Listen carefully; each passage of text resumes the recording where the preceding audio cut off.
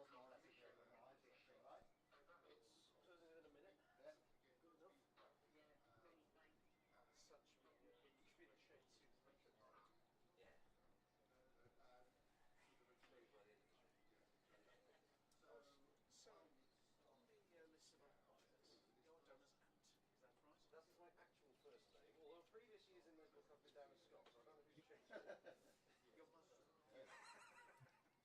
I suspect that's Probably the bloody PR office. I was going to say, I bet that's because my membership card has a proper name on it. Yeah. But previously, because I think whoever's just been doing it as through sign up on paper, it's got my name correct. If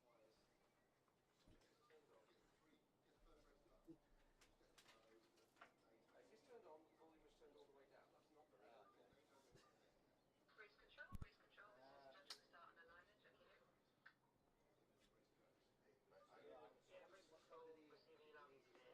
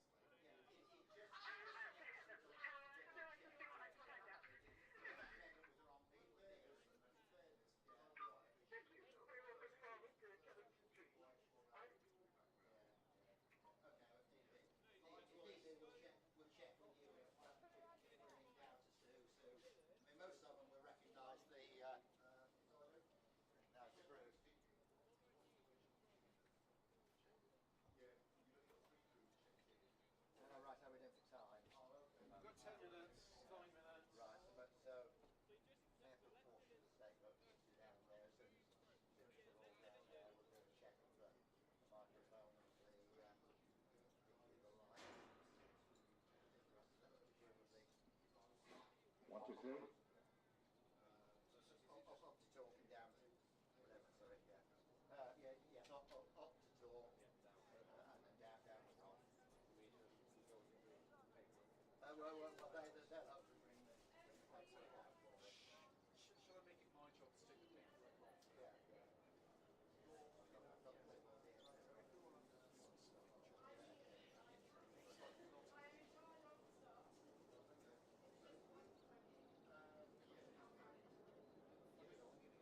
Yeah, yes, exactly. I was going to put this one in so that I definitely know it's the Yeah, yeah. Do we all need an embrace as a start?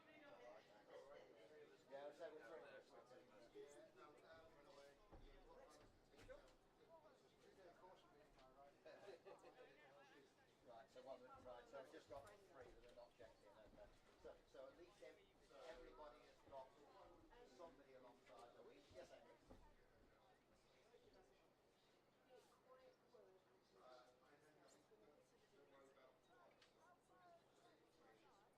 Yes, Henry. So we might start to Be a little bit understanding with the first race. I am now going to go run the paperwork. Can I just check something else? Yeah, yeah. Are we actually using one particular lever? Well, There's an odd race or two that's got 7 lanes. I mean, obviously it's perfectly Oh, no, fair. my question was more, if there are 6 lanes, we could do it listing as well, Yes. rather than 2 to 7. Yeah, it's easier that way because then they're on the... But it makes life very difficult to align. When he's got a crew with the 2 on their bows, and so he will normally refer to them as 2, but if they're sitting in lane 3, then the stake boat kids in lane 3. Oh no, I was more saying Yeah. it was just that, they haven't set up, there's no Yeah. crew on for this race. Yeah. Anyway, I guess different regattas Yeah, do that. well, exactly. Different ones do it different way. I have a feeling that some of the ones where there are fewer of them, I think they have put them on middle lanes, I think, yeah. Two different Yeah. radius. I'm in position, but we have no paperwork. Over. Yes, if you're... I'm going to turn that yes, one. I've got one on got one. this on 1, so you turn your lane 1, because that you're just hanging on to when you go flow. That can go in my bag. Yeah. Listen to it, and actually I'll put 2 in my carrier.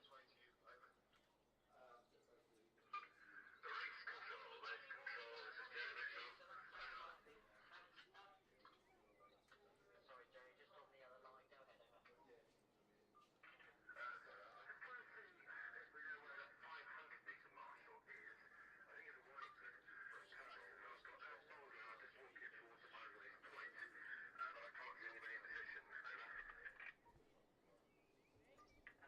Yeah, that's all received. Obviously, just do your best there, so if you have any further problems, over. Right,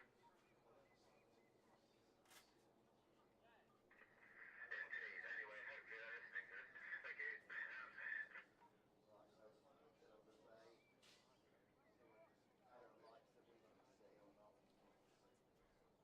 Do you want me to radio the line that's not asked them to check their system? I think they're all Well, are they all we'll check our part of it first. Our lights. I've got 3 listening, so. You confirm you're somewhere on the lake ready to take a race over? I'm par 3 in position at 500. Over. Yeah, we'll just take control now.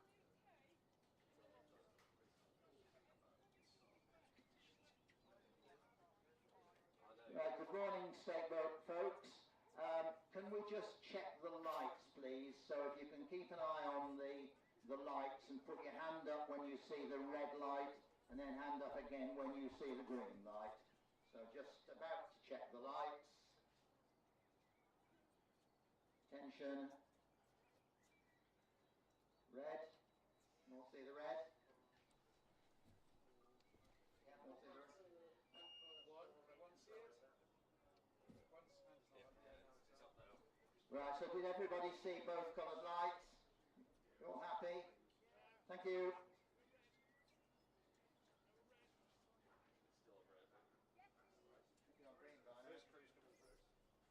Just try again.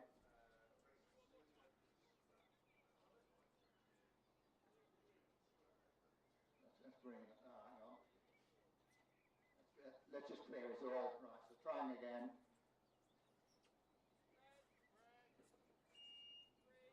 Yeah. Yeah. So there's one there that we can see. Yeah. There's one just beside 5 there. So we've got crew 2 ready. Yeah. Right. So we'll. Control of Power 4 over.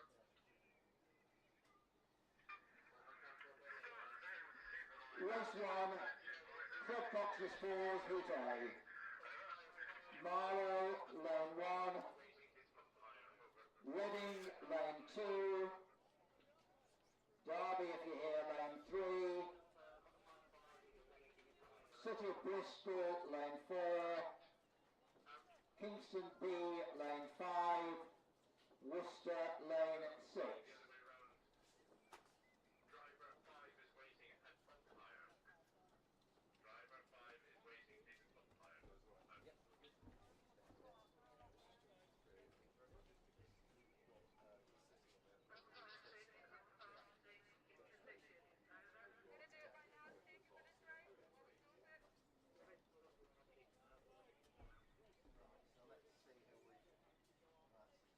Your planes 2, got 3, 2. 4. We were told 3 of them checked in, so there we have. 2, 3, 4. That looks like. We've got 1, 2, 3, 4. That's 5, I think. Here. That's.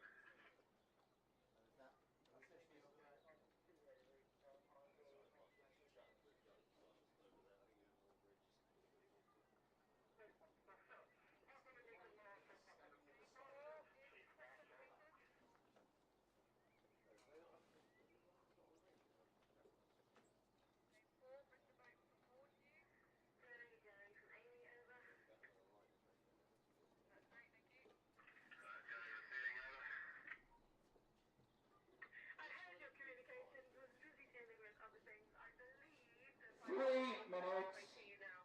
Hopefully he arrives shortly. Over. I think we don't worry. No, we don't worry. It's more they've checked in. I can't see anything of anyone with them anyway. So not our problem for the moment.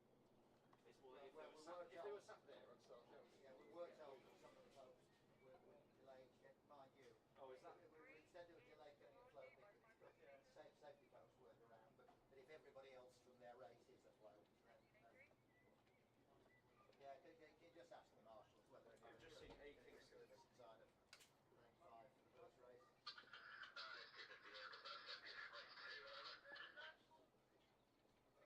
Are we supposed to go via race control? No sign of Kingston.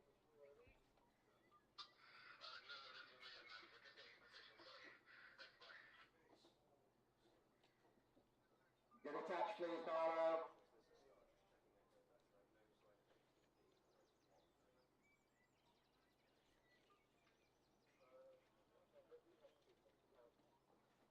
Seen them.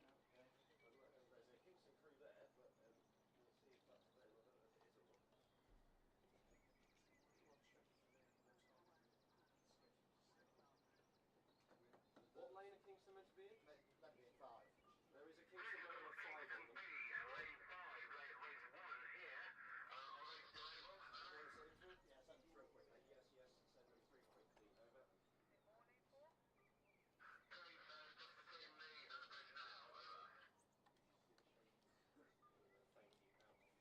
Normally we probably wouldn't, but For first Well, good morning, everybody, and welcome to this year's Wallingford Regatta. Beautiful weather here at Dorney Lake, first thing in the morning, although it is still quite chilly.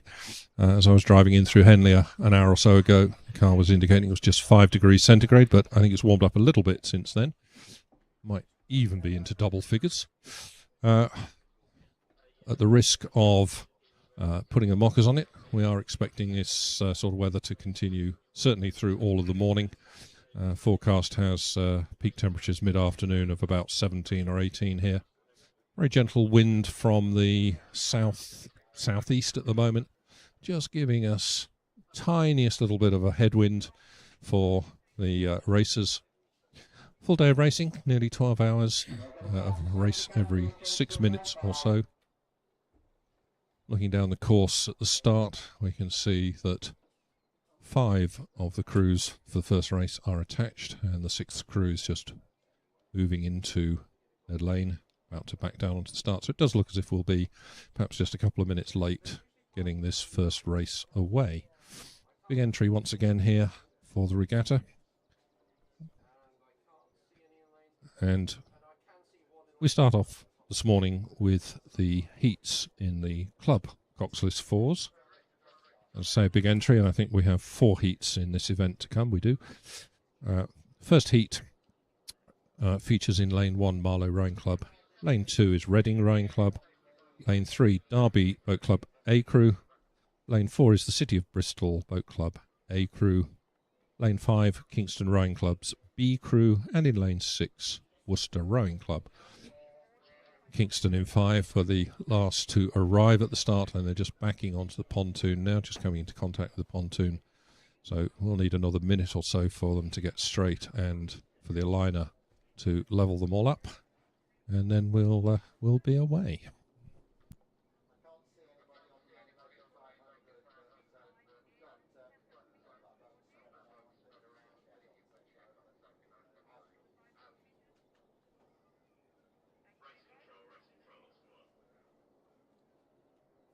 Kingston, late at the start. Official warning, please acknowledge. Race 1, Club Coxless Fours. First crew to the final. The next fastest 6 from across all the heats to the repêchage.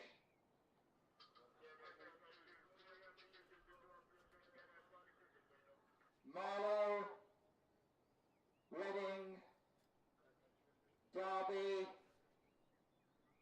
Bristol, Kingston, Worcester. Attention.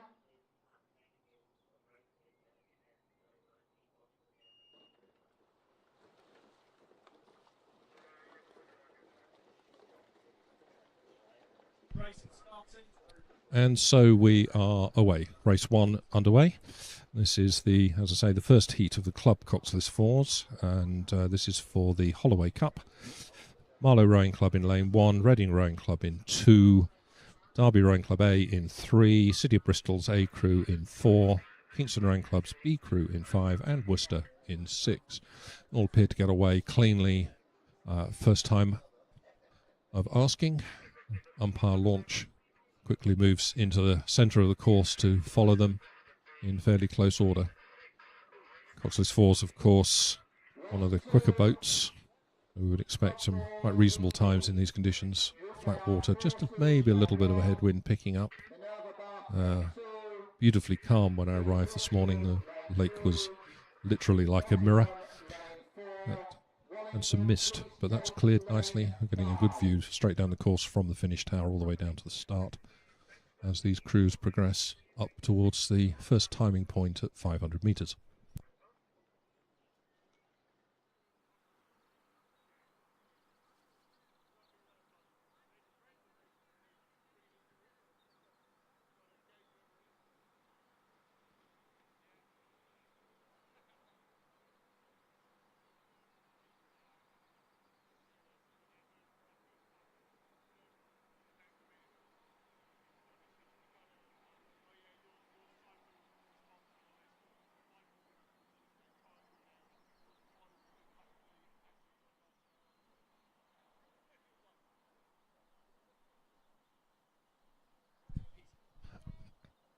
Derby Rowing Club in A.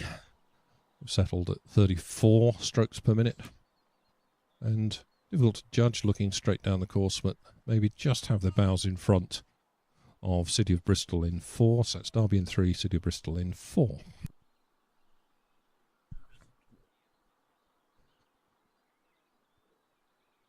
Those of you enjoying our online coverage will be seeing pictures occasionally from the start, but certainly from our camera at the 1,000-metre point, which the crews are approaching now, and another camera on the top of the finish tower.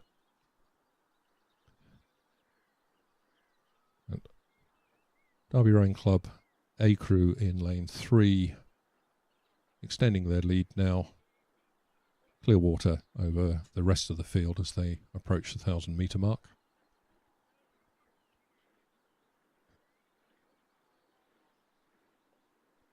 Derby rowing quite neatly, quite comfortably. Look to have this nicely under control. Derby at 34. And as they come through the 1,000-metre mark in just a few seconds' time, it's Derby in lane 3, passing the 1,000-metre mark now, with a lead of about 2 lengths over the crews in 4, City of Bristol and Kingston in 5. And then I think that was Reading in 2 in 4th place, Marlow Cross in 5th. And final crew passing 1,000 metres, some 3 or 4 lengths behind Derby, who continue to lead and continue to lead. I think with some comfort in their rowing. They're not having to overexert themselves in this first heat.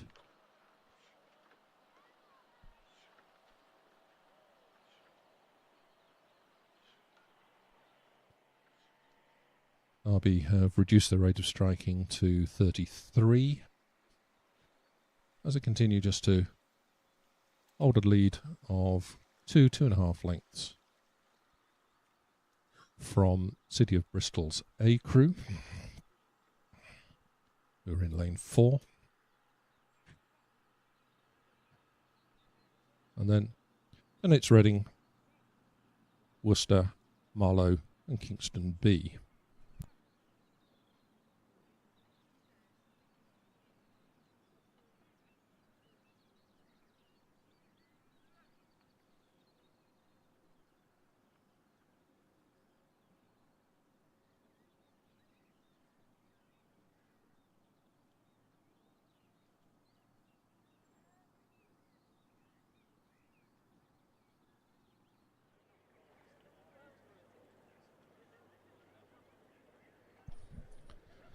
So as they come past the 1,500 metre mark, Derby continue to reduce their rate of striking now at 31. Just holding a nice, comfortable lead. Just over 2 lengths progression from this event. The winner of each heat progresses directly to the final. And then the next fastest 6 crews from the heats will go into a repêchage round later this morning. It's fair to say that Kingston B are quite some way out of this race.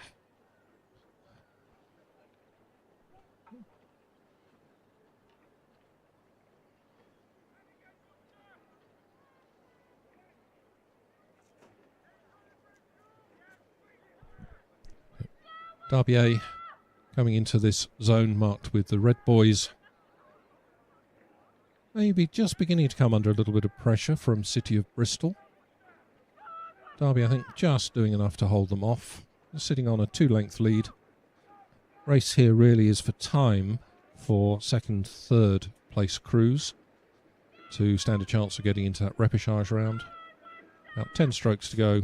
Derby still very comfortable at 31 strokes per minute, holding just over a 2-length lead over the City of Bristol's A crew in 4 and Worcester in 6. Worcester pushing quite hard, trying to get that second place, just to pip City of Bristol on the line, but it's Derby who are home first, and then very close indeed between the City of Bristol A and Worcester for second and third.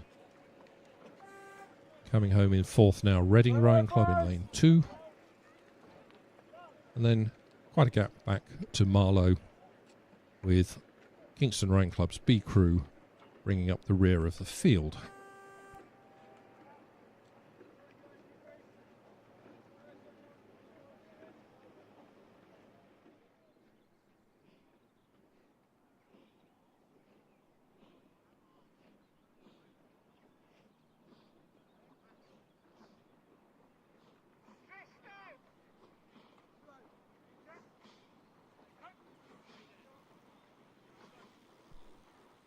So moving on quickly, the second heat of the Club Coxless Fours is well underway.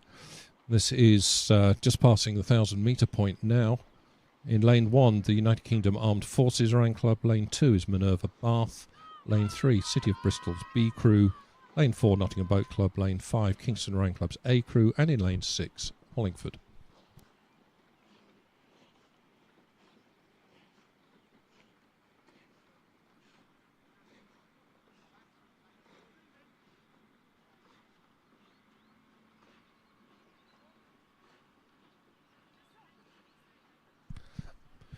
As they pass the 1,000 metre mark, not much to choose between City of Bristol B in lane 3 and Nottingham in lane 4.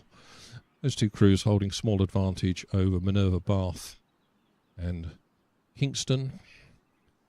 UK Armed Forces in lane 1, still in this race. Wallingford do look as if they've been dropped off the back of the field. But it's City of Bristol B in lane 3 with the advantage as they come away from the 1,000 metre mark into the second half of this race.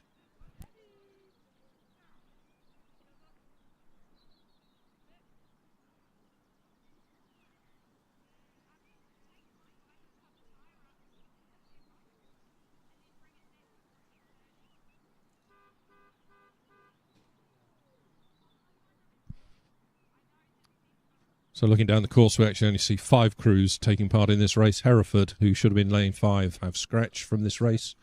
And the starters moved Wallingford across into 5. It is still Wallingford, though, who trail by quite some margin.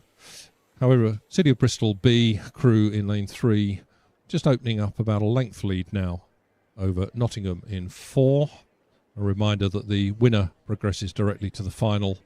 And then the next 6 fastest crews from these 4 heats will progress to a repêchage round.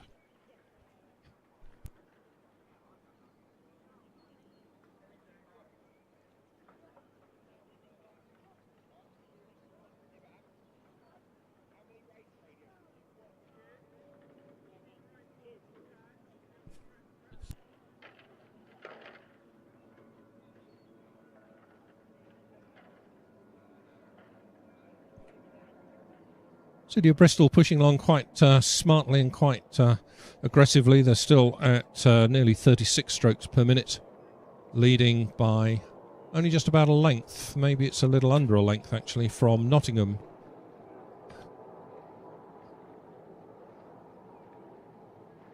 City of Bristol having to work fairly hard. Yes, they're just holding on to a 1-length lead over Nottingham. Maybe just now a little bit of clear water as they come in this final 10 strokes or so of the race. Just opening up to about a length and a half. City of Bristol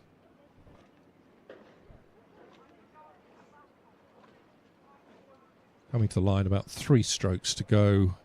Clearwater maybe best part of 2 lengths now over Nottingham, who are crossing home in second place. UK Armed Forces in lane 1 have moved up into 3rd ahead of Minerva Bath, who will be 4th. With Wallingford lagging a little bit behind the rest of the field.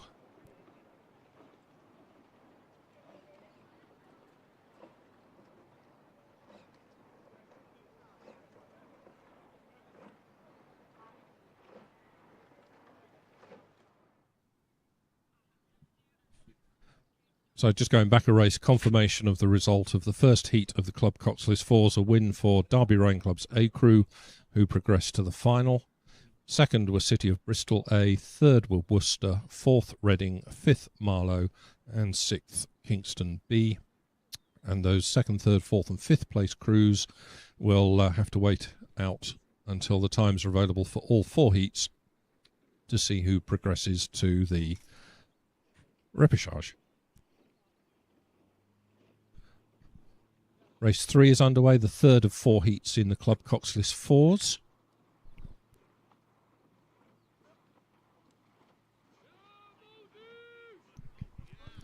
Really tight race out front in this as they come past the 1,000-metre mark. So crew in lane 1 has scratched. In 2 we have Dark Totnes Amateur. Lane 3 is London. Lane 4 Molesey. Lane 5 Hereford. And in lane 6 Vesta B.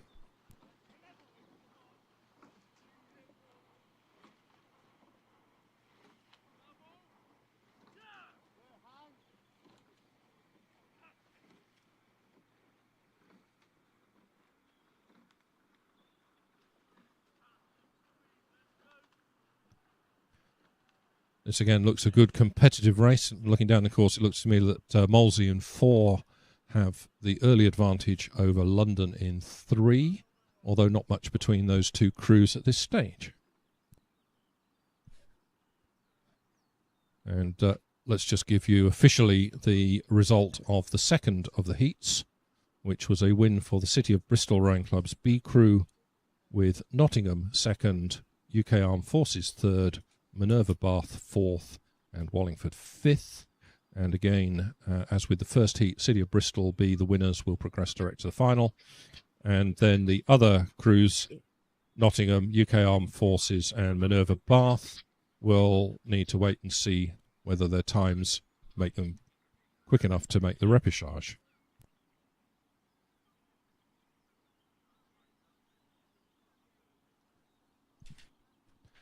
Coming to the 1,500-metre mark in this 3rd heat. Good race between Molesey in 4 and Hereford in 5. Does look to me like it's Molesey with the advantage, maybe approaching a length or so over Hereford. Those 2 crews broken well clear of Dark Totnes, London and Vesta B.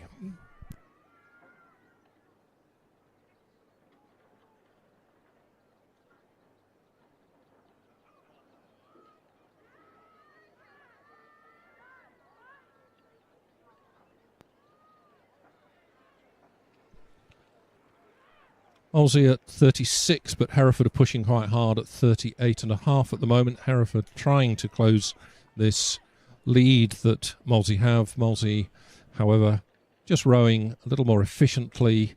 Just very neat round the catch and the finish, just pulling away now from Hereford. So it's Molesey in 4 as they come into the last couple of 100 metres of this race, with about a length and a half advantage over Hereford in 5.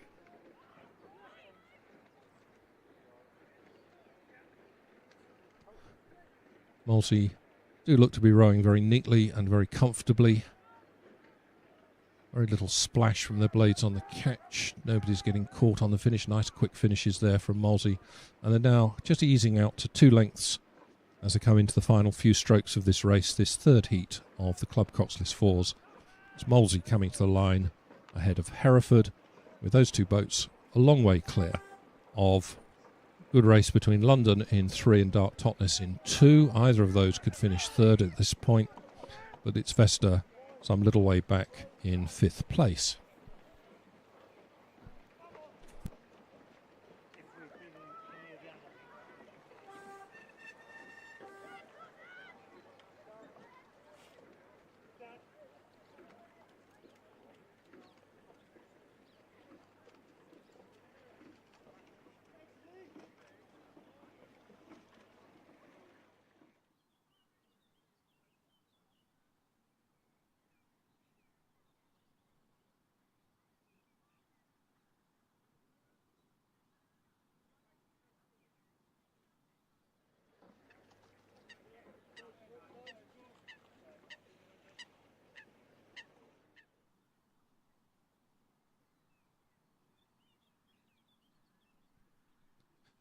And so we move on to race 4, the 4th heat and final heat indeed of these club coxless fours.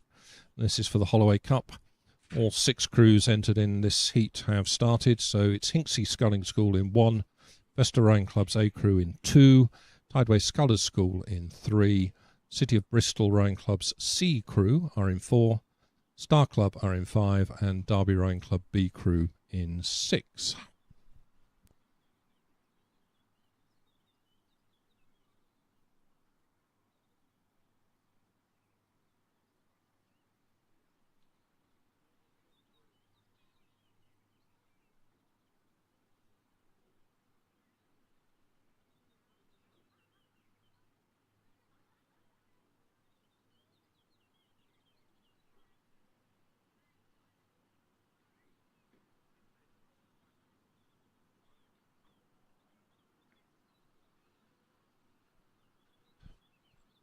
Crews in this 4th heat approaching the 1,000-metre mark. Tideway Scullers School at 36. Looks to me that Hinksey in lane 1 are up there with them.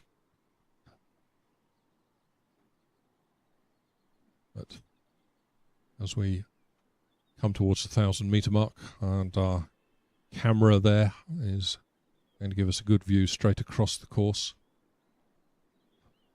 It does look that Hinksey in 1 are up with Tideway Scullers in 3 as they come a few more strokes to the 1,000-metre mark. Very little between those 2 crews. Tideway Scullers maybe just with their bows in front of Hinksey, but also very much in this race are Star Club in 5. So those 3 boats about a canvas between them as they cross the 1,000-metre mark. Tideway Scullers School just a foot or 2 ahead of Hinksey, who in turn were about 3 feet ahead of Star.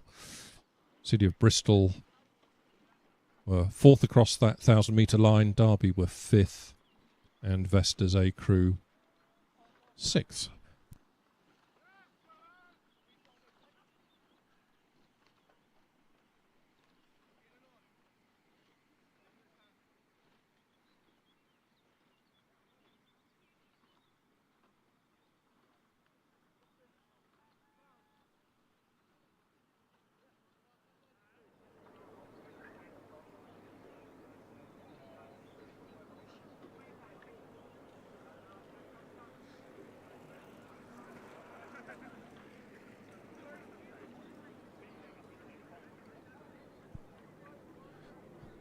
Tideway Scullers at 35, Star Club also at 35. Those 2 crews pushing along quite smoothly and smartly. Hinksey Sculling School just at 33.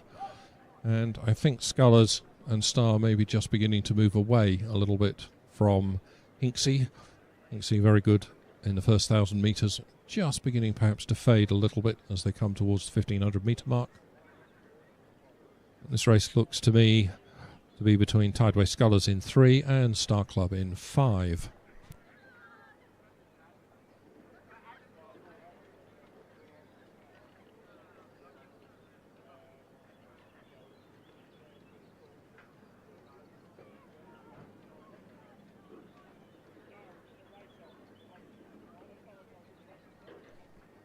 Scullers at 36, Star Club at 35 as they come towards the come through the 1,500-metre mark.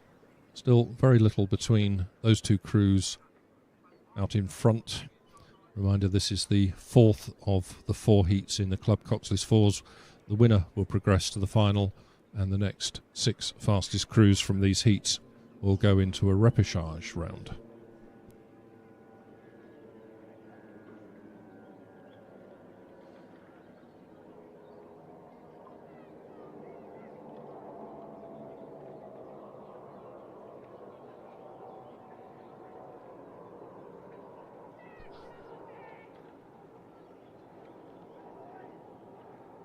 We come into the final 250 metres of this race.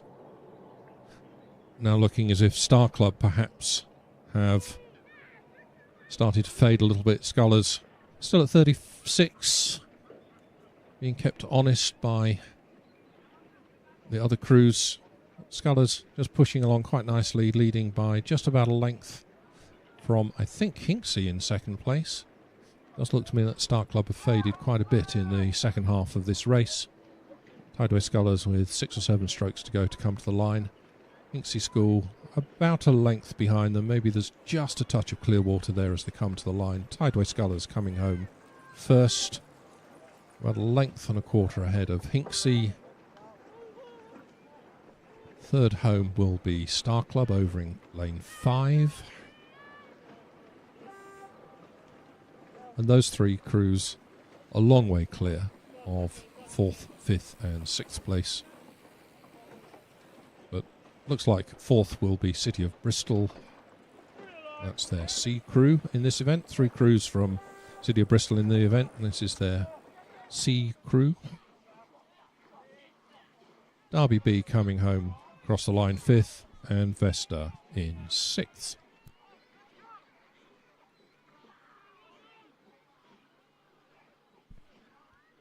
Let's just go back one race and officially confirm what we, I think, saw with our own eyes. The win goes to Molesey, who will go through to the final. Second were Kingston, who replaced Hereford. That didn't come up on our screen, I don't think. Third London, 4th Dart Totnes Amateur, and 5th were Vesta.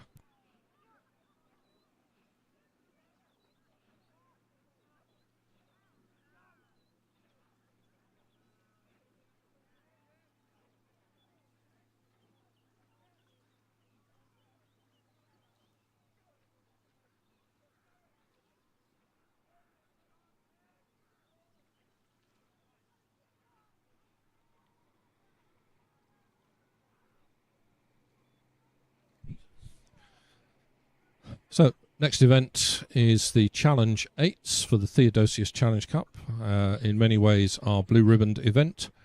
The crew that should have been lane 1, Hampton School of Scratch. So in London, Rhine Club C crew are in 2, St Paul's School in 3, King's College School in 4, Thames Rhine Club C in 5, and Norwich School in 6. Looks to me that Thames in C have the advantage over King's College School. His crew's already passing the 1500 metre mark. Very little between these crews in first, second and third in the running order in this. In the middle of the lake it's Thames Sea across in 5. And then I think St Paul's in 3, just with their noses in front of King's College School in 4. Those 3 crews have moved away from London Sea and Norwich. This is another event with a big entry. The winner to the final and the next fastest 6 from these heats to the repêchage. And we'll therefore be looking at who finishes second and third in these and their respective times. But we've got a really good race here. Very little between these. St Paul's in 3 and Thames Sea in 5. St Paul's, if anything, looking to be stronger in this final 500 metre mark, 500 metres of the course. St Paul's rowing very neatly together and just pulling away at 36 strokes per minute. St Paul's leading by about a half a length. That's all there is between them and Thames Sea. King's College School only just behind Thames Sea as they come to the line. Half a length or so for St Paul's over Thames, with KCS in third place. Yeah.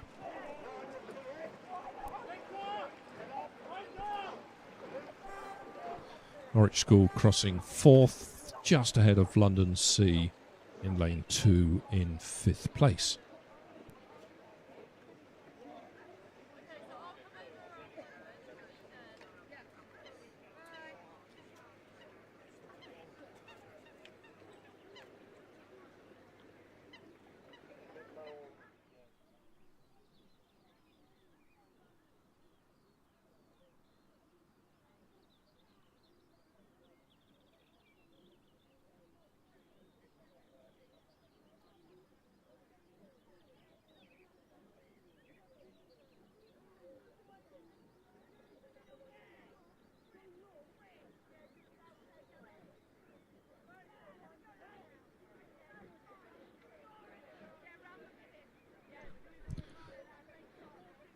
So the marshals and starters down at the start are doing a fabulous job of firing off races. We have one race on the course, and this is race 6. This is the second heat of the Challenge 8s, and we have 5 crews in this. Lane 1 is Marlow A, Lane 2 Vesta's B crew, Lane 3 is London A, Lane 4 Thames Rowing Club's D crew, and in Lane 5 Leander B.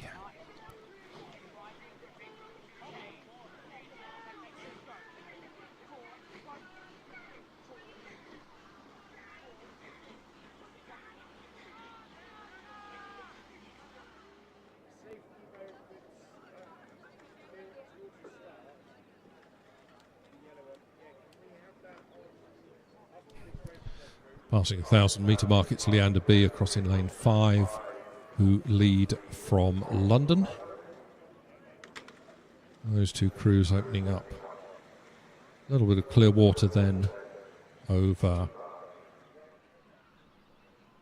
Thames and Vesta and Marlow.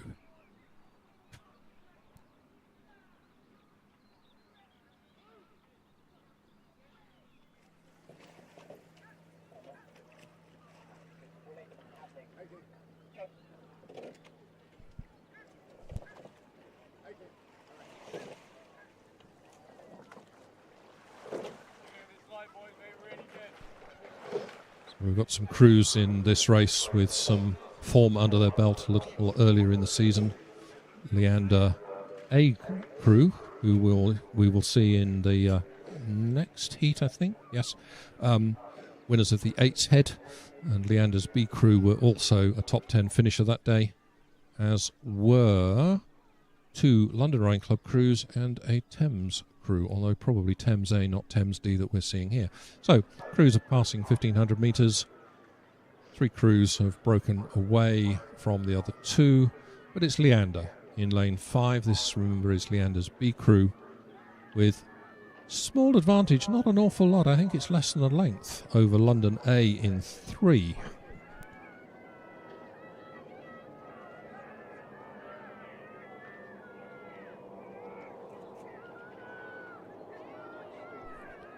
So as they passed the 1,500, it was indeed Leander leading London, and then Marlow, Thames D and Vesta. Leander pushing along at 36. Now coming under some pressure, I think, from London A in 3. Leander just holding on to, perhaps it's only a canvas or so. It's certainly no more than half a length at the most. Leander over in 5, having to work fairly hard just to hold on to this. London with a higher rating, London at 38, pushing very hard, trying to close the gap on Leander. And I think Leander may be under severe pressure here from London. And I think it is London who's just come through in the last 20 strokes. London and Leander absolutely together as they cross the line. Oh, I can't call that. That was so close. Terrific finish there from Thames Rowing from London. Leander, we have to wait for the photo on that one. Marlow crossing 3rd. Those 3 crews a long way clear of 4th place Thames Rowing Club D, with Vesta B coming home 5th. Vesta about another 3 strokes or so to go to the finish line to complete this second heat of the Challenge 8s. But boy, that was close. Leander B in 5, London Rowing Club in A. I'll hand that one over to the judges and possibly to the photo.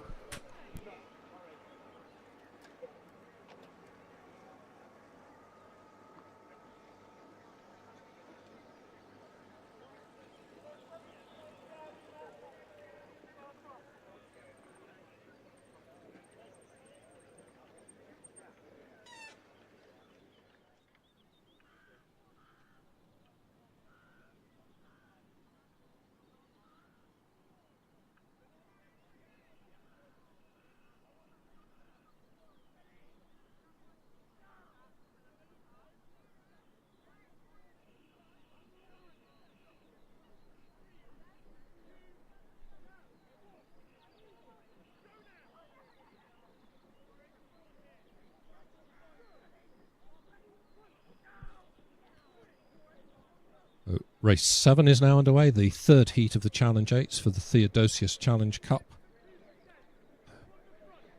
5 crews in this heat, and they're approaching the 1,000-metre mark with Leander A in lane 4, already holding lead of, well, I think significantly more than 1 length as they come to the 1,000-metre mark. There's Leander A with Clearwater, indeed about 2 lengths up on Molesey and Thames B. Those 2 crews virtually together as they pass the 1,000-metre mark. And then King's Chester and then Eton College. So, just the lane order in this event. King's School Chester in 1, Eton College in 2, Thames Rowing Club B in 3, Leander's A crew in 4, and Molesey in 5.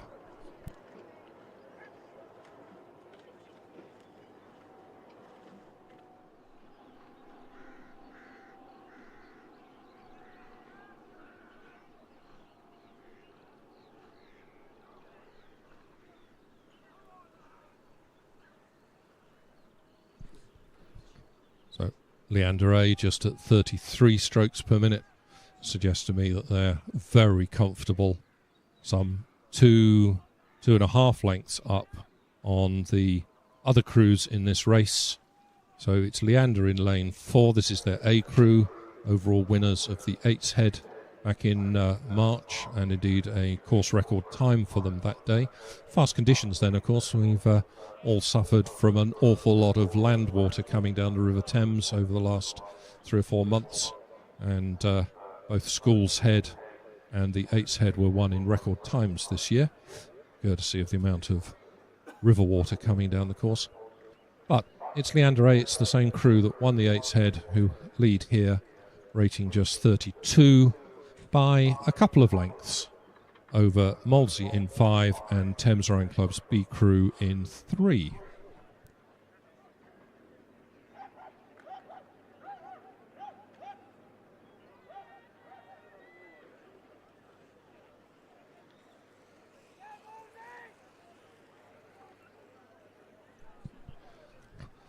Leander have reduced their rate of striking now further to just 31 strokes per minute, looking very relaxed on the recovery, taking lots of time, quite lively in the water, pushing the boat along very efficiently indeed, and sitting best part of 2 lengths up on Molesey and Thames B. Not much between those 2 crews. Molesey in 5, just ahead of Thames in 3, with King's School Chester in 4th place, Eton in 5th.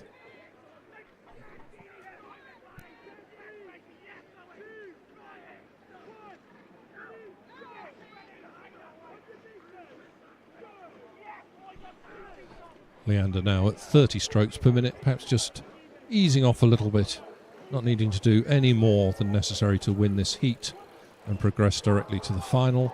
Good race now between Thames and Molesey, with Thames just coming through in this last 500 to finish 2nd ahead of Molesey in 3rd. Those 2 crews changed their relative positions in that final 500. Really good last 500 from Thames B. And those 3 crews a long way clear of the King's School, Chester and Eton.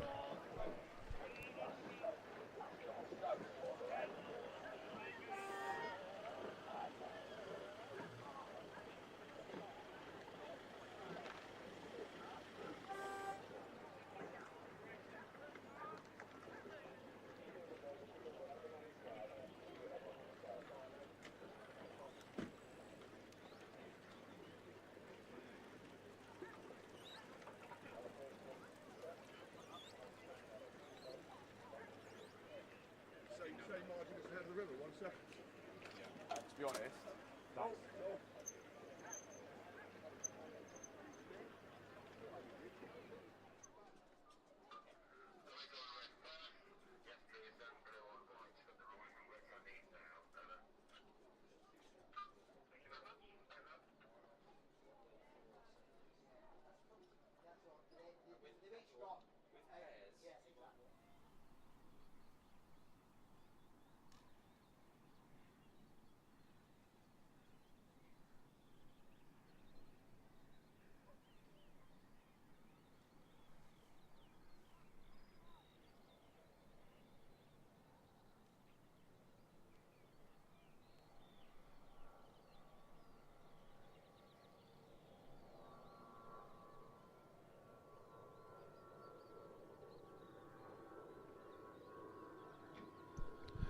So race 8 is underway, the fourth of these 4 heats in Challenge 8s.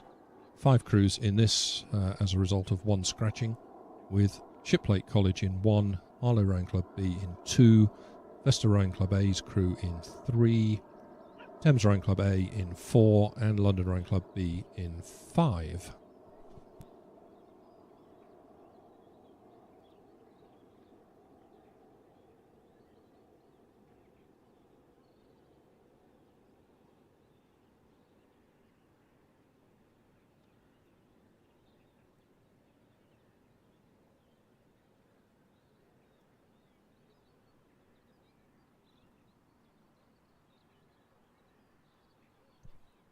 So in this fourth heat, as the crews passed the 500-metre timing hut, it was Thames Rowing Club's A crew in lane 4, with the advantage over Shiplake, who were second. Vesta A were third, London Rowing Club B were fourth, and Marlow B were fifth.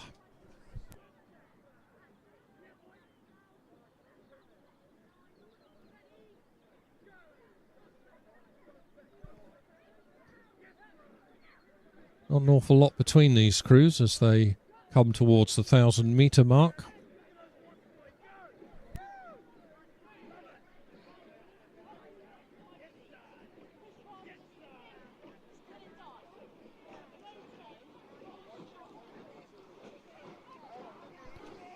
As they come to the 1,000-metre mark, it's London in 4, leading by perhaps 3/4 of a length over Shiplake in 1.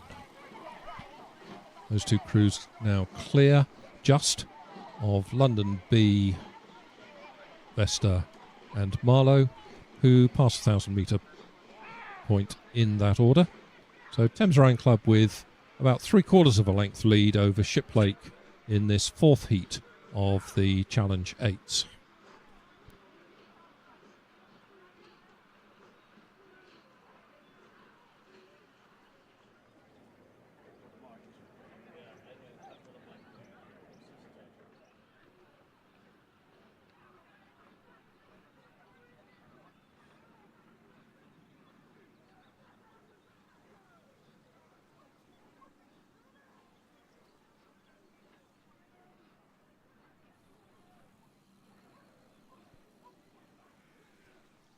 Thames Rowing Club at 35, continue to hold off Shiplake, who are at 34, and then very little between London B, Vesta and Marlow for 3rd, 4th and 5th places. Those 3 crews overlapping.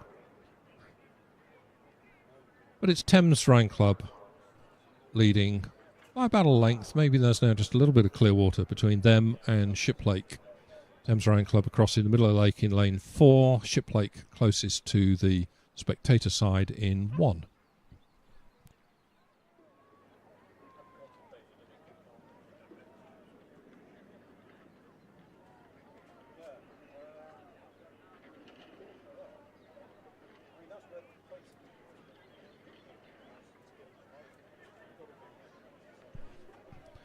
London continue at 35 strokes per minute, Shiplake at 34.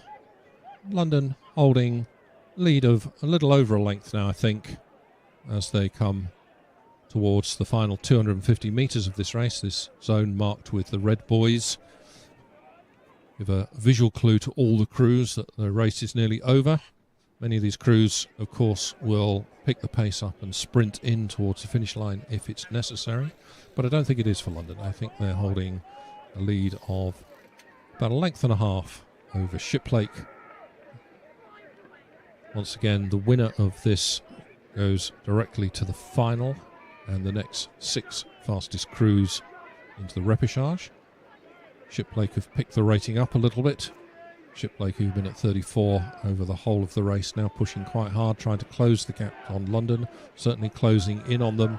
If they left it too late, Shiplake now at 36, so they certainly picked it up in this last 250 metres, but it's London coming towards the line. London holding on to a lead of a little under a length, about 3/4 of a length over Shiplake. Those 2 crews clear of the 3rd place crew, which is London B, just crossing the line, a length or so up on Marlowe and Vesta, who were having their own great battle there for 4th and 5th.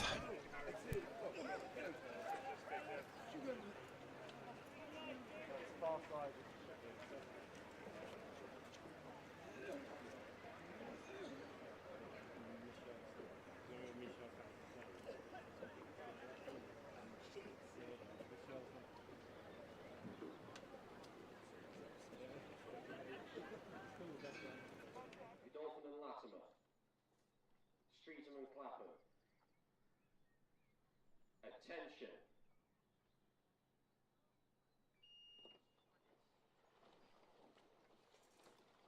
Keep a very careful eye on it until bus gets there. Yeah, so at least they go in the right direction, aren't they?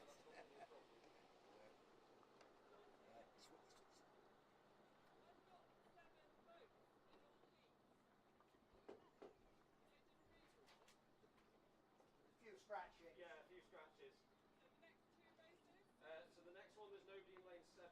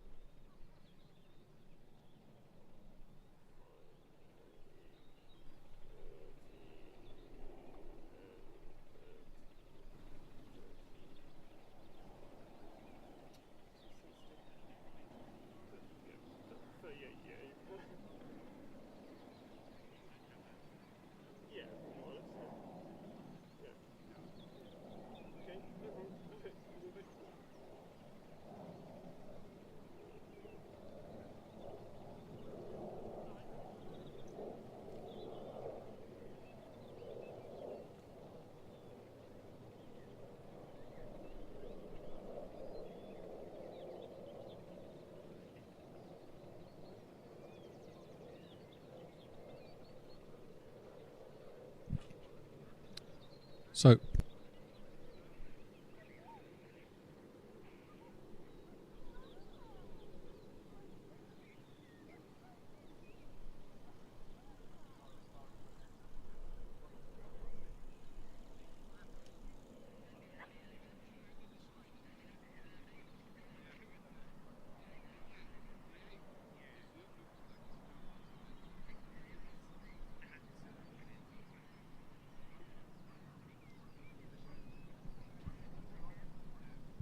So we now move on to the next event. This is the Women's Challenge Coxless Pairs. 3 heats in this event, first of which is underway, and indeed past the 500 metre point. At 500 metres, so in this race, in lane 1, Reading Rowing Club, lane 2, Tideway Scullers School, lane 3, Leander, lane 5, Godolphin and Latimer School, and in lane 6, Streatham and Clapham High School. The crews who were originally in the draw in 4 and 7 have scratched. As they came through the 500 metre point, it's Leander in 3, with the early advantage over Tideway Scullers in 2, followed by Reading in lane 1. 4th was Streatham and Clapham High School, with Godolphin and Latimer 5th.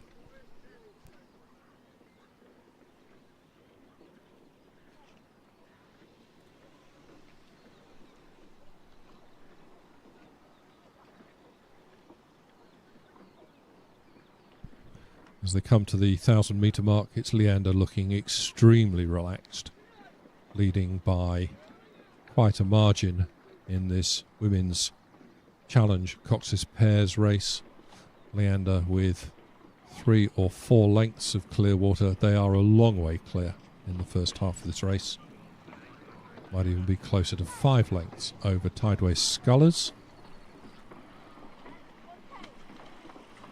Followed then by Reading, who are being pushed quite hard by Streatham and Clapham, who in turn only have half a length over Godolphin and Latimer. So Leander some 4 or 5 lengths clear at the halfway point over Tideway Scullers, and then a good race between Reading, Streatham and Clapham High School and Godolphin and Latimer for the minor placings.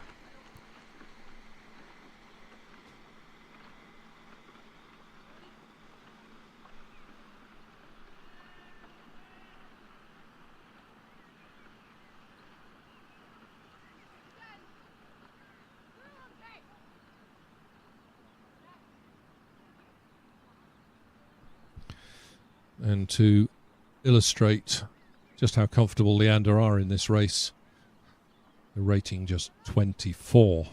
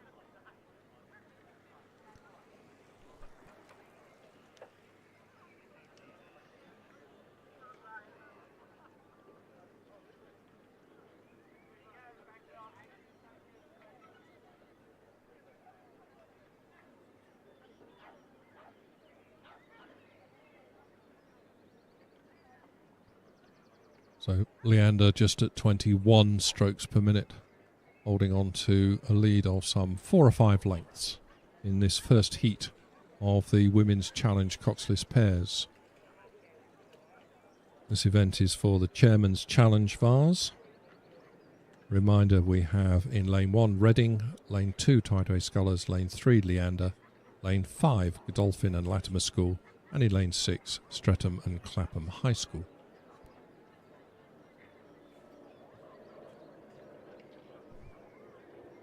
The winner progresses direct to the final, and in this event, the next 3 fastest crews from the 3 heats will join them in the final. There's no repêchage round in this event.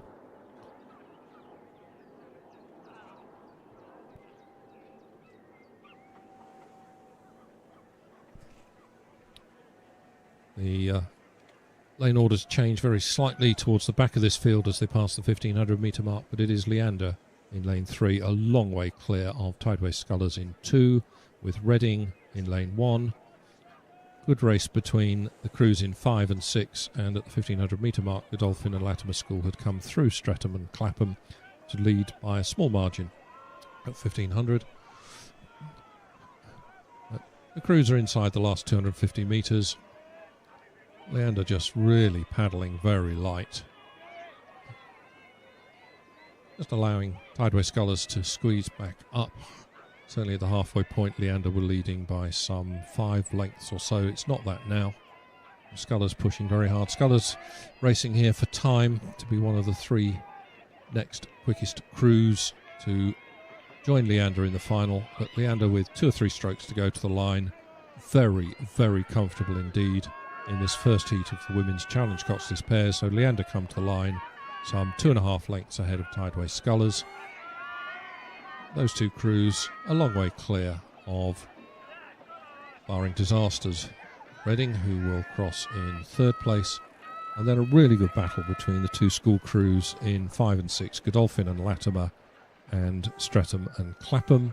Streatham and Clapham just getting ahead in the second half of the race to just pip Godolphin and Latimer School for 4th and 5th places.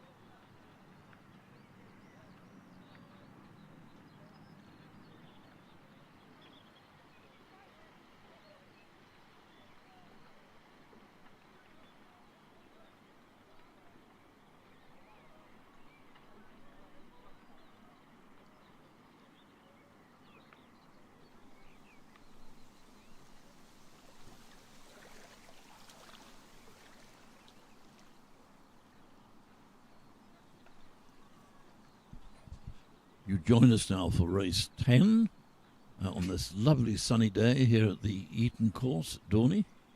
Race 10 have passed the 500 metre mark, at which point it was Oxbrooks A in lane 4, followed by Molesey A in lane 3, then Sir William Perkins School in lane 1, then Emmanuel School in lane 6, Wallingford Rowing Club in lane 2, and then bringing up the rear, Thames Rowing Club B Crew in lane 5. Watching the race unfold here before us from our commentary position in the tower, we can see that Oxford Brooks in lane 4 got a clear lead over the other crews. Seem to be definitely in control of the race. Lovely conditions, beautifully flat water, as of course it always is on any rowing lake, isn't it?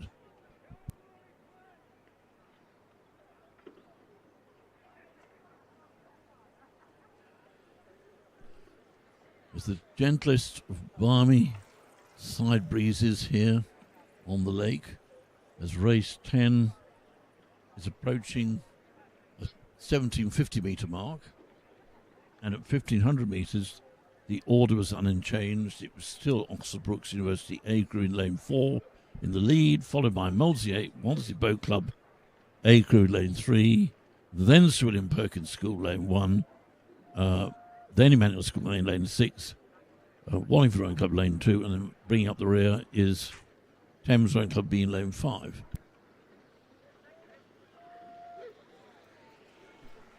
With 100 metres to go in race 10, it's Oxford Brooks clearly in the lead by some 3 or 4 lengths over Molesey Boat Club, and then there's a large gap behind them for the rest of the field. Oxford Brooks approaching the finish in lane 10. It's going to be Oxford Brooks across the line now, followed by Molesey Boat Club.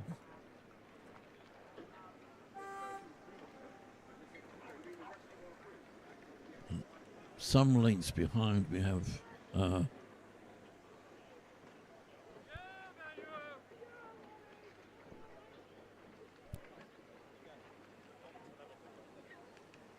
Sir William Perkins School lane 1. Wallingford.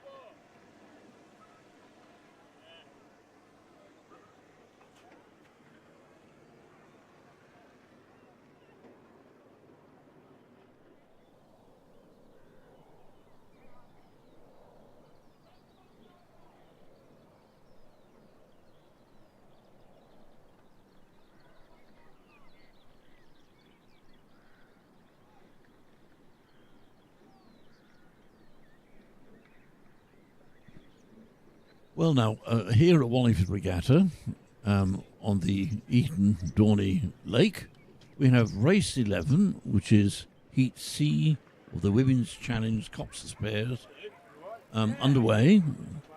They have passed the 500 metre mark, at which point it was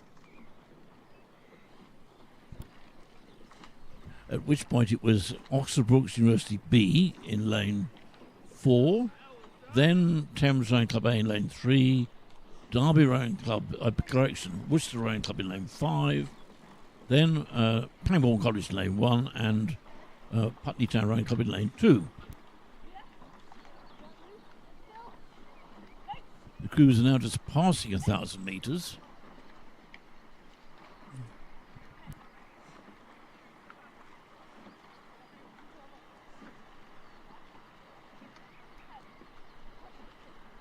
The slightest breeze gently rippling the water as the crews go past the 1,000 metre mark in this race 11, Heat C of the Women's Challenge coxless pairs. And currently it's Oxford Brookes University B crew maintaining their lead over Thames Rowing Club A in lane 3.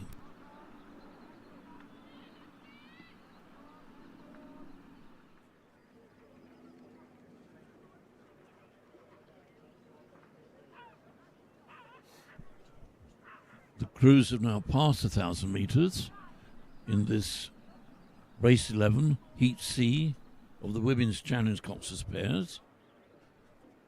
And the field has spread out behind the lead. As you can see, Oxford Brookes in front there. They've got a clear lead over Thames Rowing Club A in lane 3. And then the rest of the field spread out behind them.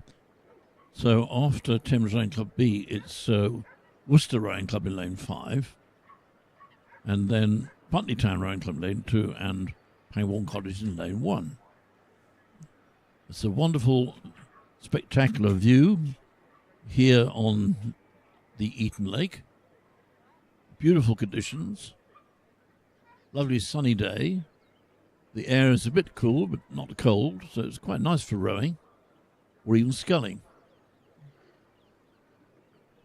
In the sense that you won't get overheated, or as you will on a hot day.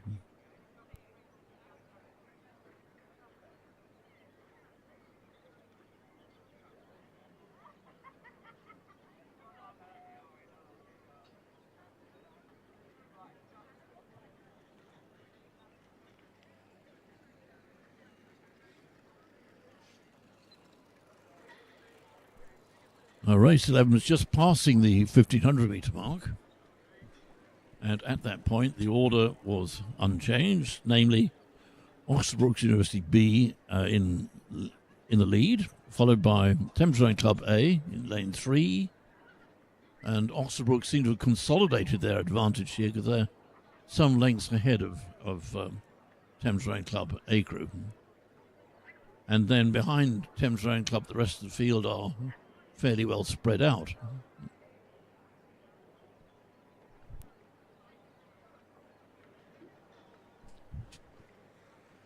And race 11 continues to approach the finish line, about 200 metres to go.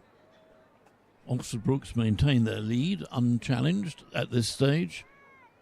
And Thames Rowing Club A in second place, fairly at least a couple of lengths clear of lane 5, crew in lane 5, Worcester Rowing Club. And in these idyllic conditions on the lake here, the race is unfolding. 100 metres to the finish. Oxford Brookes seem likely to cross the line first, followed by Thames Rowing Club A. That's Oxford Brookes.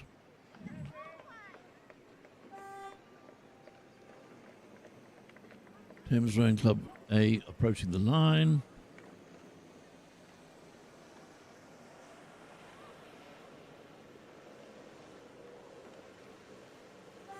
That was Thames Rowing Club A. And now we have Worcester Rowing Club in lane 5.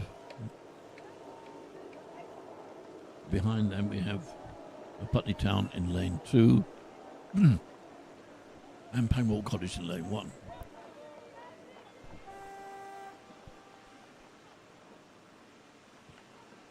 That's Thames Rowing Club A, and next across the line will be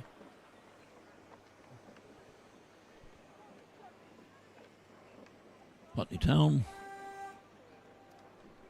And in 5th position, there are only 5 crews in this race. We've got Pangbourne College.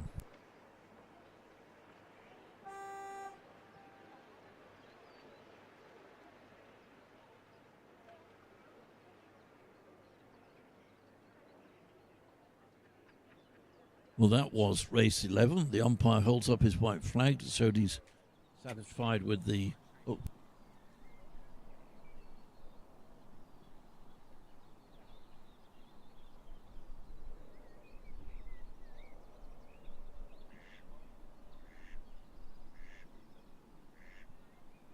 Now, whilst we wait for the next race to reach us here at the tower, I can give you the results of race 8, which was Heat D, the Challenge 8s, the Challenge 8 Plus, for the Theodosius Challenge Cup. And the winner was Thames Rowing Club A, then Shipwreck College, followed by London Rowing Club B Crew, then Marlow Rowing Club B Crew, and Western Rowing Club A Crew. That was results for race 8.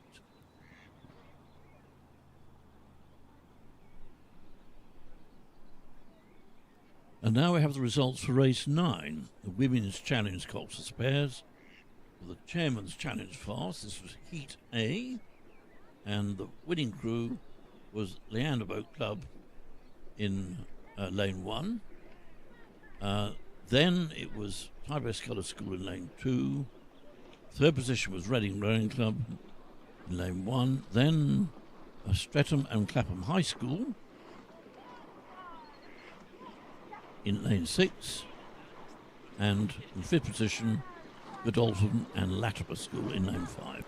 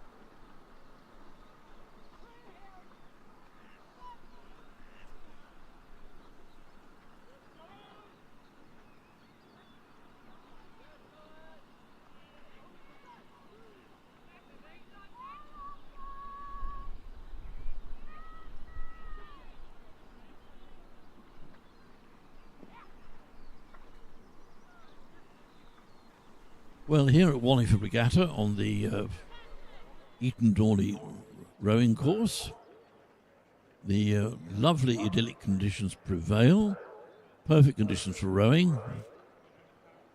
It's not too hot, it's quite comfortably warm outside. There's almost no wind, just a gentle breeze, which you can see on your screen, just a few patches here and there. Anyway, we now have race 12 underway. This is Heat A of the Women's Challenge Coxless Fours. And at 500 metres, the order was Leander in lane 3, then up Thames Rowing Club A in lane 2, then third place Thames Rowing Club C in lane 5, London Rowing Club B in lane 4, fourth place, fifth place, the leading crew, Upper Thames Rowing Club in lane 1, and sixth place, Tybest Colour School. That was the order at 1,000 metres, at 500 metres, and was unchanged at 1,000 metres.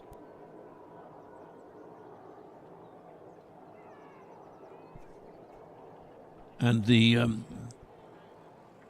ratings of the crews at the 1,000 metres, we had Leander at 32, Thames Rowing Club C, lane 5 at 34, and Thames Rowing Club A at 36. The race 12 is now approaching the finish, with 150 metres to go. The order is unchanged, so it's Leander A in lane 3, then Upper Thames A in lane 2, then Thames Rowing Club C in lane 5. Fourth place is London Rowing Club B in lane 4. Then Upper Thames Rowing Club C in lane 1 and Tybest Colours School in lane 6.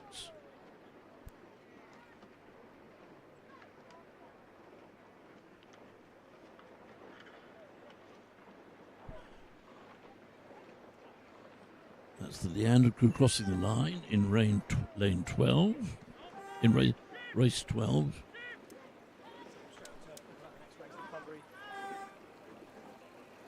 Thames Rowing Club.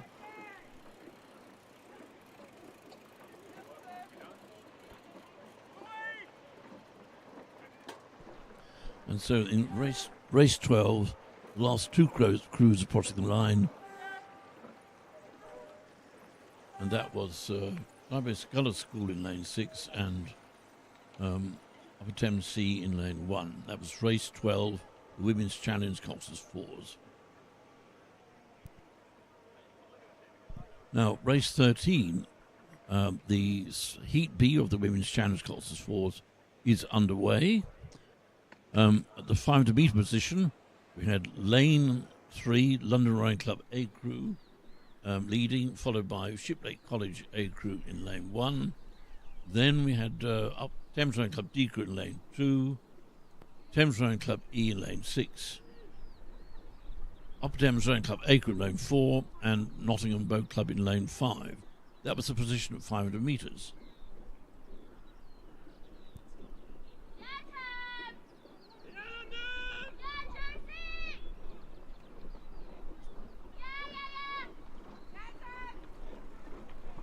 The race 13 is approaching the 1,000 metre mark. It looks here as if lane 3, London Rowing Club A, are maintaining their lead.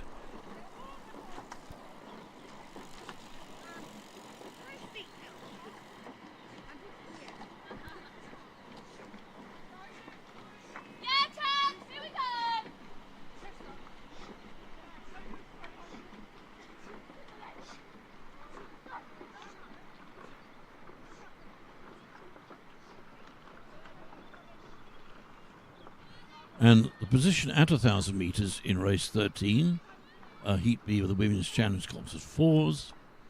It's London Rowing Club A in lane 3 maintaining their lead. And now Thames Rowing Club D in lane 2 have moved up the field to overtake Shiplake College A in lane 1. And we have, that's in third position. Fourth position, we have lane 4, Upper Thames Rowing Club A. Then it's Thames Rowing Club E in fifth position in lane 6, and Nottingham Boat Club in lane 5.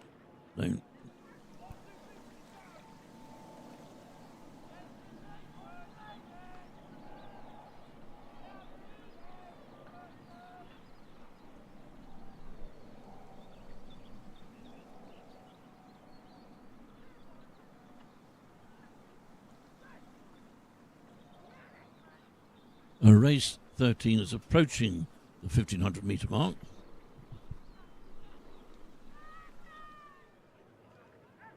And if you're watching, you'll see the pictures from our drone showing that lane 3, London Rowing Club A, are still in the lead. They're at 35 strokes to the minute, followed by Thames Rowing Club D in lane 2 at 34 strokes to the minute.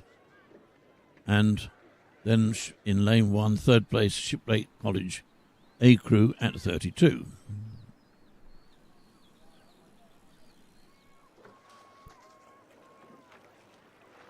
Lovely view on the screen. You should really have a look at it. There's a bird there trying to interfere with the Thames Rowing Club D's blade work at that point.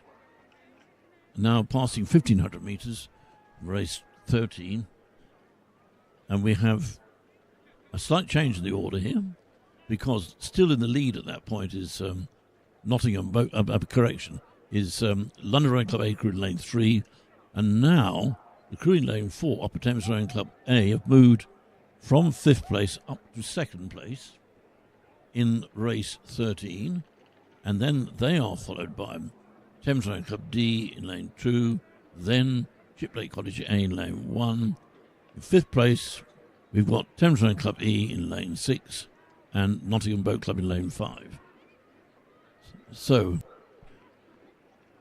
a dramatic change in order behind the leaders. The leaders remain London Rowing Club A, lane 3, who are approaching the line, but it's a close race between lanes 4 and 2 for the 3rd place.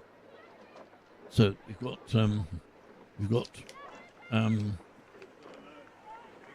London Rowing Club A crossing the line.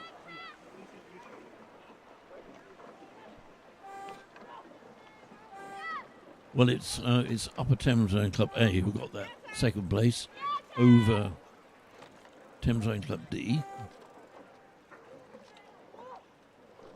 And then that was Thames Rowing Club E, lane 6, taking the 5th place. And now finally it's lane 5, Nottingham Boat Club, take the last place in that race. So that was race 14.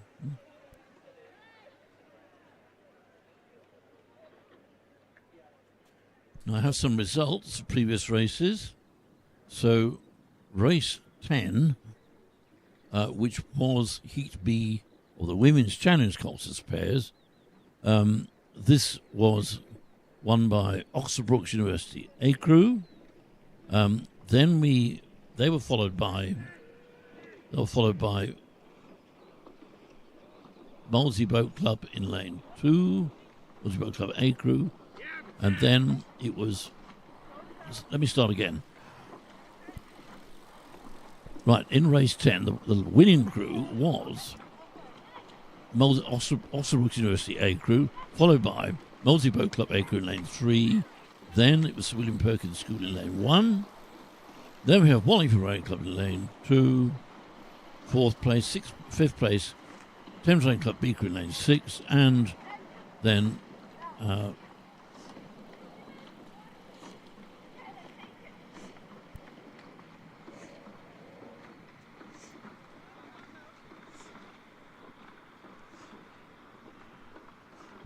we have the results of race 11, Heat C of the Women's Challenge pairs. This is won by lane 4, Oxford Brookes University B Crew. Then we had lane 3, Thames Rowing Club A Crew, lane 3, followed by Worcester Rowing Club in lane 5, then Putney Town Rowing Club in lane 2, and 5th place, Pangbourne College in lane 1.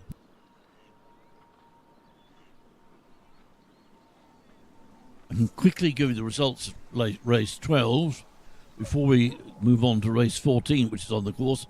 Race 12 was Heat A of the Women's Challenge Coxless Forwards, and this is won by Leander A Crew in lane 3, then Thames Rowing Club A Crew in lane 2, 3rd place Thames Rowing Club C Crew in lane 5.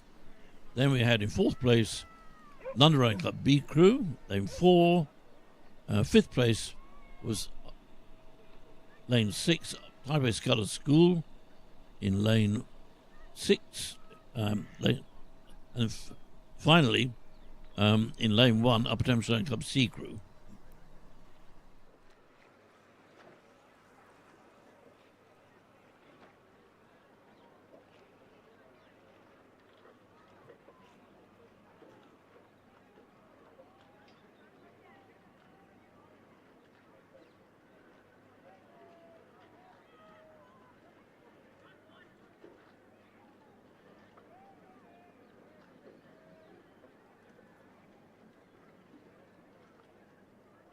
So the race underway on the course at present, Wallingford Regatta at the Eton Dorney Lake. Race 14, which is Heat C of the Women's Challenge Coxless Forwards. We have Lee Rowing Club in lane 1, Shiplake College Boat Club B Crew in lane 2, London Rowing Club C Crew in lane 3, Thames Rowing Club B Crew in lane 4, Upper Thames Rowing Club B Crew in lane 5, Derby Rowing Club in lane 6. And the order has been unchanged over the course. The leading crew is Upper Thames Rowing Club B Crew, just ahead of, that was Thames Rowing Club B Crew, just ahead of Upper Thames Rowing Club B Crew. And that's quite close. In fact, they've got about 100 metres to go. And it looks from this position as if it's going to be Thames Rowing Club B Crew are going to take that first place. So Thames Rowing Club B Crew just ahead of Upper Thames Rowing Club B Crew, crossing the line now. And now in 3rd place, but being pushed by, in third place we have Shiplake College B Crew, but they're being pushed quite hard by the crew in lane 1, Lee Rowing Club.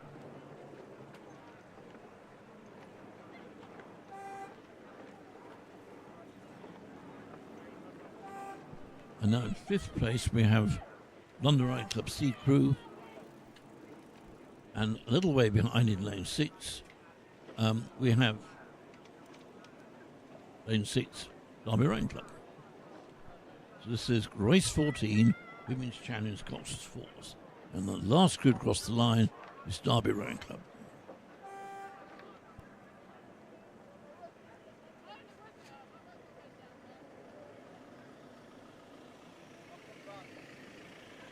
Now we have the results for race 13.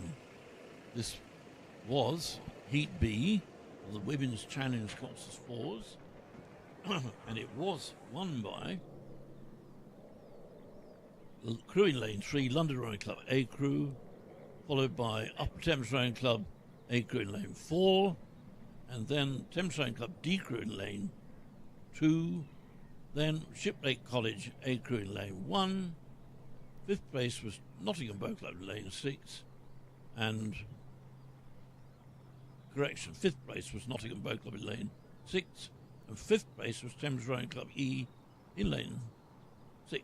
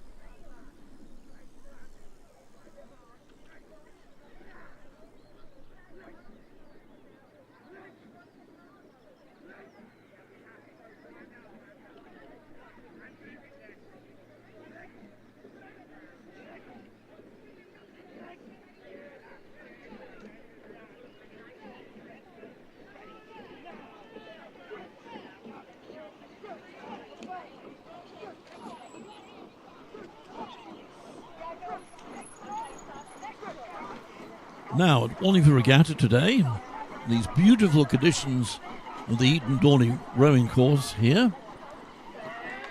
Hardly any wind. Nice and warm, comfortably warm, not hot. And the race currently underway, race 15, is Heat A of the Women's Club 8s.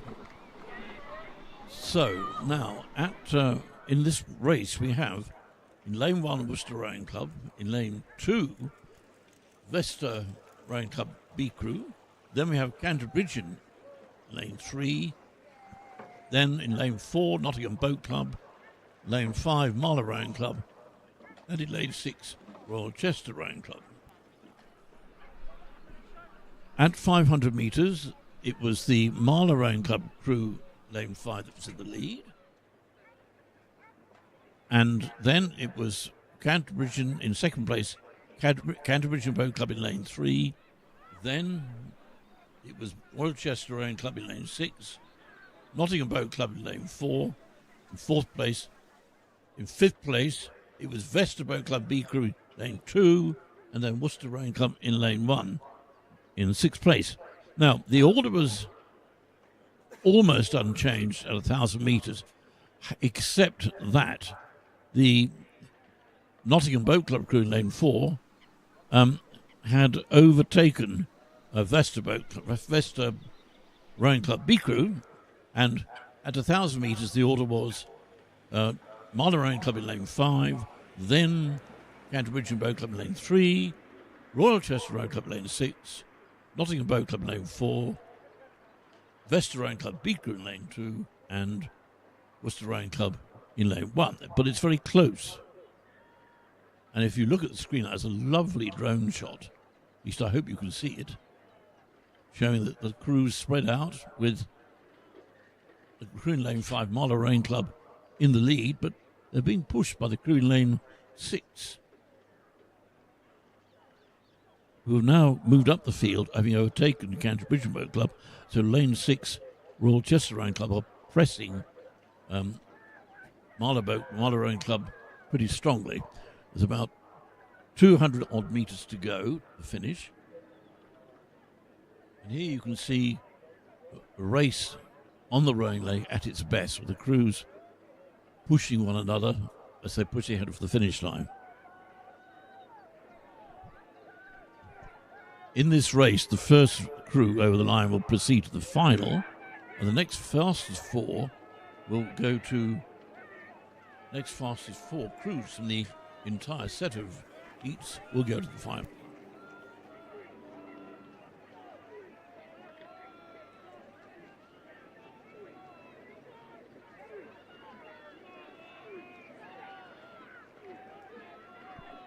Right, and so in race 15, with about 100 metres to go, and we've got Marlow Rowing Club in lane 5, maintaining their lead, but they're being pressed by the crew in lane 6, Royal Chester Rowing Club.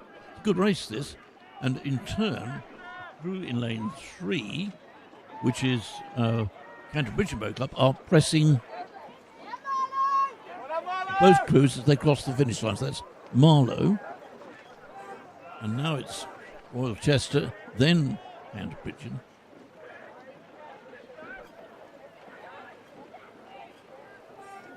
Fourth place we have Nottingham Boat Club. A close race there for 5th and 6th place. Between Vesta Rowing Club B Crew and Worcester Rowing Club. That was race 15, Heat A of the Women's Club 8.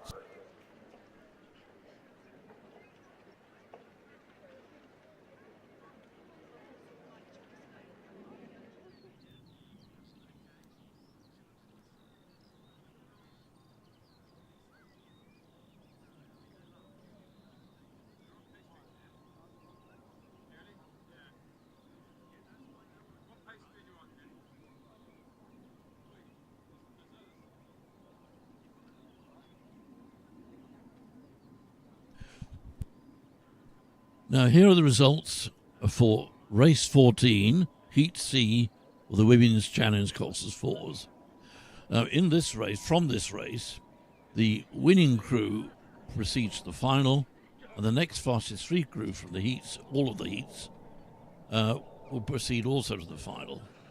And the winning crew for race 14, Women's Challenge Coxless 4s, was Thames Rowing Club B Crew, followed by in lane 5, Upper Thames Rowing Club B Crew. Then it was lane 2, Shiplake College B in lane 2. Then Lee Rowing Club in lane 1. And then in 4th place, 5th place was lane 3, London Rowing Club C Crew. And then finally, Derby Rowing Club, Derby Boat Club in lane 6. So Thames Rowing Club B Crew will progress to the final from that race.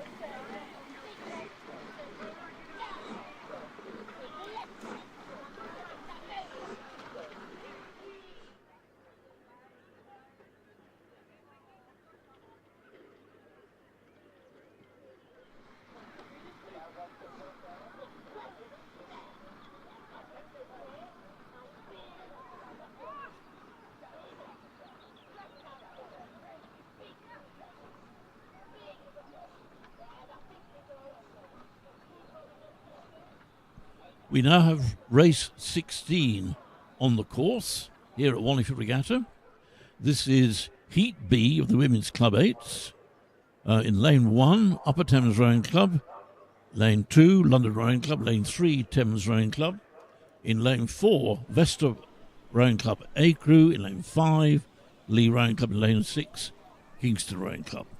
Now, at the 500 and at the 1,000 metre position, the order was unchanged, and the leading crew so far has been Thames Rowing Club in Lane 3, followed by Vesta Rowing Club A Crew in Lane 4, then Upper Thames Rowing Club in Lane 1. In fourth place, Lee Rowing Club in Lane 5, then Kingston Rowing Club in Lane 6, and London Rowing Club in Lane 2. And that order was unchanged all the way to the 1,000 metre mark. The Vesta Rowing Club crew have been we're at 35 strokes to the minute up to the 1,000 metre mark, or at 1,000 metres, and at 1,000 metres also, Thames Rowing Club were at 34 to the minute. Now, if you're watching the transmission on online, you'll see that the drone picture shows beautifully the lead that Thames Rowing Club have over Vesta Rowing Club, but Vesta are pressing quite hard. It's quite interesting to look at the spacing between the puddles. They're not quite chaining, as the phrase is in rowing, meaning that the leading crew, the set of puddles for the next stroke is not quite perfectly symmetrically ahead of the previous set of puddles, if you see what I mean.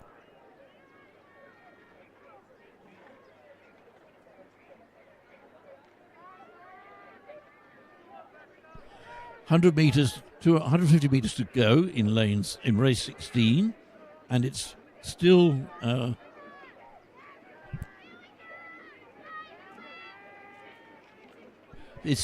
Thames Rowing Club in lane 3 leading Vesta Rowing Club in A Crew by just about a length or just under. It's a good race, this. Beautiful shots online there.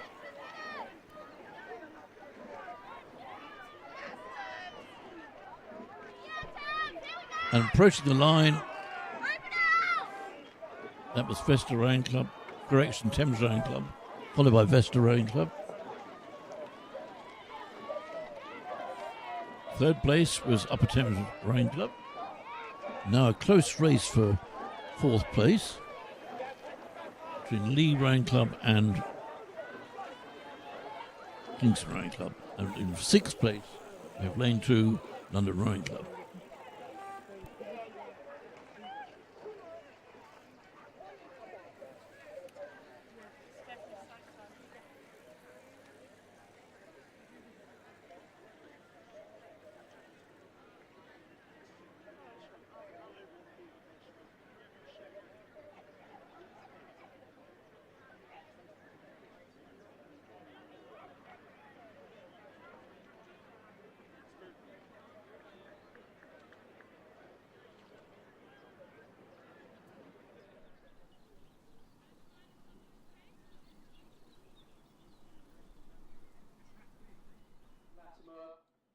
St George's, Kingston Grammar.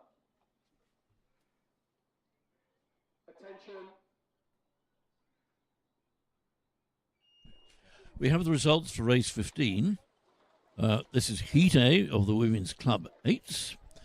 From this race, the first crew proceeds to the final, and then from the results of all the heats, the next fastest 4 crews will also proceed to the final. And in race 15, the winning crew was Marlow Rowing Club in lane 5, followed by Royal Chester Rowing Club in lane 6, then Canterbury Rowing Club in lane 3, Nottingham Boat Club in lane 4, 5th place was Worcester Rowing Club, and in the 6th place, lane 2, Vesta Rowing Club B Crew. That was race 15, Heat A of the Women's Club 8s.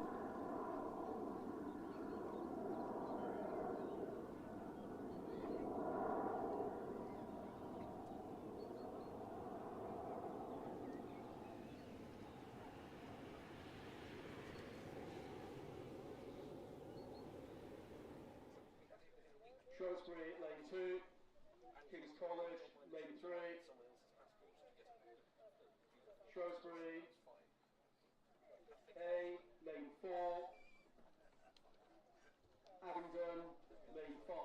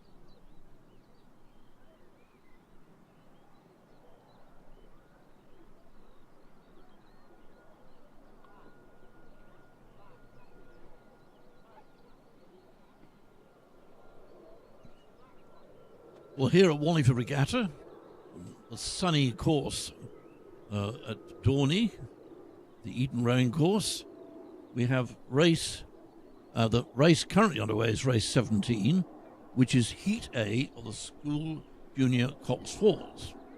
And in this race, we have right now the crew in lane 1, St Paul's School, have withdrawn. Crew in lane 2, Emmanuel School Boat Club, have withdrawn. And so we have 4 crews remaining. In lane 3, we have Camford School. Lane 4, Latham Upper School. Lane 5, St George's College. And lane 6, Kingston Grammar School A crew. So those are the crews in race 17. At 500 metres, the order was in the lead, Latham Upper School, followed by Camford School in lane 3, then St George's College in lane 5, and 4th place at that point, Kingston Grammar School A crew. So that's race 17, Heat A of the Junior School Coxed Falls. Now, whilst race 17 is underway, I can give you the results of race 16, which was Heat B of the Women's Club 8s. And from this race, the first crew goes directly to the final, and then all the heats taken together, the next fastest 4 from those heats will go also to the final. In race 16, the winning crew was Thames Rowing Club, who will therefore progress directly to the final. And then in second place, we had Vesta Rowing Club A crew in lane 2, Upper Thames Rowing Club in lane 1, then third place. Fourth place was Lee Rowing Club in lane 5. Just pausing while I read my script. Then in fifth place, you had Kingston Rowing Club in lane 6, and then in sixth place, we have London Rowing Club in lane 2. Sorry, I'm going to read that again. The group race 16 was won by Thames Rowing Club in lane 3, then Vesta Rowing Club A crew in lane 4. Third place was Upper Thames Rowing Club in lane 1. Fourth place, Lee Rowing Club in lane 5. Fifth place, Kingston Rowing Club. And sixth place, London Rowing Club in lane 2. Well, I got it right eventually.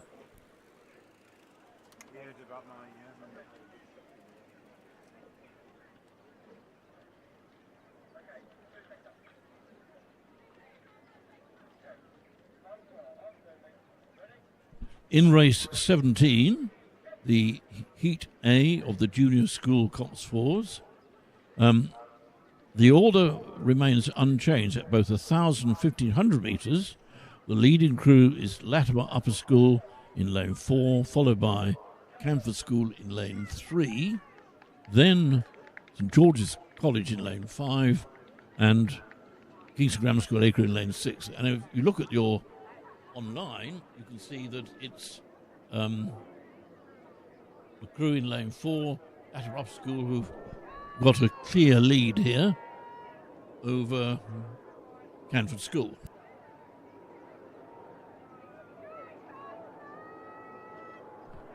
So with 150 metres to go,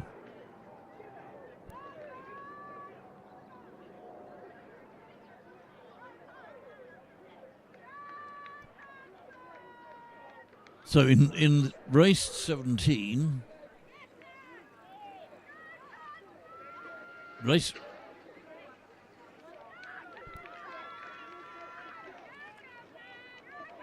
in race 17, about 50 metres to go in this race, and the leading crew is Latter Upper School, fairly closely followed by Canford School.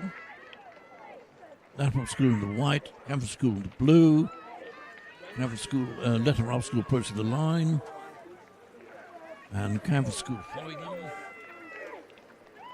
And then a little way behind here, we have crew in lane 5, which is St George's College, and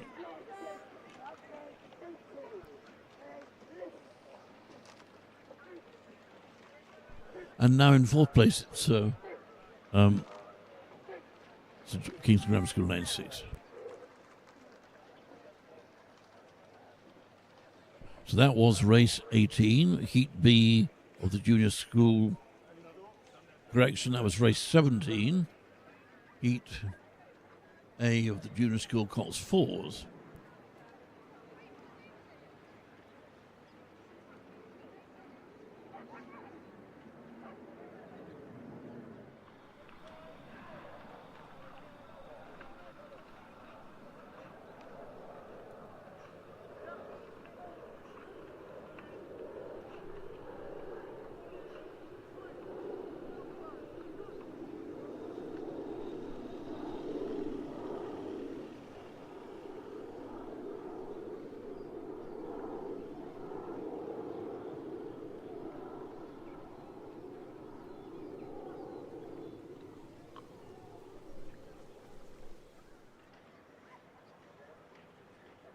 The race on the course now is race 18, Heat B of the junior school Cox 4s. And in this race we have 4 crews. Reading Bluecoat School, who are supposed to be in lane 1, have withdrawn. And Kingston Grammar School B crew in lane 6 have also withdrawn. So we have 4 crews. In lane 2, Emmanuel School Boat Club. Lane 3, King's College School Boat Club. Lane 4, Shrewsbury School A Boat Club A crew, and in lane 5 we have Abingdon School. And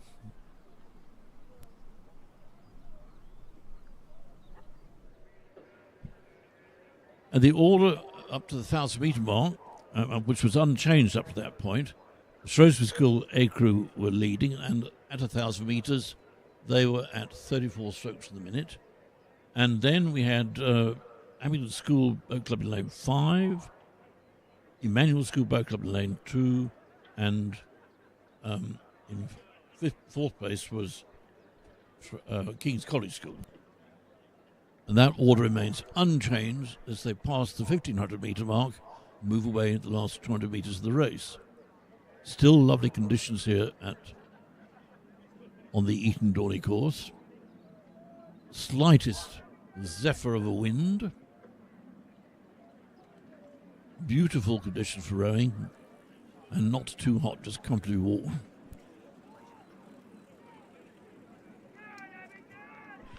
Okay, so about 250 metres to go in race 18, and it's still Shrewsbury School A crew in the lead, but they're being challenged fairly hard by Emmanuel School in lane 2. Emmanuel School have now moved up in the order. They were in 3rd place, and indeed in 4th place at 1,000 metres, but Shrewsbury School on Emmanuel School are now in 2nd place. So Emmanuel are pressing Shrewsbury pretty hard, actually. It's going to be a good race for this first place. In fact, look from our position here, I would say that Emmanuel School it's a half a length, but still enough to make Shrewsbury work hard, or even harder. So that's Shrewsbury School, then Emmanuel School. And then we have King's College School, and in fourth place we have, sorry, I beg pardon, third place was Abingdon School, and fourth place was King's College School.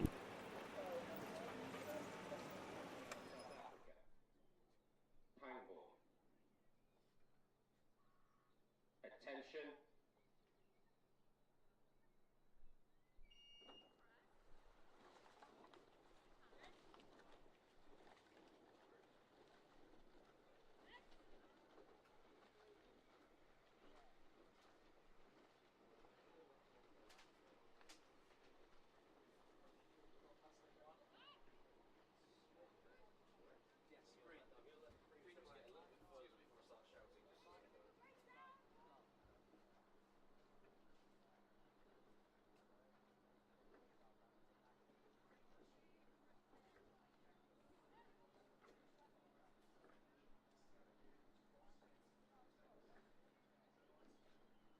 Race.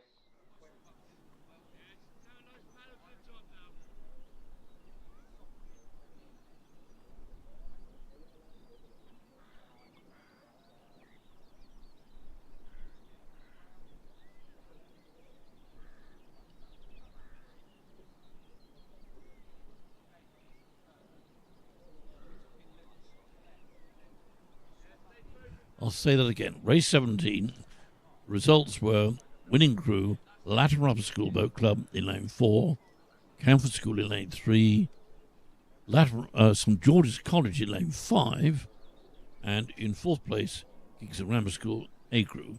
So Latimer Upper School will progress directly to the final, and the other three crews, when they pool all the results from the races for the Junior School Cox 4's trophy, the next fastest four will progress to the final.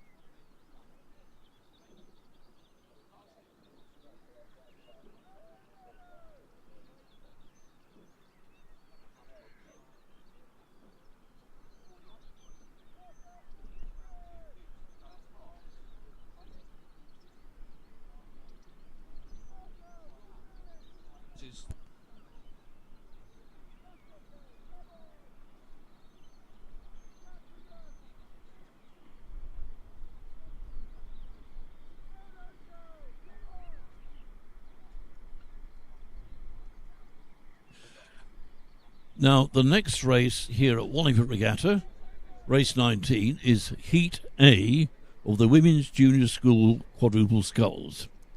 And we have in lane 1 the Reading Rowing Club crew, lane 2. Now, let's start again. We've had some withdrawals. So we have 4 crews instead of 6. And in lane 1, we have Reading Rowing Club, lane 2, Great Marlow School Boat Club in lane 4, South African Schools Rowing Union, and in lane 5, Pangbourne College. Now, it's worth mentioning that the crew from the South African Schools Rowing Union are their J16 trial crew, and this organisation, South African Schools Rowing Union, has been coming to Wallingford Regatta for really quite some years, and they see it as an essential step of their progress towards their events in the summer. It is a project to develop to identify their leading candidates for the junior team. So it's really quite an honour that they do come and grace us like this every year. Right, well now in this race 19, the order which has been unchanged all the way to 1,000 metre mark it's the Pangbourne College crew in lane 5 in the lead, followed by Great Marlow School in lane 2, then the South African Schools Rowing Union in lane 4, and in 5th place, Reading Rowing Club. That was the situation at 1,000 metres, and it had been that way all the way to 1,000 metres.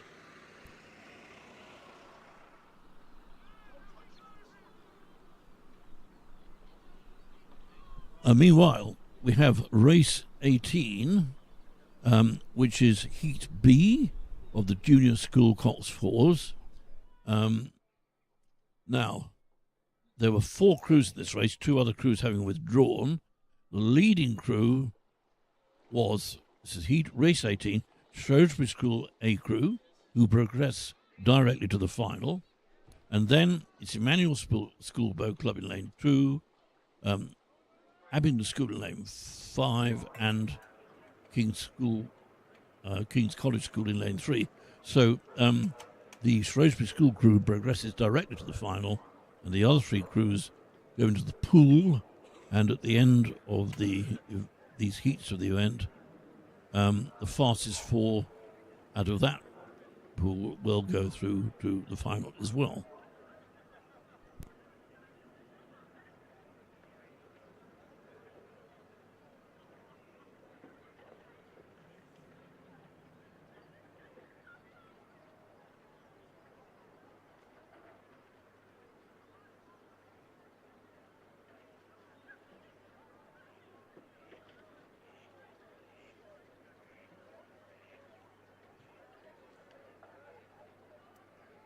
Right, returning now to race 19, and if you're watching online, you'll see it's an excellent race between the Lane 5 Pangbourne College and Great Marlow School. If you're looking online on the screen, you can see those two crews have a considerable lead compared with the other two in the race. And it's I wouldn't like to call this, even from the drone shots here, but Pangbourne College and Great Marlow School locked in a titanic struggle for this first place in race 19. The first crew will go directly to the final, so there's a considerable incentive to win it if possible. That's too close to call. So the order has been all the way: Pangbourne College in lane 5, then Great Marlow School lane 2, and then South African Schools Rowing Club in lane 4, and Reading Rowing Club in lane 1. But with 100 metres to go, we can't call that from this angle, the tower. So we've got Pangbourne and Great Marlow School more or less neck and neck. So you can see better from your screen. You've got here's the shot. It's going to be Great Marlow over Pangbourne College.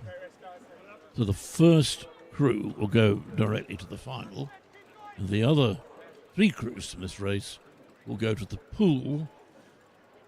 The results of all the heats, from those results, the fastest 4 crews will also progress to the final. So that was South African Schools Rowing Union, and in 4th place we have Reading Rowing Club.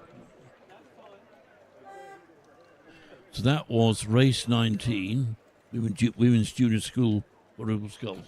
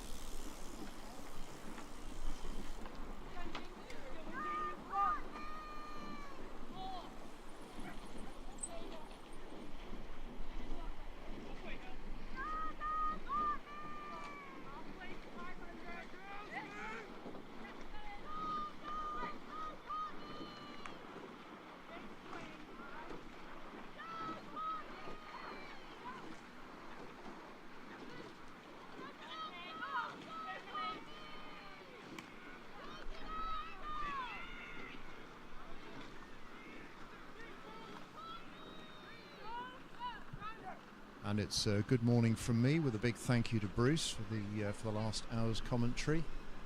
You're joining us at the Wallingford Regatta at the gloriously weathered Dorney Lake. We have underway race 20, which is a heat of the Women's Junior School quadruple sculls. In lane 1, Maidenhead, lane 2, Putney High School, lane 3, Tideway Scullers School, lane 4, Nottingham, lane 5, Grange School, and lane 6, another of the South African schools rowing union.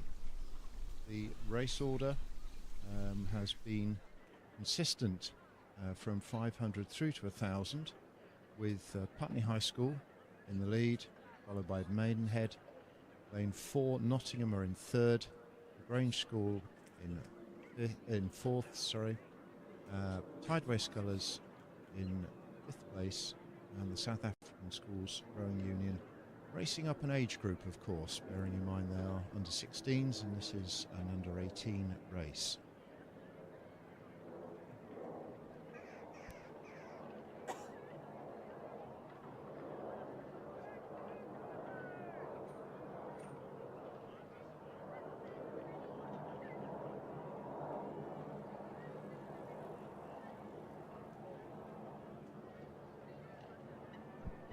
The 500-metre mark, Maidenhead had a lead of only a second and a half, but they have extended that over the course and now have a good 2 lengths on lane 2, which is direction. Let me see, we seem to have,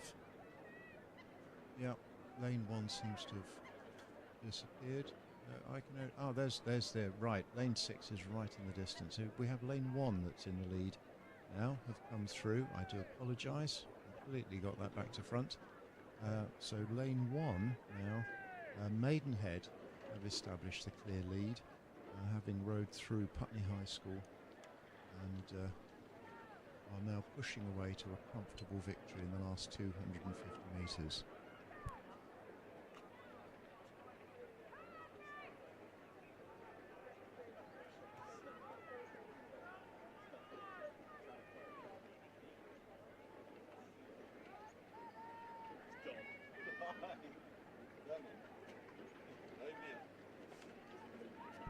So as the crews approach the finish line, we have lane 1, Maidenhead, with a clear lead over lane 2, which is Putney High School. They're being pressed by lane 4, Nottingham, who in turn are being chased down by lane 5, Grange School. But there we have Maidenhead crossing the line, several lengths ahead. Putney High School just holding on to 2nd place.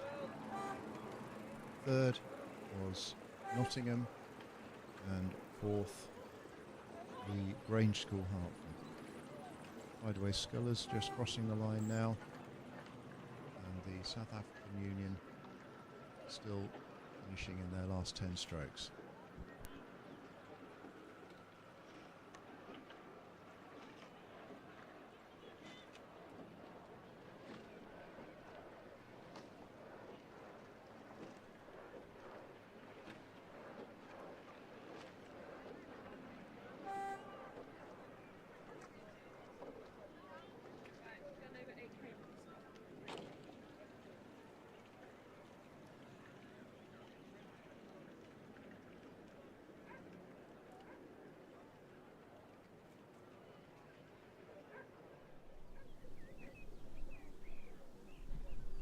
On the course now we have race 21, a heat of the junior under 16 8s. Lane 1, St Paul's. Lane 2, St Edward's. 3, King's College School. 4, Radley. 5, South African Schools Rowing Union. And 6, Nottingham Union. The order at the 500-metre mark was that Radley had a small lead over St Edward's, who were in lane 3. Over King's College School in lane 3, then St Edward's, followed by South African Schools Rowing Union, Nottingham Union, and St Paul's School B in sixth place.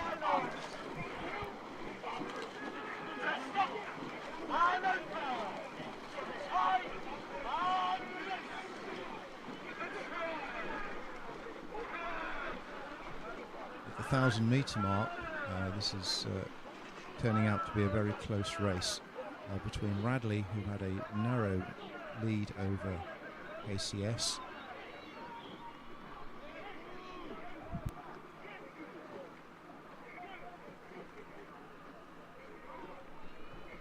the progression from this heat is that the winning crew will go through to the final along with the next fastest 3 from the heats. So a second place is well worth fighting for, if not a third, if you happen to find yourself in the fastest of the heats.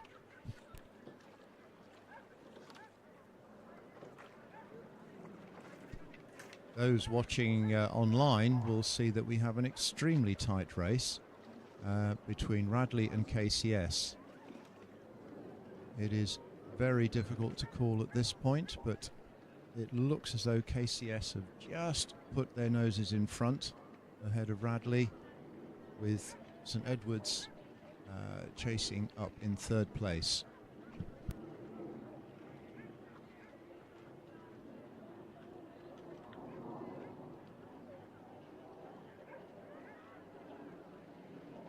KCS have achieved this with a slightly higher rating than Radley. They're currently rating at 35, with Radley at 32. So perhaps Radley have got something in it for this last 500 metres.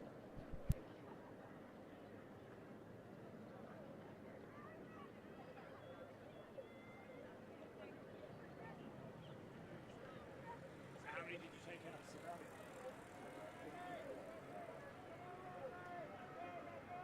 KCS put in a tremendous third 500 metres there to take the lead, which is now about 3/4 of a length, as we can witness from our excellent drone coverage.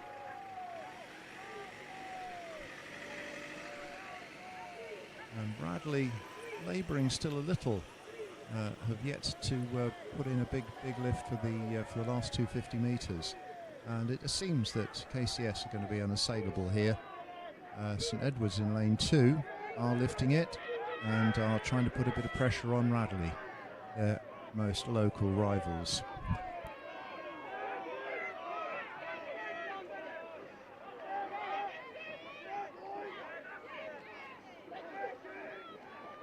KCS at a modest 36, coming through the last few strokes to come to the line.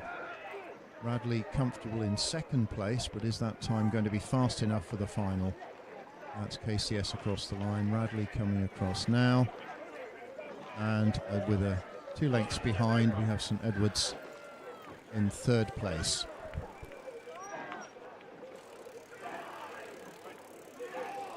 South African schools now crossing the line, and following up we have Nottingham and Union, and St Paul's B still with a little way to go.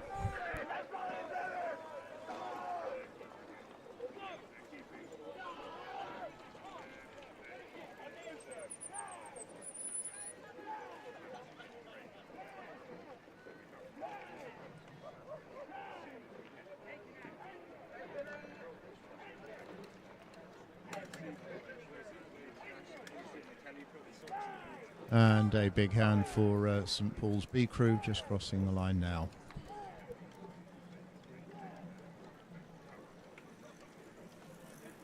So I can bring you the confirmed results for the race 19.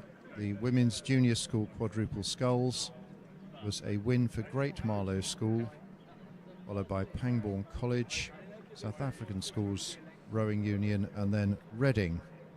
The first of those, that's Great Marlow School, went through to the final, and we will await the details for the timings of the other heats to see who joins them.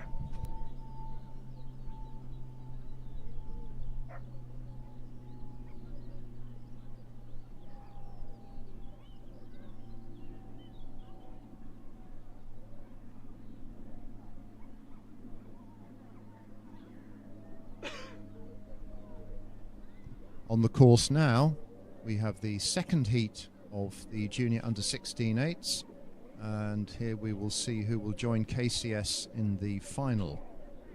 Lane 1, KCS B, Latimer Upper School in 2, St Paul's A in 3, Hampton School in 4, Shiplake College in 5, Monmouth School in lane 6.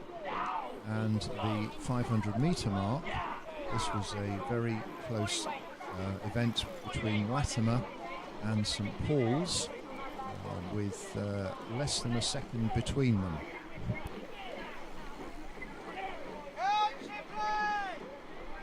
They were followed by Shiplake in lane 5, Hampton in lane 4, KCSB, who were 5th in lane 1, and then Monmouth School.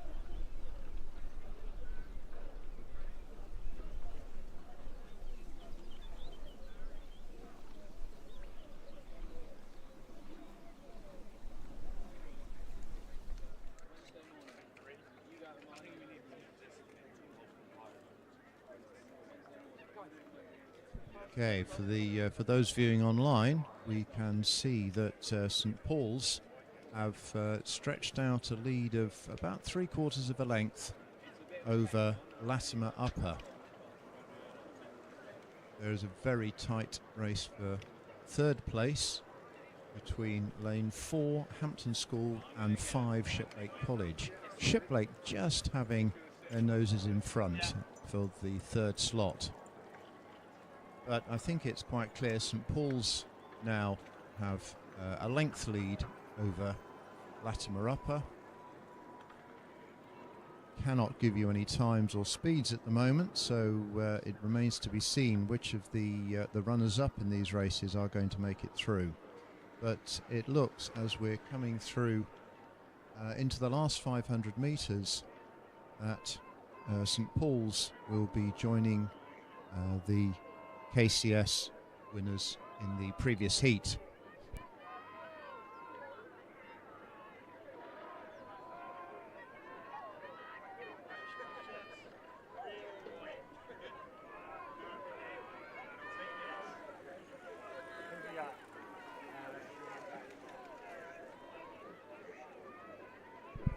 So in the last 250 metres, the going to form St Paul's winners at the school's head in the J16 event are coming through ahead of Latimer Upper, who have actually shown great progress to be in close contact with St Paul's. And we have a very tight race for third place here. Shiplake just appearing to have their noses in front of Hampton. They're battling it out in the last 10 strokes. Here we have St Paul's on the line now, a length ahead of Latimer Upper, and it looks like Shiplake have just got the beep over Hampton for that third slot.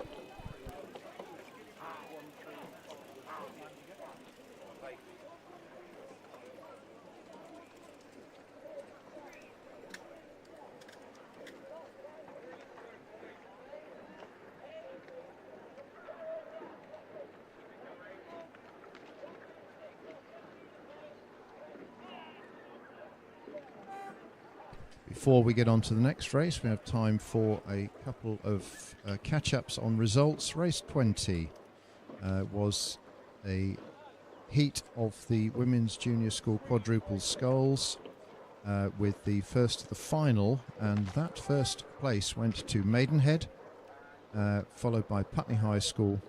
Nottingham were third, Grange School 4, Tideway Scullers School in 5th, and the South African Schools Rowing Union in 6th. Race 21 was the first heat of the under 16 eights, boys eights, and we can confirm that that was King's College School in first place, Radley in second, St Edward's third, South African Schools in fourth, Nottingham and Union fifth, and St Paul's School B in sixth place.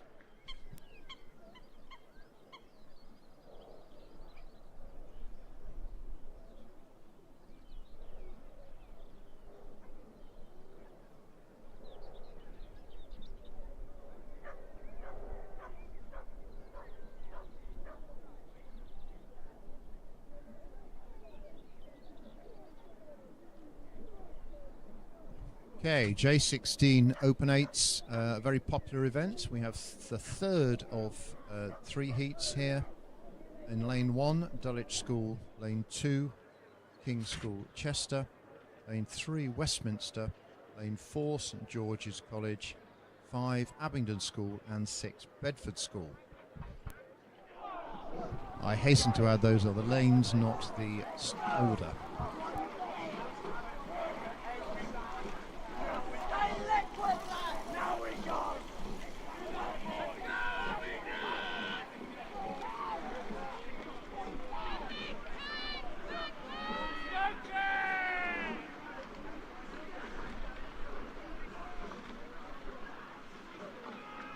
What I can advise now is that this race is being led by Westminster School, followed by Abingdon, then Dulwich, St George's. In 5th place we have Bedford School, and the rear being brought up by KC King's School Chester.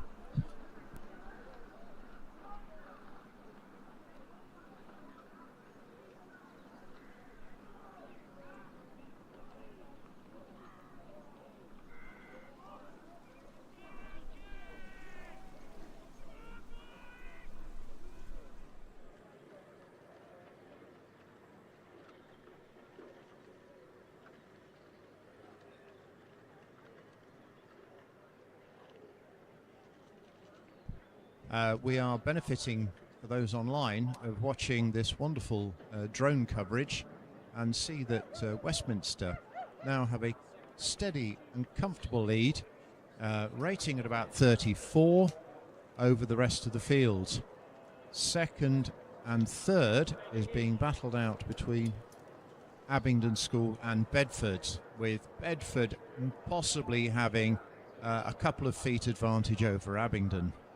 The rest of the field is also pretty close together, with lanes 1, 2 and 4, Dulwich, KCS Chester, King's School Chester, and St George's College, all battling out for that final stage. Possibly Dulwich having the edge over those crews and starting to close on lanes 5 and 6, who are battling out for the second place. Meanwhile, Westminster moving on very comfortably.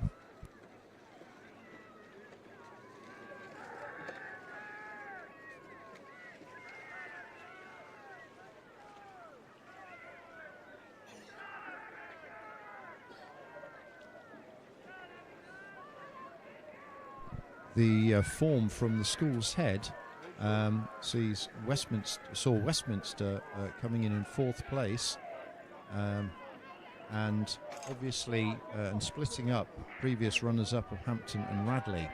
So it'll be very interesting to see how the times work out and who makes it to the final. But I think we can confidently say that Westminster, as they come into their last 10 strokes, are going to be there. Bedford have just kept their noses in front of Abingdon for second place, but Abingdon have lifted their rate, and we might just see a change in order as we come through in these last few strokes. Westminster over the line, and Bedford by about a canvas have just held on to their second place over Abingdon. Lane 1 with Dulwich coming in 4th, King's Chester in 5th, and St George's coming through in 6th place. Much closer race than the previous ones we've had, although an emphatic win for Westminster.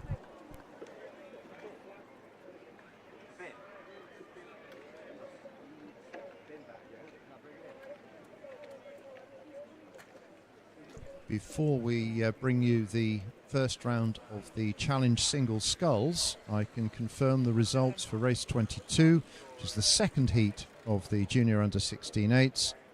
Was a win for St Paul's, who go through to the final. Runners-up Latimer and Shiplake, second and third. We'll need to wait and see how the times pan out. Hampton were fourth, King's College School fifth, and Monmouth School sixth.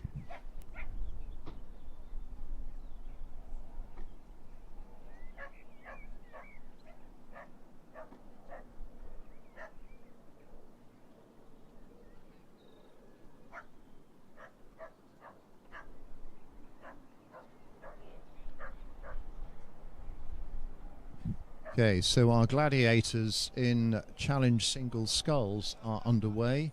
Lane 1, we have George from Upper Thames, Joss from Tideway Sculler School in 2, Austin Baker from Hinksey Sculling School in 3, Sam Meyer in lane 4 for Elizabethan, which is the Westminster alumni, Sanders from London Rowing Club in lane 5, King from Gloucester in lane 6, and this is a 7-lane race.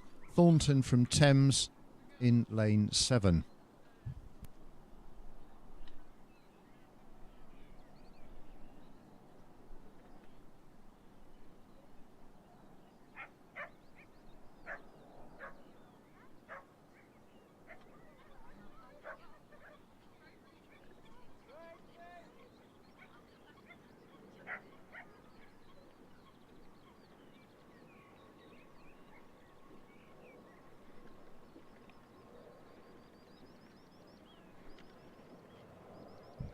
So we've just received notification from the 500 metre mark of the positions for this race in Challenge Single Sculls. And lane 2, Tideway Scullers, it's Joss, followed by lane 3, Austin Baker from Hinksey Sculling School, and in third place, Meyer from Elizabethan.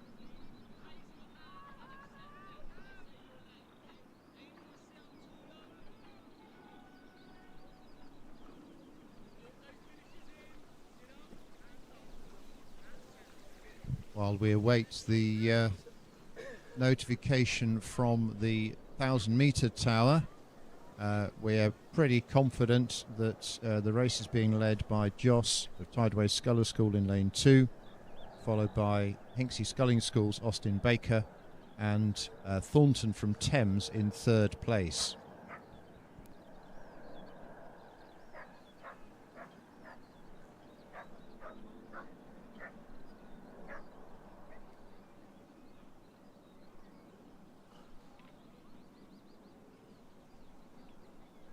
We've witnessed at international level the scullers going over at very high rates, but our leader in this race is going over at a modest rate of 32 strokes a minute, with Hinksey Sculling School's Austin Baker coming in at 34.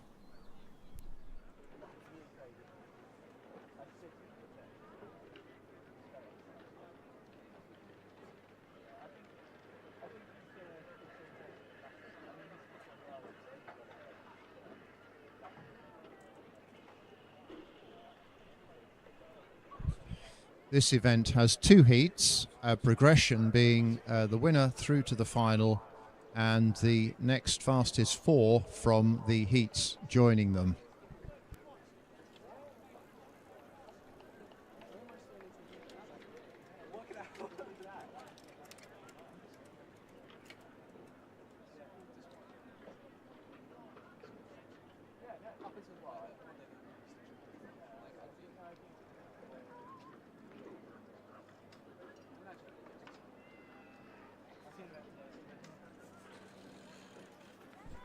From our view at the finish tower, I think we can see that Tideway Scullers Joss continues to hold the lead, but Thornton in lane 7 has moved through and is taking up second place. Hinksey Sculling School's Austin Baker holding on to a comfortable third. So it's entirely possible that these leading 3 crews will be through to the final, but we will have to await the next heat to confirm that. Coming in, there's a very, very tight tussle here for second place, chasing Joss of Tideway Scullers, who is approaching the line, and it is indeed, he's just easing up, and Thames just come through in second ahead of Hinksey Sculling School in third. Fourth goes to Meyer of Elizabethan, who may find that that's not fast enough for the final. And a tight race for 5th and 6th goes to lane 3 at... Right, we've got our numbers a little bit skewed here. It says lane 3, but it's actually lane 4. Right. Yeah, numbers and everything else there is not living up to what information I'm receiving. So we'll await the final order on that one.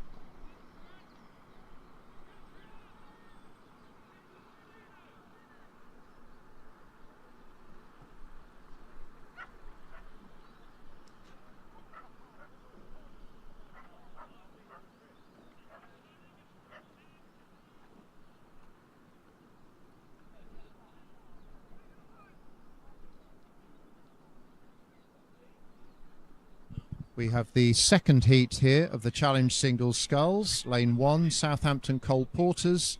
Lane 2, advertised as Tideway Scullers Wilkinson, although no time was taken at the 500-metre mark. It remains to be seen whether that lane is empty. Lane 3, Wilkinson's West Country cousin, from another Wilkinson from Greenbank, Falmouth. Lane 4, Ellery of Leander. Another Hinksey Sculling School contender, Turnbull in lane 5, Neame of Thames in 6, and Bath Taylor from Upper Thames in lane 7. At the 500-metre mark, the order was Greenbank Falmouth's Wilkinson, followed by Leander's Ellery. It was Upper Thames in 3rd place and Hinksey Sculling School 4th. Southampton Cole Porters Richardson in lane 5 came in 5th, and the 6th place was Neame of Thames. At a 1,000-metre mark, the leading 2 remained the same, but 3rd and 4th place had switched. Hinksey Sculling School having rode through Upper Thames's Bath Taylor to take the 3rd slot.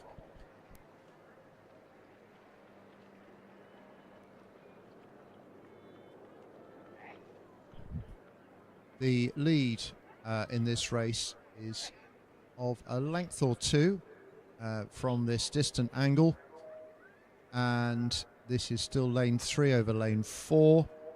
So we have Wilkinson over Ellery, and they have quite a lead over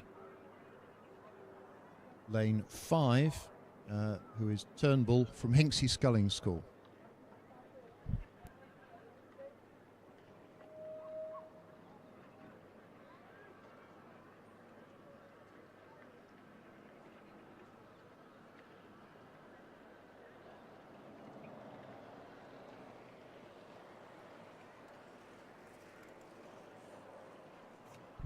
In the last 250 metres, Wilkinson is just easing his rating up a little bit, holding a couple of lengths lead over lane 4, which is Ellery.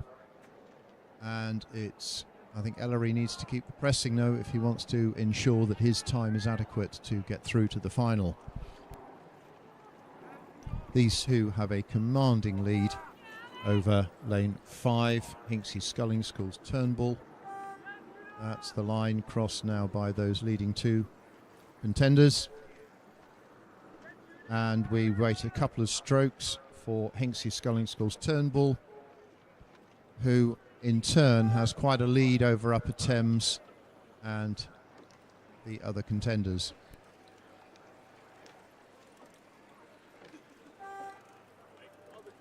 That's Upper Thames finishing.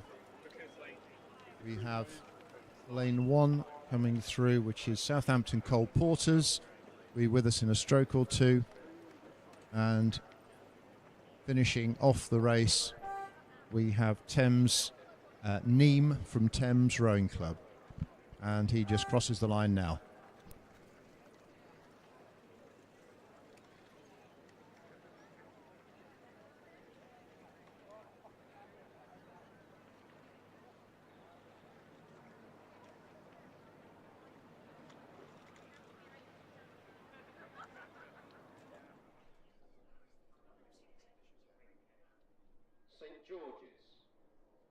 And we've got a red flag from the umpire, so it remains to be seen what the problem was and consequently what the outcome might be.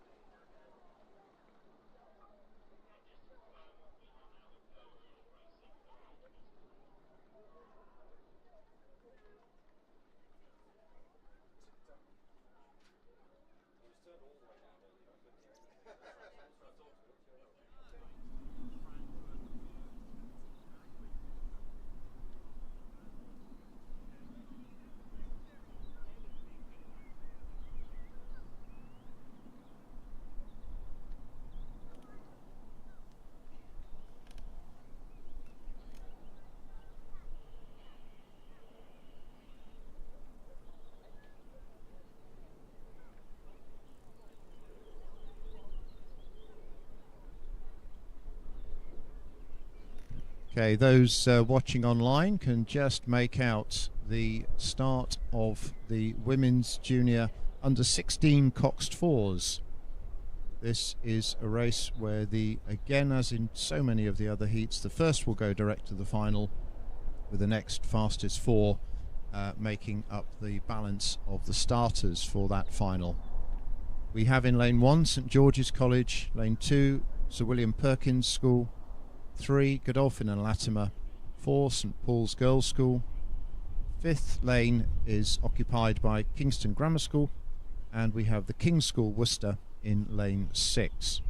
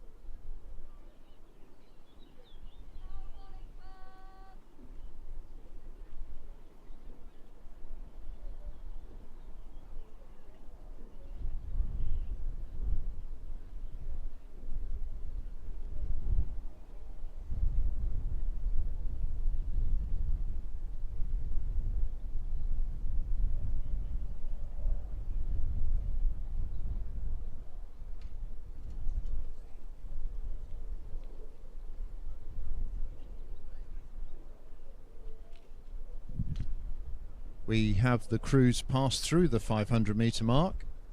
In the lead, Godolphin and Latimer, followed by St Paul's Girls' School.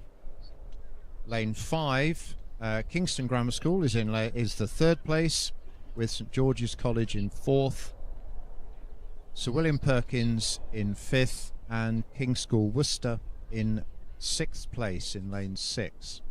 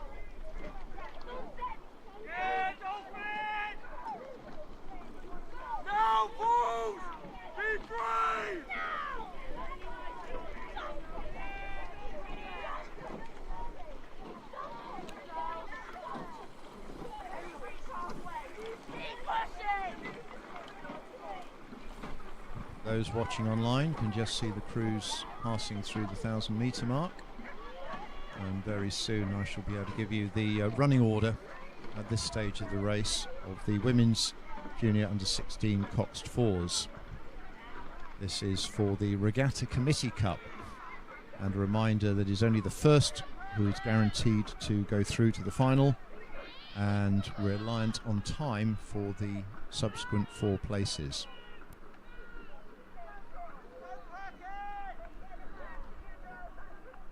And certainly those in contention for those places have not changed the order since the 500 metre mark. We still have Godolphin and Latimer, followed by St Paul's, and then KGS, and in 4th place St George's.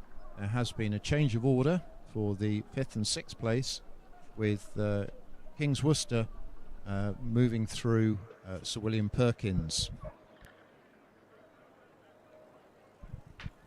And now we're benefiting from the drone view for those online, and can see that lane 3, Godolphin and Latimer, have a little bit of clear water over the crew in lane 4, St Paul's Girls' School, and they have a commanding lead over lane 5, which is KGS.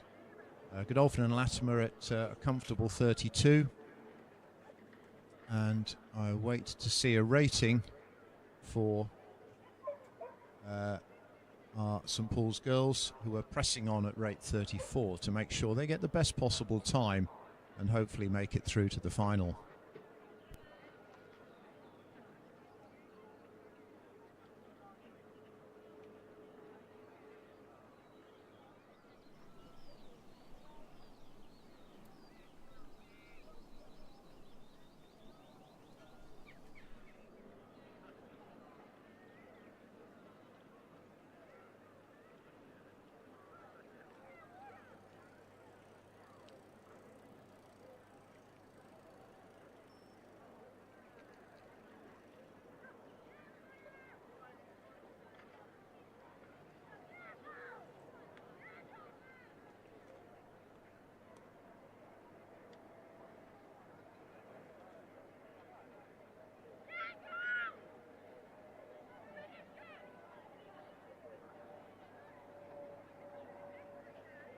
And through the 1,500 metre mark, the race order had not changed, with Godolphin and Latimer still holding a very good lead over St Paul's girls.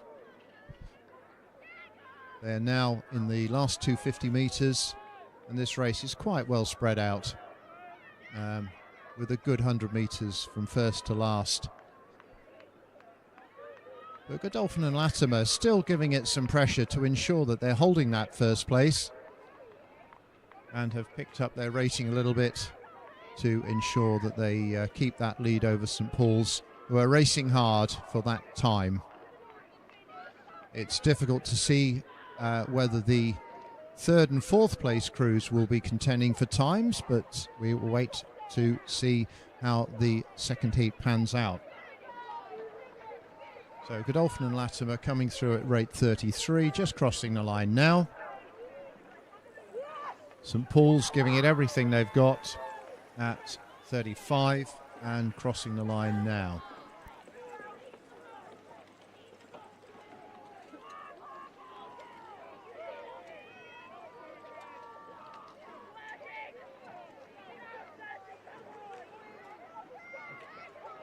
As you can tell from the pause, quite a gap over the KGS crew that are coming through now, who themselves have 2 to 3 lengths over St George's, who are coming through the line in 2 strokes and now.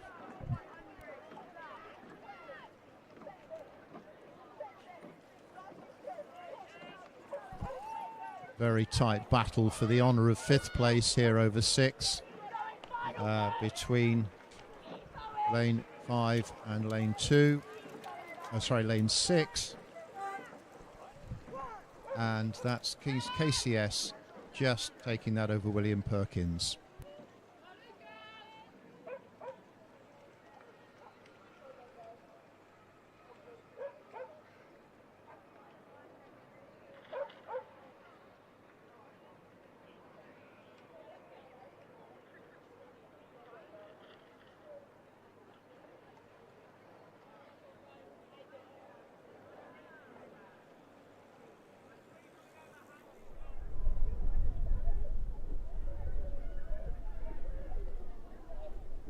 The second heat of the women's under-16 Cox Falls is underway.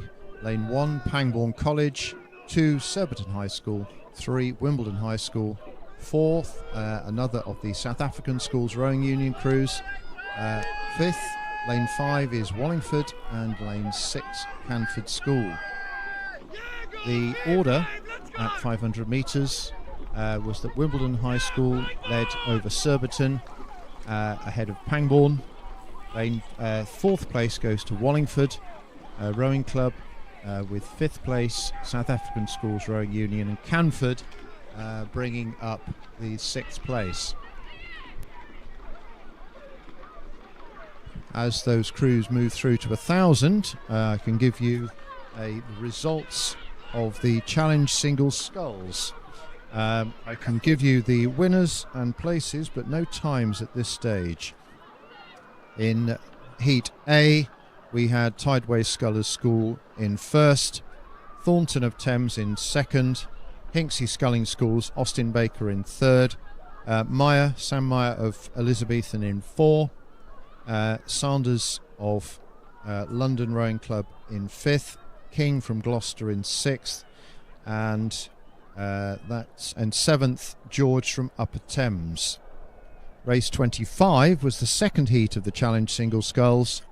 That went to Wilkinson of Greenbank Falmouth, followed by Ellery from Leander, another Hinksey Sculling School contender, Turnbull in 3rd place, Bath Taylor Upper Thames in 4th, Cole Porter's Richardson in 5th, and Neame of Thames in 6th. Tideway Scullers School in lane 2 did not make it to 500 metre mark, and is making his way back down the course. We don't know whether that was a technical issue, steering issue, or what the cause was, but poor chap ended up in the water.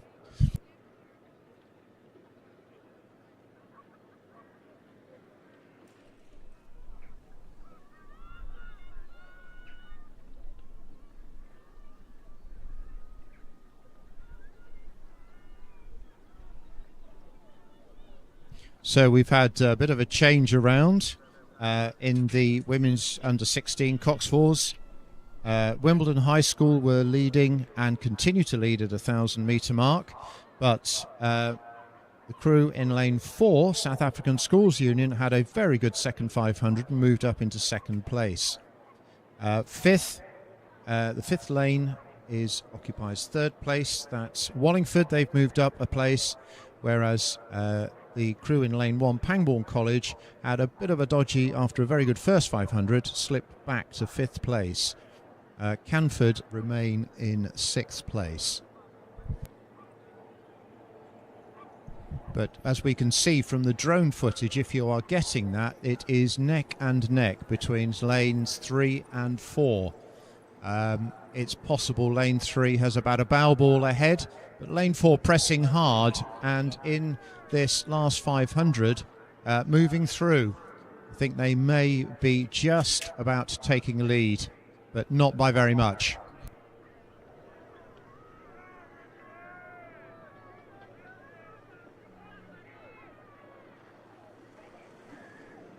Lane 3 pushing hard, showing some excellent finishing of the stroke there, just easing ahead again. They've moved out to a canvas lead over South African Schools Rowing Union. This is the best performance we've seen from the South Africans this morning, and they are pressing hard for one of those well-placed times to get them into the final.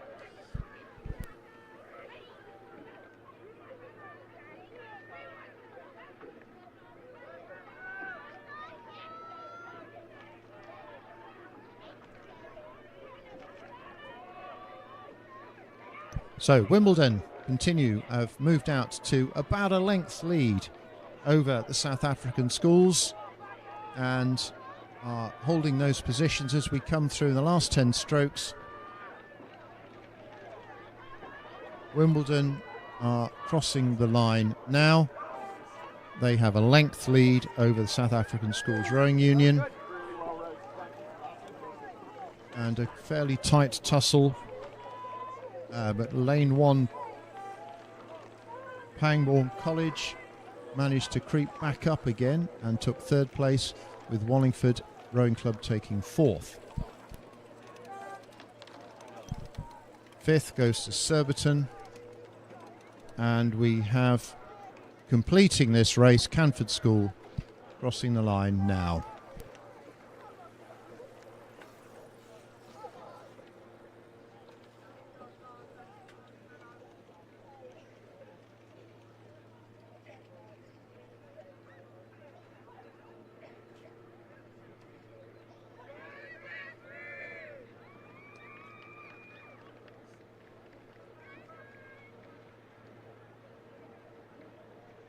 So that completes the heats for the under-16 Cox 4s.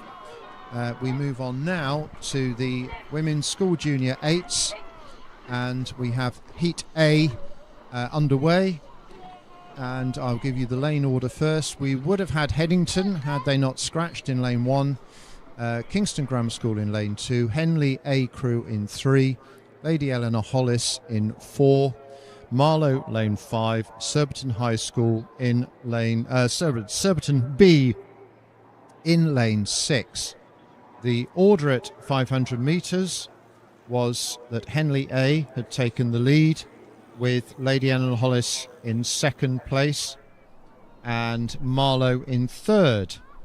4th and 5th were KGS and Surbiton. 4th and 5th had not changed place, and in fact Henley A still lead at 1,000, but Marlow had overtaken Lady Eleanor Hollis to take that 2nd place. Henley are going over at a tidy 34.5, and from our wonderful drone footage we can see they have a little bit of clear water over Marlow, who themselves have a length lead over LEH, who are being pressed hard by KGS in lane 2. So Henley looking as though they're coming through the 1,500 metre mark, looking in strong position to qualify directly for the final.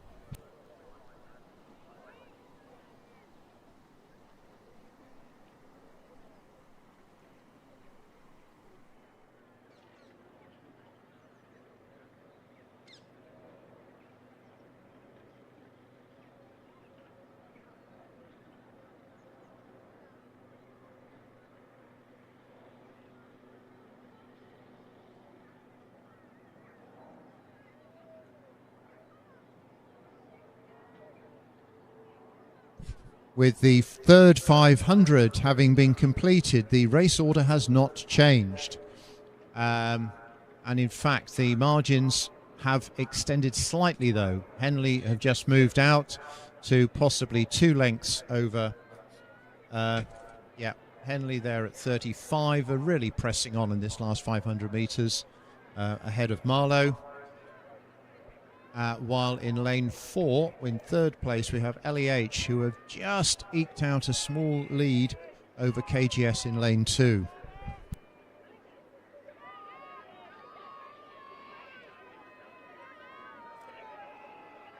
Henley, a consistently strong club producing very fine quality junior women's crews, and this year seems to be no exception.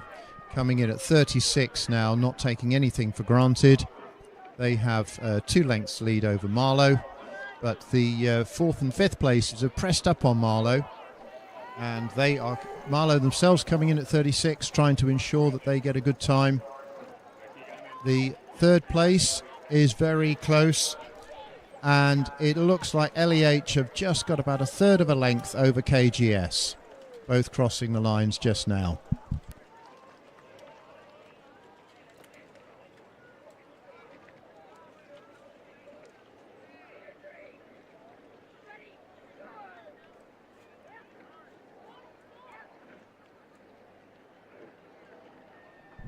Surbiton B crew up against a lot of first eights from the other schools and clubs.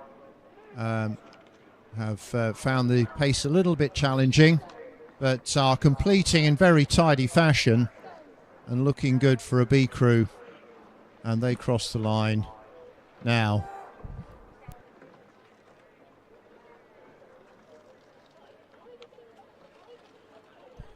The results of the women's junior under 16 Cox 4s I can bring you now, confirming that in Heat A, going straight to the final, Godolphin and Latimer were followed by St Paul's Girls, Kingston Grammar, St George's, King's Worcester and William Perkins. That's for the first heat. The second heat was won by Wimbledon High School, with South African Schools Rowing Union following in second, Pangbourne third, Wallingford Rowing Club in fourth, Surbiton High School in fifth and Camford in sixth.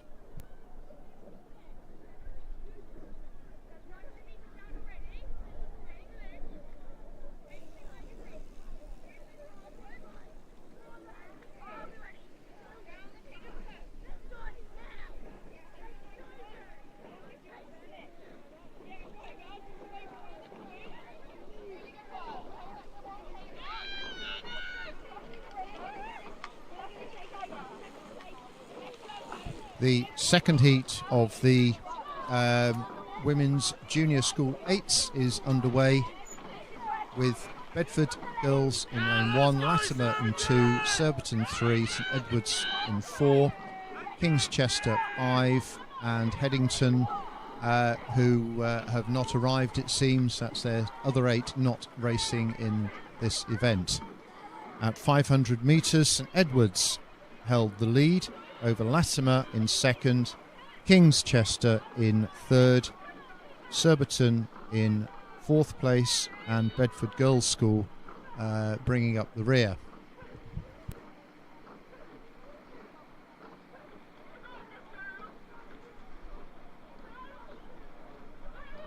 St Edwards continue to hold the lead at 1,000 metres, but the chasing crews have swapped. King's Chester have taken over from Latimer Upper to take second place. Fourth remains Surbiton and fifth is Bedford Girls.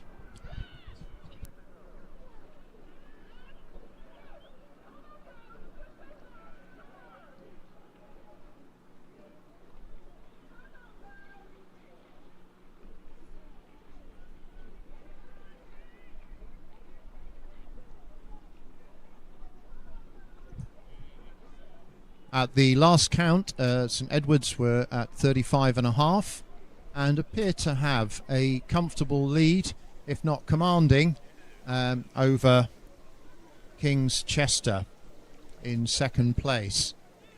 They're just coming through the 1500 metre mark, and I'll be able to bring you that order as soon as it's relayed from our excellent volunteers up and down the course.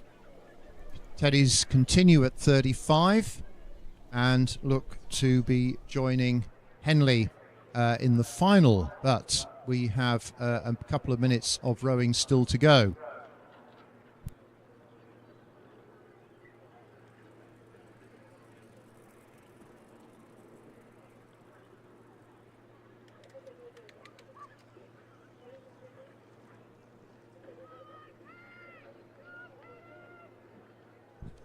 Getting a great shot from the finish tower now, with St Edward's looking very tidy ahead of the field, not overdoing themselves in this race here.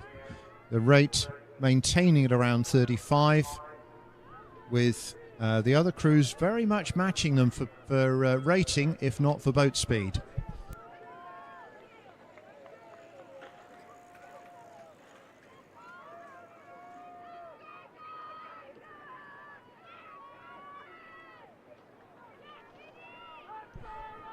Whilst St Edward's continue to extend their lead, the race for second, third and fourth is very, very tight.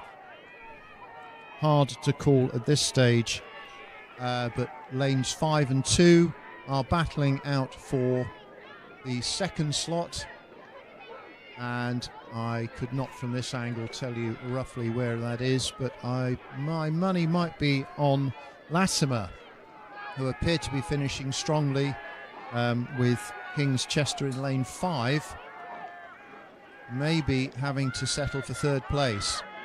Latimer looking a little bit sharper as they come in the last 10 strokes.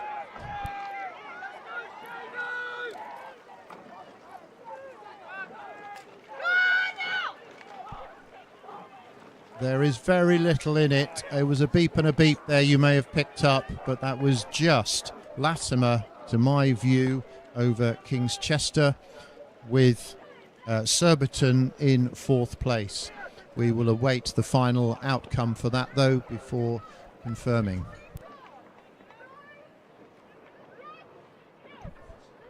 Bedford girls are just completing the course and will cross the line in 2 strokes, in 1, and now they've crossed the line.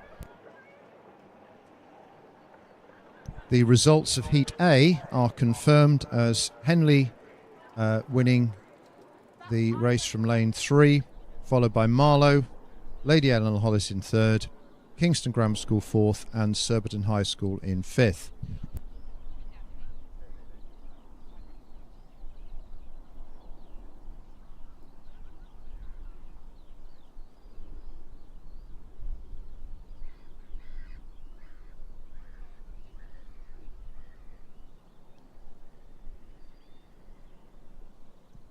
And we can now bring you the starting positions for the third heat of the Women's Junior School 8s.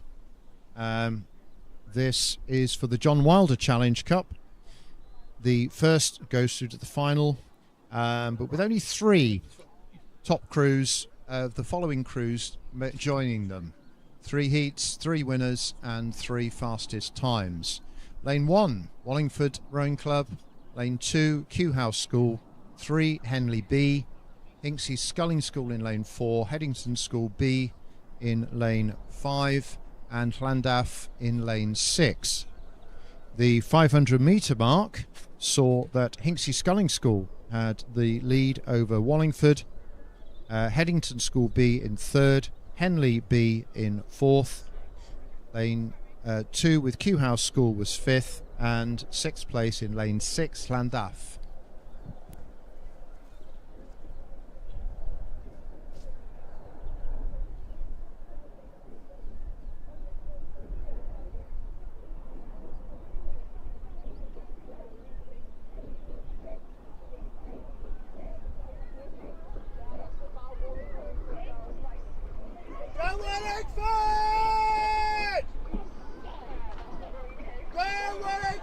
We have the benefits of seeing Hinksey just going through the 1,000 metre mark on the online, with Wallingford pressing hard in lane 1, coming through in second place. From the camera angle, difficult to tell what happens after that, but we can confirm that very shortly.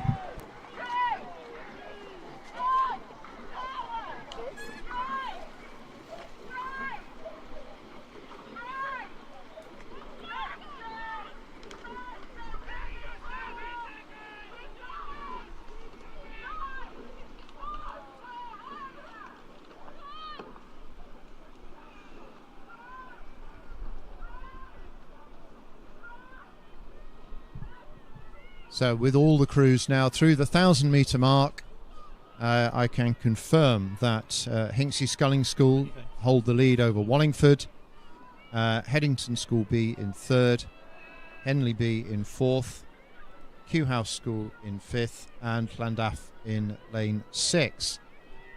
One hopes that what appears to be a slightly freshening wind is not impacting the timings or the speeds of the crews over the slightly extended time periods.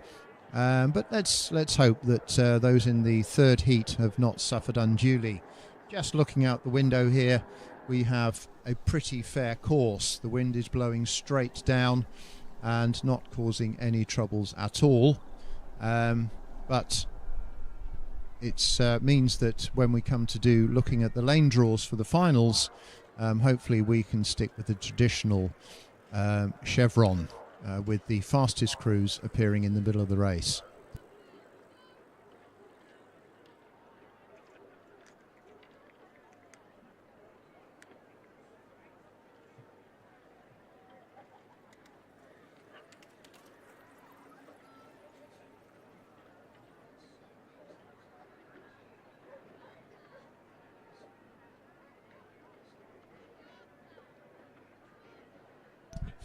And from our wonderful drone footage, those watching online, we can see that the Hinksey Sculling School in lane 4 have a commanding lead of a couple of lengths over what is turning out to be a very close battle for second place. Wallingford in lane 1 and Headington School B in lane 5. If my view is that Wallingford are holding on to second place, possibly by about half a length, but they are not challenging at this point Hinksey Sculling School.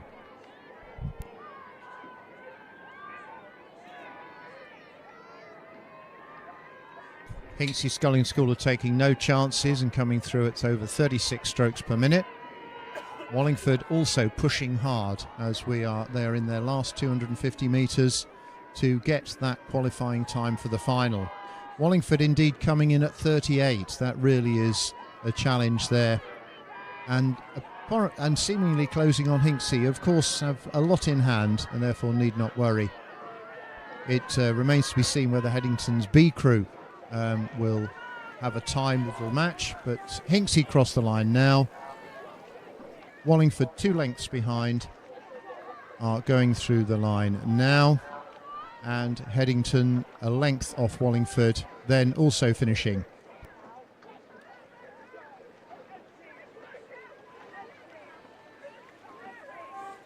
Henley B crew in 4th have a length of clear water over Kew House School, and we have Llandaff who follow in 6th place.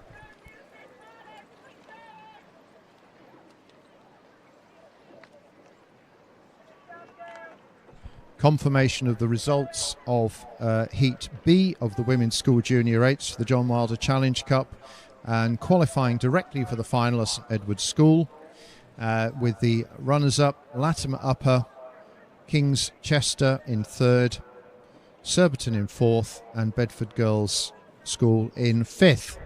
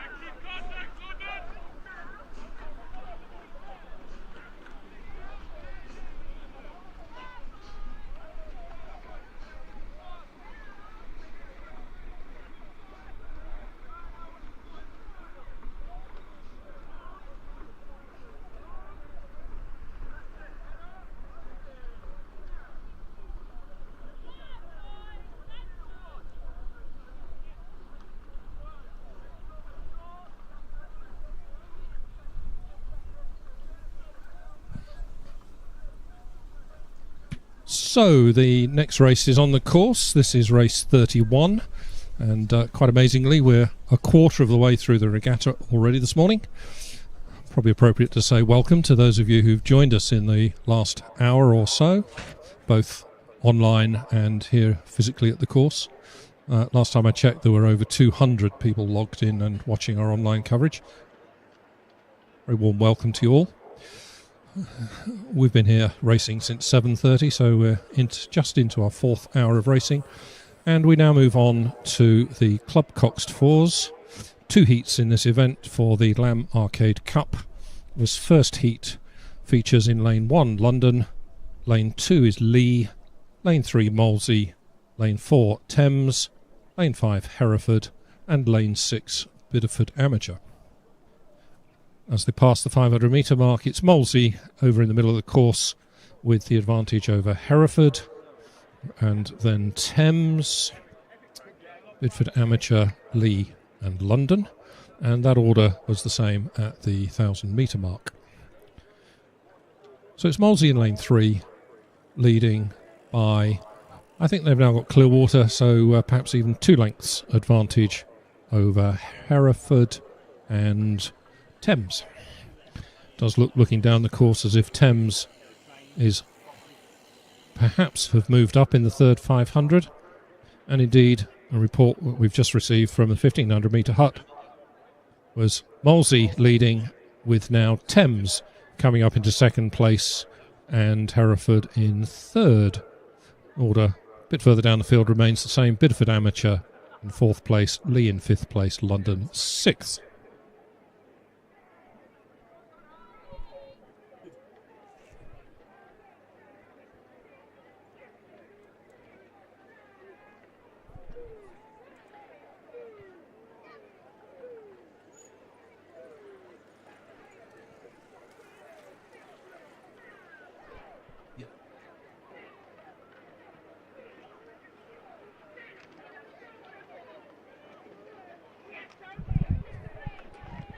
Molesey at 33, just holding off fast finishing Thames, who have come through Hereford and now lead Hereford by about a length and a half, having been behind at the halfway point. But it's Molesey coming to the line to take this heat in the Club Coxed Fours, followed home by Thames, just about a length between those two crews, and then Hereford further length and a third back.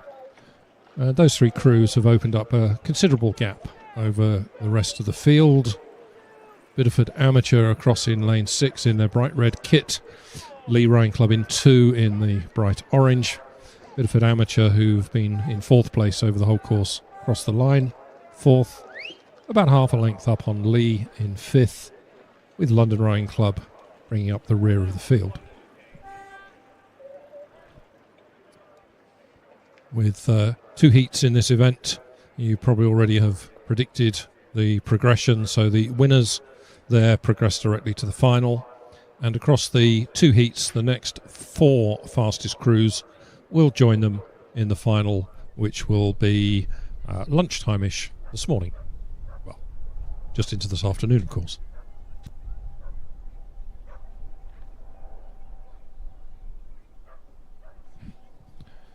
Let's just go back one race and confirm the official result of race 30, which was the third of the 3 heats in the Women's Junior School 8s for the John Marder Challenge Cup. Win for Hinksey Sculling School, with Wallingford second, Headington School's B Crew third, Henley B were 4th, Kew House School 5th, and Llandaff 6th. So Hinksey progressed to the final, and the crews in 2nd, 3rd and 4th will have to wait to see whether their times get them through to the final in comparison to the times in the previous 2 heats.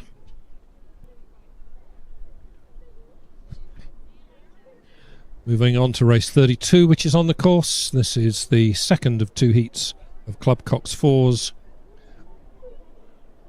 6 crews in this race. In lane 1, Kingston Rowing Club. Lane 2 is Oriel Kensington Rowing Club. Lane 3, City of Bristol. Lane 4, Nottingham Boat Club. Lane 5 is Star Club. And lane 6, Somerville College, Oxford.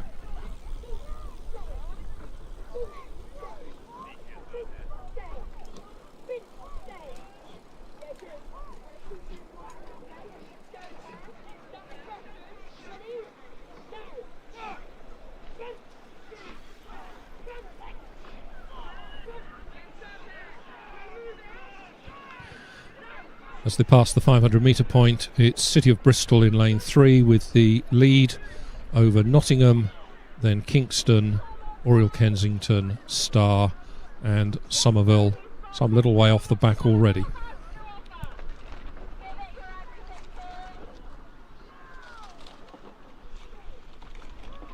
Come on, boys. Halfway. Come on. Not 500. Keep breathing.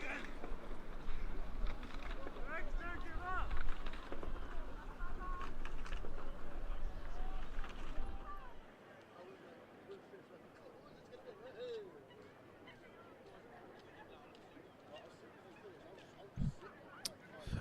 As these crews come through the 1,000 metre mark, it's still City of Bristol in lane 3 with the advantage over Nottingham in 4. Not that much between those two boats, maybe a half length, 2/3 of a length at the most. They certainly appear to be overlapping and have pulled away from Kingston in 1, Star in 5, Oriel Kensington in 2, and Somerville right across the course, closest to the finish tower side in 6. Somerville being some little way behind. It's just about a half length then between City of Bristol and Nottingham. Those two crews 2 or 3 lengths up now on the rest of the field. City of Bristol look comfortable at 32 strokes per minute. Nottingham pushing a little harder at 34. Kingston also at 34. City of Bristol just rowing just that little bit more efficiently perhaps into this headwind.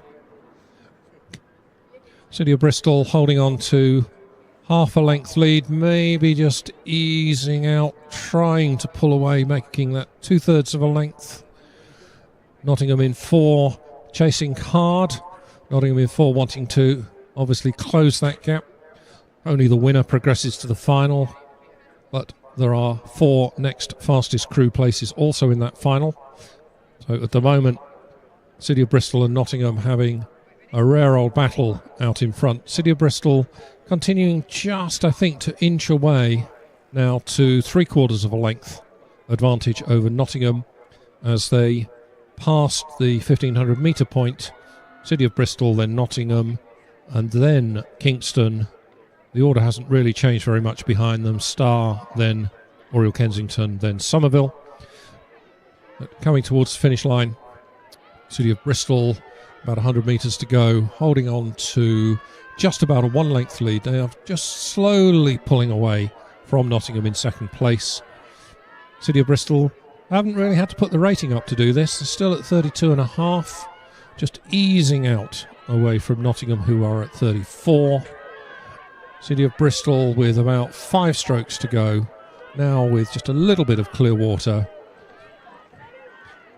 Approaching the finish line, City of Bristol by a length over Nottingham, and then quite a gap back from those 2 boats to Kingston, who will, I think, be followed home. Kingston crossing now in 3rd place. Star Club over in lane 5, just crossing in 4th, followed home by Oriel Kensington.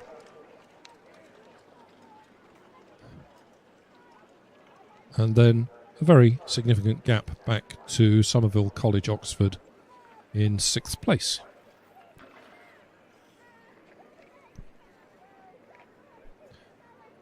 Just confirming the official result of race 31, so going back 1 race, a win for Molesey Boat Club, who progressed to the final, with Thames in 2nd place, Hereford 3rd, Bideford Amateur 4th, Lee in 5th, and London in 6th. And crews in 2nd, 3rd and 4th, Thames, Hereford and Bideford, will need to sit tight and be patient and wait for the times to be confirmed to see whether they join Molesey in the final.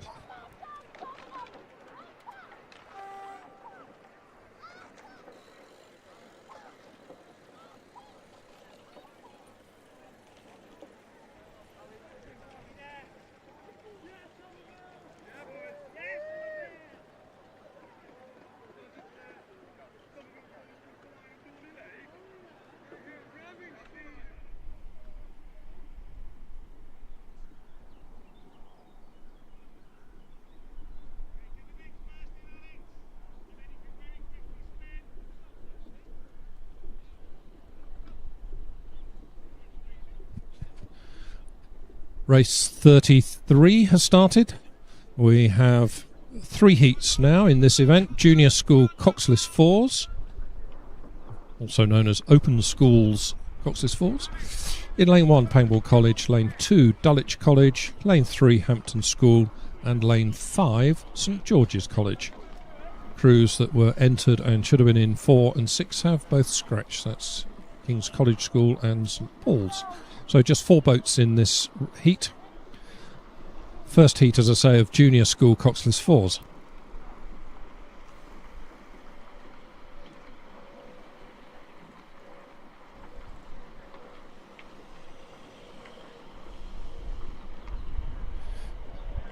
Always difficult to race when you've got an empty lane beside you and you're a little bit remote and detached from the other competitors in this race. But that doesn't appear to be particularly affecting St George's, who lead through the 500 metre point and indeed through the 1000 metre point. So it's St George's in the lead with Hampton second, Pangbourne third and Dulwich fourth. Really close between Hampton and Pangbourne as they come through the 1000 metre mark.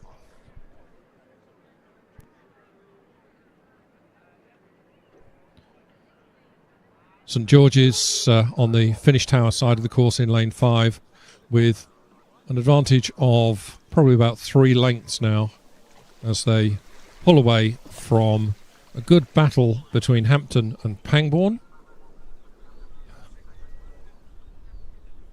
Dulwich bringing up the rear in this race in 4th place.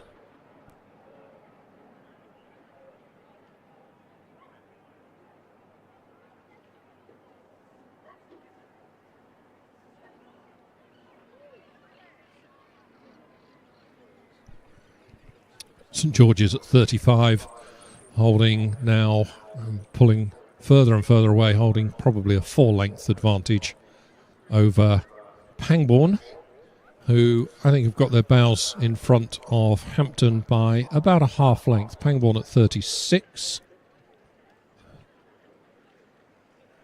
Hampton really pushing hard, 39.5. I guess Hampton know that if they're to take second place in this race, they need to put in the effort now and not leave it too late. St George's. St George's well out in front at 35 strokes per minute.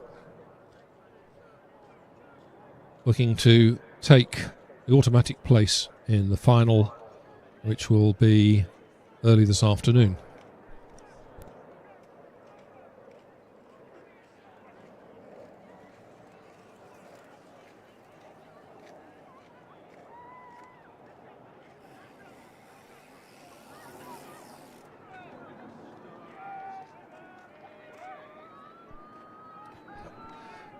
St George's have maintained a rating of 35 pretty much over the whole of this course.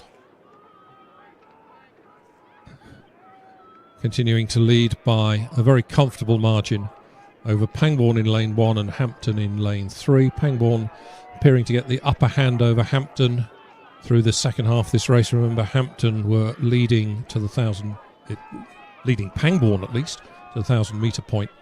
But it's St George's coming to the line to take this win in the Junior School coxless fours, first of 3 heats.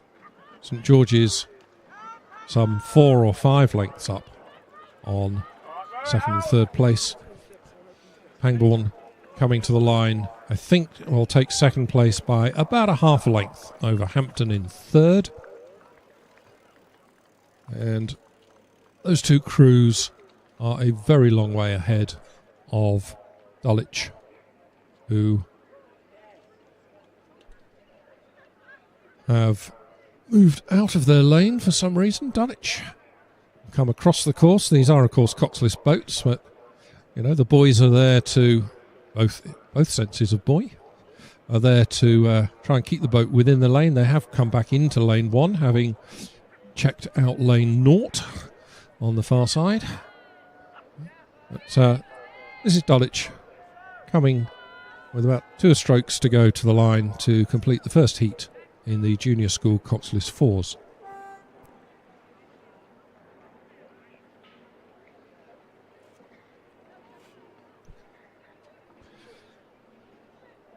Let's just confirm the official result of the club coxed fours second heat. That was race 32, the one before the one that's just finished. A win for City of Bristol Rowing Club. Second were Nottingham, third Kingston, fourth Star Club, fifth Oriel Kensington, and sixth Somerville College. So City of Bristol progressed to the final, along with Molesey from the first heat. Those two crews will presumably have lanes 3 and 4. Lane order in finals determined by crews' times in the heats. So the two winners get the potentially favoured lanes 3 and 4 when it comes to the final, and then the other crews need to wait and see whether their times are good enough to make it to the final as well.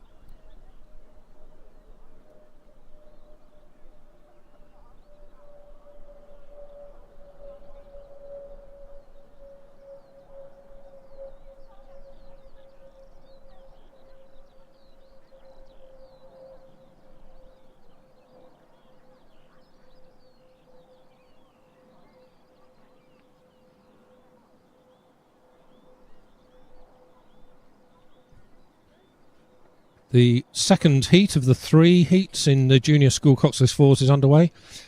This event is contesting the Wallingford Invitation Skiff Regatta Club. Lane 1, Monmouth School. Lane 2, Kingston Grammar School. Lane 3, Westminster School. Lane 4, Latimer Upper School. And Lane 5, Emmanuel School.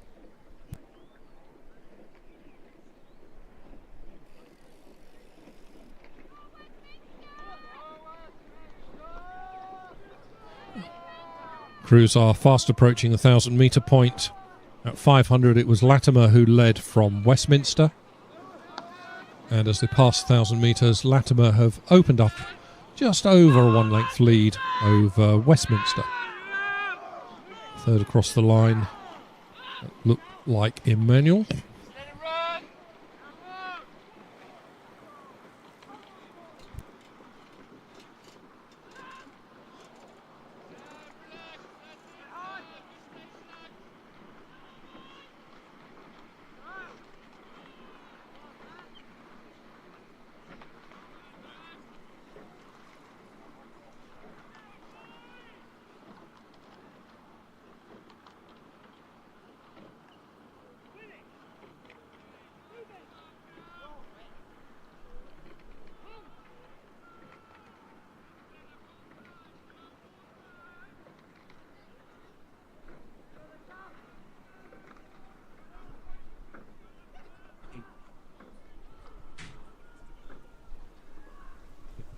Yeah. Crews are fast approaching the 1,500 metre point, but just for the record, if anybody is, at 1,000 metres, it was Latimer Upper with about a length and a half advantage over Westminster, then Emmanuel, Kingston Grammar and Monmouth.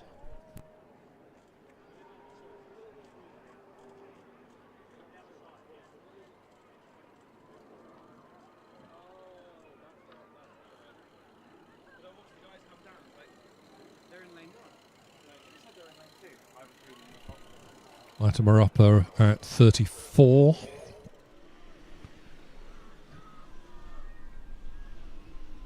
Westminster alongside them, or just behind them I should say, matching that at 34.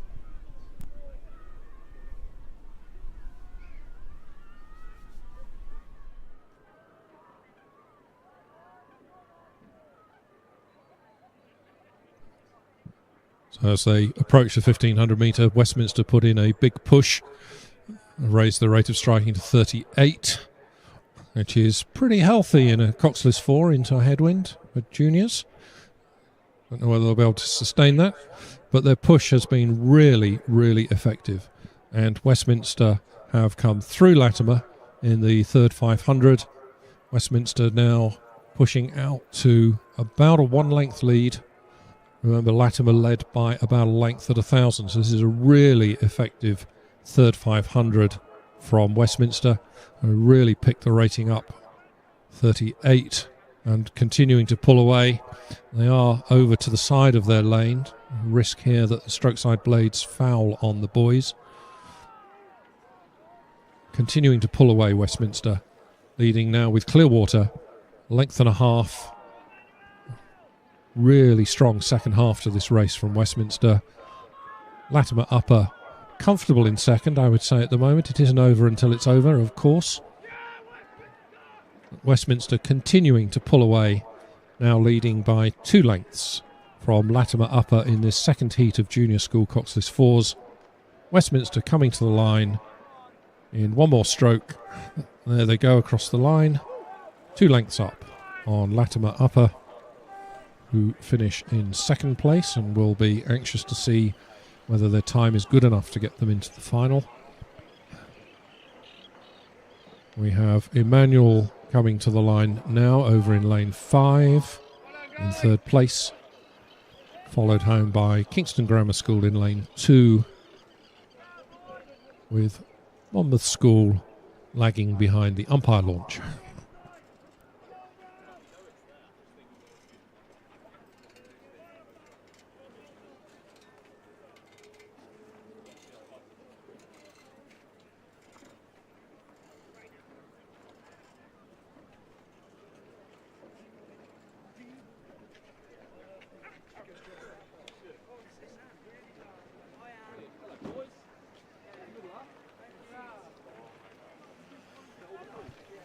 So, just coming to the finish line now, Monmouth School to complete this second heat of Junior School Coxless 4s.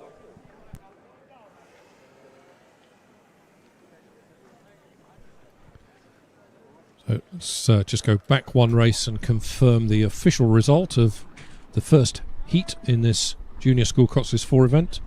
A win for St George's College over Pangbourne, who were second, Hampton were third, and Dulwich were fourth.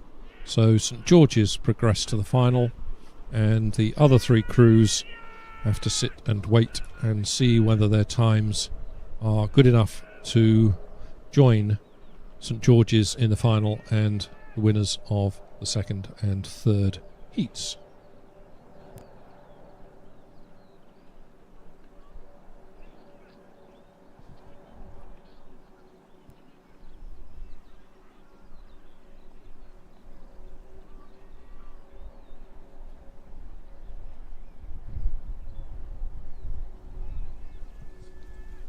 The third heat of these 3 heats in Junior School Coxless 4s started about 3 or 4 minutes ago. Crews are now more than halfway down the course. In lane 1, the King's School Worcester. In lane 2, the King's School Canterbury. Lane 3 is Radley. Lane 4, Abingdon. And lane 5, Nottingham and Union. And Radley College jumped out to a very quick and early lead and were over a length up by 500 metres ahead of Abingdon. Radley and Abingdon, of course, just a few miles apart on the River Thames. The closest of rivals, I would have said, at least geographically. But it's Radley in 3, leading Abingdon School by quite a margin now.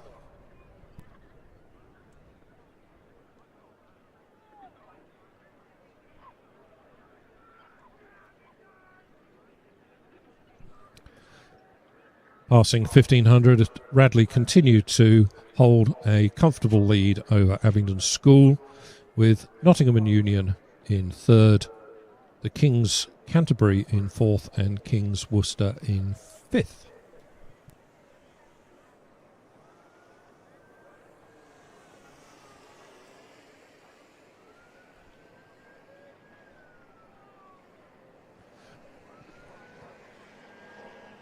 Abingdon at 35, trying to close down Radley, but Radley have this comfortably in hand, rowing very neatly.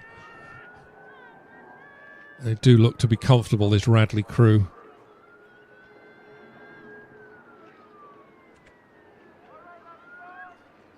Radley just at 32, letting the boat run beautifully between strokes. Doesn't appear to be any check on boat speed at the catch, really. Just very neat, very efficient rowing. at 32 as they come to the line ahead of Abingdon, who are still at 35, pushing quite hard. Abingdon know that they need to set a good time if they're to take a place in the final a little after lunch. So there's Abingdon coming home in second place. They're being chased by Nottingham and Union over in lane 5 in their bright red kit. Coming to the line now, that's Nottingham and Union in third place, with King's Canterbury in fourth, followed home by King's Worcester in fifth.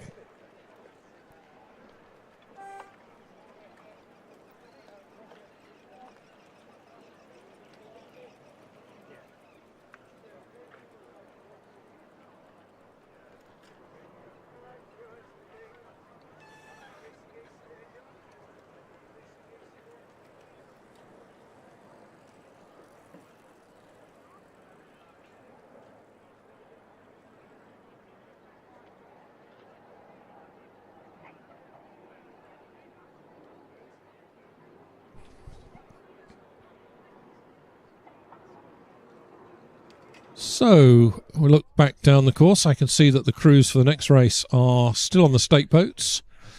Well, 4 of them are. The one crew is angled across the course at about 45 degrees, not quite yet attached. I think the bow of their boat is fouling on the crew in lane 2. I'll tell you how far out of alignment the crew in lane 1 are. But these crews, this is the first heat of the Women's Junior Under 15 eights for the Chris Bomford Challenge Cup. Lane 1, Latimer Upper School. Lane 2, Godolphin and Latimer School B crew. Lane 3 is Wimbledon High School's A crew. Lane 4, Sir William Perkins School A. And Lane 5, Lady Eleanor Hollis School A crew. And it's perhaps not a surprise that these under 15s are having a little difficulty getting on and getting straight. This is their first experience of sweep door rowing, of course. In the UK, rowing at J14 level and below has to be sculling. It can't be anything else. And for many of them, this may well be their first experience of trying to back down an 8 onto a stake boat and keep it straight with this little bit of headwind, which maybe is beginning to develop an element of crosshead, just blowing the bows round from stroke side round to bow side a little bit. But we have a camera at the start, and here in the finish tower we have the advantage of being able to see the images from that. You are seeing them if you're watching online, and it does look to me that the 5 crews are now attached and pretty much straight. This race was due off at 11, so we're only a minute or so behind schedule, which is really neither here nor there. 5 crews certainly appear to be straight. I don't think we have enough resolution on the image to see if any of the coxes have their hands up, but I think we are away, and the crews, all 5, pull away evenly from stake boats. They look to be nice even start from all 5 crews. Maybe Latimer Upper in lane 1 just a little tiny bit slower than the others in these first 10 strokes as they wind the rating up. Most crews will have a set start routine. Once again, as they're only just appearing in sweep door, it may all be quite new for these crews. But many crews will put in typically about 3 short, sharp, punchy strokes after the word go, just to get the boat moving away level, start to build some speed, and then really wind the rating up from strokes 4 out to maybe 10 or 12, at which point there's a transition into racing pace. Now, you really do have to practice your starts and get that sequence, whatever it is you're going to do as a start sequence, to get that really honed and to get it really practiced and start to build up a bit of muscle memory for exactly how that's going to be. A lot of those strokes will be short, punchy strokes, so everybody in the boat needs to know what half stroke is, say, for the second and third strokes, and how much to lengthen each stroke by from strokes 4, 5, 6, 7 as you build the speed, start to sprint, and then of course the transition into smooth racing pace. Still not much between these crews. Looking straight down the course from our position in the finish tower, I don't think there's much here between these crews at this early stage in this women's junior under 15 eights heat.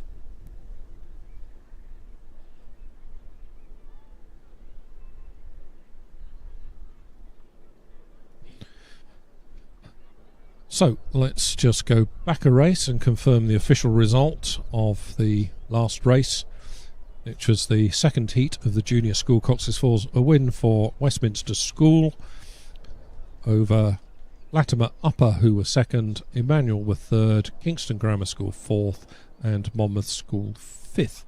So Westminster join St George's in the final, where the next... Oh, and indeed,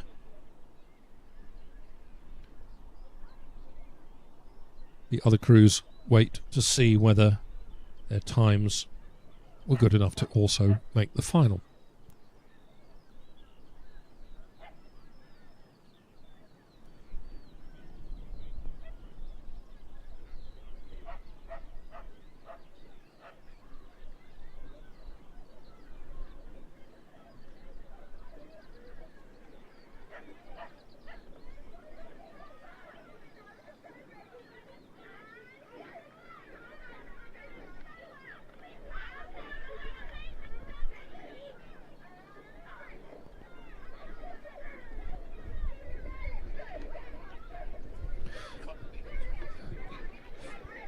So rejoining this women's junior under 15 eights first heat as they came through the 500 metre point, we have Wimbledon High School in lane 3 leading.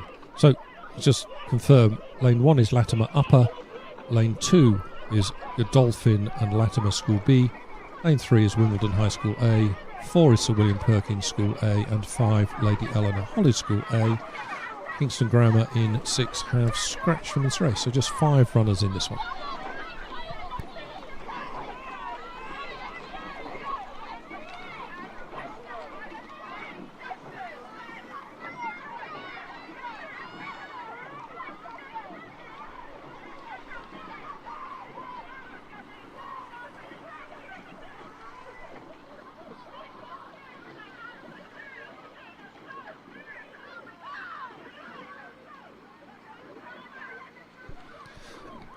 There's a good race here over on the far side of the lake between Wimbledon High School, Sir William Perkins and Lady Eleanor Hollies. Those 3 crews appear to have broken away from Latimer Upper and Godolphin and Latimer, who are in lanes 1 and 2.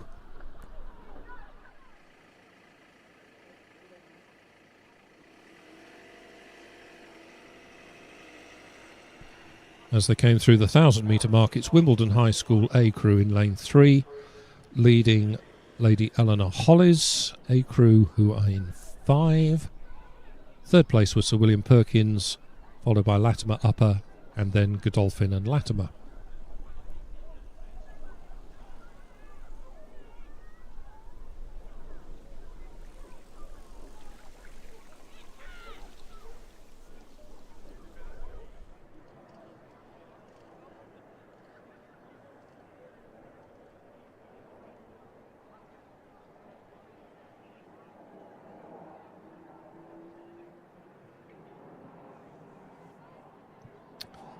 Really good race here between Wimbledon High School in 3 and LEH in 5. Those 2 boats are overlapping. There's maybe 2/3 of a length between them, with Wimbledon High School holding the advantage as they have throughout this race so far. LEH working very hard trying to close this gap. Those 2 boats have just over a length advantage over Perkins, but LEH I think are coming back. I think it's half a length. I don't think it's 2/3 of a length between those 2 boats. That's Wimbledon High School leading LEH as they come to the 1,500 metre point.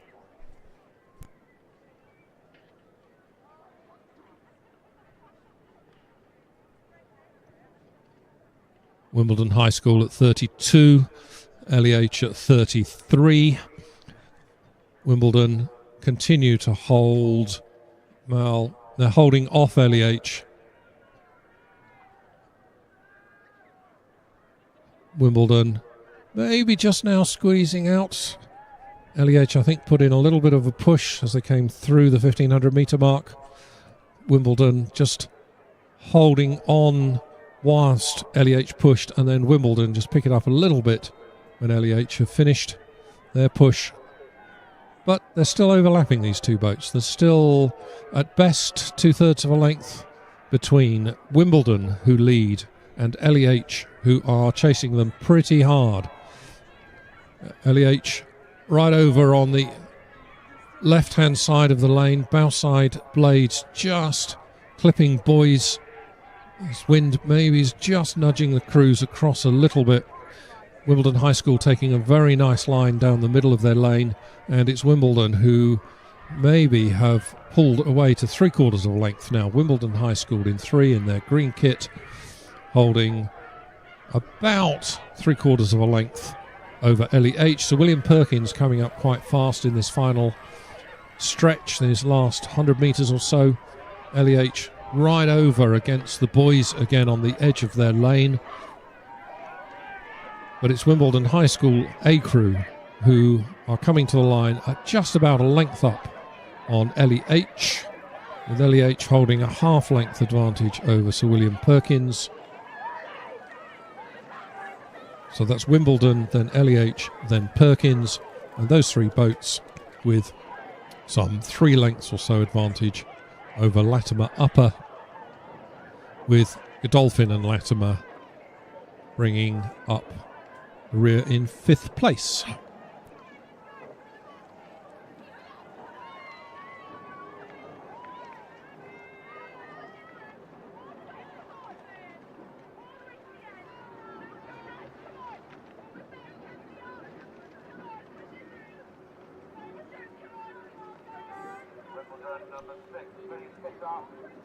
So if we go back one race to confirm the official result of the 3rd heat of the Junior School Coxless 4s for the Wallingford Invitation Skiff Regatta Cup.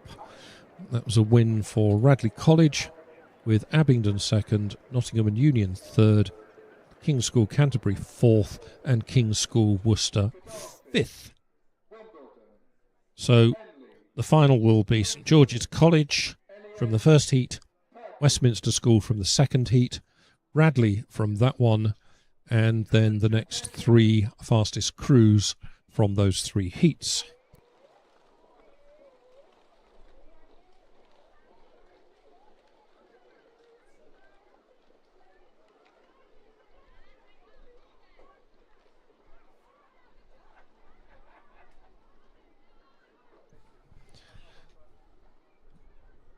Race 37 is underway.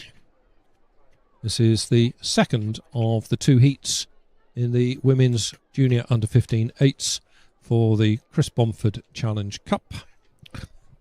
6 crews in this.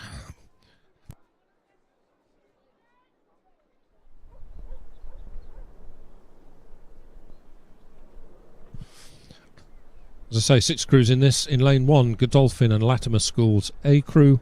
Lane 2 is Wimbledon High School's B crew. Lane 3, Henley. Lane 4, Kingston Grammar School A. Lane 5 is Lady Eleanor Holly's B. And in lane 6, Sir William Perkins School's B crew.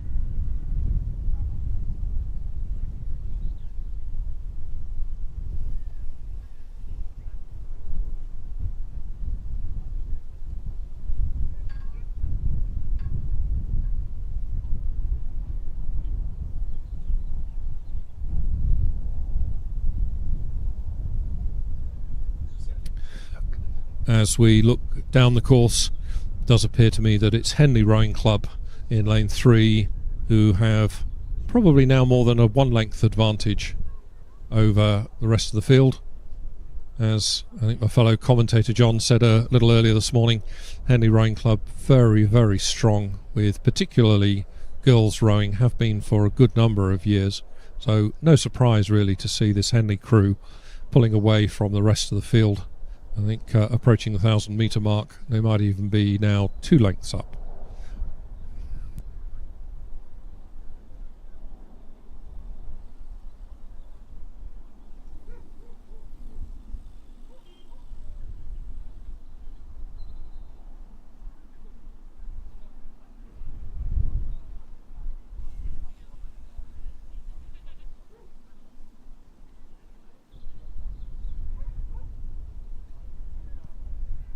As they passed the 500 metre mark, it was, as I say, Henley in 3 who led comfortably from Godolphin and Latimer School's A crew in 1, then Kingston Grammar in 4, Ellie H in lane 5, Perkins in lane 6, and Wimbledon High School in lane 2, bringing up the rear of the field.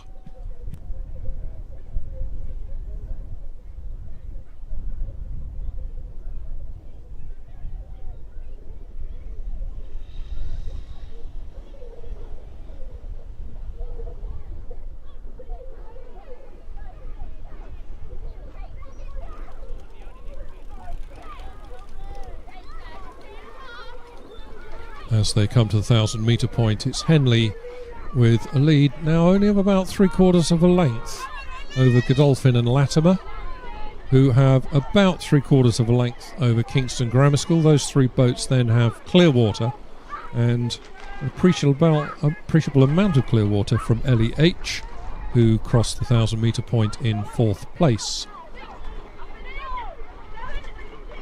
Godolphin and Latimer certainly appear to be pushing quite hard, trying to close that gap back to Henley. Noticeable with the Henley crew that they are sitting back on the finish into this headwind, just a little bit of extra effort on the finish than maybe they're comfortable with, but that's necessary into a headwind. This wind definitely has picked up a little bit since first races this morning.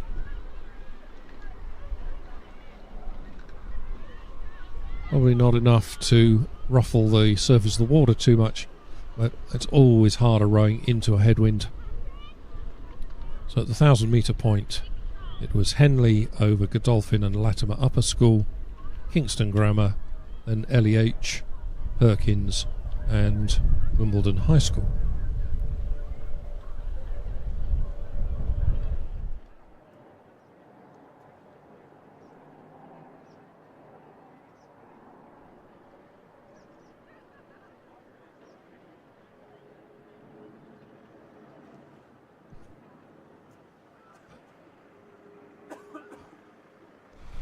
So as they come towards the 1,500 metre point, it's still Henley, but I think Godolphin and Latimer in lane 1 are still overlapping with Henley. Might just about be a 1 length lead that Henley have, and Godolphin and Latimer by about a length over Kingston Grammar School in 4, so about 2 lengths covering those first 3 boats. Godolphin and Latimer School really trying to push very hard and close up on this lead that Henley have. Henley just holding on to it, just doing enough, I think, to hold them off. Henley Rowing Club leading by just under a length.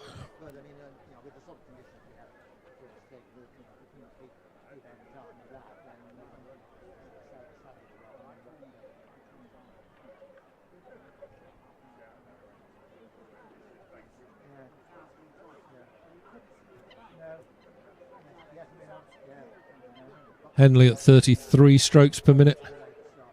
Godolphin and Latimer at 32. And I think Godolphin and Latimer maybe just closing up a little bit, just inching their way back into this. I think we're about 2/3 of a length now between Henley and Godolphin and Latimer as we come into the final, just approaching the 1750 metre mark, coming into the last 250 metres. I think Henley perhaps just sensed Godolphin and Latimer were coming up on them and respond. Henley still at 33. I think Godolphin and Latimer are trying to get this down to half a length. Godolphin and Latimer at 36 now, but not really making any impression despite the higher rating. Not really closing on Henley. Henley probably just doing enough to hold on to this. Henley, maybe Godolphin and Latimer at the end of their push for 10 strokes just eased off a little bit too much from that. But because Henley, I believe, have squeezed out to just about a length's lead now in the final 10 strokes of this race. It's Henley Rowing Club in this women's junior under 15 eights heat, coming towards the line with 3 strokes to go to take the win. It's Henley Rowing Club with, well, almost now a length and a half over Godolphin and Latimer Schools A crew, who have just under the length advantage over Kingston Grammar in third. Those 3 crews then have quite a significant gap ahead of the 4th, 5th and 6th place crews, which looks to me to be Ellie H coming to the line in 4th place in 6 or 7 strokes time.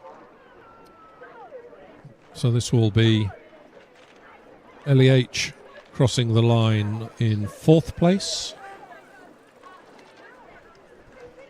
They are ahead of Sir William Perkins School's B crew, who will finish 5th. And then Wimbledon High School coming home in 6th place.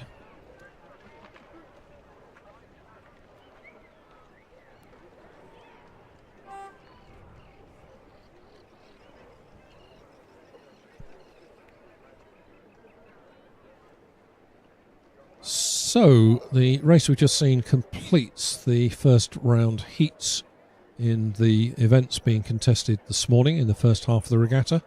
We now have a couple of repêchages. Those of you who were with us from the very beginning this morning at 7:30 will perhaps remember that the Club Coxless 4s and then the Challenge 8s both had enough entries to merit a repêchage round, and this is what's on the course at the moment. So we're seeing, first of all, the repêchage for the Club Coxless 4s. The 6 crews who made it through to this repêchage were Worcester in 1, Kingston Rowing Club's A crew in 2, Nottingham Boat Club in 3, Hinksey Sculling School in 4, City of Bristol A in 5, and the UK Armed Forces crew in 6.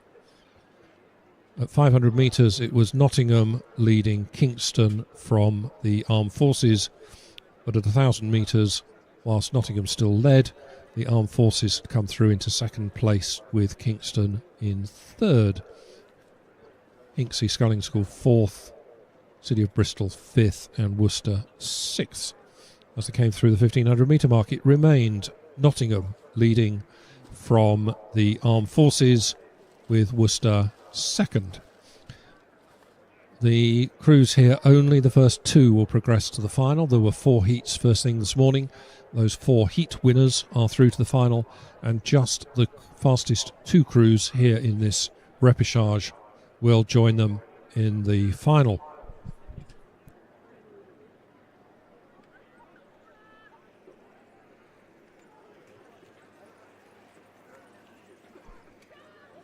Nottingham at 34, continuing to hold a lead which is less than 1 length from, I think it's now possibly Kingston in 2. They're certainly neck and neck with Armed Forces in 6. Nottingham coming under some intense pressure now, I think, from Kingston. Kingston coming up quite quickly in this final 100 metres or so. Only the first 2 will get through to the repêchage, through this repêchage into the final, and this is going to be very close on the line, very close indeed.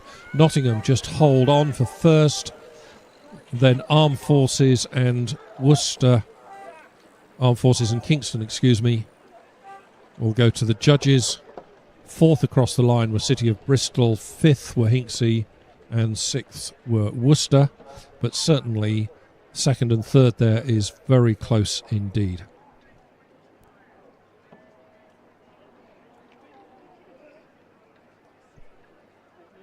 So let's just slip back a couple of races and confirm the official results of the Women's Junior Under-15 8s for the Chris Bomford Challenge Cup. The first heat was a win for Godolphin and Latimer Schools B Crew, with LEH second, Sir William Perkins third, Latimer Upper School fourth, and Wimbledon High School fifth. And then in the second heat in that event, a win for Henley Rowing Club, with Godolphin and Latimer Schools A Crew second, Kingston Grammar Schools A Crew third, LEH's B Crew fourth, Sir William Perkins fifth, and Wimbledon High School sixth.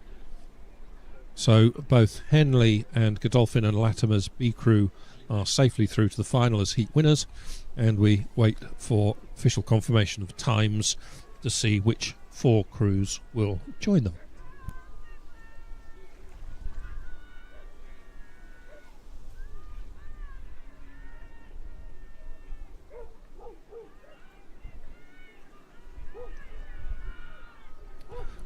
On then to the second of the repêchages for this morning's events, the Challenge 8s for the Theodosius Challenge Cup. The six crews that made it through into this repêchage: in lane 1, Shiplake College; lane 2, Molesey; lane 3, Leander B; lane 4, Marlow A; lane 5 is Thames B; and lane 6 is Thames C. It's Leander B in lane 3 who were the quickest of the qualifiers for this repêchage, hence they get lane 3. Leander, who led at 500 metres and maintained that lead at 1,000. It's not a lot between these crews, or at least between the leading crews. Crews in lanes 3 and 4 and 6.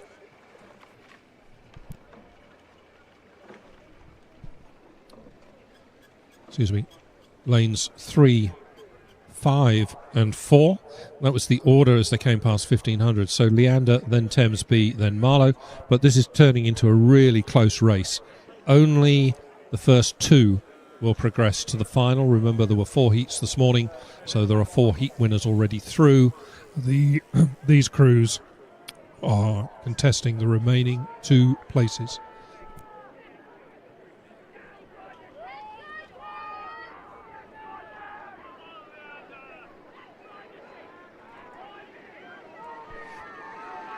Leander at 36 appear to me to be just holding off fast finishing Marlow and Thames B. Marlow looked to be coming through Thames B. If there's anything there, there's very, very little between those two boats. Thames B just pick it up in the last 3 or 4 strokes, but Leander by a canvas. Then I think Thames B, then Marlow. But that was really close. That was closer than I thought it was going to be. Fourth across the line was Shiplake, followed home by Molesey and Thames C. We wait for the official confirmation from the judges.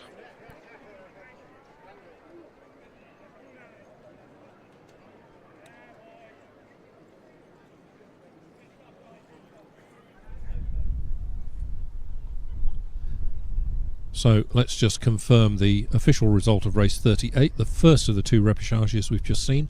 Club Coxless Fours was a win for Nottingham Boat Club, with the UK Armed Forces taking second place. So those 2 boats progress to the final. So Nottingham first and UK Armed Forces second. Third were Kingston A, fourth City of Bristol A, fifth Hinksey Sculling School, and sixth were Worcester.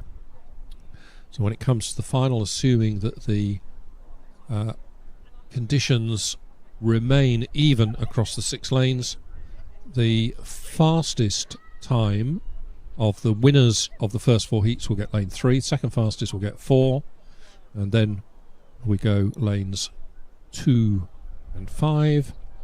So those will be occupied by the 4 crews who won their heats first thing this morning. And the two that we've just seen qualify from that repêchage, Nottingham and UK Armed Forces, will get lanes 1 and 6.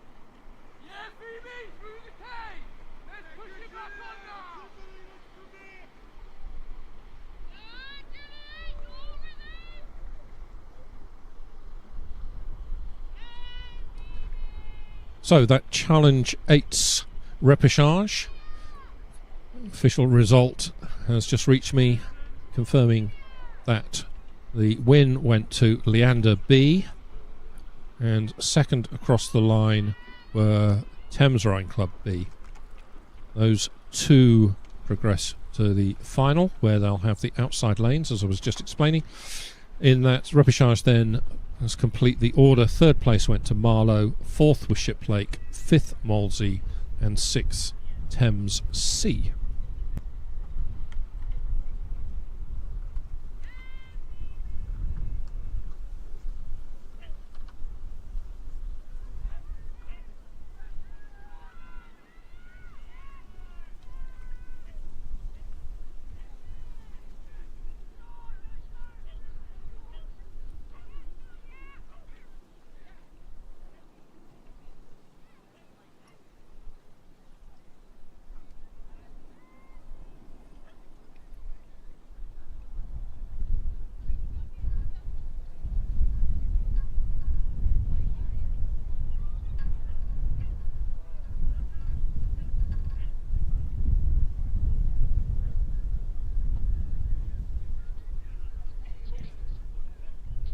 And as I rejoin the commentary, I'm bringing you the first final of the day, the Women's Junior Under-18 Single Sculls.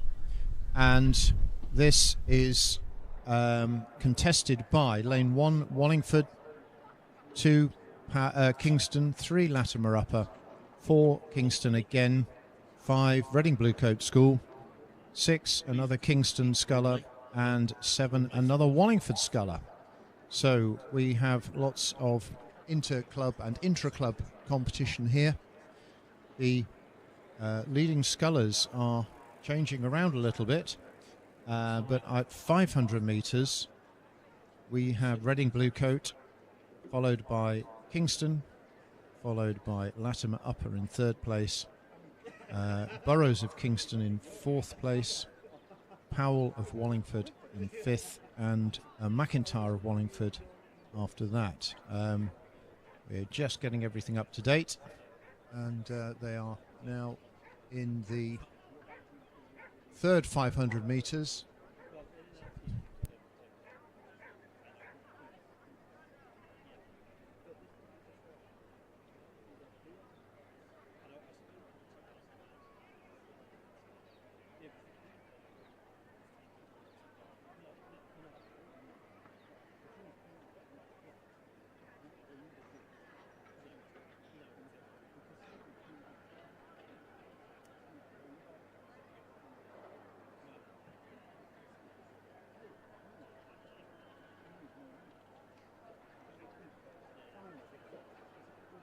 Okay, now working with some slightly more up-to-date information, we will see that we have slightly smaller field contesting this first final, the Women's Junior Under-18 Single Sculls.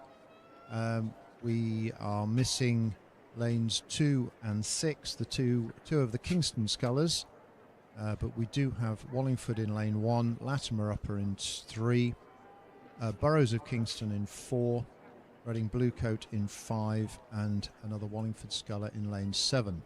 The field is considerably stretched out, and it is very much lane 3, the Latimer Upper sculler, Riley, who has a comfortable lead over the Kingston Rowing Club Burrows, who is in lane 4. Reading Bluecoat School are in 3rd with Johnson, and the 2 Wallingford Scullers are some lengths behind and will be battling out for local bragging rights.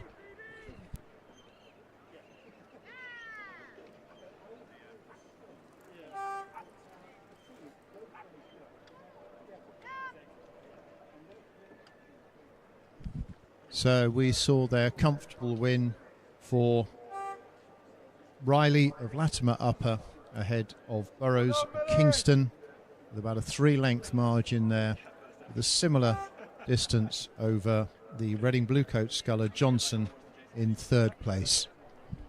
So that's the final of the Women's Junior Under-18 Single Sculls.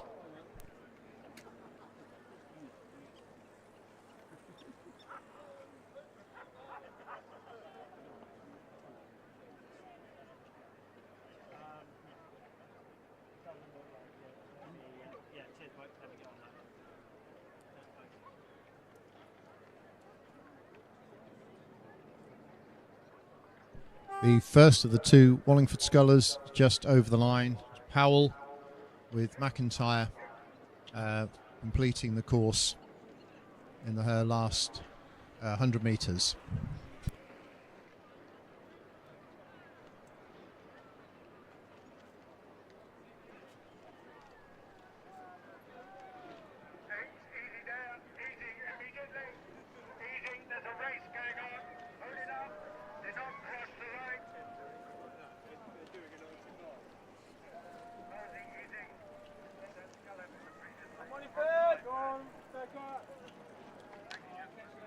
So, hot on the heels of the single scullers, we have the final of the junior school double sculls. In lane 1, Hinksey Sculling School, lane 2, Windsor Boys School, York City in 3, Windsor Boys School A in 4, Windsor Boys School B in 5, Norwich School in 6, and Dart Totnes in 7. And it looks as though the Windsor Boys B crew has a comfortable lead over their A crew as they come into the closing stages of this race. The second place has been hotly contested by Hinksey Sculling School in lane 1, but I think it looks like Windsor Boys have the first 2 places neatly sewn up.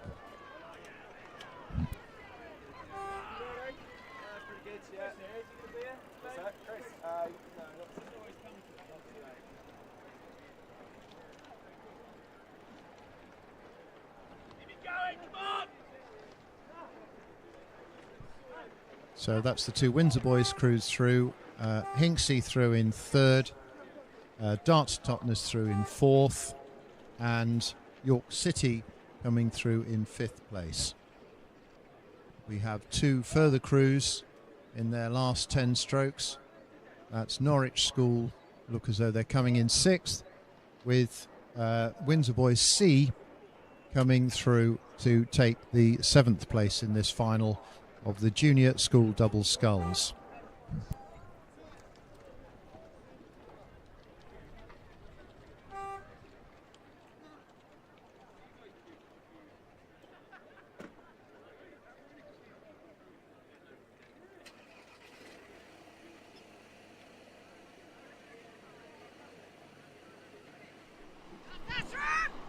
And delighted to report that the regatta is running very well to time. The next final, the Junior Under-16 Quadruple Sculls Open, is well underway. Lane 1, South African Schools Rowing Union. 2, Windsor Boys School. Lane 3, Kingston Rowing Club B. 4, Hinksey Sculling School. Lane 5 is the Grange School, and lane 6, Kingston Rowing Club A. The order for these crews will be with us very shortly. But a quick glance at the times looks like Windsor Boys in lane 2 have a little bit of a lead, a length or so over the Hinksey and the Grange, who are just a little behind Kingston A. There's only a few seconds separating all of those crews. I'm sure it will be opening out a little bit in the second 500 metres, but can confirm that Windsor Boys in lane 2 lead Hinksey, who lead Kingston A, the Grange School in 4th, South African Schools in 5th, and Kingston B in 6th place.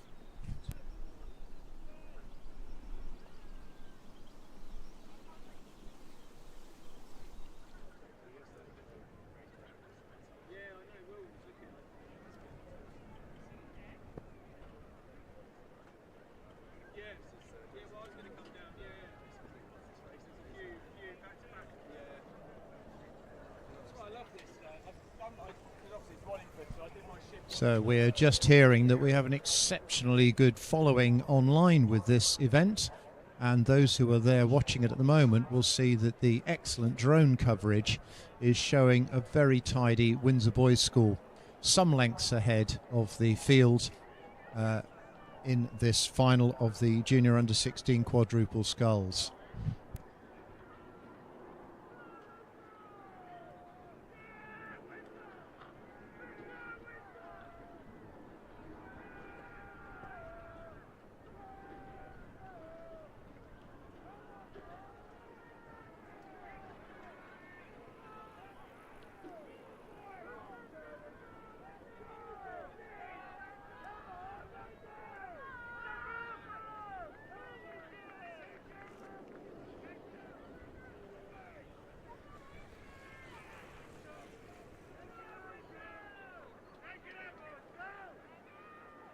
We are in the last 250 metres of this final of the Junior Under-16 quadruple sculls, and Windsor Boys continue with a several lengths lead over what is turning out to be quite a hotly contested race for second place. Kingston over in lane 5 seem to have the edge from this angle, sculling very neatly and holding their own over the Hinksey Sculling School in lane 4, and in lane 1 the South African Schools. So as approaching the line, Windsor Boys nice and comfortably ahead, Kingston Rowing Club 2 lengths behind, crossing now a length ahead of Hinksey, who are 2/3 of a length ahead of the South African Schools Union. Bringing up the rear in lane 5, we have the Grange School.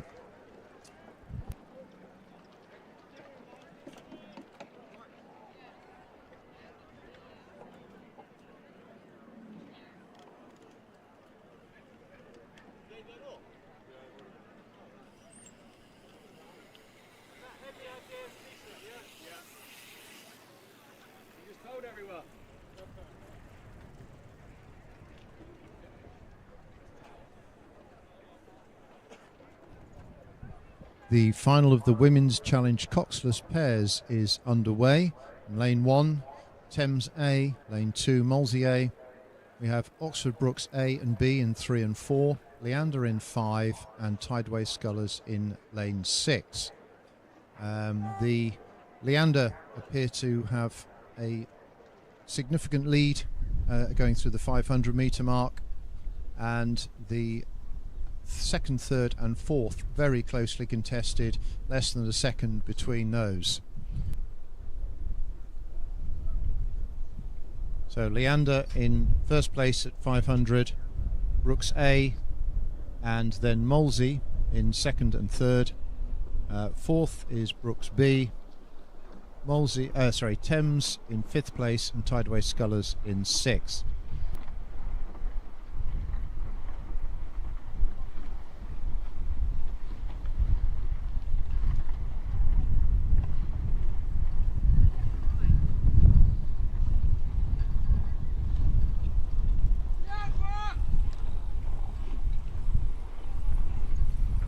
Looking at the flags out the window, the wind is picking up a little bit, but doesn't appear to be offering any shadow out on the lake, and therefore no advantage to any particular lane.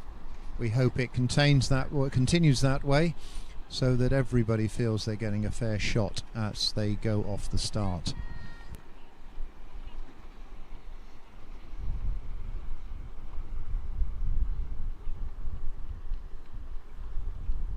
Through 1,000 metres, Leander continued to lead, with Brooks A in second place. We have a little change of positions in third and fourth.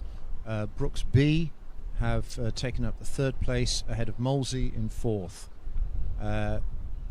Thames A and Tideway Scullers continue to occupy fifth and sixth places.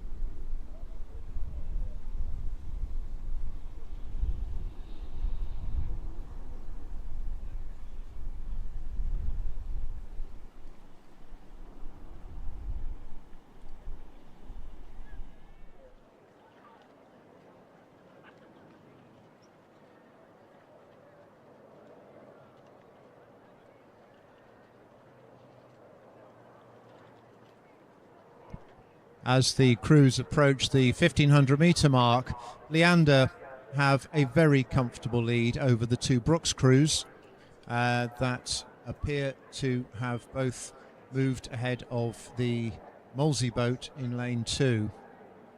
So Leander several lengths ahead of Brooks B, who have a slight lead, it seems, over Brooks A.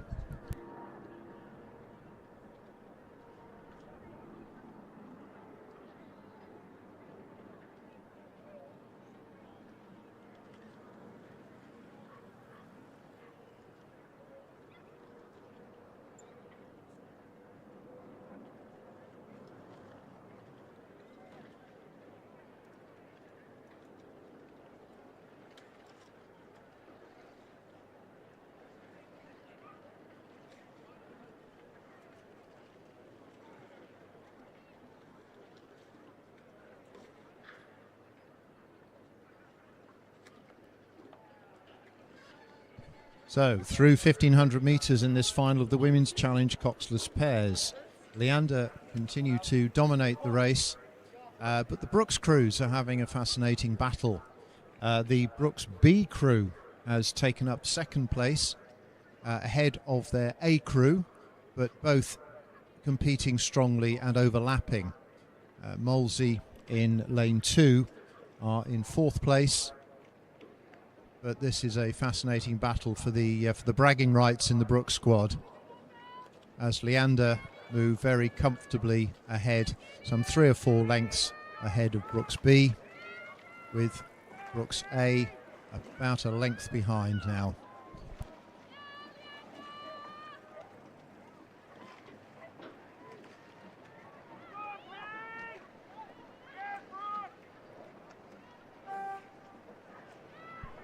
Leander across the line, some 4 lengths ahead of Brooks B, a length and a bit ahead of Brooks A.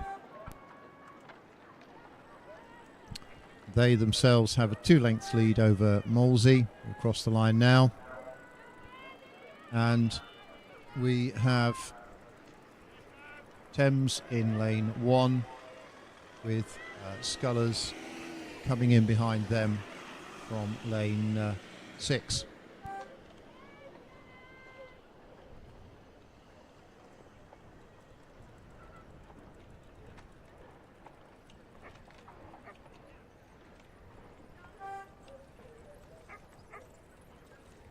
The next race on the course is the Women's Challenge Coxless Fours final. In lane 1, Upper Thames, lane 2, Thames A, 3, Leander A, 4, Thames B, 5, London A, 6, Thames C, and Upper Thames A in lane 7. The positions at 500 were lead for Leander A, with Upper Thames B in second place, with Thames B in third. This has slightly changed at 1,000 metres, in that Leander, while still leading, are now being pursued by Thames A in second place. Upper Thames B in lane 1 is third. The remaining places remain unchanged, which is Thames B in fourth, London A in fifth, Thames C in sixth place, and Upper Thames A in seventh.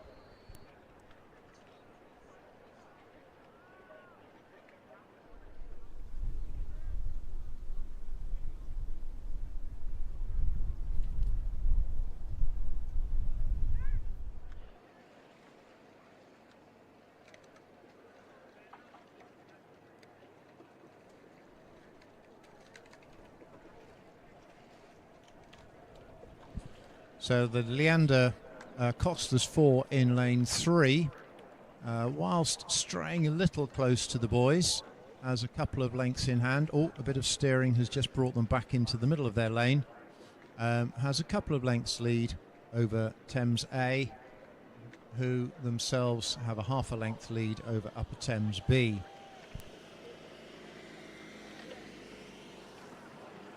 The overall positions and ranking remain unchanged from the 1,000 metre mark. Leander possibly have stretched out their lead a little more, whilst there is quite a competition for second, third and fourth.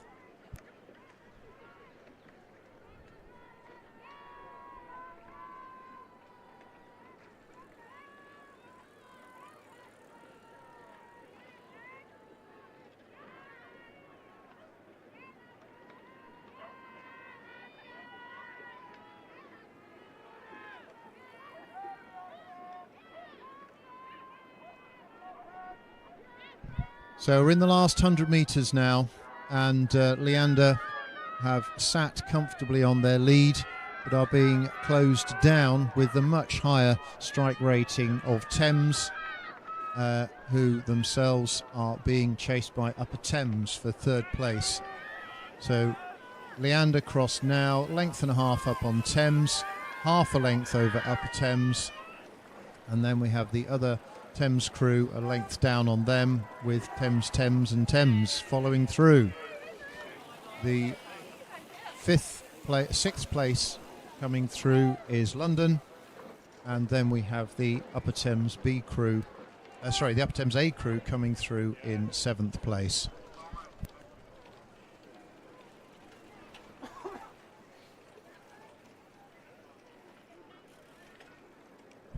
Women's Club 8s are underway, but I can bring you some results of some finals. The Women's Junior Under-18 Single Sculls was won by Riley of Latimer Upper, followed by Burrows of Kingston and Reading Bluecoats Johnson in third place, Wallingford and Wallingford taking fourth and fifth. The Race 41, the Junior School Double Sculls, was a win for Windsor Boys B, who had the rights over their Windsor Boys A crew, who were in second place, Hinksey Sculling School in third, Dart Totnes, York City, Norwich School and Windsor Boys C followed on behind them. The result of race 42, the Junior Under-16 Quadruple Sculls, yet again we saw the Windsor Boys School coming in ahead of the field, with Kingston Rowing Club in second, Hinksey in third, South African Schools in fourth, Grange School and Kingston B bringing up the final two places.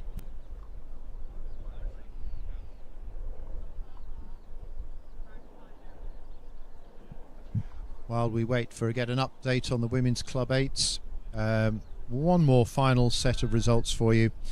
Women's Challenge Coxless Pairs. We saw Leander coming in first, ahead of Brooks B and Brooks A in third. Following them were Molesey, Thames A and Tideway Scullers.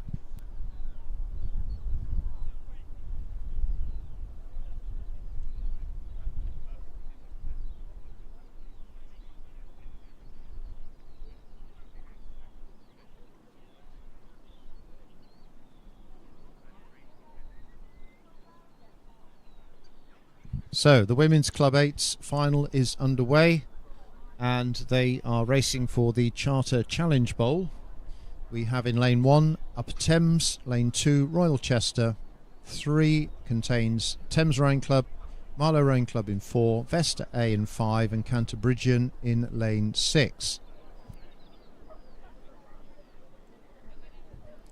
Through 500 metres, we have a lead for Thames Rowing Club over Marlow, with Vesta A in 3rd, Upper Thames 4th, Canterbridgian in 5th, and Royal Chester in 6th place.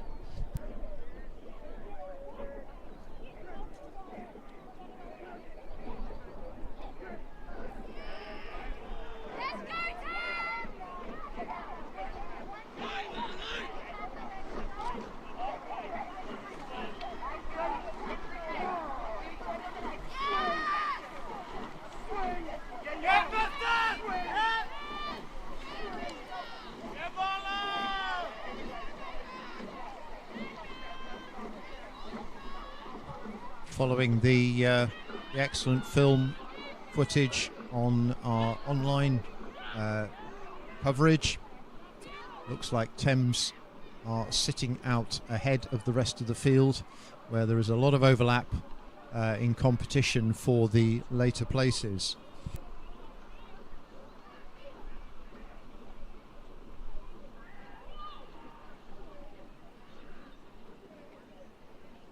But there has, whilst Thames continued to lead, there has been a change of order further down the rankings. So we have Thames in first place at 1,000 metres, with Vesta moving into second place, and Upper Thames moving into third.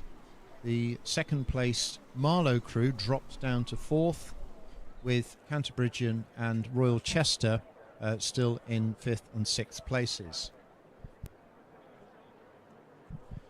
Looking at the drone coverage, Thames have a lead of a couple of lengths as we're in the third 500, and I imagine we'll be feeling confident about seeing this race through to victory.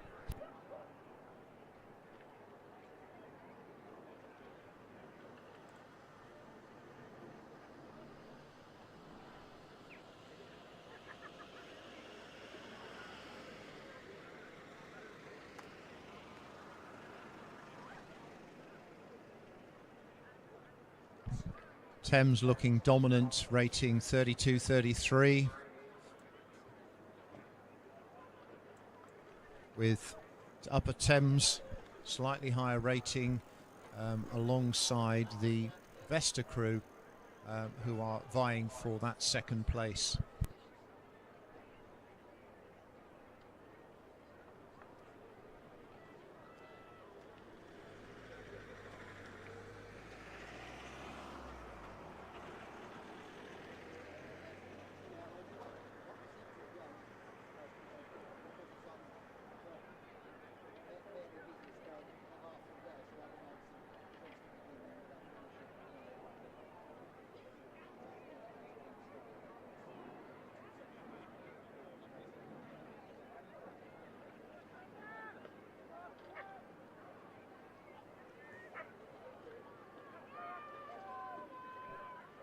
In the final 250 metres of this race, Thames continue to lead, but the field seems to be closing up a little bit on them.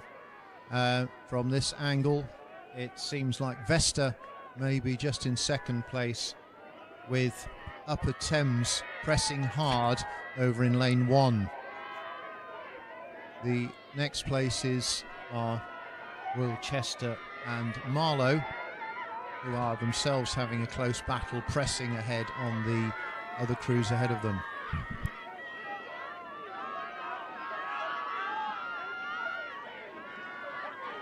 Within the last 10 strokes now, Thames have a little bit of clear water over, I suspect, is Upper Thames in lane 1, with Vesta placed third, coming through the line. So length and a half to Thames.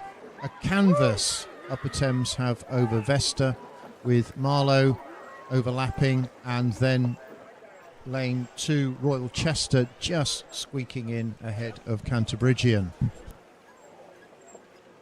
Very good final there, with a lot of contest right the way through to the line.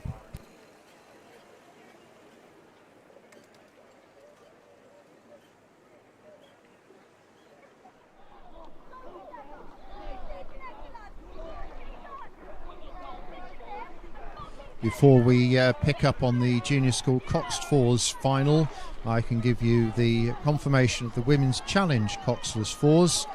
Leander A finished ahead of Thames, ahead of Upper Thames B, with Thames B, Thames C and London pursuing them down the course.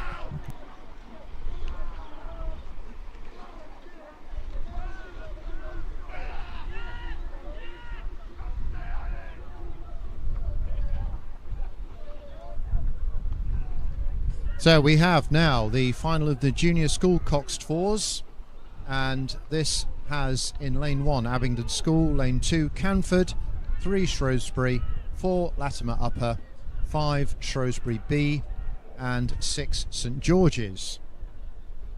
The early pace was taken up by Latimer Upper, who had a lead of less than a second over Abingdon, who are in lane 1.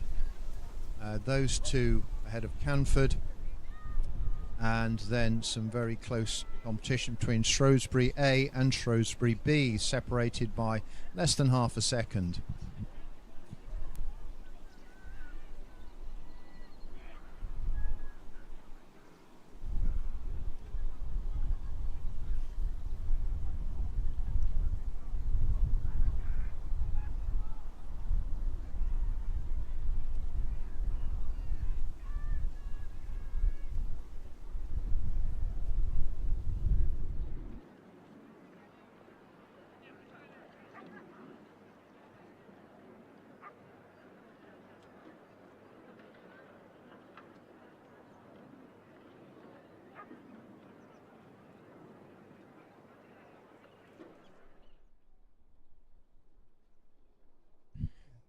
The crews have passed through 1,000 metres, and Latimer Upper seem to have a commanding, if not comfortable, lead over the Canford, Shrewsbury B, Shrewsbury A, Abingdon, and then St George's. And this is now through 1,500, so they're starting to pick up for the last 500 metres. But it's going to take something to beat this Latimer Upper crew. Are looking very sharp and well organised.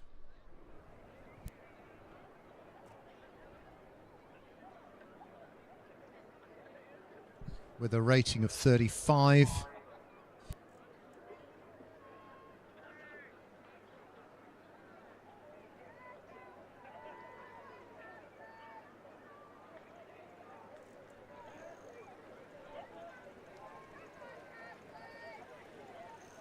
The chasing crews are very much the same sort of ratings, 35, 36. And whilst Latimer Upper are being closed down a little bit, we have overlap now with Canford, or Canford have overlap with them, and seemingly have a little bit more pace coming into the last 100 metres. It looks as though these two have broken clear of Shrewsbury B and Shrewsbury A. Canford are closing and closing, but do they have enough river or lake left? It appears not, as Latimer take the win by half a length over the Canford School crew, with Shrewsbury B just ahead of Shrewsbury A, who are a fraction ahead of Abingdon.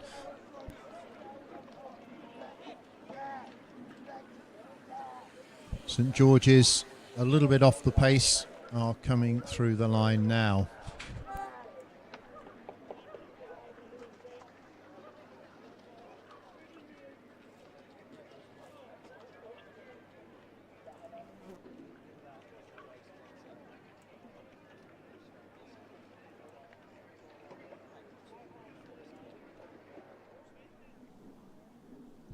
Time now to introduce you to the crews for the Women's Junior School Quadruple Sculls final. and this sees in lane 1 Grange School, lane 2 Nottingham, 3 Maidenhead, 4 Great Marlow School, 5 Putney High School and 6 Pangbourne College. These crews are contesting the Right Challenge Cup.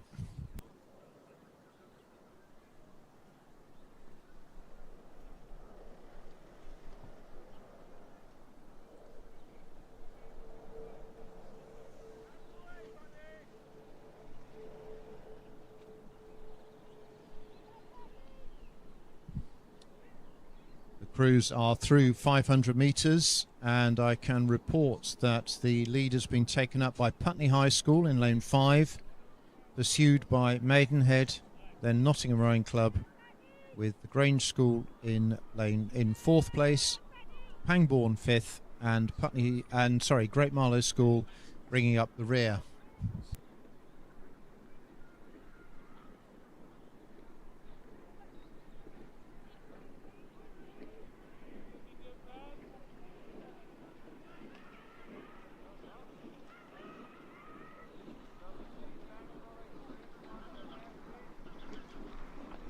Putney High School sculling very neatly at 33, just about coming through the 1,000 metre mark with good length of clear water ahead of the Maidenhead crew in 2nd place.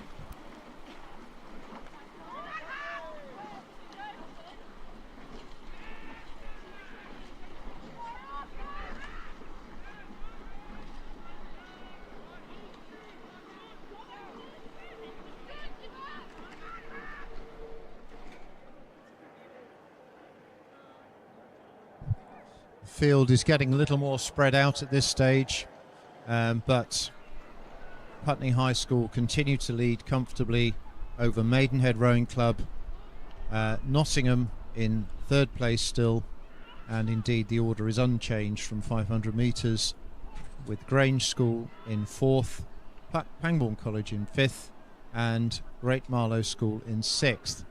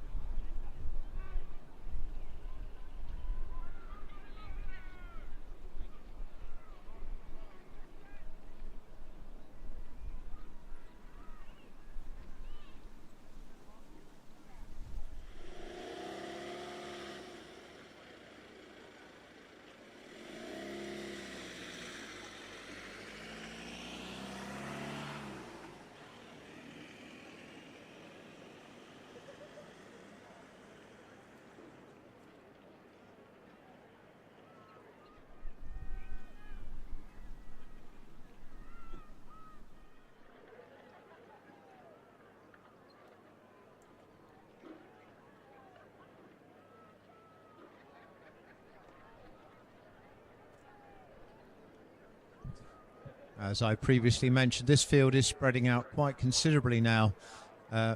Putney High School have possibly 2 lengths over Maidenhead Rowing Club, who themselves are probably about 3 or 4 lengths ahead of Nottingham Rowing Club.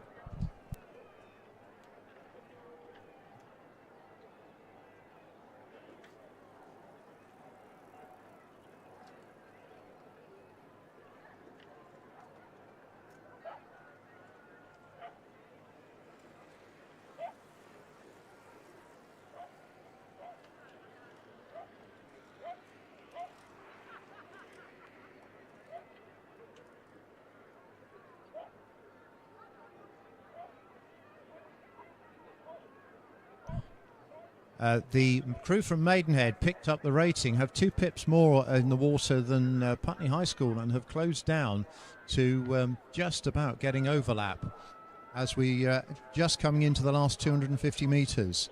So it remains to be seen what Putney High School have left in the tank and whether Maidenhead have actually timed their race to perfection.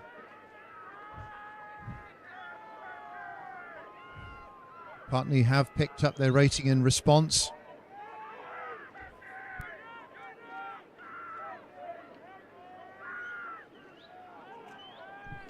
Maidenhead now at 37.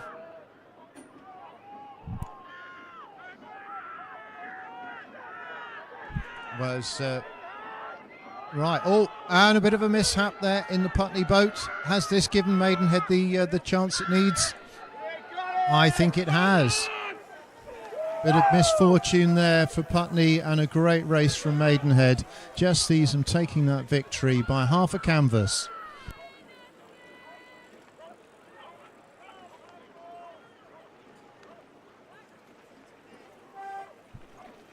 We have in third place, just crossing the line, Nottingham, and the Grange School in fourth, a couple of lengths ahead of Pangbourne College, who themselves have about 3 lengths over the Great Marlow School crew, who are crossing the line now.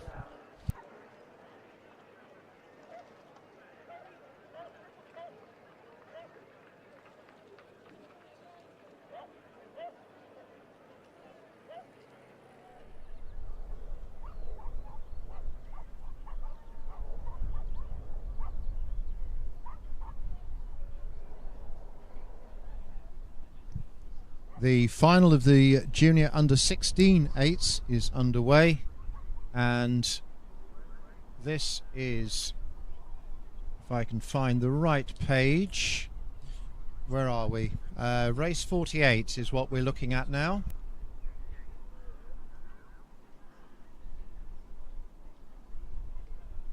So the race 48, the final of the Junior Under-16 eights, contains in the middle of the course the 2 heat winners, King's College School and St Paul's.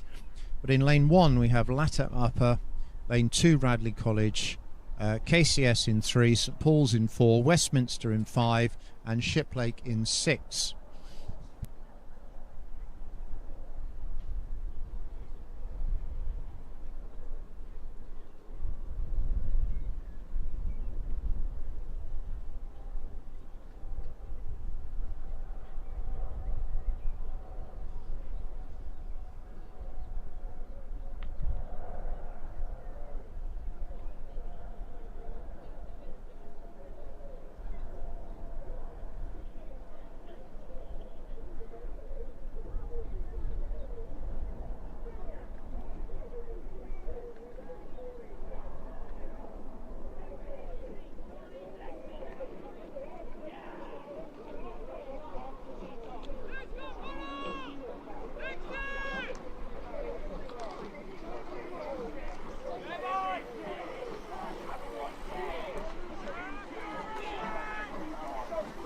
Passing through the 1,000-metre mark, we can see from our film coverage that Radley just have a very small margin over St Paul's.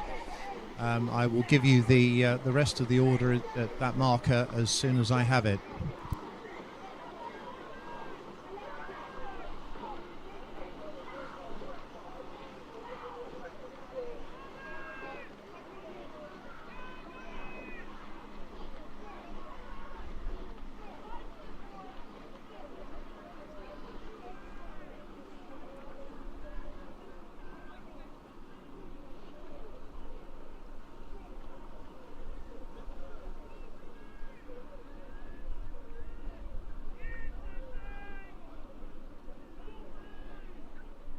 And at 1,000 metres, we have the following order. Radley College did in fact have that lead over very small lead over St Paul's, with Westminster School, in lane 5, coming in third. KCS in fourth place, Latimer in fifth, and Shiplake College sixth. All to play for as they go into this crucial third 500.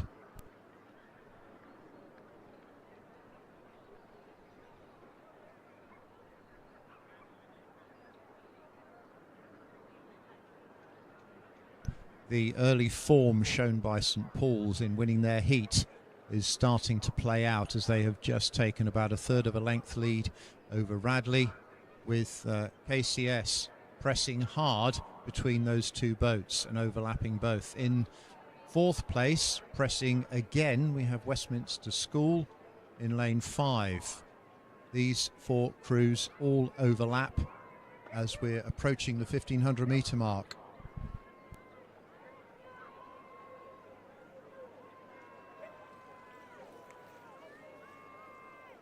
So to confirm, it is St Paul's leading over Radley, with KCS in third place and Westminster in fourth. Fifth and sixth are taken up by Latimer and Shiplake College, as has been over the length of the course.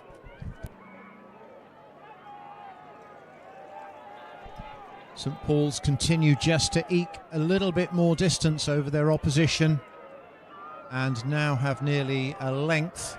Radley are just holding on to second place over King's College School. We shall see, as we're in the last 250 metres now, who has that all-crucial sprint finish.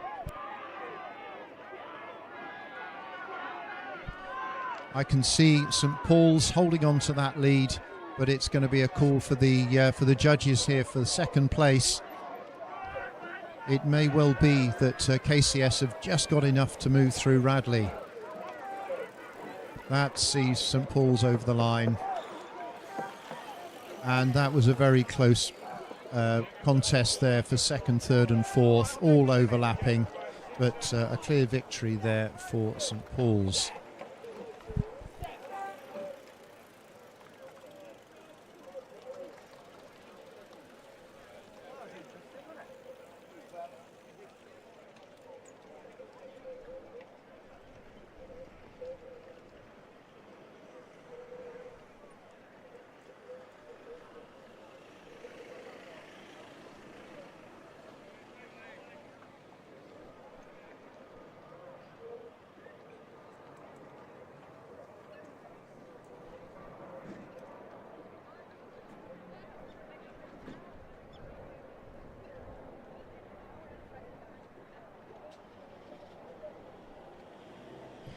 Right, here are some results I can confirm. The Women's Club 8s were won by Thames Rowing Club, with Upper Thames second, Vesta A third, Marlow fourth, Royal Chester fifth and Canterburyans sixth. In race 46, the final of the junior school coxed fours, we had a victory for Latimer Upper over Canford. Third place went to Shrewsbury B. Shrewsbury A were in fourth, Abingdon fifth and St George's College sixth.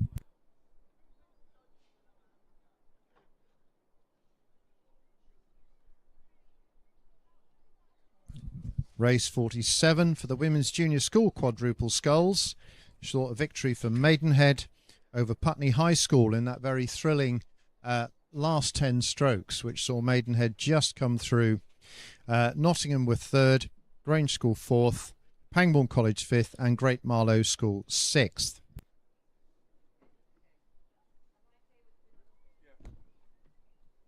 Hinksey Sculling School, Leander, Greenbank Former, Tideway Scholars School, Thames, Elizabethan.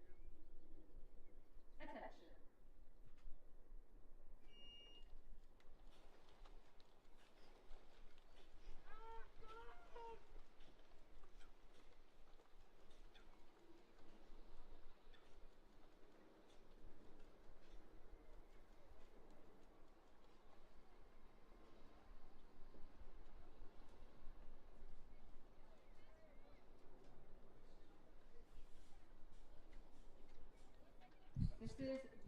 We have seen the start now of the final of the Challenge Single Sculls. In lane 1, Hinksey Sculling School, that's Austin Baker. Lane 2, Ellery of Leander. 3, T. Wilkinson of Greenbank Falmouth. Joss from Tideway Scullers School is in lane 4. Thornton in 5 and Meyer of Elizabethan in lane 6.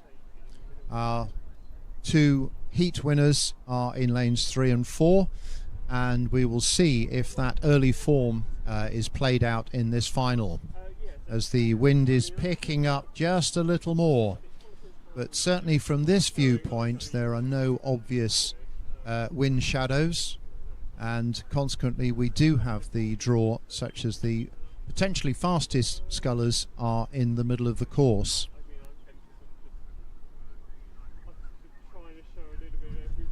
These gentlemen are challenging for the Ushers Challenge Cup, and we hope soon we'll be through 500 metres when we can give you that early form.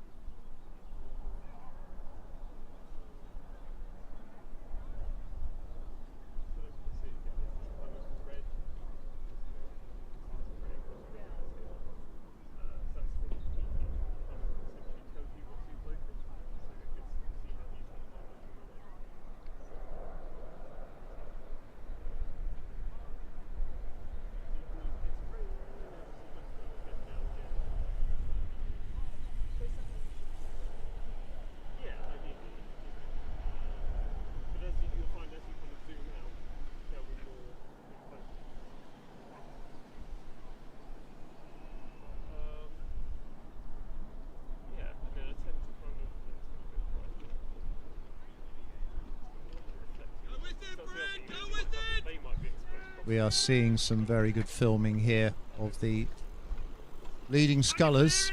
That's Wilkinson of Greenbank Falmouth, just coming up to the 1,000 metre mark, who appears to have about a half a length over Ellery of Leander. Joss of Tideway Scullers is a little bit further back, and I'll bring you the rest of the rankings as soon as I have them.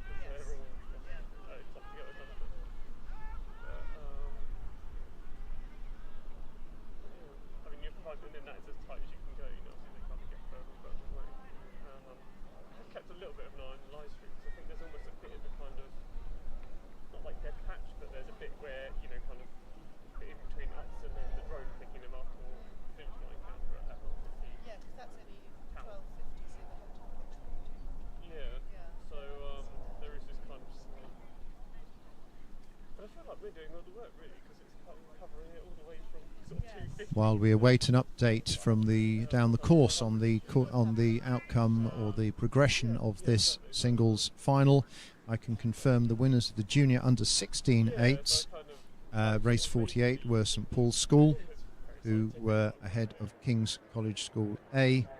In third place, Radley College, Westminster in fourth, Latimer Upper in fifth, and Shiplake College in sixth.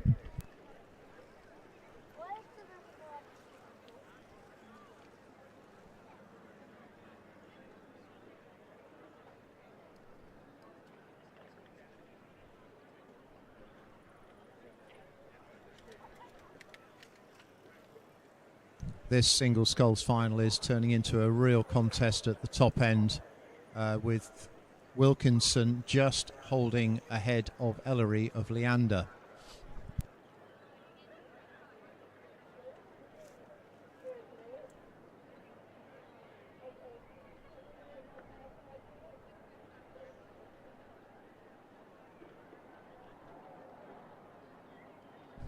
The slightly higher strike rate of Ellery is just bringing him up level with Wilkinson. 33 plays 32 on the ratings.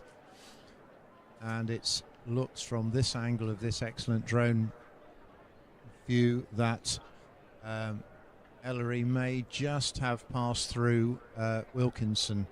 Wilkinson was leading at 1500.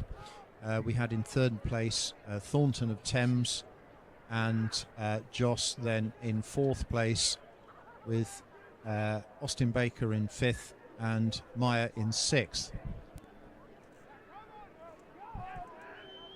In the last 250 metres now, from this angle it appears that Ellery has indeed taken a slight lead over the Greenbank Falmouth sculler, who had slightly further to travel this morning. Both rates are now up really high, and we have an exciting finish coming through here. I could not and should not declare who is going well here, but it may well be that Ellery just has enough to hold on. That remains to be seen.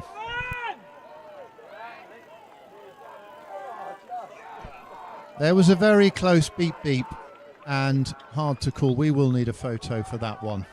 That was on the surge, I suspect, as to who pipped that one. Third place does appear to be Thames Rowing Club coming through now. And we have a blanket finish for 4th, 5th and 6th as well. Wow, my goodness me, that's some of the best racing we've seen today.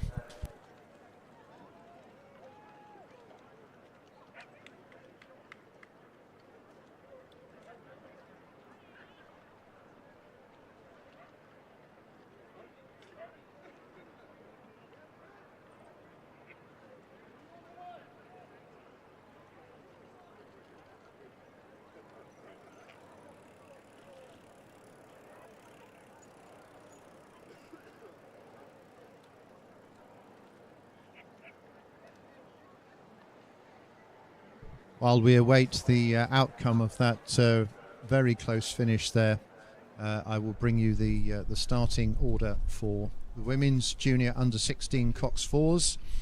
We have the South African Schools Rowing Union in lane 1, Kingston Grammar School in 2, Godolphin and Latimer in 3, that's both of them in lane 3, Wimbledon High School in 4, St Paul's School Girls' School in 5, and St George's College in lane 6.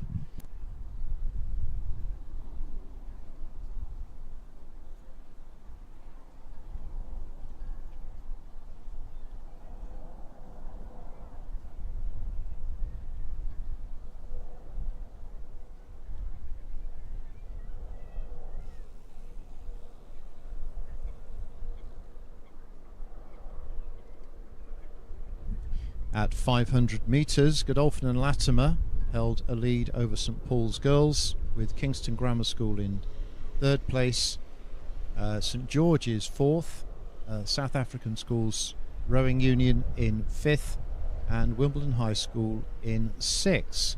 Wimbledon being one of the heat winners. Remains to be seen if they've got a better bit of speed in the latter stages of the race.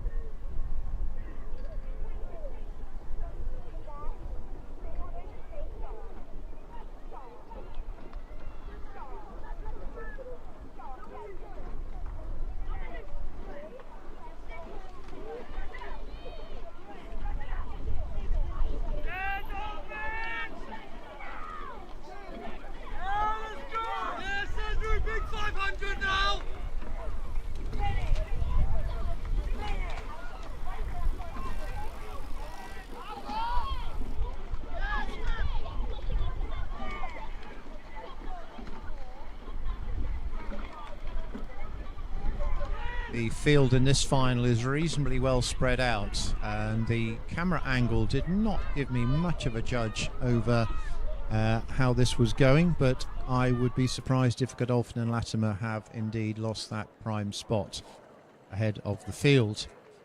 And indeed it is the case that they do lead. Godolphin and Latimer holding that lead over St Paul's Girls' School, with Kingston Grammar School in third. Lane 1, South African Schools Rowing Union have picked up their position for fourth place, with St George's fifth, and Wimbledon High School bringing up the rear.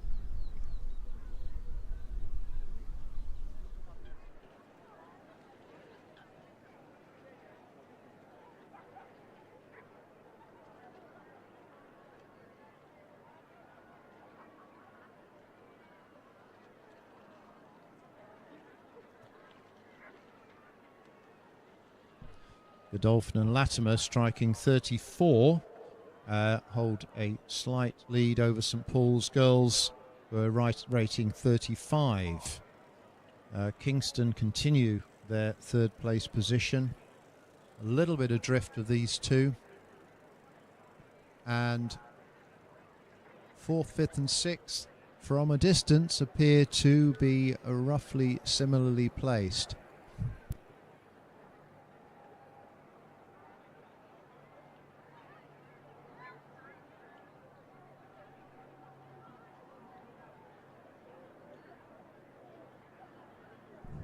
And indeed, the figures confirm that the order has not changed since the 1,000-metre mark, although the margins do seem to have spread out, with the Godolphin and Latimer taking what appear to be a couple of lengths lead over St Paul's Girls, who themselves have a couple of lengths over Kingston Grammar School.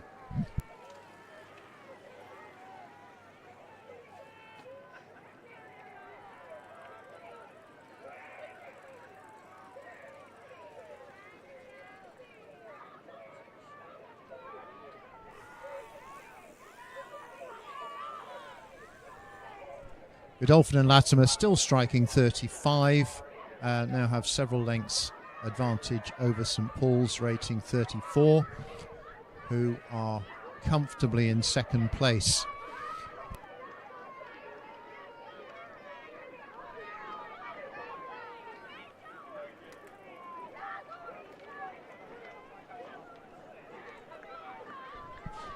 Godolphin and Latimer cross the line now,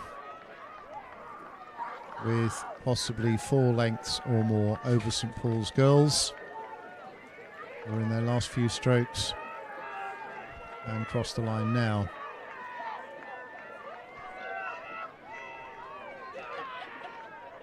Something may have indeed gone astray with the Wimbledon crew, who were heat winners but are struggling now in 6th place. Kingston coming through for 3rd, with the South African crew a length and a half behind them.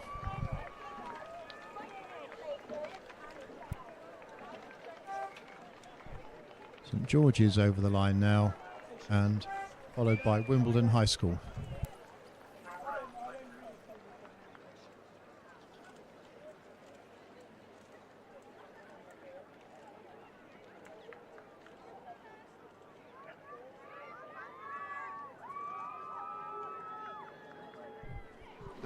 With no delay, we can bring you now the final of the Women's Junior School 8s. And lane 1, Headington B, 2, Wallingford Rowing Club, 3, Hinksey Sculling School, 4, Henley A, 5, St Edward's School, and lane 6, Marlow Rowing Club.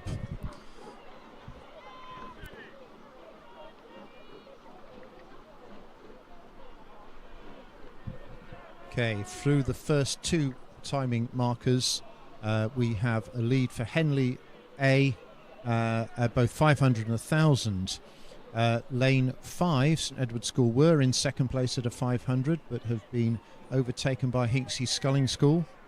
The order in the other three has also shifted around. Marlow, who had the slowest start, were in 6th and moved up to 4th. Marlow have held on to 5th place, but the faster starting Wallingford crew have dropped back to 6th at 1,000 metres.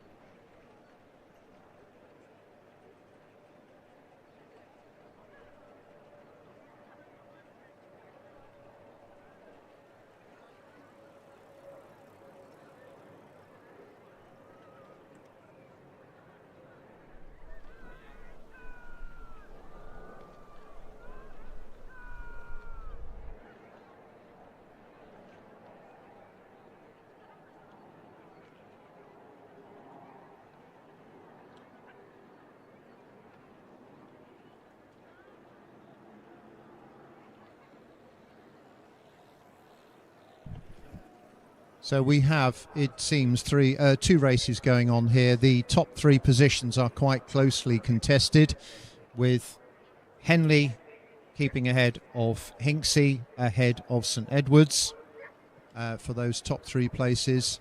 The 4th, 5th and 6th continues as was. Headington leading Marlow over Wallingford.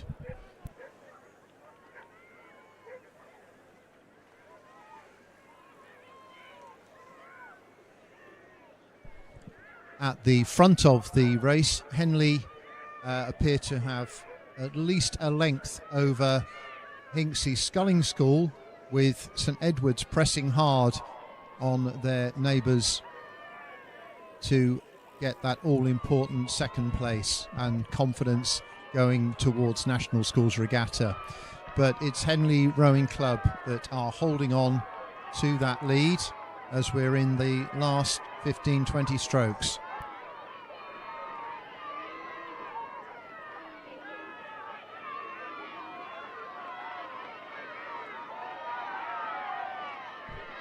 The last 10 strokes sees Henley with about a length lead over Hinksey, who have possibly half a length over St Edward's, with Headington in lane 1 keeping in contact with both of those crews.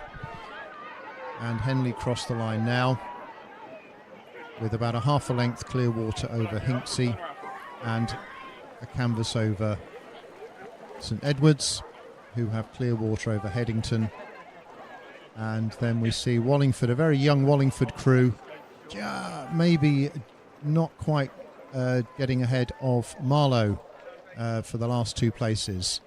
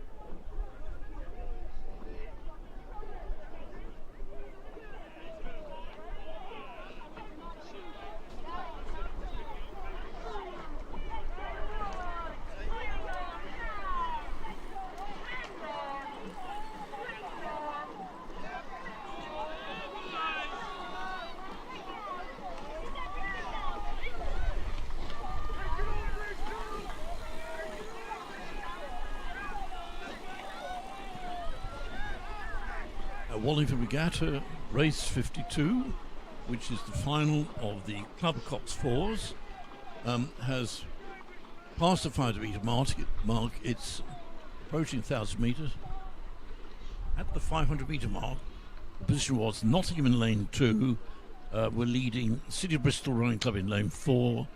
They were in front of Molesey Boat Club in lane 3, then Thames Rowing Club in lane 5, Hereford Rowing Club in lane 1, and Kingston Rowing Club lane 6.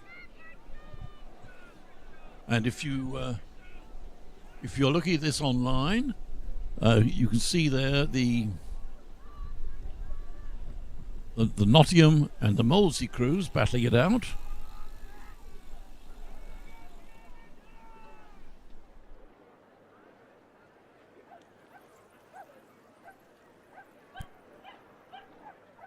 And they're past the 1,000 metre mark. So at the 1,000 metre mark, it was Nottingham Boat Club in lane 2, then Molesey Boat Club in lane 3, followed by City of Bristol Rowing Club in lane 4, then Thames Rowing Club lane 5, Hereford Rowing Club lane 1, and bringing up the rear, Kingston Rowing Club lane 6.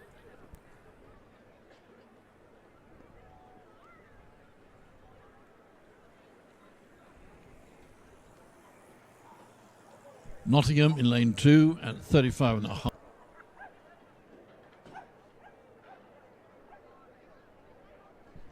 And Molesey in lane 3 also at 35.5. Well, they're being pressed by lane 5, which is Thames Rowing Club. In fact, Thames Rowing Club are pushing very hard at 35. Thames Rowing Club have got the Italian rig on their 4, which at least mechanically should allow the boat to go faster, notwithstanding the individual pressures within the boat, but mechanically it should run straighter through the water. So approaching the having passed 1,000 metres, approaching 750, is a very close race, first place between Molesey Boat Club and Nottingham Rowing Club. I wouldn't really like to say at the moment. It looks from here as if lane 3, Molesey, are in the lead, but not by very much. It's close. And they are being pressed by Thames in lane 5. About 3/4 of a length behind Thames are City of Bristol in lane 4.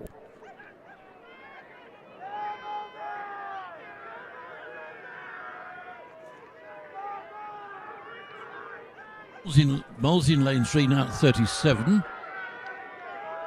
And Nottingham in lane 2.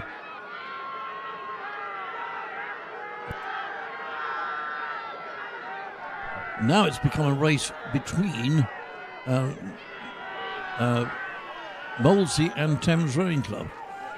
Well,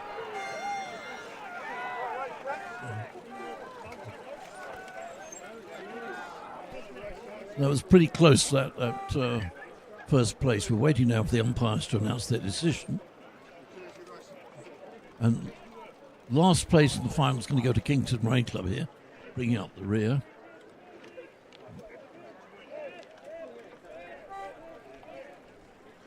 So that was race 52, final of the Club Coxed Fours.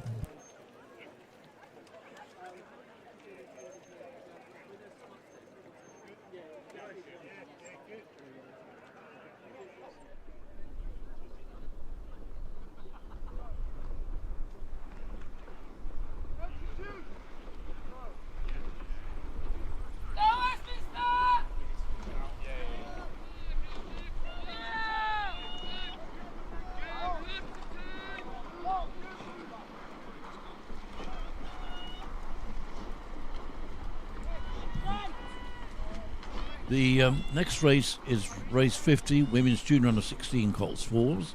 But before we get turned to that race, here are the results. Let's start again. I'm now giving the results for race 50, Women's Junior Under 16 Coxed Fours. This race was won by Godolphin Latimer School in lane 1, and then it was St Paul's Girls' School in lane 5. Third were Kingston Grammar School in lane 3. Fourth, South African Schools Rowing Union in lane 1. Fifth was St George's College in lane 6. And sixth were St Paul's Girls' School in lane 5. That was race 50.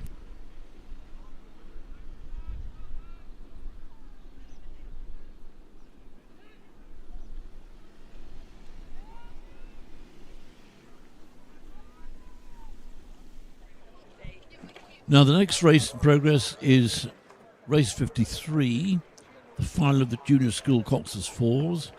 Lane 1, Abingdon School. Lane 2, Latimer Upper School. Lane 3, Westminster School. Lane 4, Radley College. Lane 5, St George's College. Lane 6, Emmanuel School. At 500 metres, the leading crew was Radley College, followed by Latimer Upper School, and then Westminster School. Fourth position at that point was Radley College in lane 1. Then we had Emmanuel School in lane 6 and St George's College in lane 5.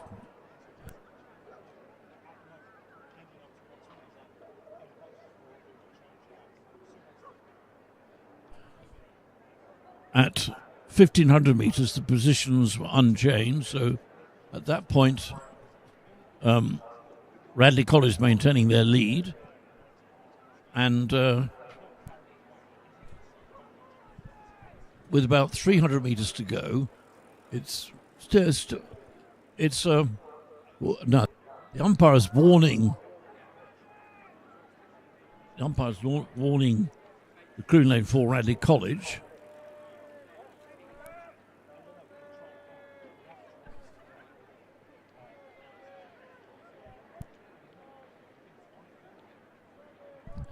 Radley down at 37 with a lead of clear water.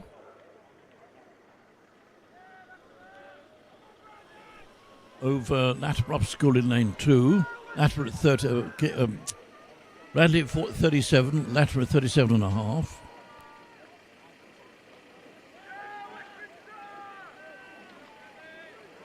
It looks from our positions if Radley have got a clear lead. Radley followed by Latimer Upper School, and they are followed by Westminster School. All of this has to be confirmed by the judges, of course.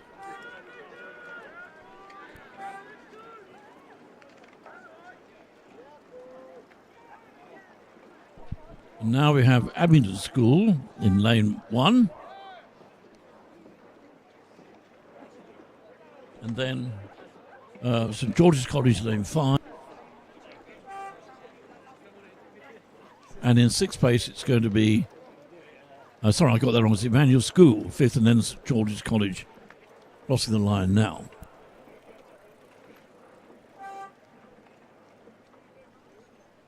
Well, that was race 53, the final of the junior school coxless fours.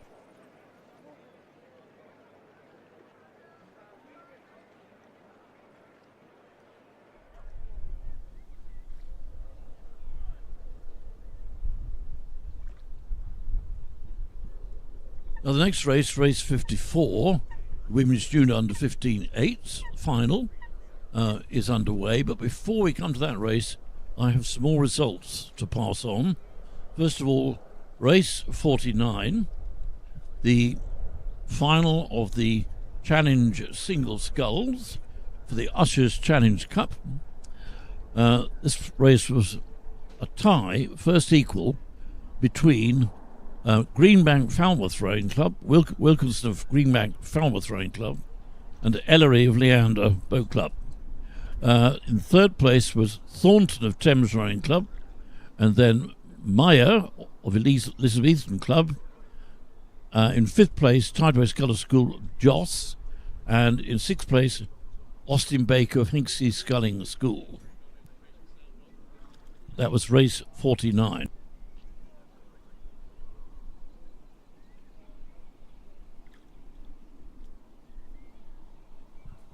Now here are the results for race 51, the final of the Women's School Junior eights for the John Wilder Challenge Cup. And the winner was Henley Rowing Club A Crew. Second were Marlow Rowing Club. Third, Wallingford Rowing Club.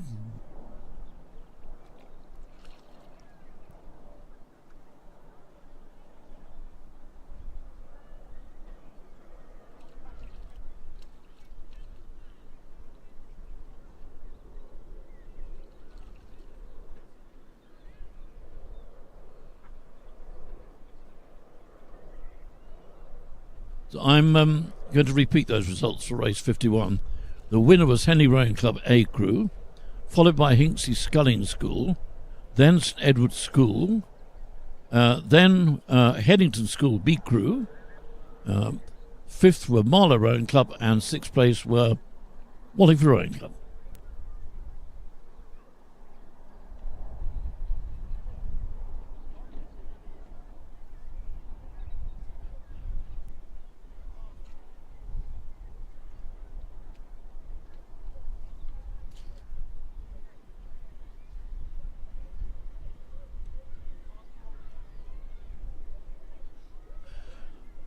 Now here are the results for race 52, the final of the Club Coxed Fours.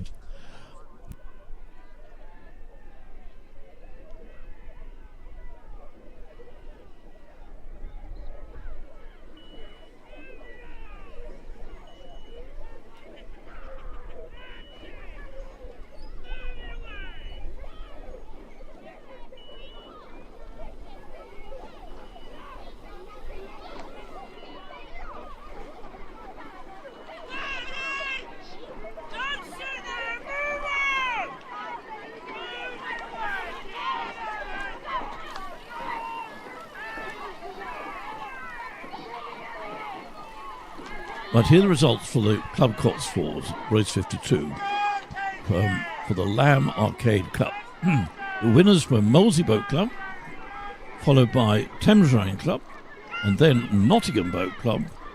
In fourth place, City of Bristol Rowing Club, then Hereford Rowing Club, and finally Kingston Rowing Club.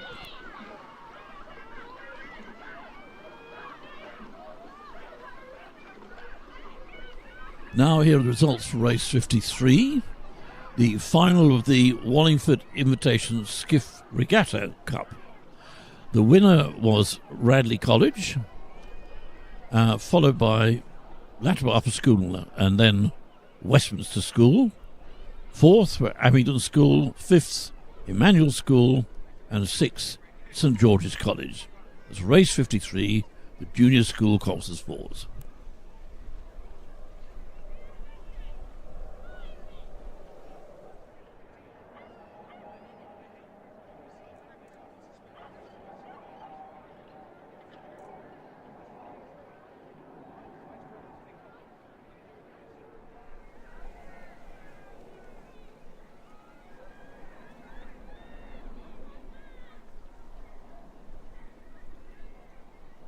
Race 54, the final of the Women's Junior Under 15 8s, is underway.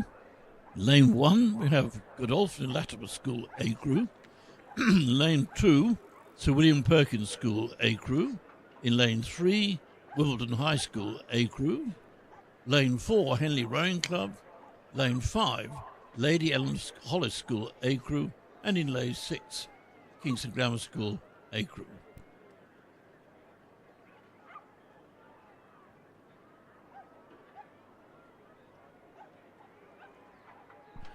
At 500 metres in race 54, the crew from Henley Rowing Club were leading. And in fact, if you look at your online video coverage, you'll see that Henley have got a clear lead over the next two crews, which are Lane 3, Wimbledon High School, and Lane 5, Lady Eleanor Hollis School.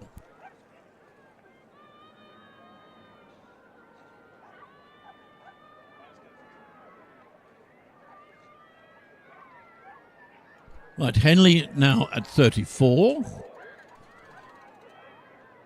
And Sir William Perkins School at 34.5. So the battle for the ratings continues in that slightly different sense. It's a close race. And also at 34.5 are lane 2, it's William Perkins School. So here we are. It looks from our position as if Henley Rowing Club have got a clear lead over the rest of the field, but it's going to be a pretty close race behind them for 2nd, 3rd and 4th place. So Henley Rowing Club now increased their rate of strike to 36.5. And Wimbledon High School are also at 36.5. But approaching the line, it looks like Henley Rowing Club, a very close race for 2nd place between Wimbledon High School and Sir William Perkins School. Can't call that. Oh, good gracious me. This is going to happen. Oh, my word, that's a close one. The judges will tell us. Now, here we have Lady Anna Hollis School A Crew, and on this side, Kingston Grammar School, and on the far side, Godolphin Latimer School A Crew. So that was race 54, the final of the Women's Junior Under 15 8s.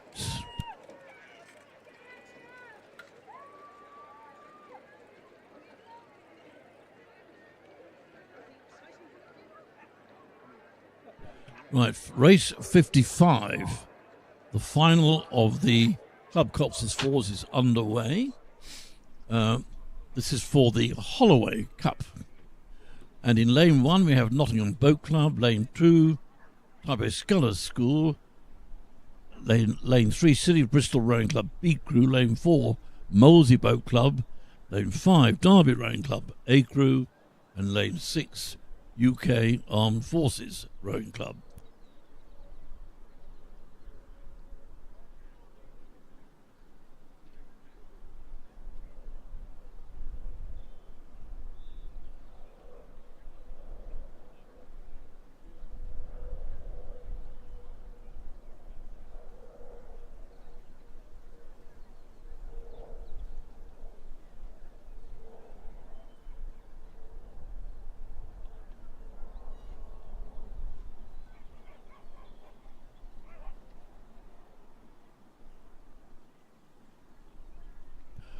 Well, now, race 55, the Club Cox's 4 is well underway.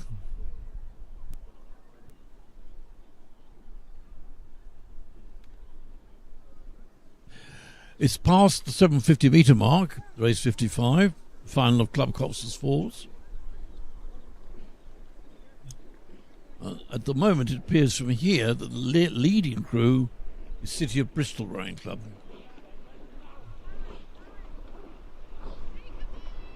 Who are striking 38.5.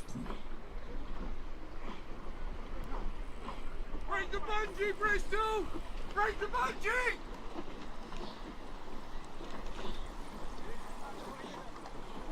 Let's go, Molesey! Well, now the race 55 has passed the 1,000 metre mark.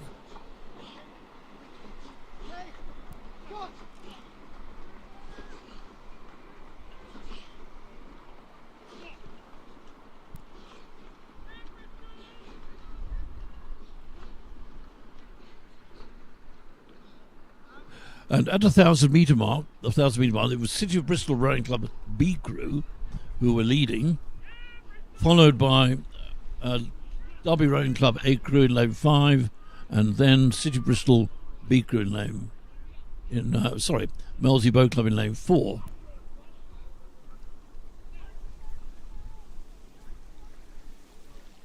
It does look as if City of Bristol are stretching out to a fairly distinct lead here.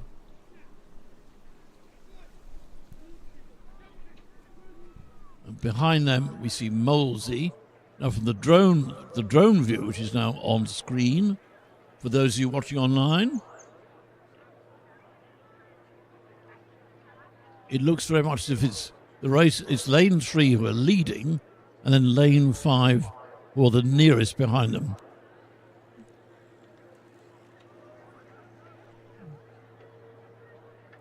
So lane 3, City of Bristol B Crew at 34.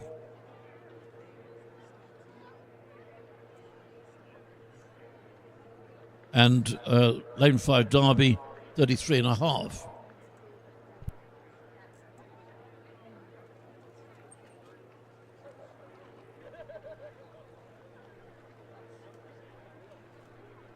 Well, now, passing the 1,500 metre mark, the order remains essentially the same, almost the same. With lane 3, City of Bristol Rowing Club B Crew in the lead, followed by Derby Rowing Club A Crew, then Molesey Boat Club, then Tideway Sculls School, 5th place, Derby Rowing Club A Crew, and 6th place, lane 6, UK Armed Forces.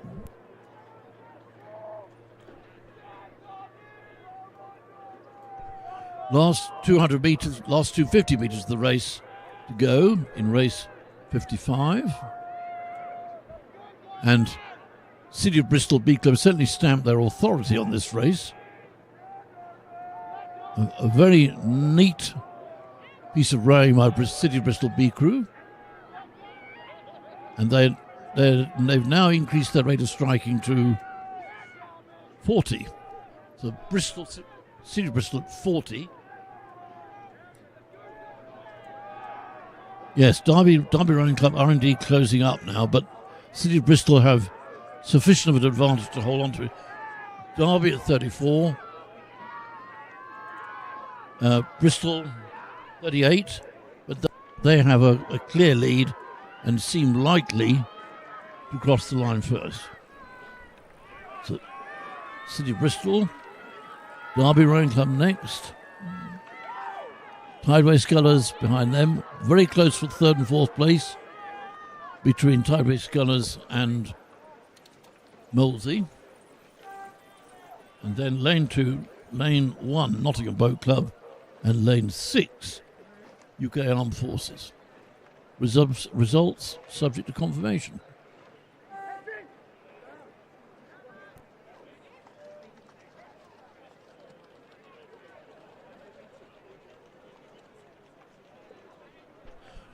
Now, here are the results for race 54, the final of the Women's Junior Under 15 8s, the Chris Bomford Challenge Cup. The winning crew was Lady Eleanor Cancel. Let's start again. The winning crew was Henley Rowing Club in lane 4. Then Wimbledon High School in lane 3. Third was William Perkins School A Crew in lane 2. Fourth, Lady Eleanor Hollis School A Crew, lane 5. And 6th, Godolphin and Latimer School A Crew in lane 1.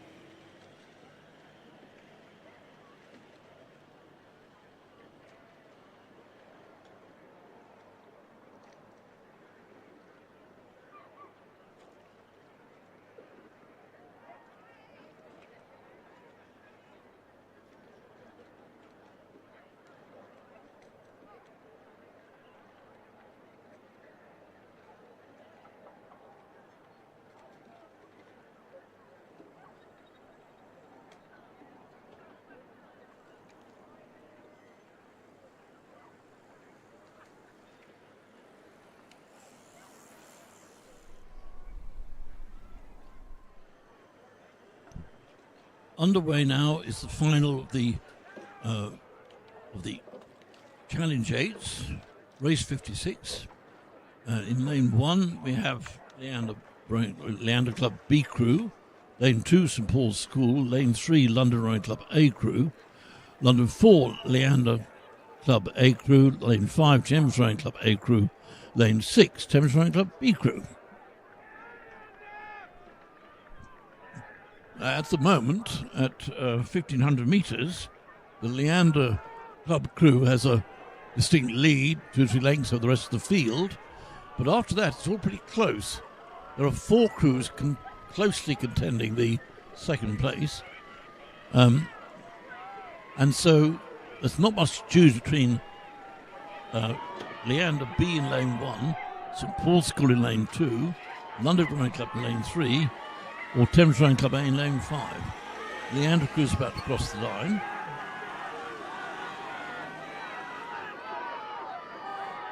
Now here comes the field contending for the second place. Very close. Interesting to see St Paul's School up here in the midst of the field, well up with the field amongst these other senior crews. Thames Rowing Club and St Paul's School, and now here, 6th place, Thames Rowing Club.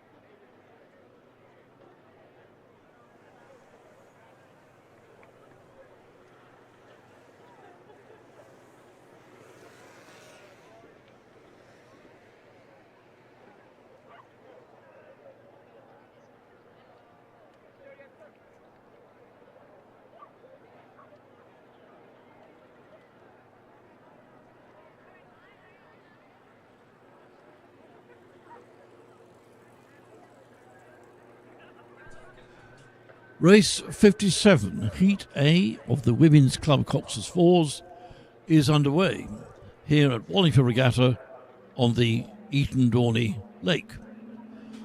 And the conditions are still pretty good. There's a very slight cross-head breeze, and it's not as sunny as it was earlier. It's a nice day, but overcast now. Well, now, in race 57, which is just passing the 1,500 metre mark, the leaders at that point are Lane 5, Lee Rowing Club, followed by Lane 3, Nottingham Boat Club, then Royal Chester Rowing Club A Crew, and then Kingston Rowing Club, Lane 6, and finally London Rowing Club in Lane 2.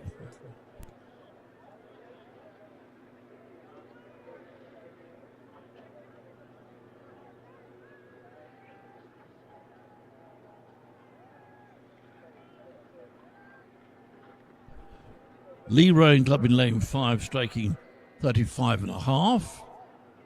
Their nearest opponents appear to be Nottingham Boat Club in Lane 3. They're at 36.5. But the Lee Rowing Club do appear to have a reasonably commanding lead here.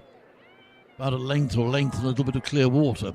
And on the far side in Lane 1, Rochester Rowing Club A Crew are pushing those two crews quite hard. So it'll be a good race here for the first qualifying position in order to go directly to the final. And then from the other crews, for all the crews in this event, the next fastest 6 will go through to the final. So we have Lee Rowing Club approaching the line.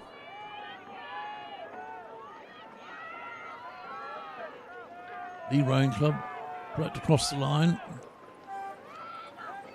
and then subject to umpire's confirmation, Lane 3, Nottingham Boat Club, London Rowing Club, Rochester Rowing Club on the far side, Tideway Sculls School,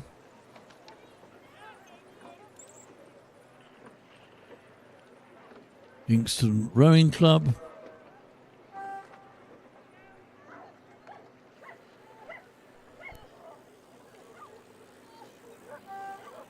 London Rowing Club, bring up the rear, yep.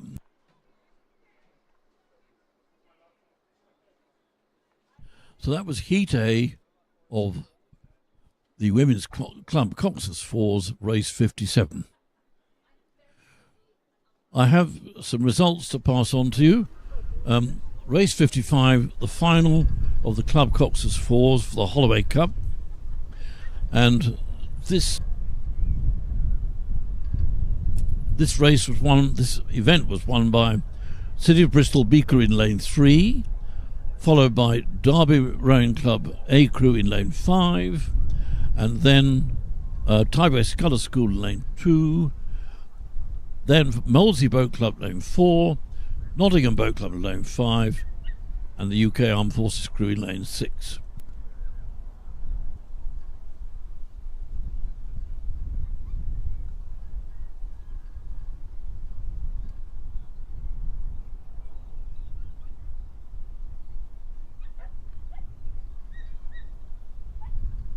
Now here are the results for race 56, the Challenge 8, the final of the Theodosius Challenge Cup.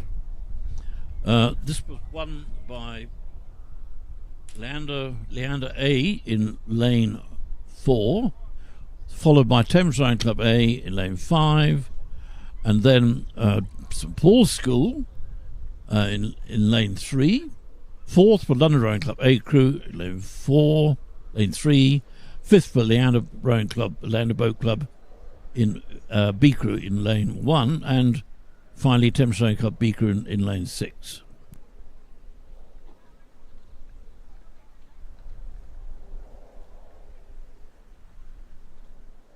There's just a very gentle crosswind or slightly cross headwind here. And this reminds me of the time when the late Tommy Keller, the former president of the International Rowing Federation, was invited by Eton to view the large cabbage patch, which is what this area was before it became a rowing course, and he was walked over the area by a member of staff at Eton, and he said to John, what a wonderful sight, yeah, and where will the start be? And the area of the start was indicated to him, and where will the finish be? Oh yes, I see. So that's the direction of the course along there, which is what you're now looking at, ladies and gentlemen. And Tommy said, well, what's the direction of the prevailing wind? And it was indicated to him there was a slight crosswind from what would be lane 6 or 8 now. And he said, well, can't you turn the plan around so that the course is lined up with the prevailing wind? And it was pointed out to him that the river was just alongside over there. And Tommy, in his characteristic fashion, said, well, can't you move the river? Except there was an adjective before the word river, which I'm not able to repeat online.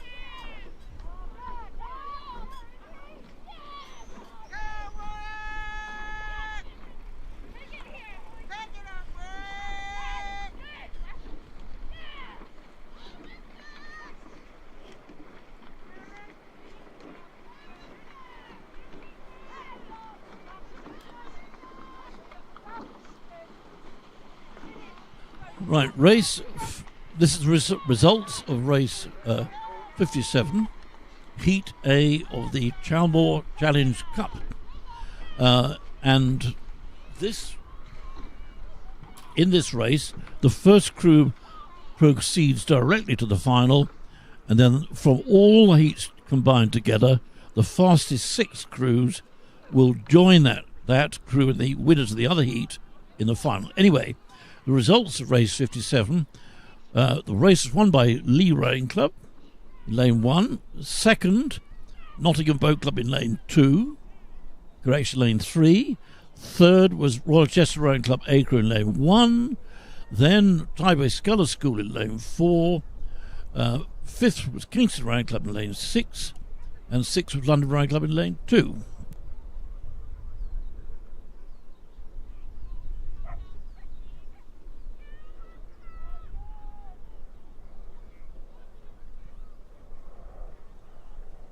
Now,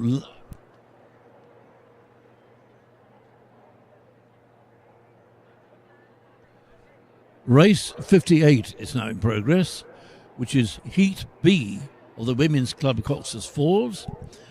Curly Rowing Club in lane 1 have withdrawn, so there are 5 crews. Derby Rowing Club in lane 2, Worcester Rowing Club A crew in lane 3, Canterbury Boat Club in lane 4, Thames Rowing Club B crew in lane 5, and Warwick Rowing Club in lane 6. At 1,500 metres, the order was Worcester Rowing Club A crew in lane 3, just waiting for the information to reach us.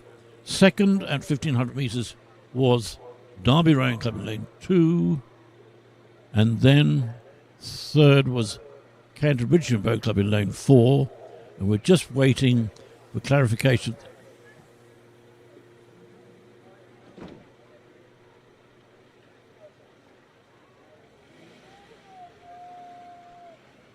Oh, no, I think actually that we've been given some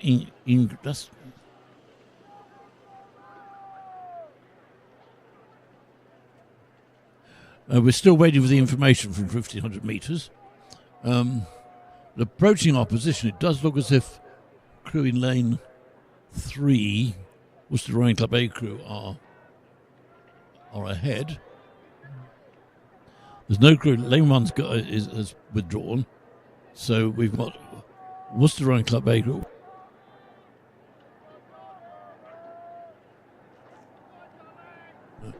Lane 3, Worcester Rowing Club A crew, seemed likely to qualify directly for the final, being followed by Derby Rowing Club in lane 2, and then Canterbury Boat Club lane 4, Thames Rowing Club in lane 5, and Warwick in lane 6. Anyway, approaching the finish, last 100 metres, this is Worcester Rowing Club A crew, and then they're followed by lane 2, Derby Rowing Club, and lane 4, Canterbury. All these results subject to confirmation by the judges. And now 4th place, lane 5, Thames Rowing Club B crew, and then some way behind is Warwick Rowing Club in lane 6.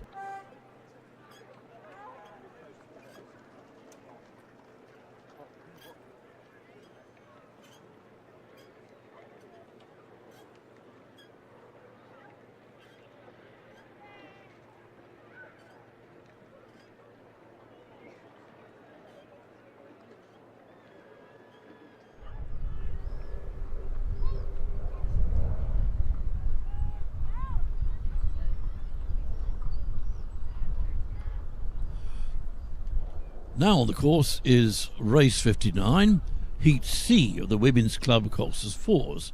And we have 5 crews in this race. In lane 1, Royal Chester Rowing Club B crew. And we have Marlow Rowing Club in lane 2. Lane 3 is City of Bristol Rowing Club A crew. Lane 4, Thames Rowing Club A crew. And lane 5, Wallingford Rowing Club.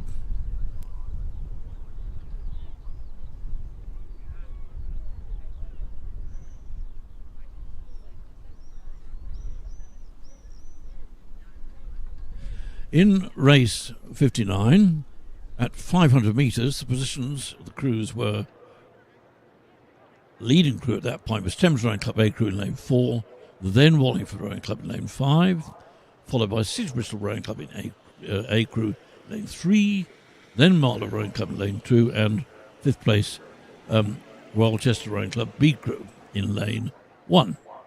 Now those positions were unchanged at 1,000 metres. And now we're waiting for the information for 1,500 metres. It does look from our position here as if lane 4 is still in the lead, and indeed they are. We've now had it confirmed. So that's Thames Rowing Club A crew.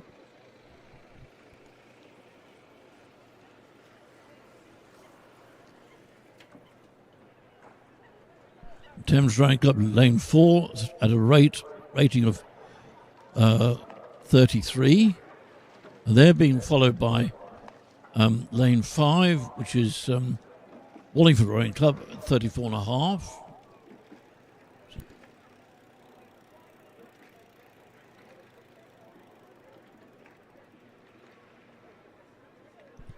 City Bristol Rowing Club in lane 3 at 37. And so race 59 is now passing the 1,500 metre mark.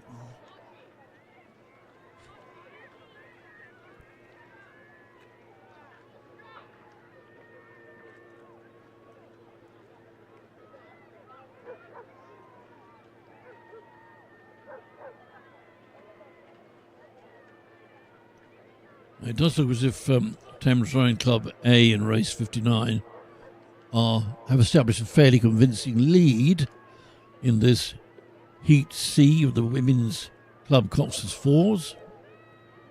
And the first crew across the line will progress directly to the final, and then from all the finalists together, the fastest 6 will also proceed to the repêchage, where they will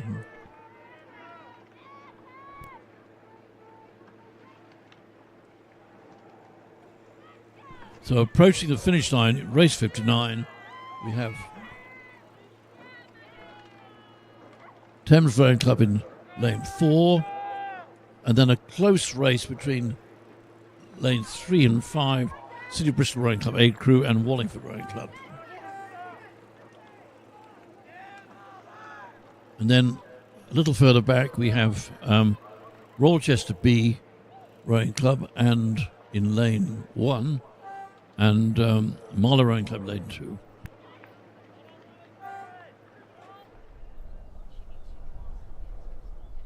Right, well that was race 59, Heat C, or the Women's Club coxless 4.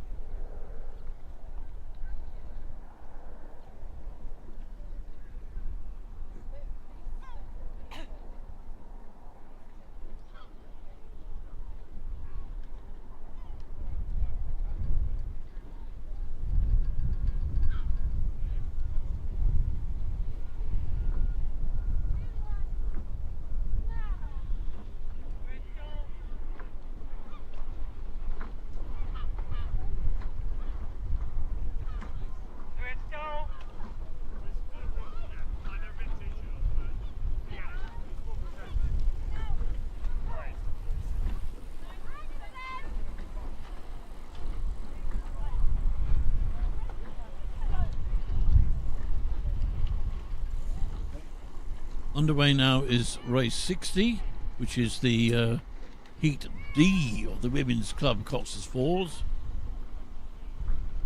And in this there are 5 crews. Lane 1, Reading Rowing Club. Lane 2, Worcester Rowing Club B crew. Lane 3, Molesey Boat Club. Lane 4, Vesta Rowing Club. Lane 5, City of Bristol Rowing Club B crew.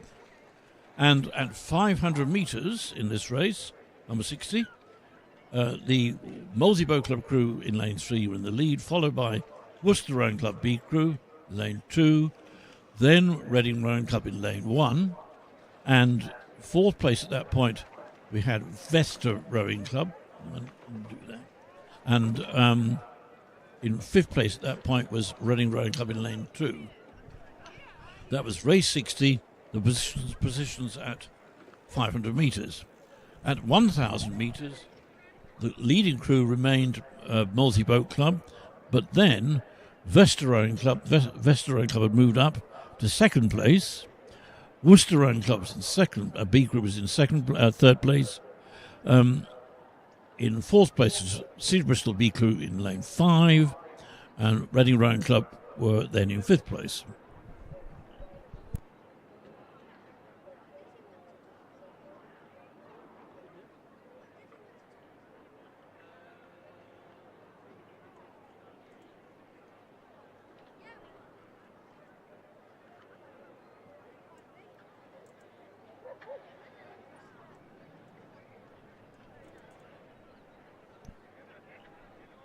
Now, approaching 1,500 metres, the Molesey Boat Club crew in lane 3 continues to lead, and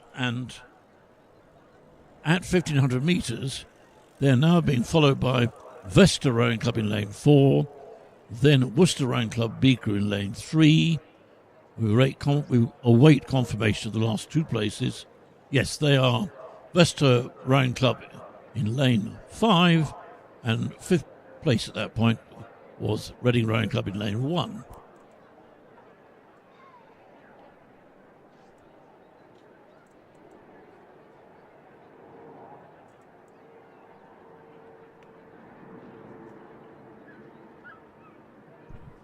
So Molesey Boat Club in lane 3, maintaining fairly stately progress at a rate of 30, but they do have a commanding lead there of several lengths over the next crew, who appear to be Vesta Rowing Club.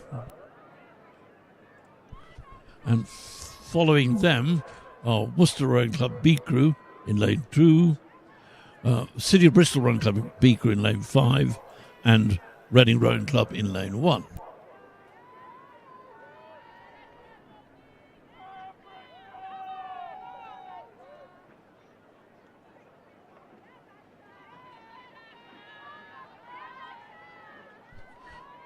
So that's Molesey Boat Club maintaining a pretty clear lead here over Vesta Rowing Club in lane 4. Correction, yeah, lane 4. And behind them are Worcester Rowing Club B Crew, Reading Rowing Club and City of Bristol.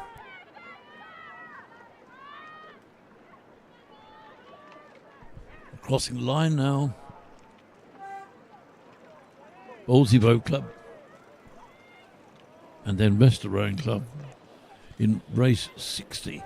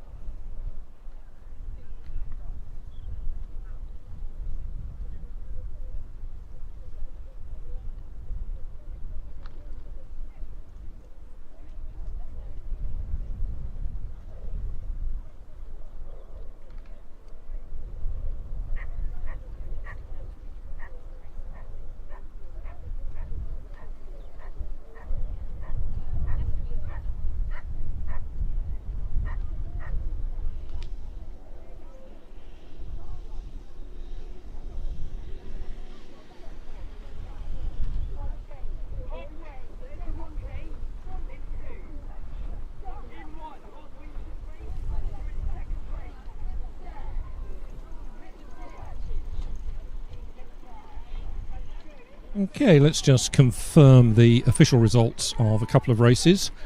This is race 58, the second heat of the women's club coxless fours. A win for Worcester Rowing Club's A Crew, with Derby second, Cantabrigian third, Thames Rowing Club B fourth, and Warwick in fifth.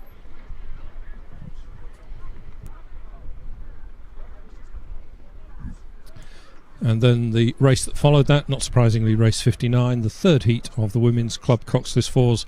A win for Thames Rowing Club A, with Wallingford second, City of Bristol A were third, Royal Chester were fourth, and Marlow fifth. So those three heats, the first in each of the three heats progresses direct to the final. So that's Lee, Worcester and Thames A. And then the next 6 fastest crews from those three heats will go through to a repêchage later this afternoon.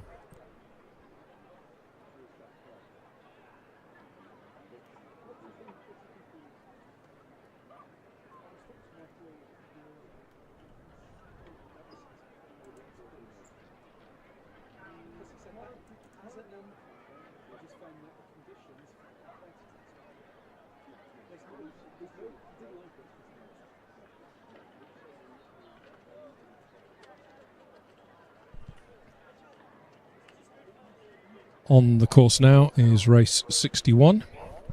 This is the first heat of the junior under-16 cox fours.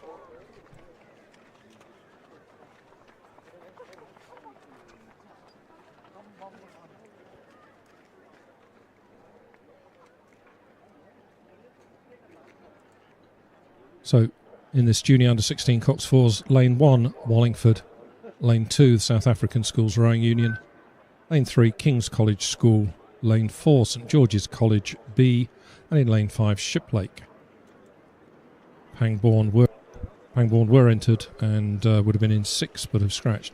So the early leaders, King's College School, have led throughout the 500, 1,000 and 1,500 metre mark, and at 1500 metres they had a lead of about a length and a half. The South African Schools Rowing Union and Shiplake having a really good battle for second and third places, and as they pass 1500 metre point, there's probably less than a canvas between those two boats. But it is King's College Schools A crew in lane 3 who lead by, they've got Clearwater a length and a half, something like that. South African Schools Rowing Union are in second, just maybe beginning to inch away from Shiplake in third place. Those three boats now a long way clear of the other runners in this race, with Wallingford in fourth and St George's in fifth. Inside the last 100 metres or so, King's College School continuing to hold on to a lead of a length or so from fast finishing South Africans, who are definitely pulling away from Shiplake, who are third. South Africans just about closing in on the stern of the KCS crew. So KCS cross first, South Africans second, Shiplake third. And quite a big gap back to Wallingford, who look as if they'll cross the finish line fourth. And then St George's College B in fifth place.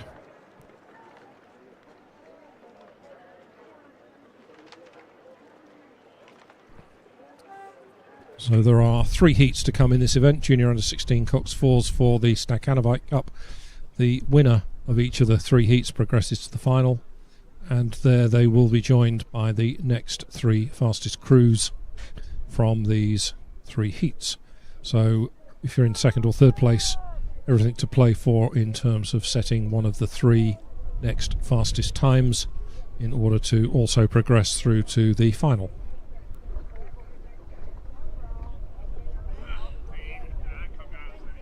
Second heat of the Junior under 16 coxed 4s is underway. In lane 1 we have Dulwich, lane 2 Clare's Court, lane 3 is King's College School, their B crew, in lane 4 Hampton School's B crew, in lane 5 St George's College's A crew, and in lane 6 Wallingford's B crew.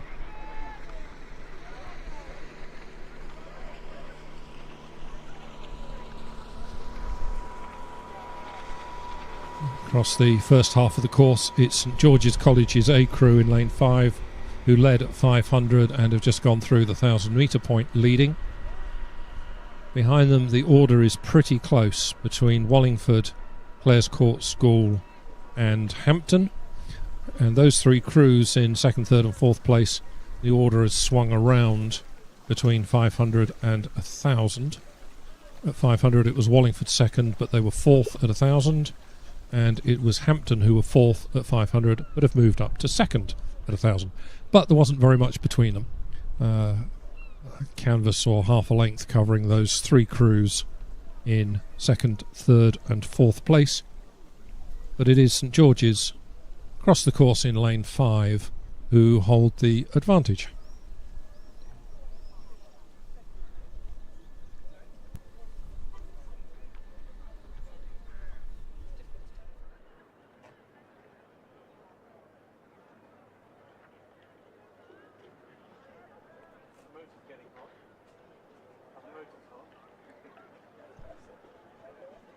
Approaching 1500, St George's at 33 continue to lead, with Clearwater over Wallingford, Hampton,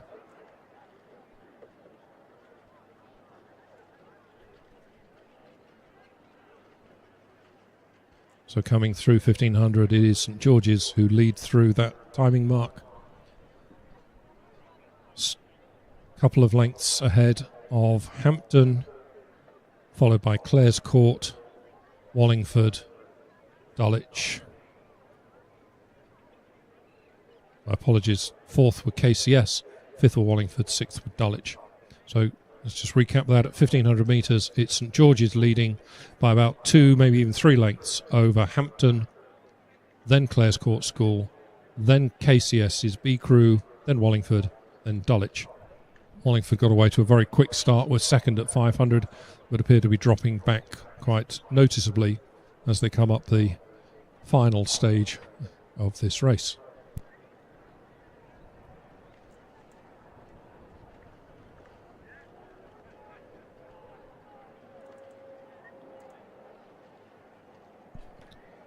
So into the last 250 metres.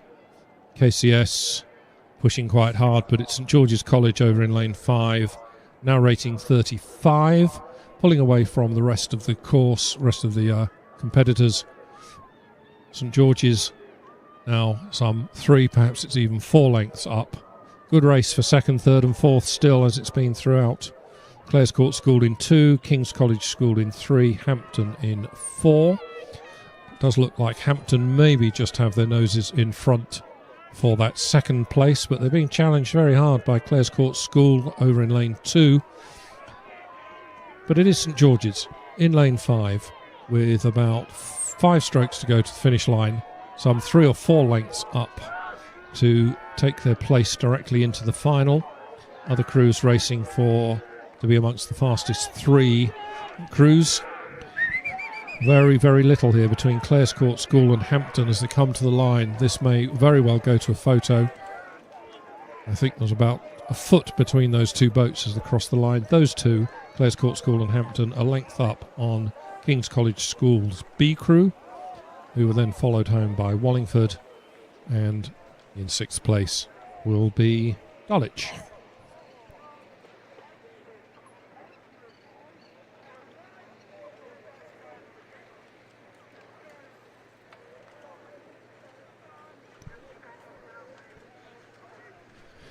So if we go back to race 60, which is the 4th heat of the Women's Club Coxless Fours for the Chalmore Challenge Cup, a win for Molesey Boat Club over Vesta, with Worcester B in 3rd place, City of Bristol B in 4th, and Reading in 5th.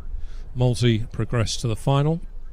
The other crews then wait to see whether they've made it through to the repêchage as one of the next 6 fastest crews across the 4 heats.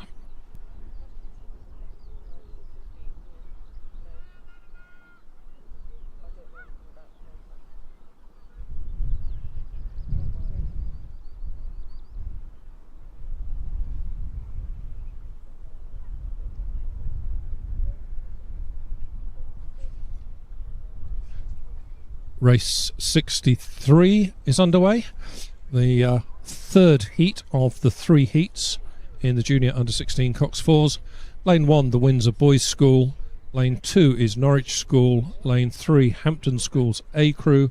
Lane 4 is Westminster School. Lane 5, Kew House School.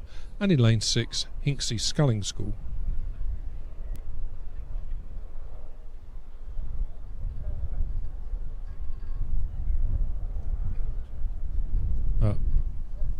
Fun fact here about Westminster in lane 4 in this race coming down the course. Westminster claim to be the oldest rowing club in the world. They can trace their written history within the school back to 1813, and there's some anecdotal evidence that there was organised rowing on behalf of the school almost at the end of the 18th century, so back to sort of 1790ish. So Westminster School claim to be, at least, the world's oldest rowing club.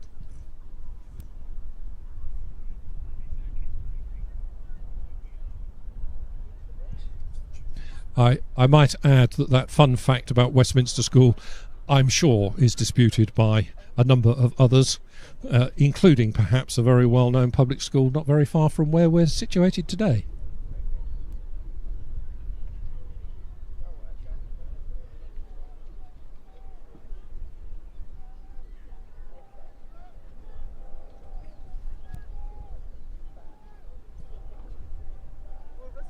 As these J16 fours came through the 500 metre point, it's Kew House School in 5 who lead from the Windsor Boys School, with Hampton School in 3rd place, Westminster 4th, Norwich School were 5th, and Hinksey Sculling School 6th.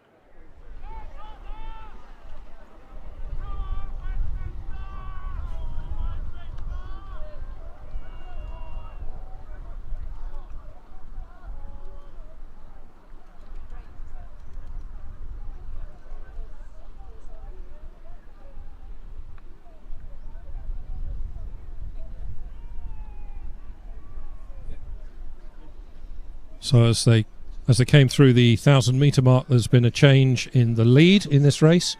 Kew House School were leading at 500, but the Windsor Boys School in that second 500 have put in a bit of a push and have just come through Kew House School. So it's now Windsor Boys School, then Kew House School, and behind them Hampton, Westminster, Norwich and Hinksey.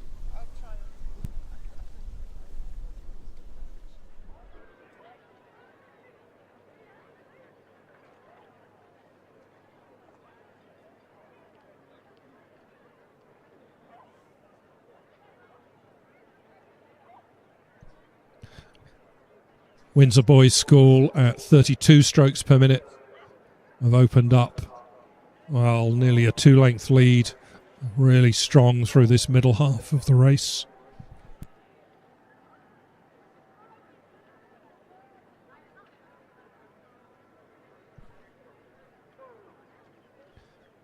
Passing 1,500, Windsor continue to lead.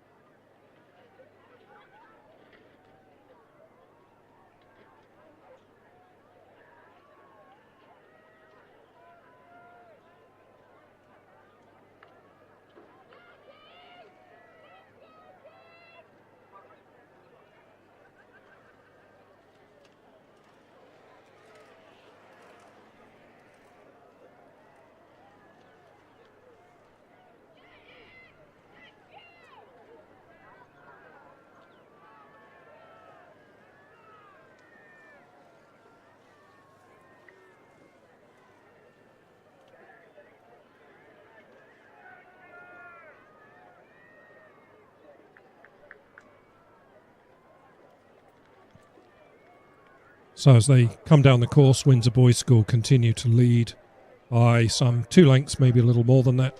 Really tight then between Kew House School and Hampton. Very little between those two boats.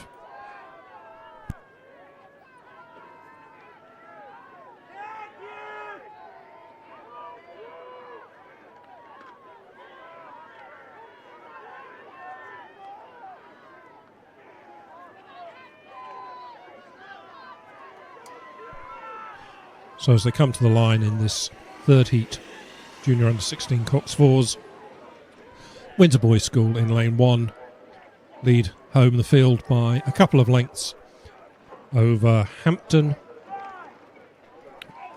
who've come back through Kew House School. Those two crews had a really good battle for second and third place. That second and third places swapping around a couple of times during the race, but Hampton crossed the line second, Kew House School third, Westminster fourth. Hinksey Sculling School from Oxford coming in fifth place ahead of Norwich.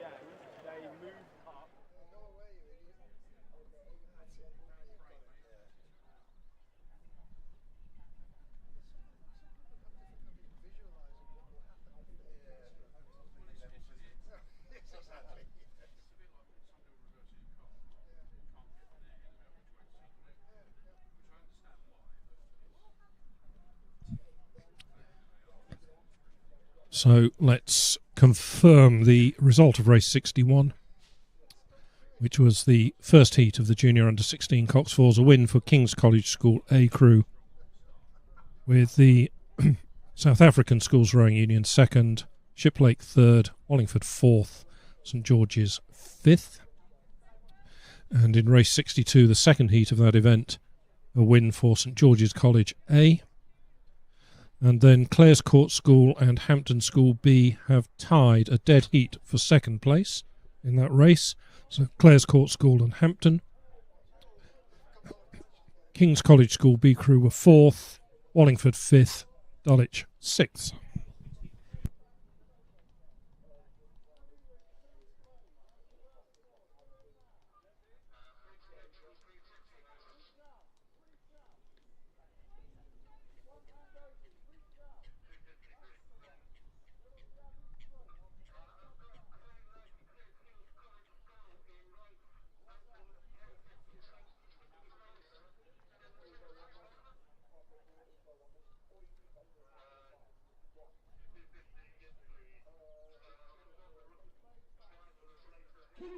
School.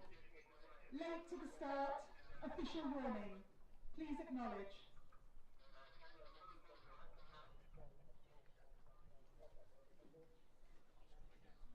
King's College School.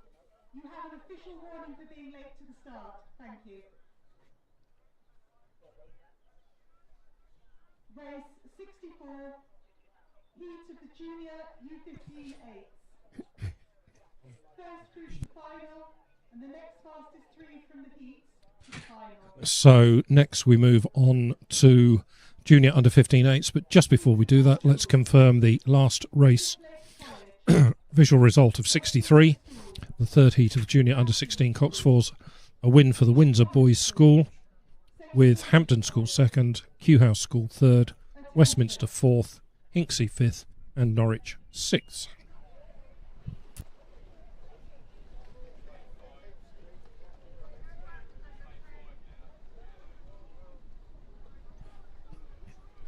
So race 64 has literally just started in the last few seconds, the first heat of the Junior under 15 8s. This is for the Cooperative Funeral Care Trophy. 6 crews in this. Lane 1 is Kingston Grammar School's B crew, Lane 2 Shiplake, Lane 3 Westminster School, Lane 4 is Hampton, Lane 5 King's College School B, and in 6 St George's College. Just a slight delay on the start whilst these Junior under 15 8s got attached and got straight. As we saw with the girls' event this morning, this is their first experience of sweep door rowing and probably their first regatta getting onto a stake boat and learning to stay straight. I think the wind has eased off a little bit from where it was around sort of mid-morning, 11 o'clock-ish perhaps, but still just gives a new challenge to these crews to stay aligned in a way that perhaps he didn't quite have to do in quads and octopools last year as J14s.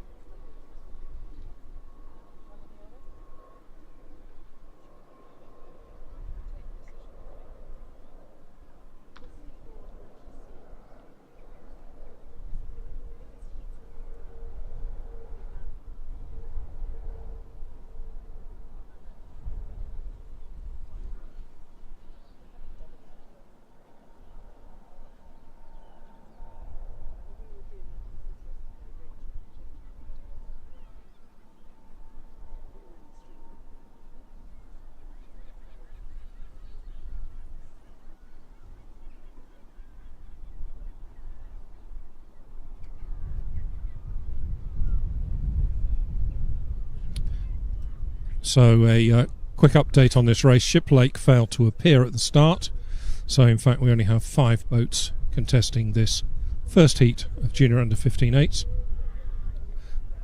As they came through 500 metres, it's Hampton in 4, rating 34 at that point, who led from Westminster in lane 3, who were rating 35.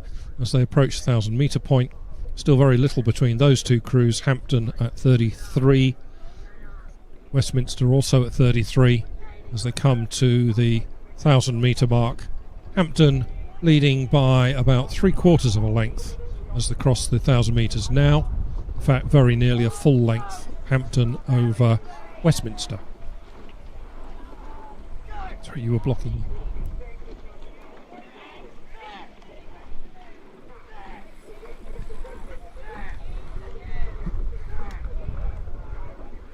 Third across the line at 1,000 metres, St George's, followed by KCS in lane 5, with Kingston Grammar School in 1, trailing a little way behind.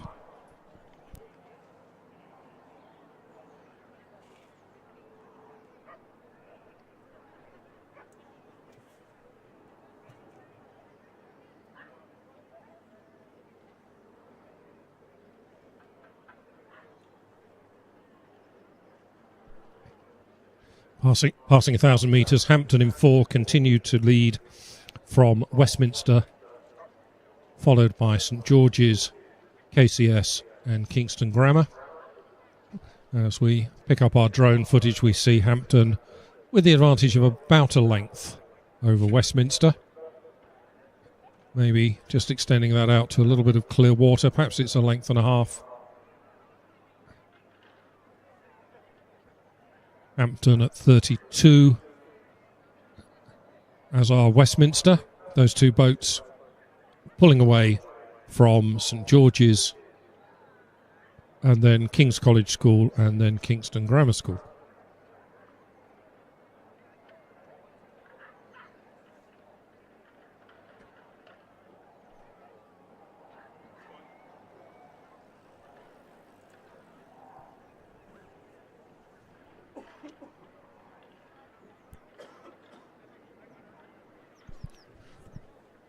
Passing the 1,500 metre mark, Hampton at 32 continued to lead Westminster by about a length and a half.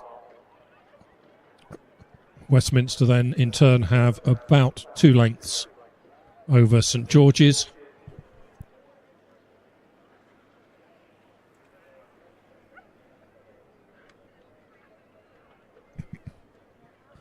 Fourth place were King's College School and fifth Kingston Grammar.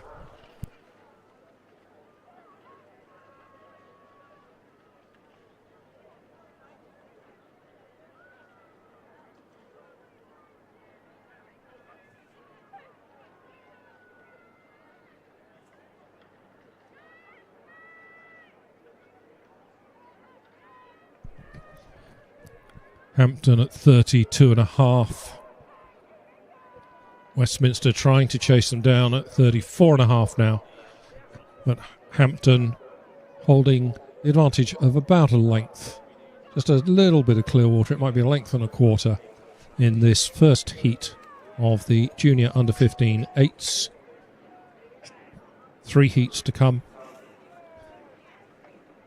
The first in each of the 3 heats, the final, where they will be joined by the next 3 fastest crews.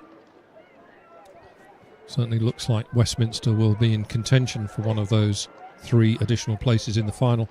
But as they come to the line, it's Hampton with just about a length advantage over Westminster. And those 2 boats some little way clear of the 3rd place crew, which is St George's, who've just come across the line now. And then the remaining 2 crews in this race spread out over quite a long stretch of the course. It's King's College School's B crew who will come to the line in 4th place. And Kingston Grammar School's B crew appear to be having some challenges and difficulties over there in lane 1 with looks as if 2 has either caught a major crab or come off his seat or broken a blade. But the umpire was sitting and waiting for them. I think 2 has caught a major crab. But this is Kingston Grammar School just paddling up towards the line to complete this first heat of the Junior Under-15 8s. I somehow doubt that King's College School and Kingston Grammar will be challenging for the 3 additional spaces in the final. As always, we obviously need to await the race umpire's confirmation and the judge's confirmation of what's happened in that race.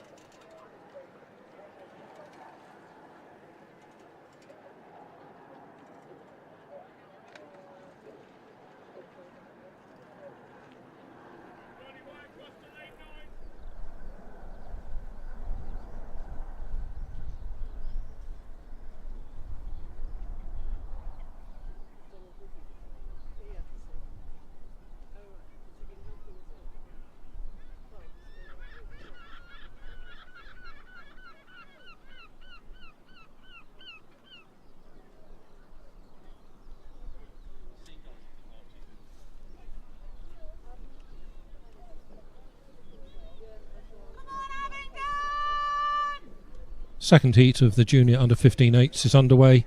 In lane 1, the Windsor Boys' School. In lane 2, Abingdon School. Lane 3 is King's College School's A crew.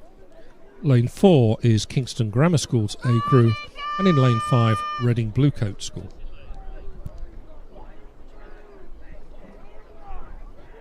As they pass the 500 metre mark, Abingdon at 34 lead the Windsor Boys' School, who are at 32.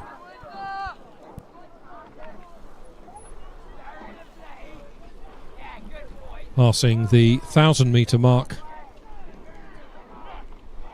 I think Windsor Boys' School have put in a really good push and have now come through. There wasn't much between these boats at 500.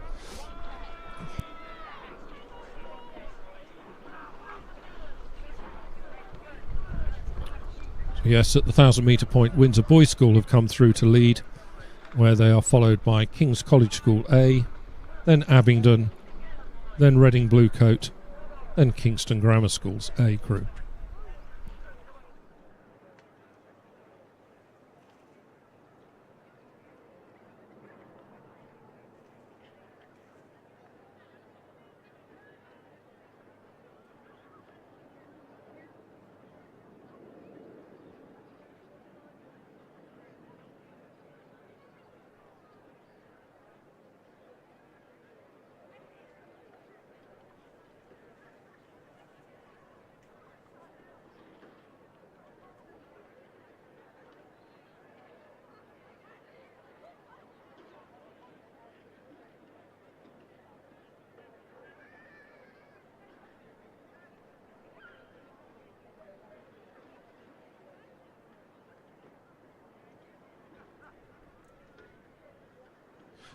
Approaching 1,500, the Windsor Boys' School now have eased out to about a length and a quarter advantage over King's College School's A crew.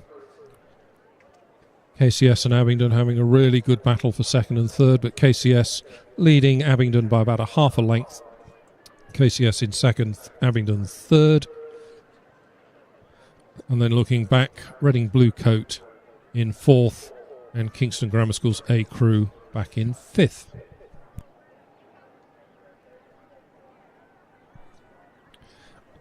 Both Abingdon and KCS at 34, having a pretty good battle between themselves. But it is the Windsor Boys' School who continue just to inch away from that pair of crews. Windsor Boys' School leading now by something approaching 2 lengths. Only having to paddle up here the course at 32 strokes per minute. Rowing very efficiently, pulling away from the field with a lower rating. It's always a good sign. Windsor Boys' School leading now by 2 lengths from King's College School's A crew, with Abingdon third. Abingdon beginning to come under some pressure from Reading Bluecoat School for that third place. Bluecoat certainly pulling back up, overlapping Abingdon for third and fourth now. Kingston Grammar School some little way behind the rest of the field. Inside the final 10 strokes or so, the Windsor Boys' School in this second heat of the Junior Under 15/8s look as if they'll take the automatic spot into the final, with King's College School A in second, just beginning as they push to the line to squeeze out to about a length's advantage in second place over Abingdon and Reading Bluecoat. Not much between Abingdon and Bluecoat on the line. This is going to be very close indeed. Really good push by Reading Bluecoat School in the final 500 to come up just about level with Abingdon for that third place. Kingston Grammar School's A crew coming towards the finish line now in this Junior Under 15/8s second heat.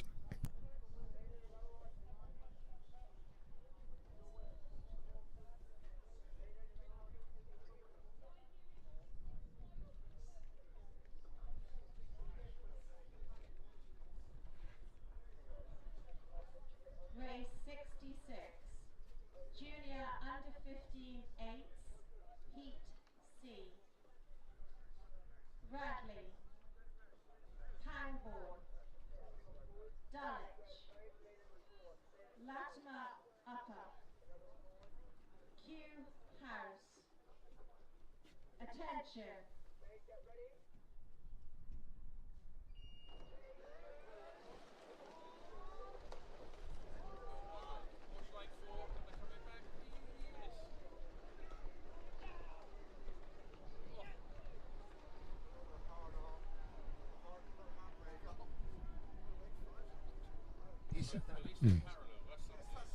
And the third heat of the junior under 15 eights is underway.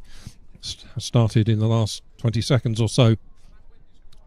5 crews in this, with in lane 1 Radley College, lane 2 is Pangbourne, lane 3 Dulwich, lane 4 Latimer Upper School, and lane 5 Q House School.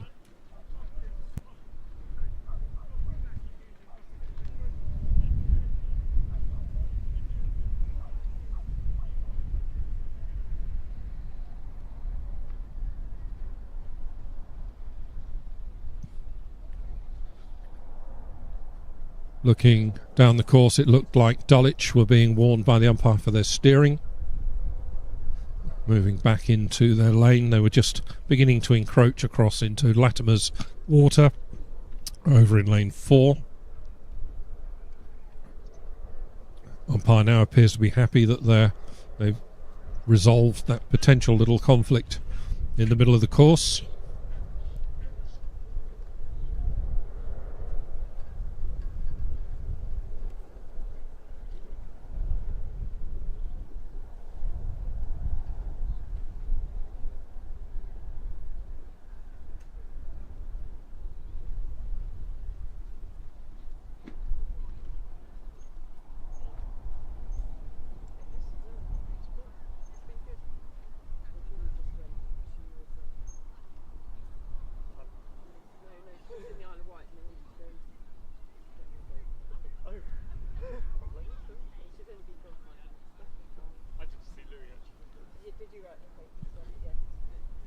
Passing the 500 metre point, it's Dulwich in 3. Dulwich settled off and settled at a very high rating, 38. We've eased back a bit from that now, but it's Dulwich who lead in the early stages of this race from Latimer Upper, then Radley, Pangbourne and Q House.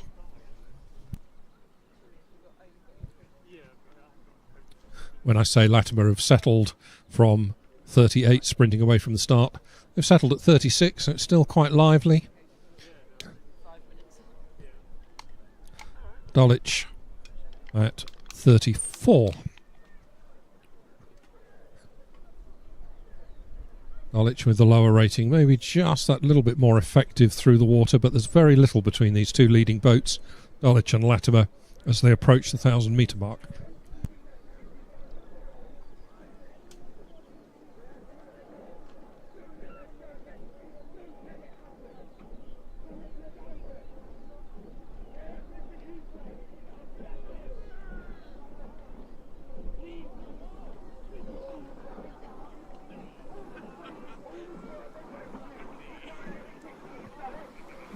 As they come to the 1,000 metre mark, Radley have come up in the second 500, and it's Radley who lead the field through, just ahead of Latimer Upper, then Dulwich.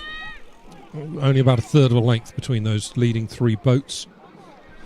Fourth across the line are Pangbourne, with Q House School 5th.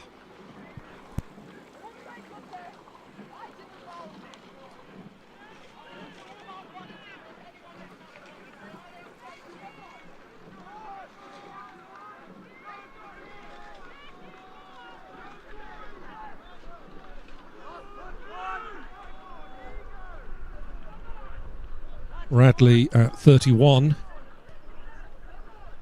Very nice long strokes, quite well together, quite neat blade work. But only at 31 strokes per minute. We've clocked Dulwich and Latimer at quite a bit higher in terms of rating.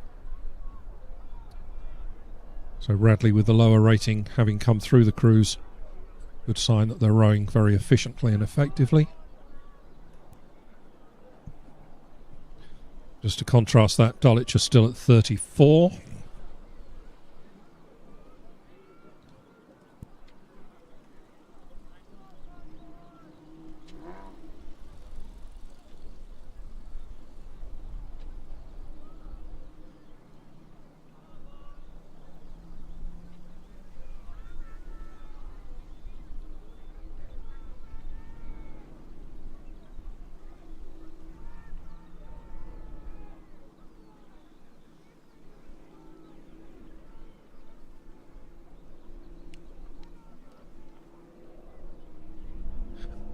So, in this third heat of the J15.8s, it's still Radley in lane 1 who lead through the 1500 metre mark. They're followed by Dulwich and Latimer Upper, and those two boats very close together. That's Dulwich and Latimer in second and third. Then it's Pangbourne and then Kew House School some little way behind.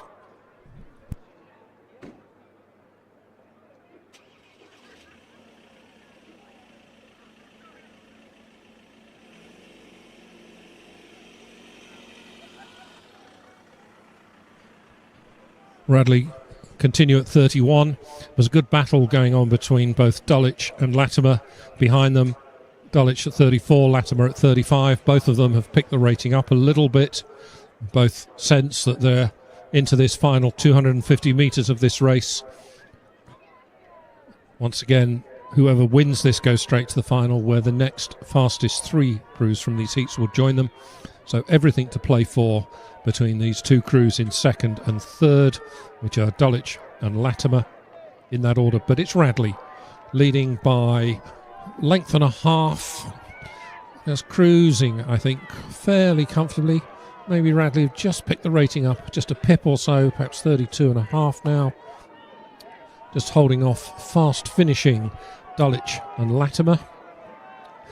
Latimer led the first half, ahead of Dulwich, I should say, for the first half of the race, and then Dulwich have come through in the second half of the race.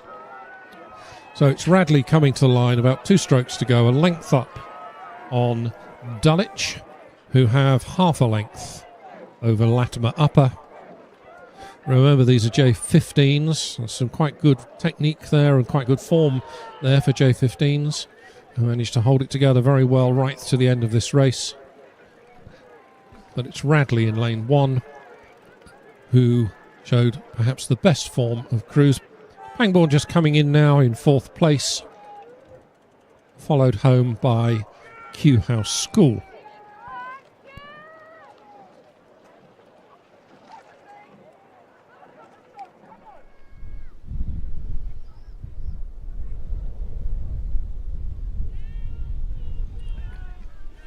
So just while we wait for confirmation of the official result there, let's just go back 2 races and flesh out this J15.8s event. First heat was a win for Hampton School, with Westminster second, St George's third, King's College School fourth, Kingston Grammar School fifth. So Hampton progressed to the final. Second heat, race 65, was a win for the Windsor Boys School, with King's College School A in second, Abingdon School third, Reading Bluecoat School fourth, and Kingston Grammar School's A crew fifth.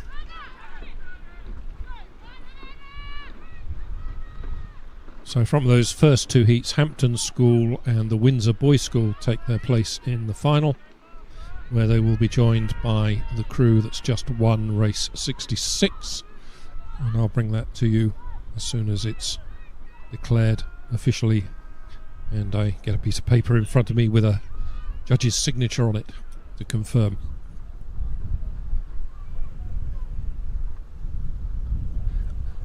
Race 67 is underway, the first of the heats in the Women's Junior School Coxless Fours for the Skiff Regatta Cup.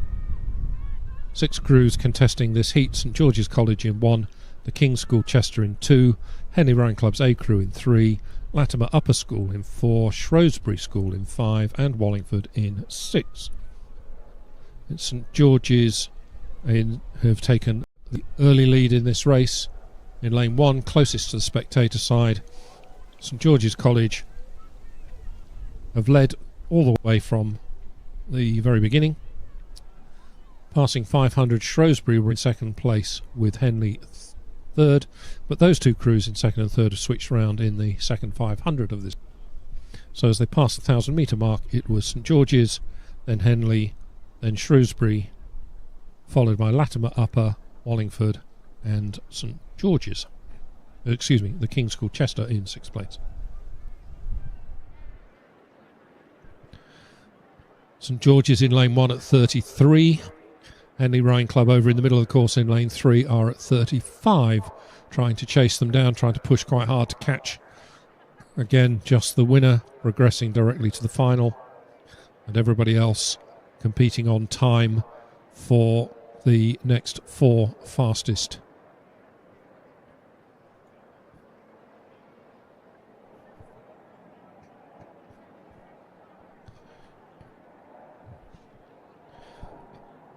Right, let's just quickly confirm the official result of race 66, the third of the heats of the under 15/8s for the Cooperative Funeral Care Trophy.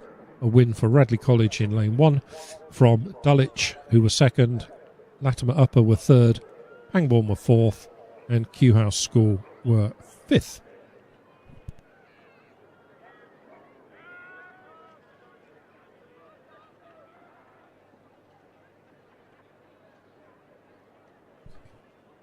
So the J15/8s final will feature Hampton and the Windsor Boys School and Radley as the 3 heat winners, where they'll be joined by the next 3 fastest crews.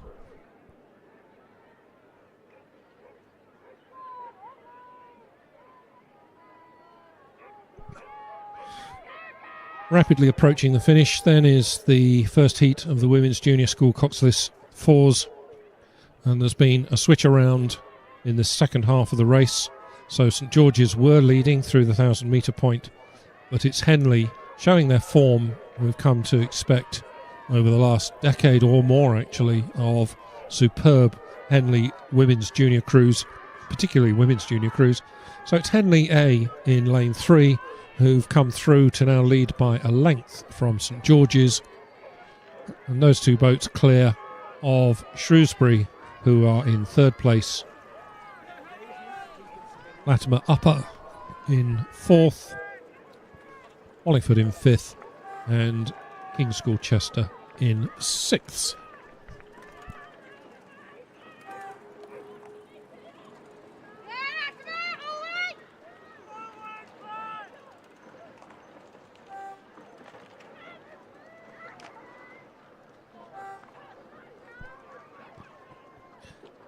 The second heat of the Women's Junior School coxless 4s is underway. Again, 6 crews in this. Lane 1, the King's School Worcester. Lane 2 is Sir William Perkins School. Lane 3 is Henley Rowing Club B. Lane 4, Putney High School. Lane 5, Emmanuel School. And in Lane 6, St Edward's School. As they pass the 500 metre mark, King's Worcester lead from Henley, with Putney in third place, Perkins in 4th, Teddy's in 5th, and Emmanuel in 6th.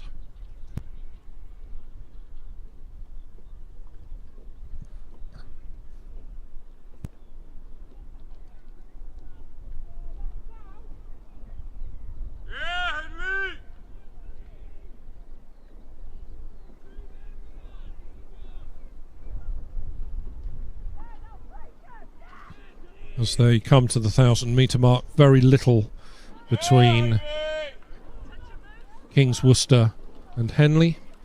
But I think Henley just have nipped in front, literally by perhaps only a canvas or so, very little between them. Teddy's, I think, have crossed the 1,000 metre mark in third place, followed by Putney High School. And then nothing to choose between Emmanuel and Perkins.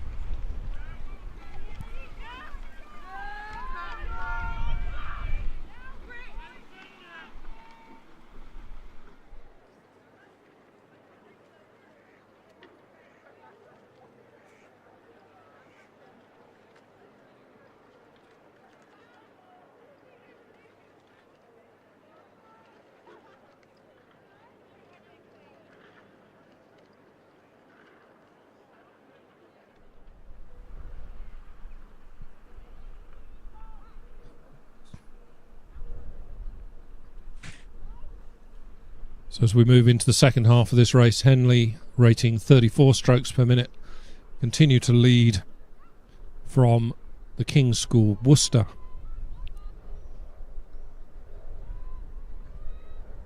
Henley have opened up, I think now clear water over King's Worcester. So Henley by, well, perhaps even nudging 2 lengths now. So Henley from King's Worcester. Very close behind is St Edwards, right across the course in 6. Those 3 crews, Henley, King's Worcester and Teddy's, opening up quite a reasonable gap now. Behind them the 4th, 5th and 6th place crews, with Putney High School in 4th, and then very little between Perkins and Emmanuel for 5th and 6th.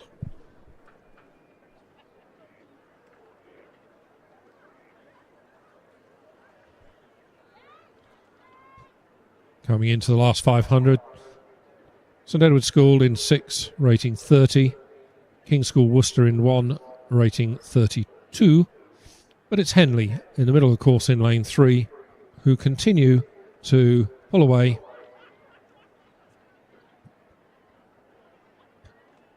Henley just having to correct their steering a little bit. They'd moved over to the edge of their lane. No other crew close to them, so no risk of a clash other than stroke side blades on the boys. But Henley have moved nicely back into the middle of their lane and lead by some 2 lengths, 2.5 lengths now from Teddy's. St Edward's School over in 6 have moved up into 2nd place. They were only in 5th place at 500, so Teddy's have really had a good middle 1,000 metres in this race. Henley now just cruising, and we can see they've dropped the rate of striking down very, very low indeed, just 26 strokes per minute. Indeed, I think it might even be coming down lower than that. They've again moved over, right over to the edge of their lane. They're straddling the boys under their stroke side riggers. Just a little bit of rudder to correct that and come back. Teddy's have also come across out of lane 6, currently in 7, and shortly to enter lane 8. And indeed, as I say it, they do. But it is Henley just cruising in towards the finish line. Not at all bothered, under no pressure whatsoever. In this heat of the Women's Junior School Cox's 4s, Henley Rowing Club come to the finish line some 3 lengths or so ahead. Really tight for 2nd place here. I think that may just have gone to Teddy's by a couple of feet over King's Worcester. St Edward's taking the scenic route and finishing in lane 9, having started in 6.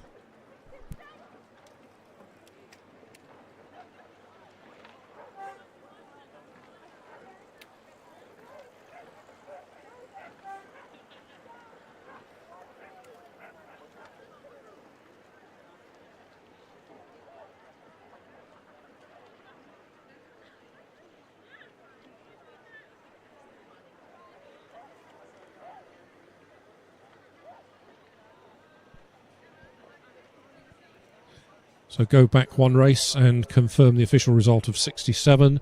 First of the 2 heats in the Women's Junior School Coxless 4s. A win for Henley Rowing Club A over St George's College, who were 2nd. Shrewsbury School were 3rd. Latimer Upper were 4th. Wallingford 5th. And King's Chester 6th.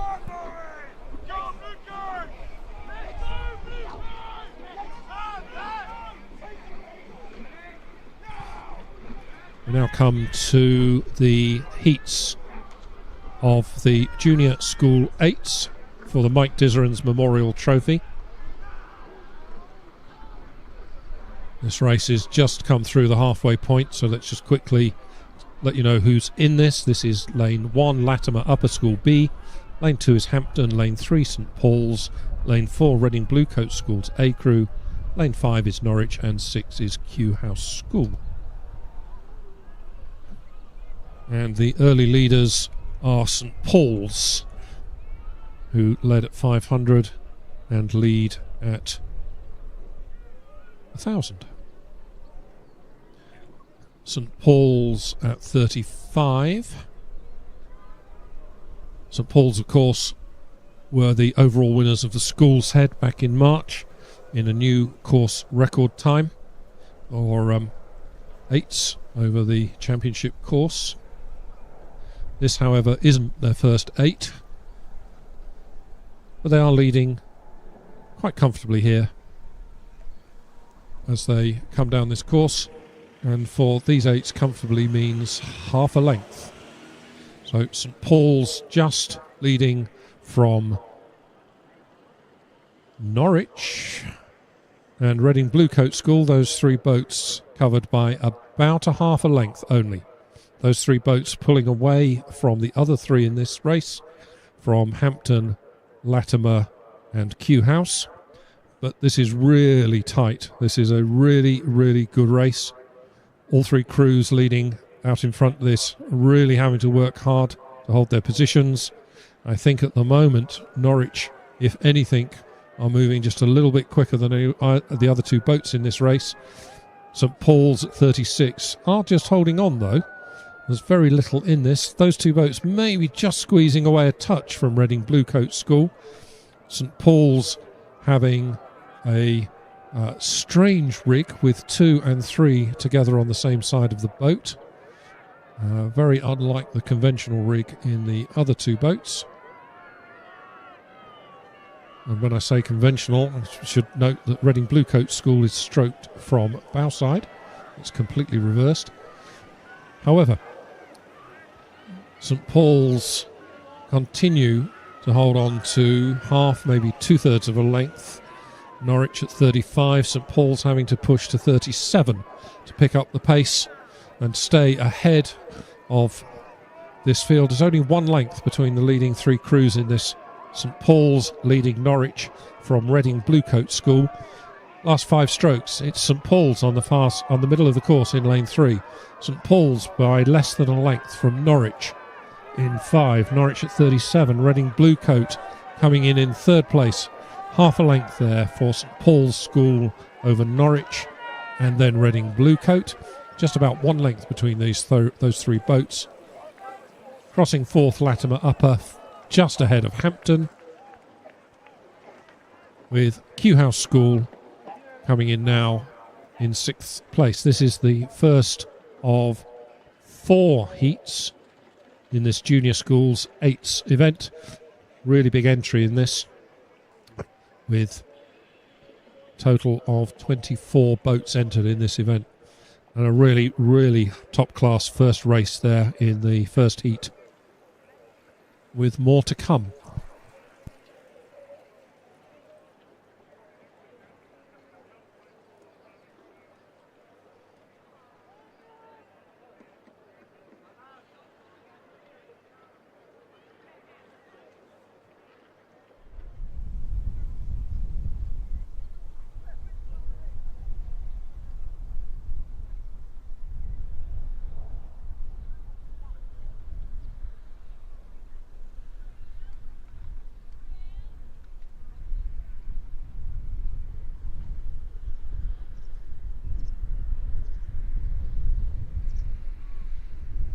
Good afternoon. The second heat of 4 of the Junior School 8s is underway.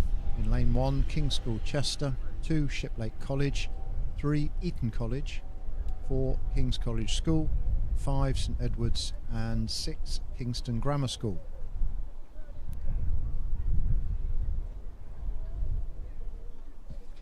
I will give you very shortly the early starters on that one, but quickly now the result of the Women's Junior School coxless 4s.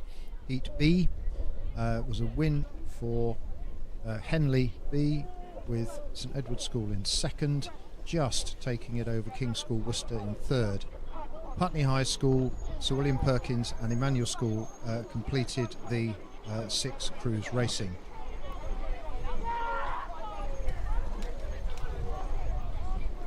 So in this second heat of the Junior School 8s, we have the crew from Eton College taking the lead at 500 and holding on at to 1,000. St Edwards 1.5 lengths behind at 1,000. We're in second place. King's College School in third. Shiplake in fourth. King's Chester fifth, and Kingston Grammar School sixth.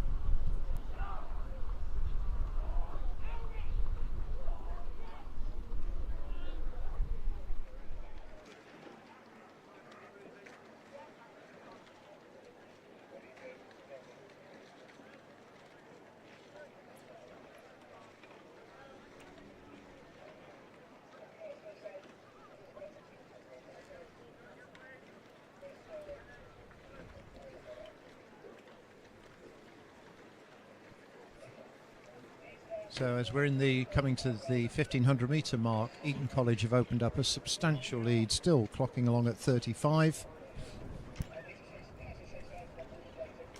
St Edwards holding on to second place ahead of KCS, with Shiplake in fourth place, just a little ahead of King's Chester. Kingston Grammar School are just dropping off the pace in lane 6. But Eton storming ahead to win this by, one imagines, a considerable margin.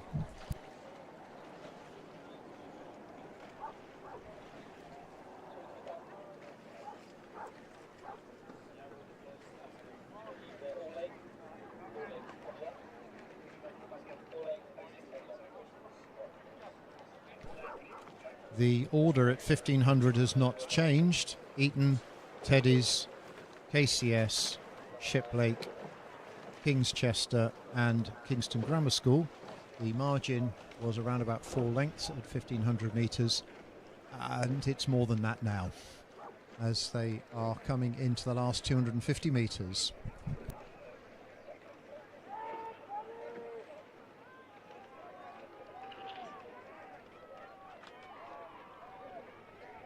The Eton crew not holding back, they're still clocking along at 34.5.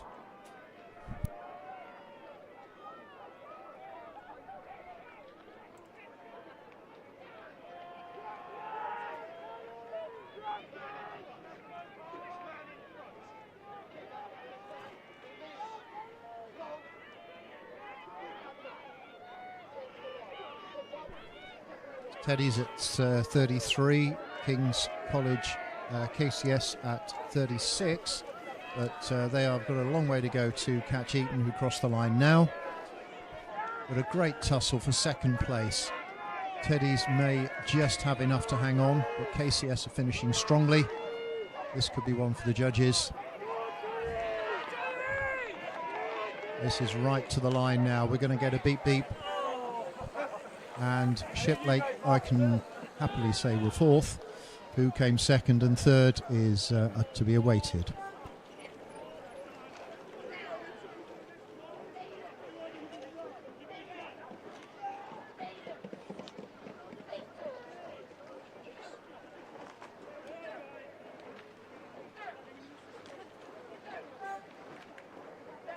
And that is Kingston Grammar School just crossing now.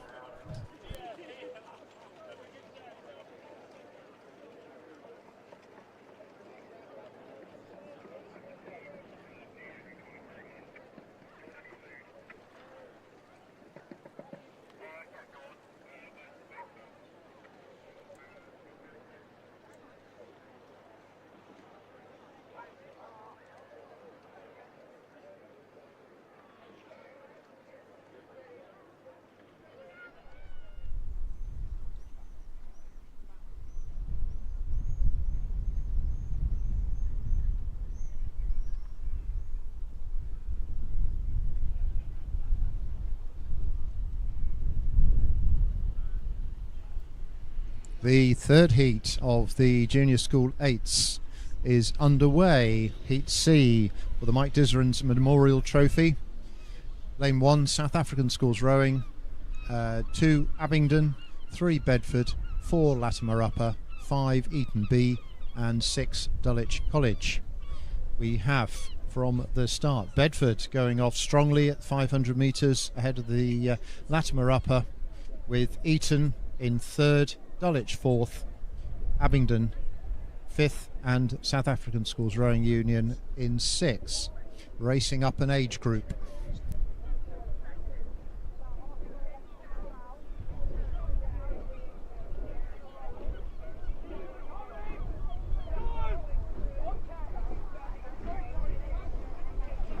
Bedford racing at 34 across the 1,000 metre line, somewhat ahead of Eton's second 8 and Latimer Upper, just a fraction behind them. This event sees a mixture of first 8s and second 8s, and see if you can spot the difference.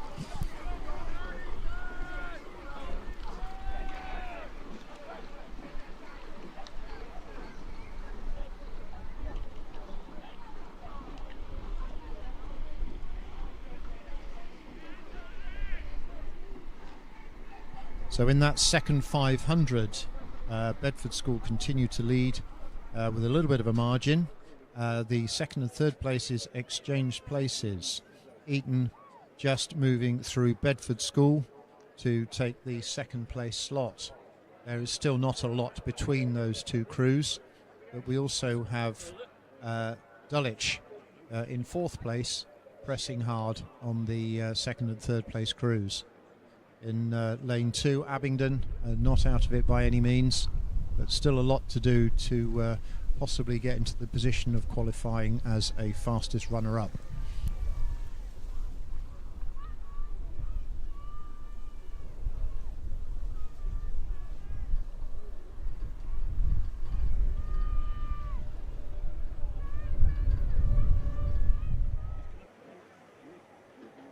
So Bedford still clocking along at 34.5, but just for clarification, there is no fastest qualifiers. This one will go to a repêchage, so the 6 fastest will get to the repêchage where they will race off. There being 4 heats for this event, quite a large entry, and so we need to give everybody the best chance to race alongside their direct competitors.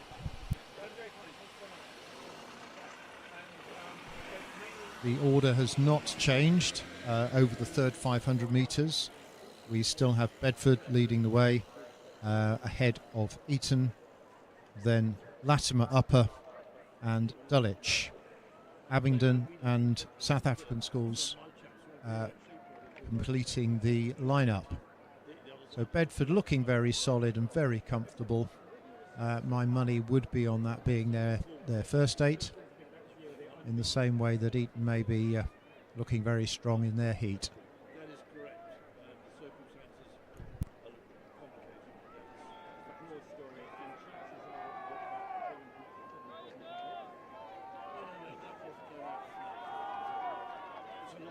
chances are it's a long story. It's a 2-part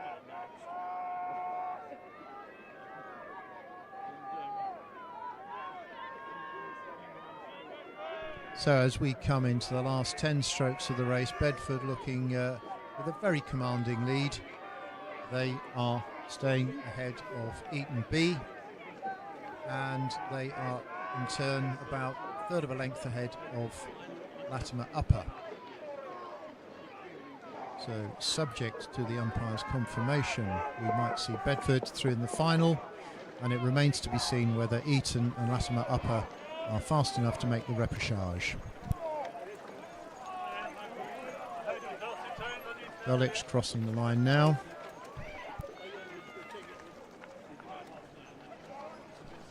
And then Abingdon, length and a half behind Dulwich.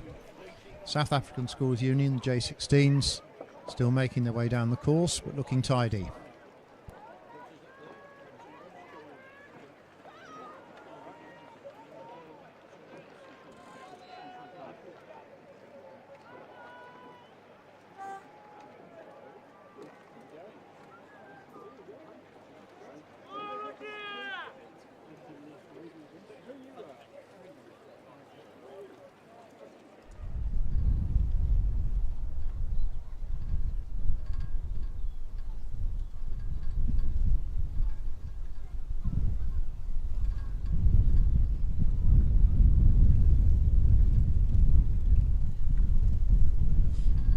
The fourth heat of the School Junior 8s is now underway. Lane 1, Emmanuel School, 2, Reading Bluecoat, 3, Dulwich College A, 4, Radley College, 5, Bedford School B, and in lane 6, Monmouth School.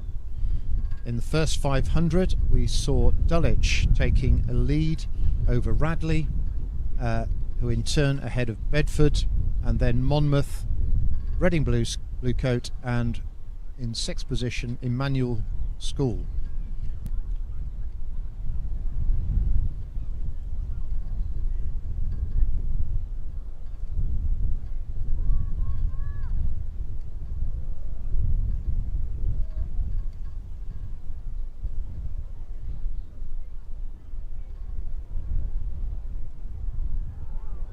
For those online, we can see Dulwich College looking quite tidy, quite strong, rating along at 35, and making the most of their advantage in the centre of the course, able to keep their eyes on all of the opposition, all of whom will be in their full view at this stage as they come through the 1,000-metre mark.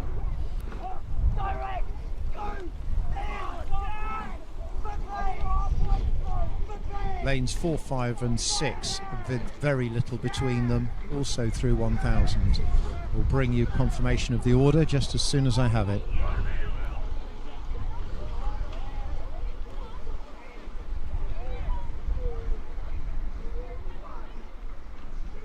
While we're waiting for that, I will just get you caught up on a couple of results. The Women's Junior School Coxless 4's Heat B was a win for Henley B, with St Edward's just getting the decision over King's Worcester for second place. Fourth was Putney High, Sir William Perkins in fifth, and Emmanuel School in sixth.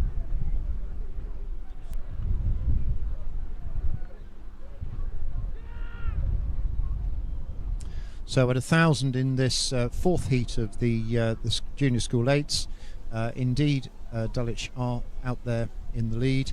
It was Monmouth and then Bedford and then Radley College for those next three places, very little between them, and we had Reading Bluecoat, Emmanuel bringing up the final stages. Those two have dropped off the pace, but it looks as though Monmouth have just squeezed out ahead of Bedford, ahead of Radley for second, third and fourth, but there is still time, space and energy to be expended, and we can see that order might change, but it's, unless anything goes horribly wrong, we cannot see very much going wrong with Dulwich coming through to take that to cross the line first.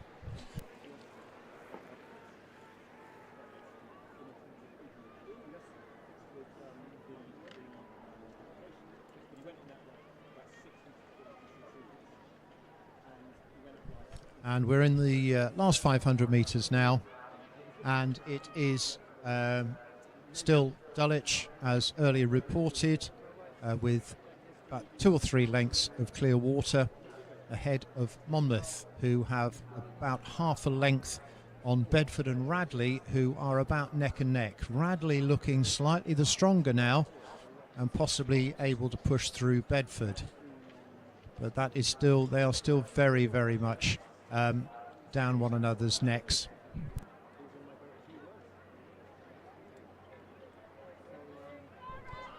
Radley, in their pursuit of moving up the order, are at 34.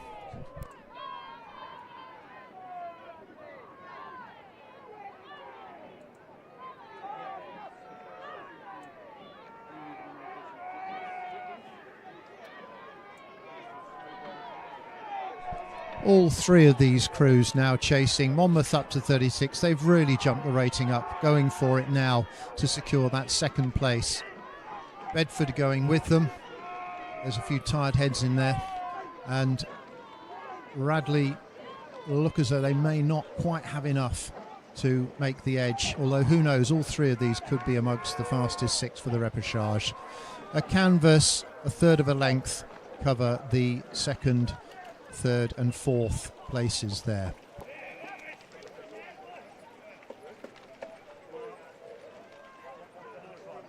Blue Coat B just coming over the line, and Emmanuel School another 2 lengths behind them.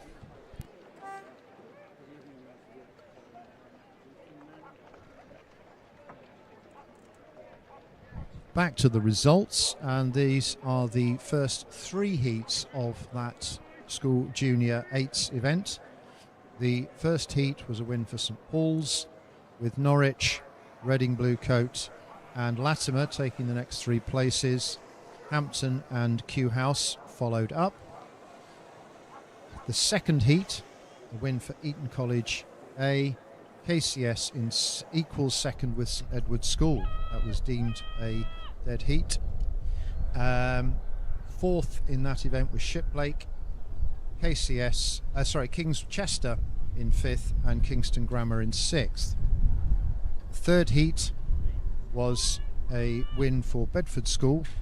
Eton College B was 2nd, Latimer Upper A in 3rd, Dulwich B 4th, Abingdon 5th and South African Schools in 6th.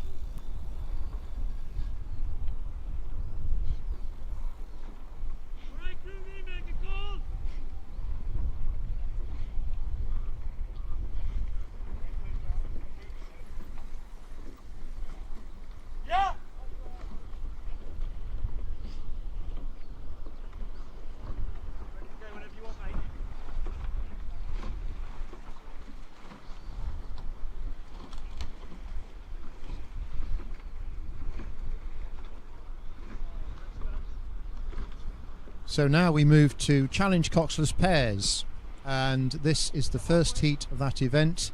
There were 7 crews entered for this event, but no show from Lane 2, Tideway Scullers School B.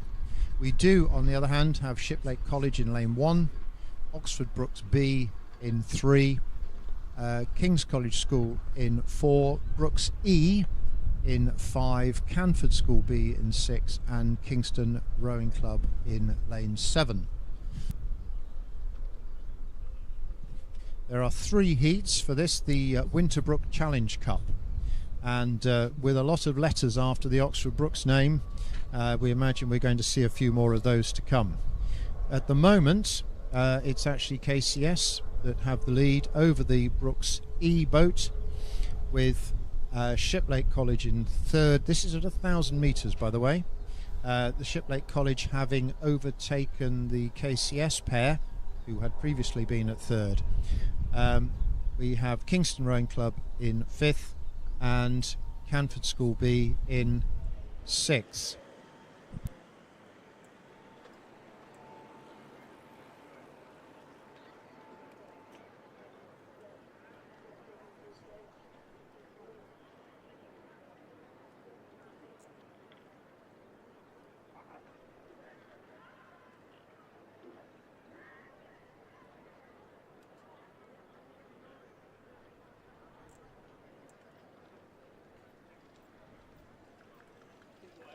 Whatever they do, I think we should try and sit down with all and just review everything, and you really try hard.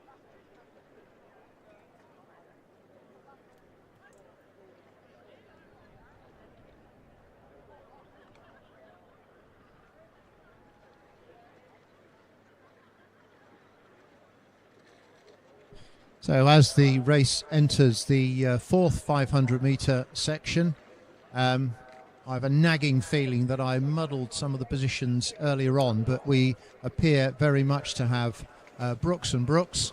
That's the B boat from lane 2 ahead of the E boat in lane 5, and they have taken their rating down, while certainly the crew in lane 2 has dropped their rating, conserving their effort and energies for the final, which they clearly feel they have in the bag. Brooks E, on the other hand, are battling away.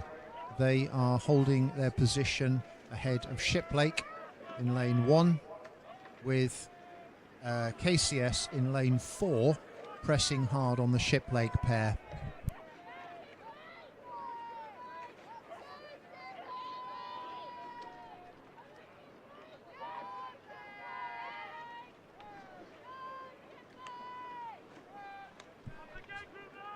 So as we see a very fine display of rowing from the B Brooks boat coasting across the line. The E boat is still battling to get that fast time to make sure they get into the final. Shiplake crossed the line ahead of KCS, but with about a half a length of clear water between them.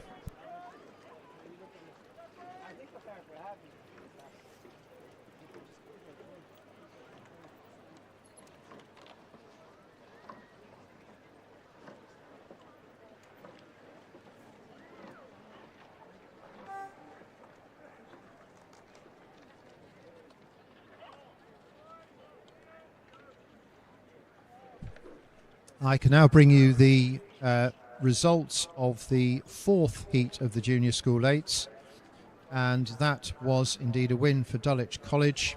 Monmouth took second place, Bedford School B in third, Radley fourth, Reading Bluecoat B took fifth, and they were followed up by Emmanuel School in sixth place.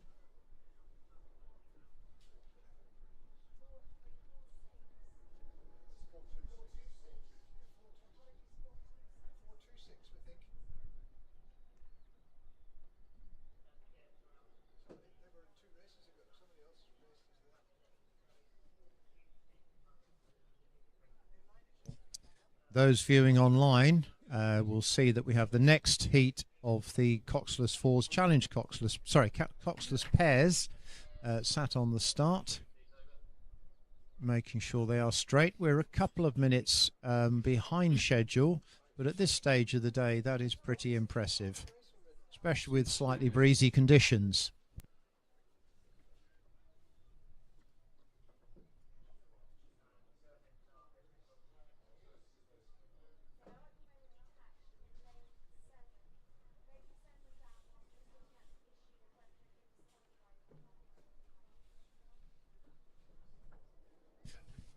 We have an interesting situation here where the printed plan does not quite match what we are seeing on the start pontoons.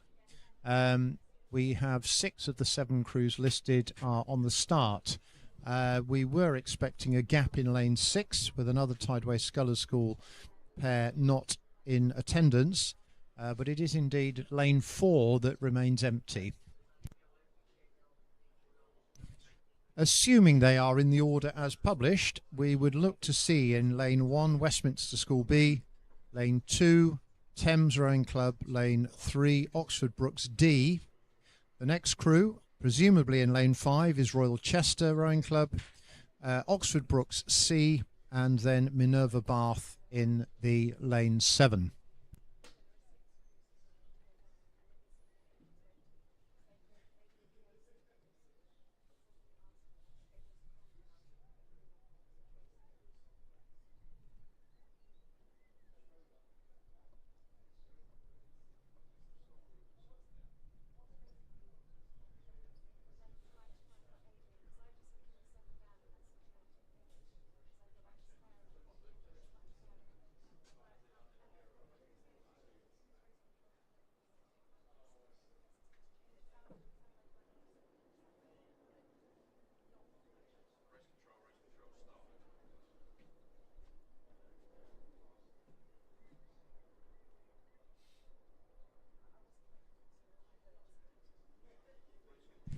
While the pairs are waiting to get started, I can bring you the result of the first heat of the Challenge Coxless pairs. As we saw it from here in the finish tower, Oxford Brooks B finished ahead of Oxford Brooks E. Behind them in third, Shiplake College, then KCS. and Kingston followed by Canford for 5th and 6th. The first crew, Oxford Brooks B, will go through to the final, and the fastest 3 from the heats will join them for that race.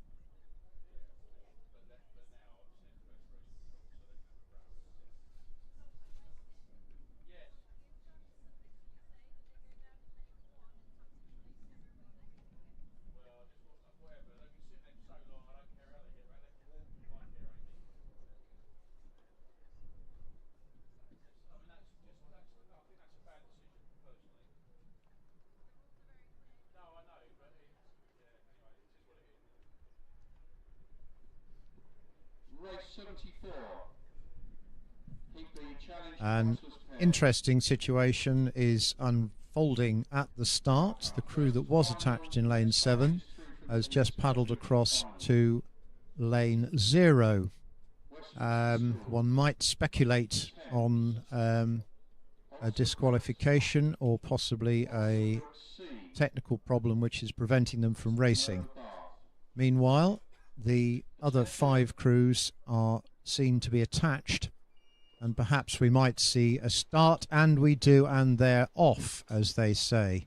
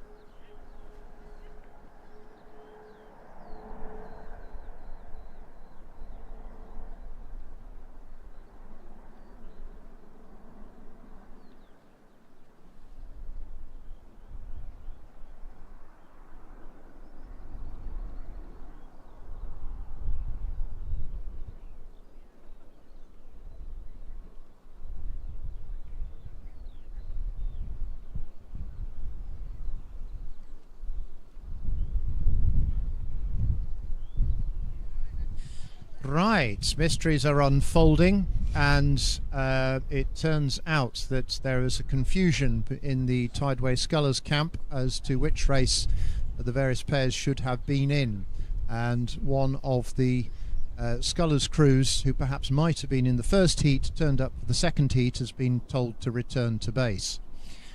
Meanwhile, we have in lane 1 Westminster School B, Thames Rowing Club, Oxford Brooks D. In lane 3 we are missing lane 4 Royal Chester, scratched.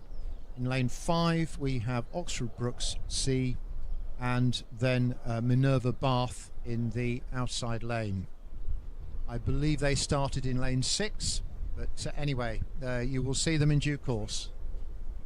We have one of the Brooks crews looking very solid, as indeed they all are. And I think that would be the one in sight now for those online. This is the lane 5, that's Oxford Brookes C, ahead of Oxford Brookes D, who are in lane 3. And these two crews appear to have first and second positions as we approach the 1,000-metre mark.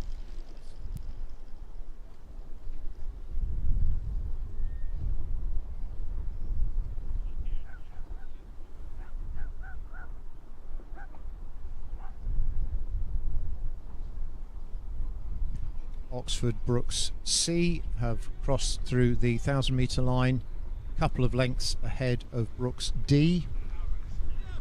We then have a gap ahead of the Thames Rowing Club crew, who are in lane 2, followed by Westminster School B, and then the Minerva Bath combination, who are out in lane 6.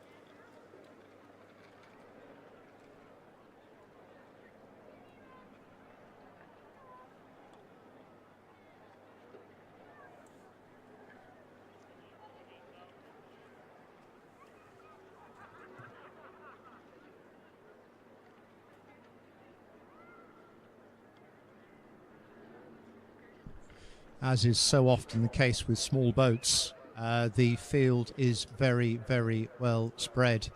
We have Oxford Brookes C with what appears to be about a 4-length lead over their D crew, who again have 4, possibly more lengths over Thames Rowing Club, and the leading crew is rating 31.5, so they're still making good progress on this one to ensure that they get over the line first. They are through the 1,500 metre mark and just want to make sure that they cross the line first. The second Brookes crew is rating 34. So with these larger margins, it's really difficult to tell how you are going to be placed in the overall field. But we shall see when the times come out as to who is making the final. So remember, it's the first to each of the races that go straight through, with the fastest 3 from all of the heats combined to make up the other 3 places in the 6-boat final.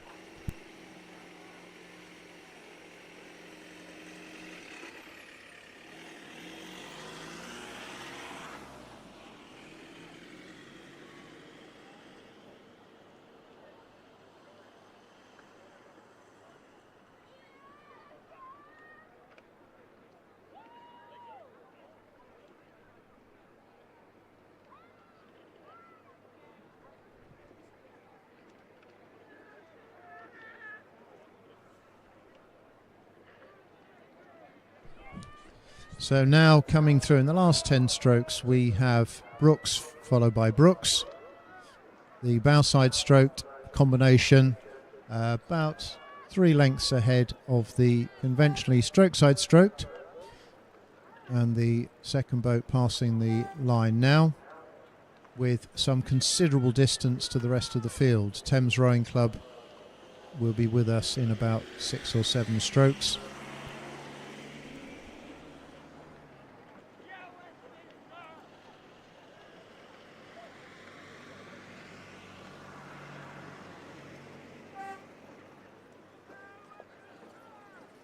And then we have Westminster and Minerva Bath battling it out for the 5th and 6th places.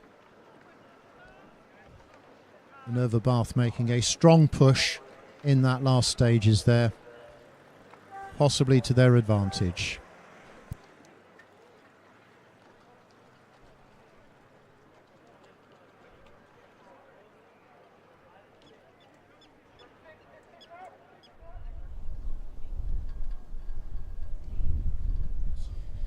And we now have underway for the Winterbrook Challenge Cup, the third and final heat of the Challenge Coxless pairs. Lane 1, Canford, 2, Wimbleball, 3, Brooks A, 4, Westminster School A, 5, Tideway Scullers A, Shrewsbury School in lane 6, and Wallingford Rowing Club in lane 7. At 500, we had Oxford Brooks A, followed by Westminster School A. Third place was Canford School. Canford have subsequently moved up to take second place ahead of Westminster School. There has been also some shuffling around in the tail end. For fourth place, we had Wimbleball, then Tideway Scullers, Shrewsbury and Wallingford. That order has changed. So at 1,000 metres, overall we have Oxford Brooks in first place, Canford in second place, albeit a 5-length margin, with the Brooks A crew dominating the event. Third place, Westminster School A. Fourth, Tideway Scullers. Fifth is the Wallingford Rowing Club pair. Sixth and seventh are virtually neck and neck. That is Wimbleball and Shrewsbury School.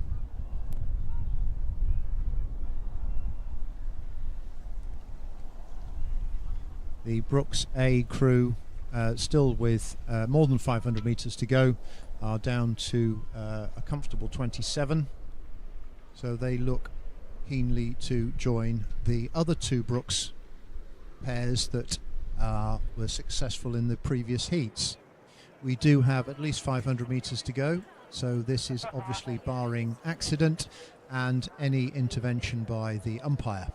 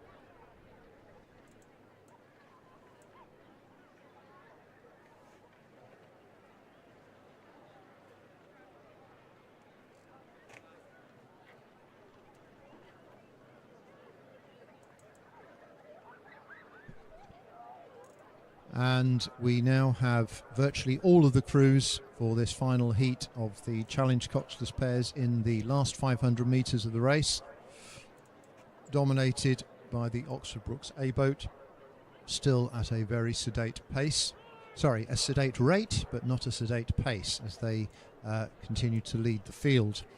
Canford School, their A boat, is pushing hard in lane 1 to make sure that they qualify perhaps through for the final on the basis of time. Brooks A is at 27, but with a warier eye on Canford, who are chopping along at a much higher rating and trying to see if they can secure themselves a place in the final. The Westminster School crew in lane 4 are in third place as we see it, just ahead of Tideway Scullers. And we are not anticipating any surprises here, certainly not for Brooks, although Canford are making a great race of it and are pushing the Oxford Brooks crew really hard.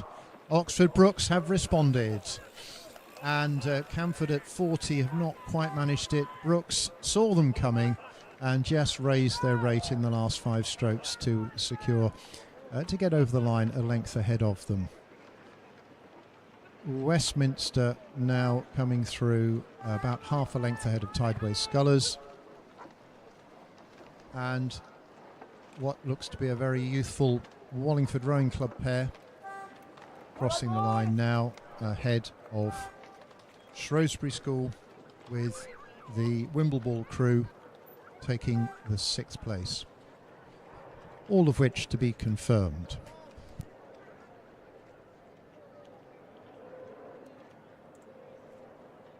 Confirming the results of Heat B of the Challenge Coxless pairs, Oxford Brookes C were ahead of Oxford Brookes D. Thames took 3rd place, Minerva Bath 4th, just pipping Westminster School, who came in 5th.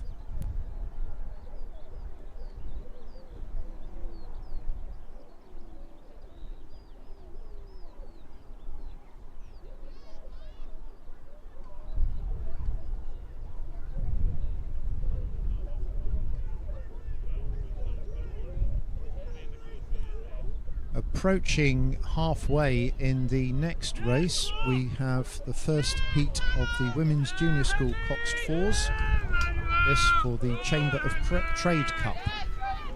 Lane 1, Shiplake College, 2, Shrewsbury School, 3, Henley A, 4, Bedford Girls School, 5, Emmanuel School, and 6, Kingston Grammar School. The order for this has been shuffling around a little bit. It's not as cut and dried as some of our earlier races. Shrewsbury School took an early lead to 500, but were supplanted by Shiplake College.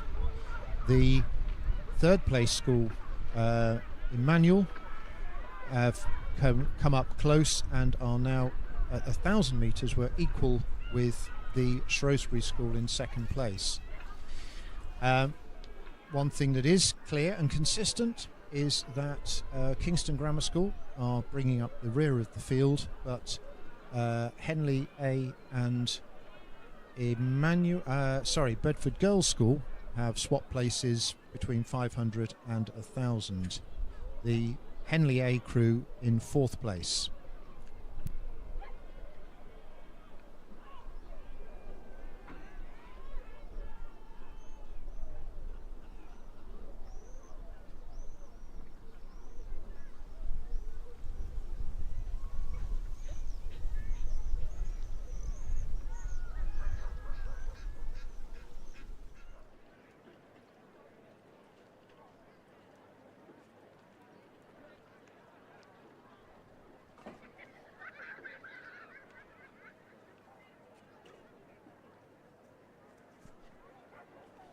Unlike some of our smaller boats and the great spread of speed and placing, this is proving to be a very tight race, at least for the first 3 crews, with any one of 3 in a position to qualify directly to the final.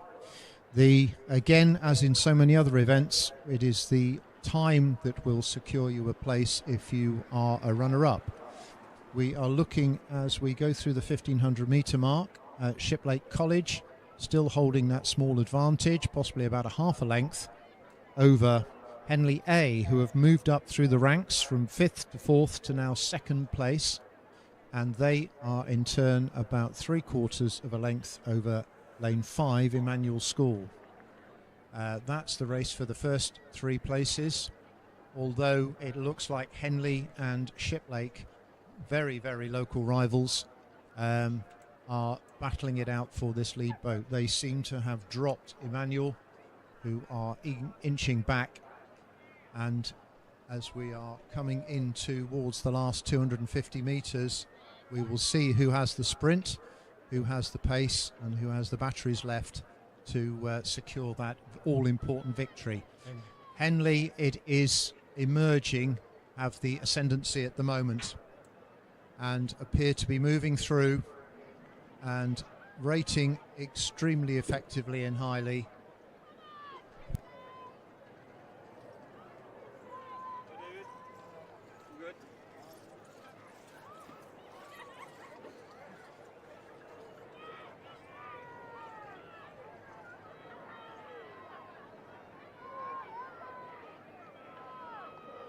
That said, last checked, Henley and Shiplake both at 32, although I get the sense that Henley have just taken it up and there is still very little in it.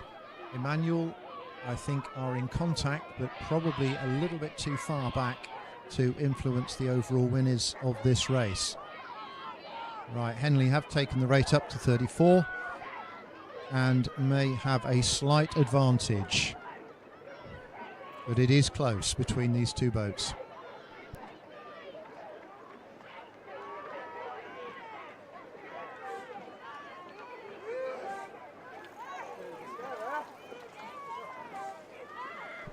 From my vantage point, Henley appeared to be half a length ahead of Shiplake, a length ahead of Emmanuel.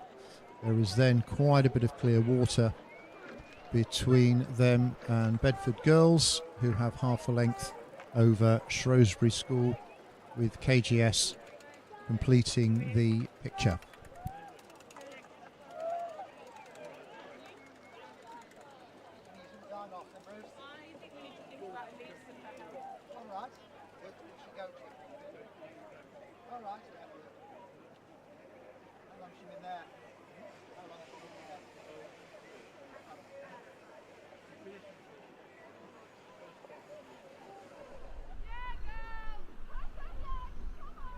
The Women's Junior School Cox Fours event is quite well attended. There are 3 heats, and reminder, as we've seen so often during the day, first to the final and then the fastest 3 will complete the picture for the final later on this afternoon. And we have the second heat underway. Lane 1, King's School Worcester, Bedford Girls School B in 2, Surbiton High School B in 3, Wallingford Rowing Club in 4, Norwich in 5, and Headington School withdrawn. Wallingford have taken the lead in the first 500 and held that into the 1,000 metre mark, with Surbiton B in second place, Norwich in third, King's Worcester in fourth, and Bedford Girls School in fifth. The order not having changed over that first 1,000 metres.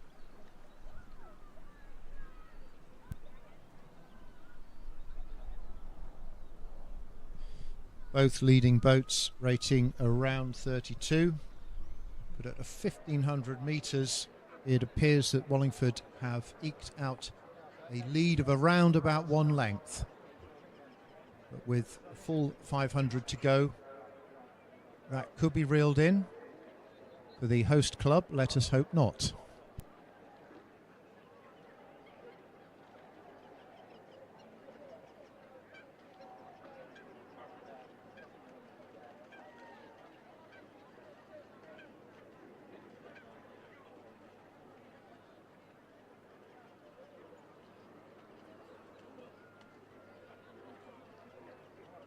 Who else have you got up there at the moment? Whilst well spread out from first to last, the order has again in that third 500 remained unchanged. Wallingford, Surbiton, Norwich, King's School Worcester, and then Bedford Girls School.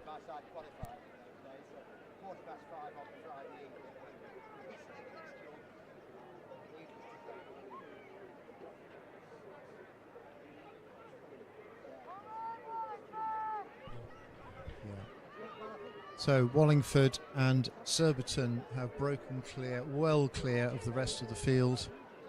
Wallingford with a very good view of Surbiton, both rating around 33.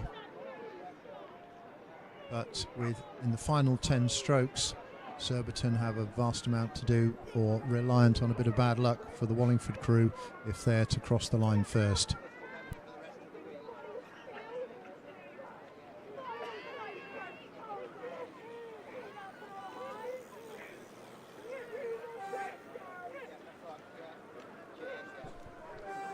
So with a little bit of clear water there, we saw Wallingford crossing the line ahead of Surbiton. We have little while to wait for the next crews. Those two are very dominant in this race.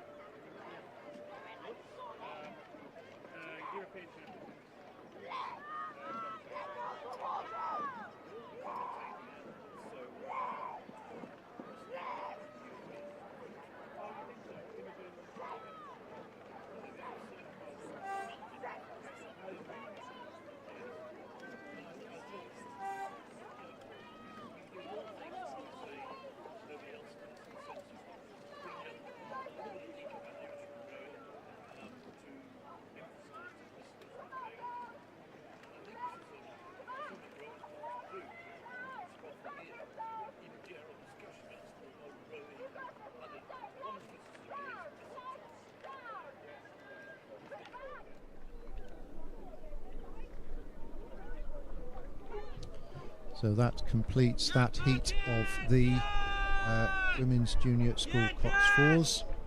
I will give you the official verdict just as soon as it's available.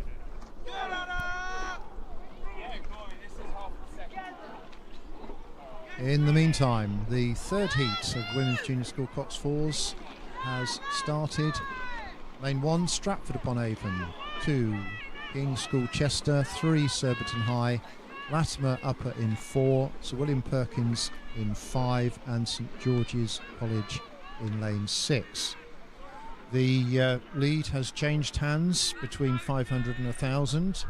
500 we had Surbiton taking an early lead with Stratford in second and Sir William Perkins in third.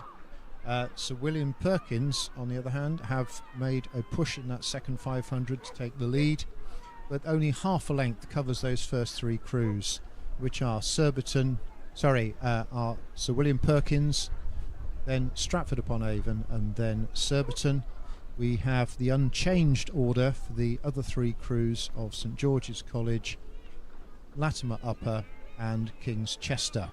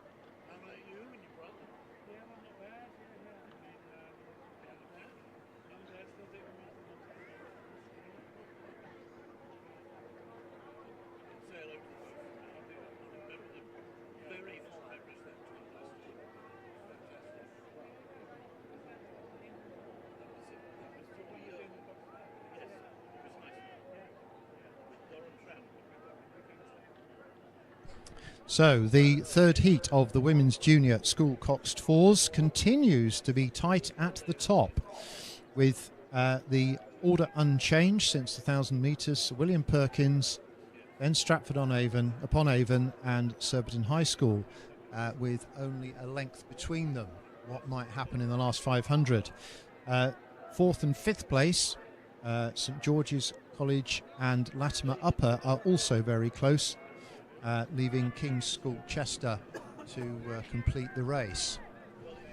Tricky to tell from this angle, although it appears as though Stratford upon Avon might have and are certainly challenging hard with Sir William Perkins.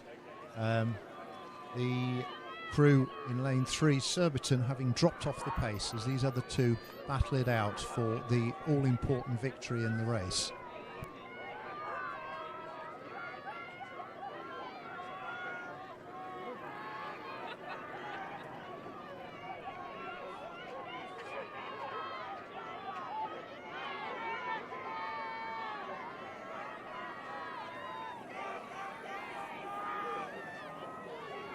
So in the last 10 strokes, it is impossible to call at this stage who has this between Stratford-upon-Avon and Sir William Perkins School. Both are finishing very strongly, and I think there may be clarity coming here, but it is not for me to determine that one. But if I was pressed, I would have to say Perkins by canvas.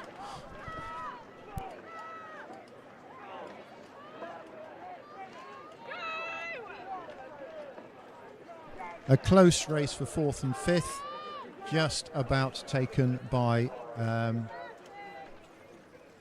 the crew in lane 4, Bedford Girls, over Emmanuel School in 5, with Shrewsbury coming in to complete the package.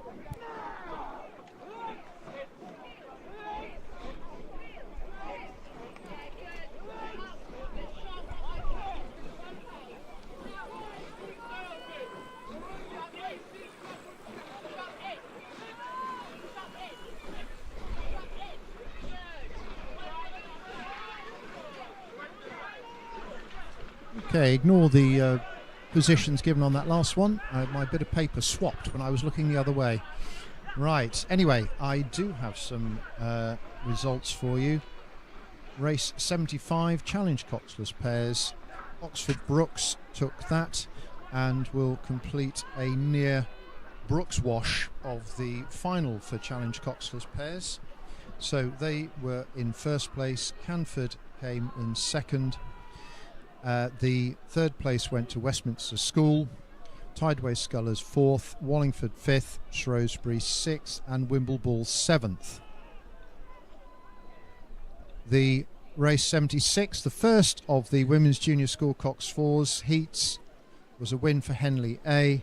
Shiplake took second place, Emmanuel 3rd, Bedford Girls A 4th, Shrewsbury 5th and Kingston Grammar School 6th.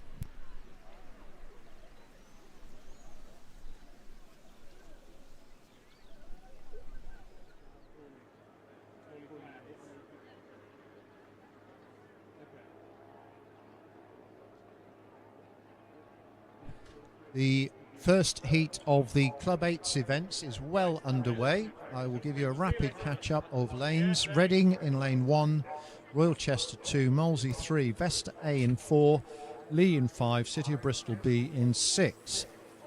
The running order has been over the 3 timing marks. A lead from Molesey with Lee in second place. Molesey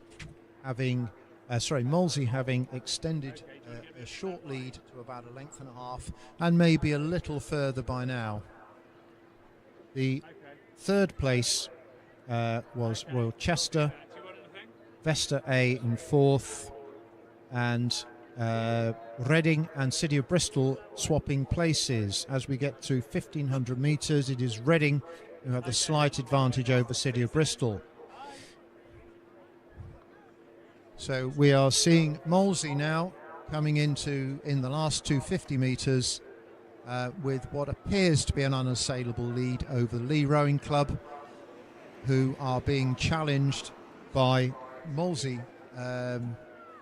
by Royal Chester in lane 2, who themselves have Vesta hot on their tails. But I think we can... unless anything untoward has happened, Molesey looks secure to go straight through to the final. This being one of 3 heats. I don't need to tell you how the rest of the progression goes. Molesey through, Lee crossing the line in second place, with Royal Chester in third, Vesta, and then Reading finishing ahead of City of Bristol.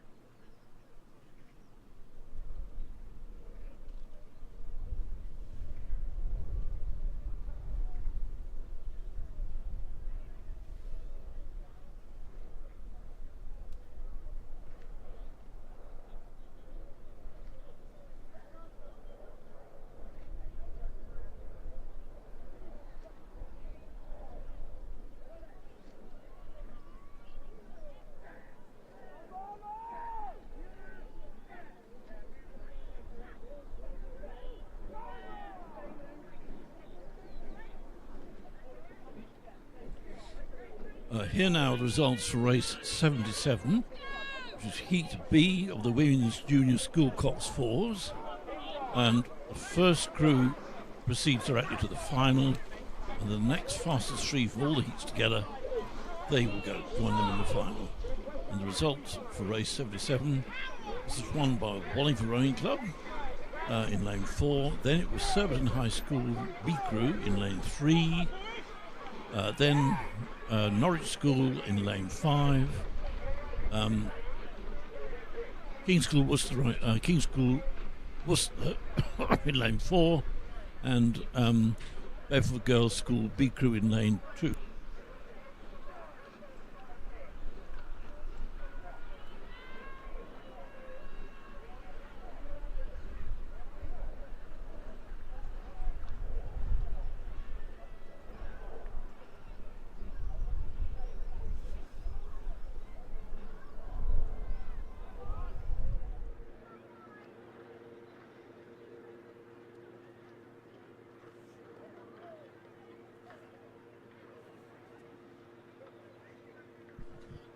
Here are the results for race 78, Heat C of the Women's Junior School Cox Fours. The first crew proceeds directly to the final, and the fastest three from the heats join them taking the heats all together. This race, 78, was won by Sir William Perkins School in lane 5. Then second was Stratford-upon-Avon Rowing Club in lane 1. Then third place in race 78 was Surbiton High School, lane 3, then Latter Upper School in lane 4, King's School Chester in lane 2, and finally St George's College in lane 6.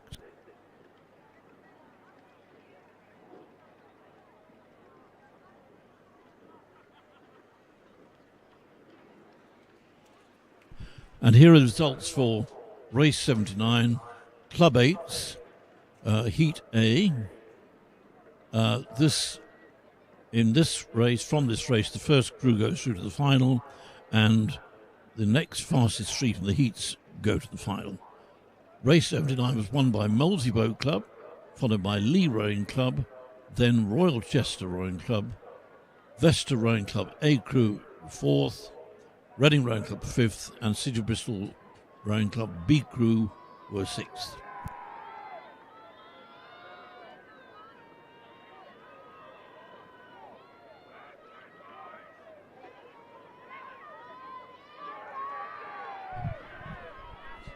Right, on the course in front of us now is Heat A of the Club 8s.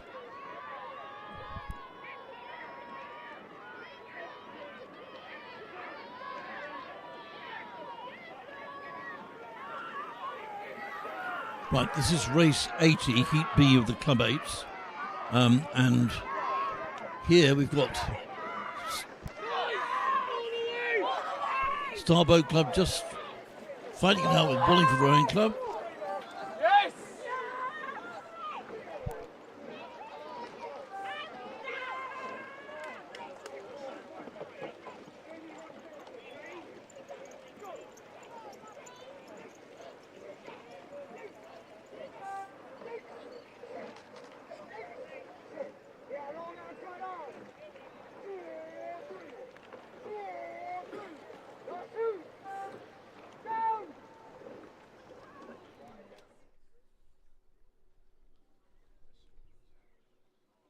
Race 81, Club 8, Heat C. First crew to the final, next fastest three from the heats to the final. On the start now is race 81, Heat C of the Club 8s. Lane 1 we've got Dart Totnes Amateur Rowing Club. Lane 2, Marlow Rowing Club B crew. Lane 3, Derby Rowing Club. Lane 4, City of Bristol Rowing Club A crew. Lane 5, Broxbourne Rowing Club. And Lane 6, Kingston Rowing Club. Attention. The race is scheduled for 3:30. We're running a few minutes late, and they've just started.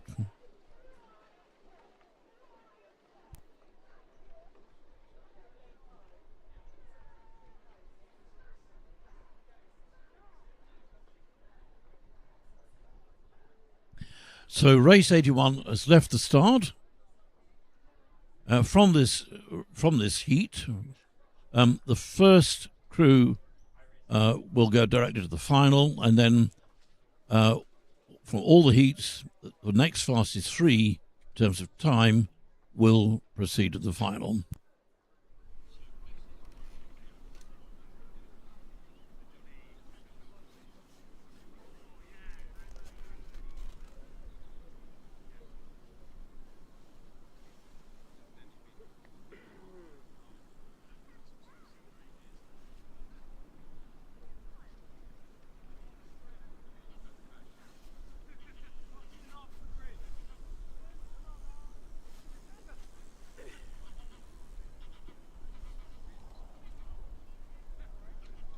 Well, now race 81 has just passed the 500-metre mark, and we're waiting for the interim position.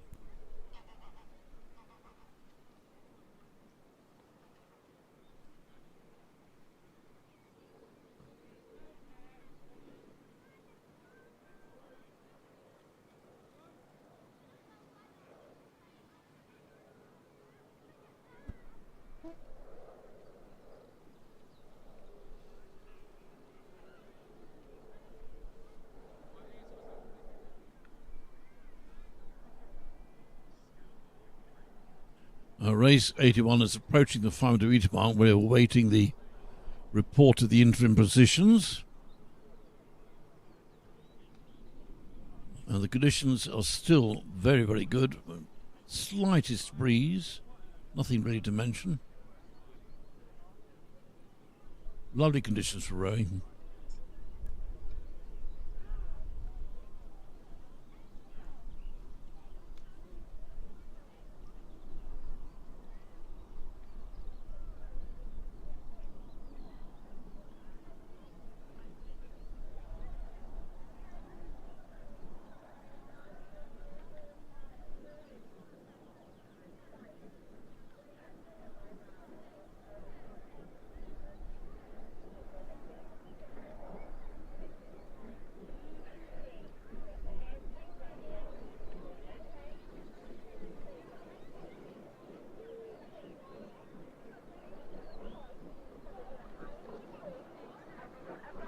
Now, in the meantime, here are the results for race 80. This is Heat B of the Club 8s for the Borough Challenge Vars. The race 80 was won by London Rowing Club in lane 3, then Star Rowing Club in lane 4, Marlow Rowing Club Acre in lane 6, then Minerva Bath in lane 4, and Vesta Rowing Club B Crew in lane 5.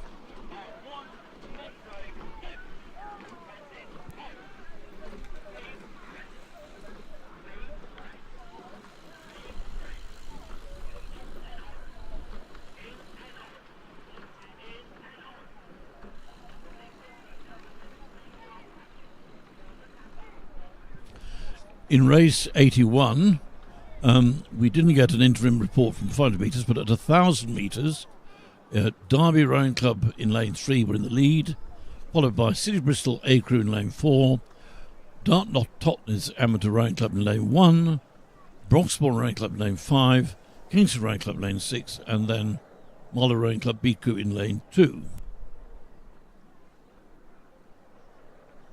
And from our position here, it does look as if the leading three crews, that is to say Derby, City Bristol and Dartmouth Totnes, are in fairly close contention with each other. Derby striking 32, City Bristol 36.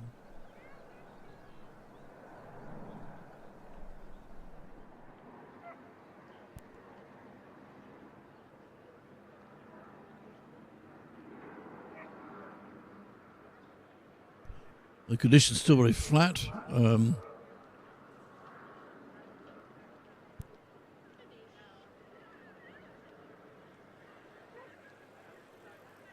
From the online view, we can see that it's the crew in lane 3, that's to say Derby Rowing Club. We've got a lead of a length and some clear water from the crew in lane 4, City Bristol Rowing Club A crew. And they're being pressed a bit by the crew in lane 1, Dart Totnes.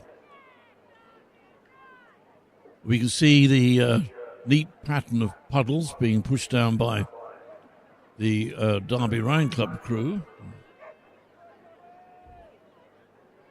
And we know from research in the past that it's the distance travelled by a rowing boat per stroke that it takes that's the determining factor in its performance.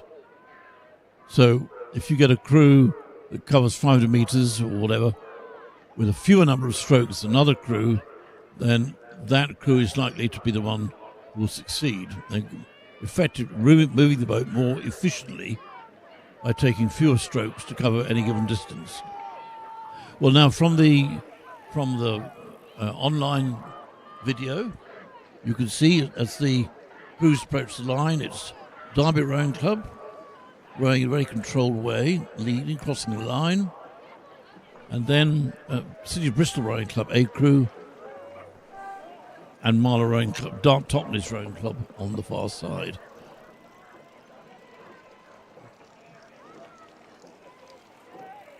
Right, here we have Broxbourne Rowing Club crossing the line in 4th place. And somewhere behind we have Kingston Rowing Club and Marlow Rowing Club B crew. So we're waiting for the judges to confirm these results. It does seem as if Derby are likely to proceed directly to the final. Here's Kingston Rowing Club crossing the line. And they're followed by Marlow Rowing Club B crew.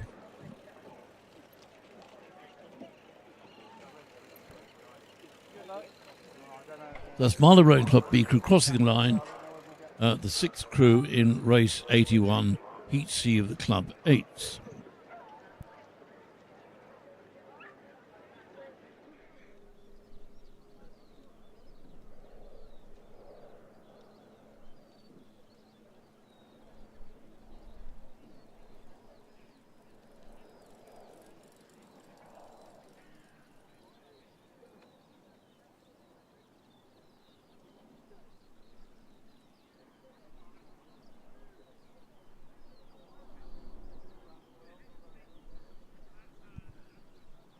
Now, race 82, Heat A of the Challenge Cox 4s has started, and in fact it's past the 750 metre mark.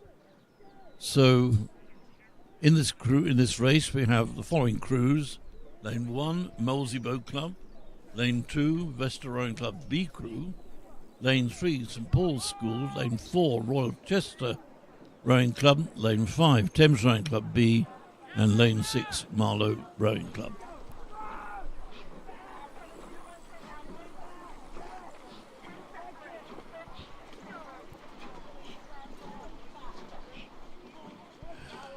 At 500 metres, the Royal Chester crew were in the lead, followed by Molesey Boat Club and then Thames Rowing Club B in lane 5.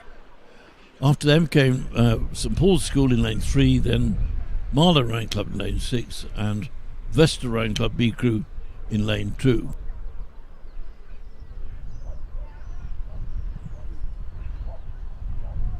At 1,000 metres, the first 3 positions remained unchanged. That's to say, Royal Chester Rowing Club, Molesey Boat Club, and then St Paul's School. But Marlow Rowing Club had moved up into 4th place, and St Paul's School were in 5th place, followed by Vesta Rowing Club B crew.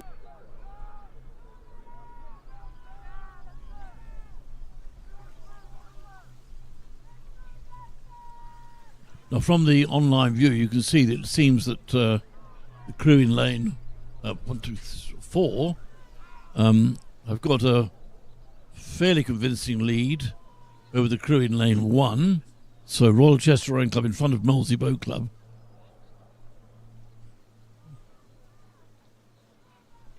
Lovely view there from our drone. In fact, it's developing a quite close race between Royal Chester Rowing Club and Molesey Boat Club. I'm not sure that Molesey haven't taken the lead. So this is going to become a close race now for that first qualifying position.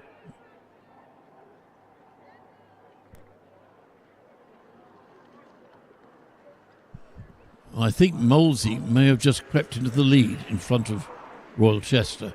And behind them, there's a fairly close race for third position between the Crew Lane 6, Marlow Rowing Club, Thames Rowing Club B in 5, and St Paul's School in Lane 3.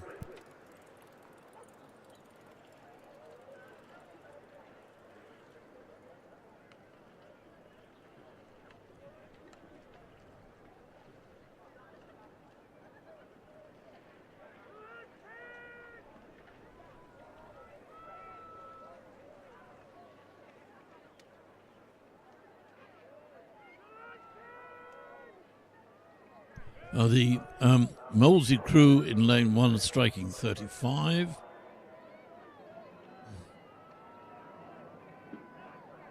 And the Royal Chester crew in lane 4 striking 36.5. And those two have got a really good race on their hands for that crucial first qualifying place.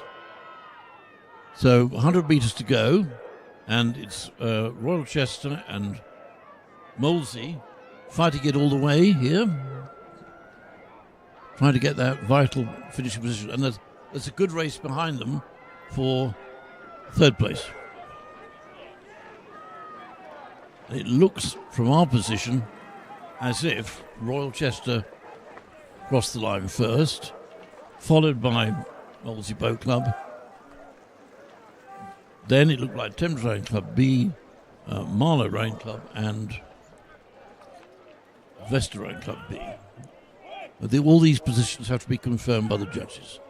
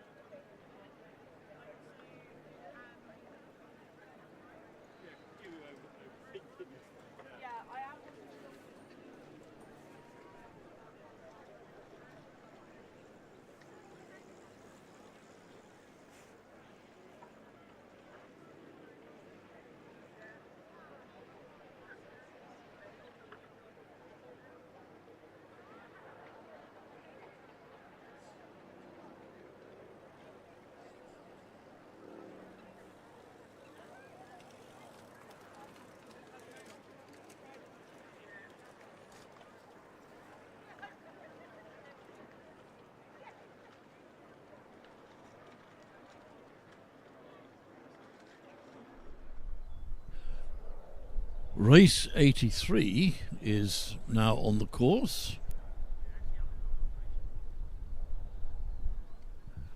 This is race 83.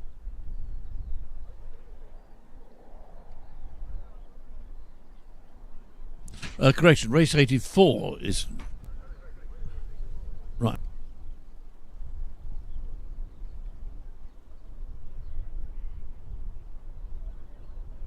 Right, to get it absolutely right, it's race 83 now, it's on the course. Heat B of the Challenge Colts 4s between Upper Thames Rowing Club, lane 1, City Bristol Rowing Club, lane 2, London Rowing Club, lane 3, Thames Rowing Club A Crew, lane 4, Vesta Rowing Club A Crew, lane 5, and Nottingham Rowing Club in lane 6.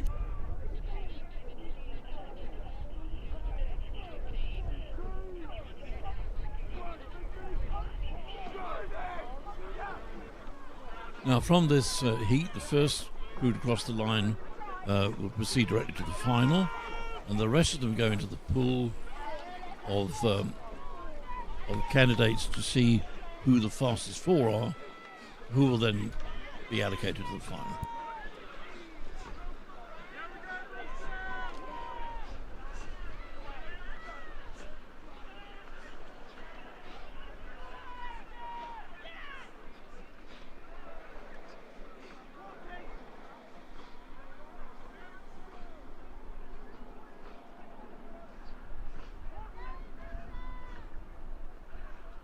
In race 83, the positions at 1,000 metres, and it had been the same all the way through the race. The leading crew was London Rowing Club in lane 3, Thames Rowing Club A crew in lane 4, the Upper Thames Rowing Club crew in lane 1 in third place, 5th Vesta Rowing Club A crew, and in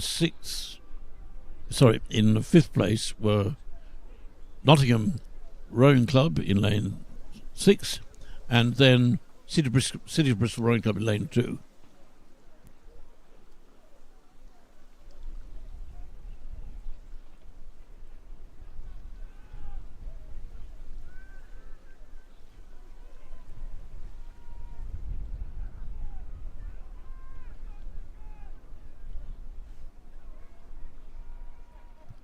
From race 83, the first boat to cross the line proceeds directly to the final, and from all the heats, the fastest four crews will join the heat winners.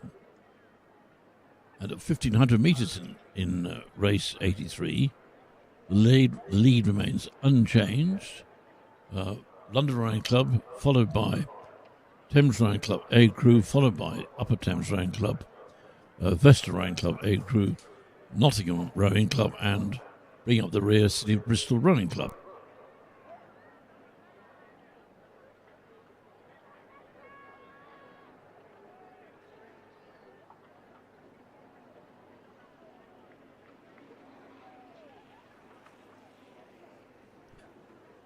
And the crew in lane 3, London Rowing Club striking 39.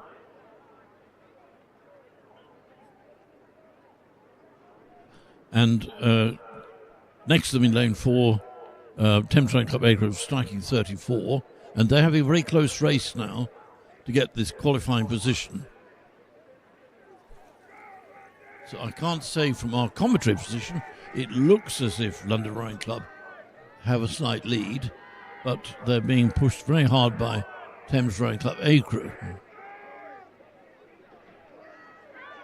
So it's getting very close here, and that crucial qualifying place, it may be that Thames Rowing Club have just slipped their bows in front. We can't tell from this angle. Jolly good race, this. Well, we'll have to wait for the judges to confirm. That was too close to call, that one. And then behind them, it looks as if the crew in lane 1, Upper Thames, are going to qualify for take the third position, followed by Western Rowing Club A crew in lane 5, and then City of Bristol in lane 2, and Nottingham Rowing Club. No, correction. Upper Thames it was Nottingham Rowing Club, then Upper Thames bringing up the rear.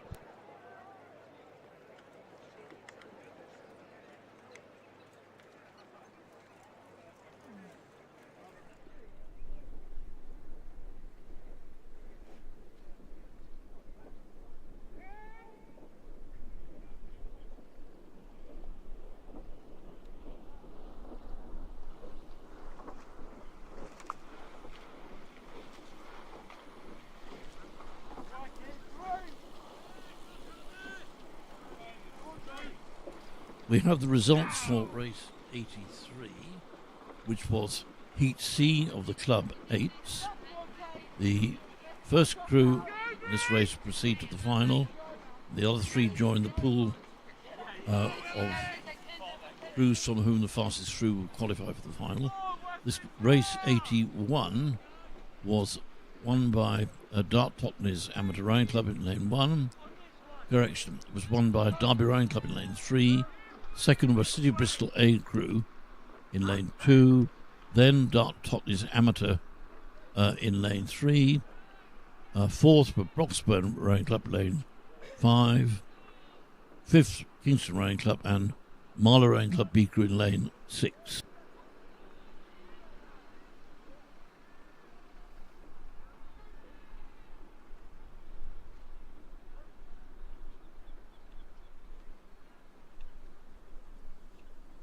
Race 84 is on the course.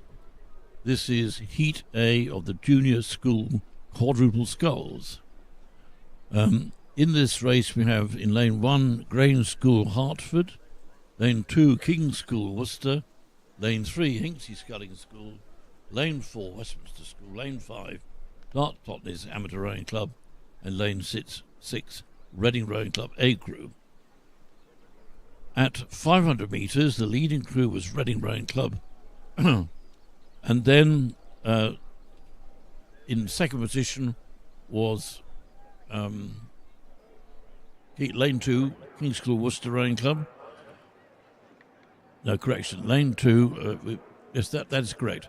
And then at 500 metres, and then it was Grange, I'm making a complete mess of it. Let me start again. At 500 metres, it's Reading Rowing Club in the lead, followed by King's School Worcester, and then Grange School Hertford. And in fourth place at 500 metres, Hinksey Sculling School, fifth, Dart Totnes Amateur Rowing Club, and sixth were lane 4, Westminster School. At 1,000 metres and at 1,500 metres, the first three positions remain the same. Reading Rowing Club in the lead, followed by Hinksey Sculling School and then King's School Worcester.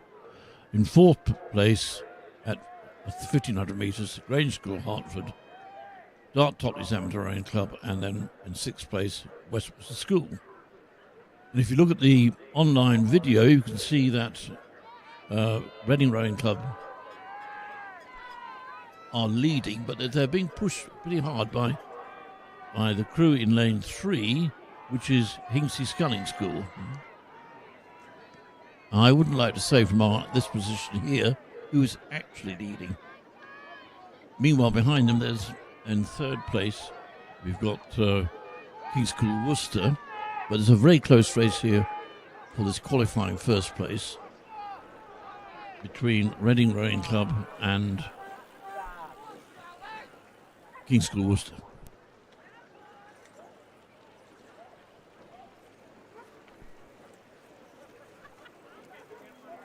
Well, that's Grange School Hertford crossing the line, followed by Hinksey Sculling School.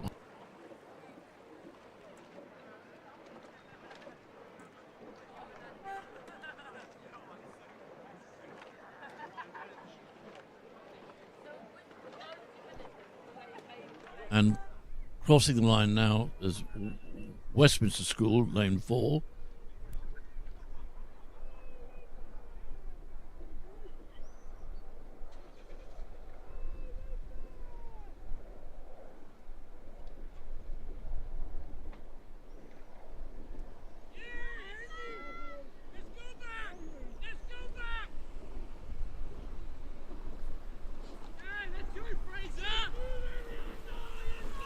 Here are the results of race 82. Heat A of the Challenge Cox 4s. First crew proceeds directly to the final. And this race was won by Royal Chester Rowing Club in lane 4. Then Molesey Boat Club in lane 1. Third were Thames Rowing Club B Crew in lane 5. Fourth, Marlow Rowing Club in lane 6. Fifth, St Paul's School in lane 3. And finally, Vesta Rowing Club in B Crew in lane 2.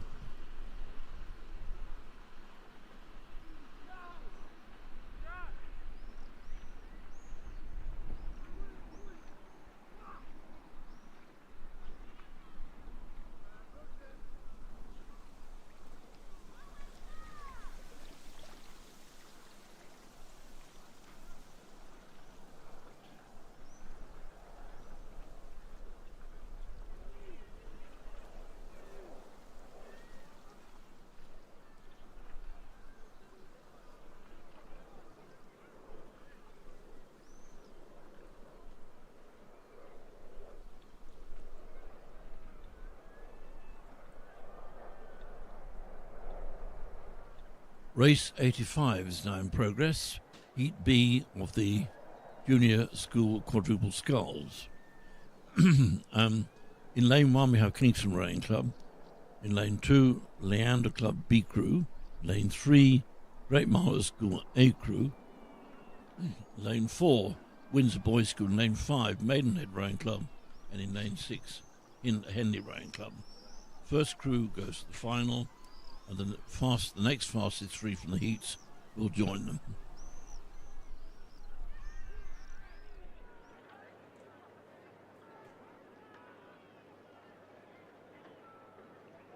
The race 85 has been led all the way by Windsor Boys School in lane 4, and second place behind them all the way was Maidenhead Rowing Club in lane 5, and in third place all the way, Henley Rowing Club lane 6.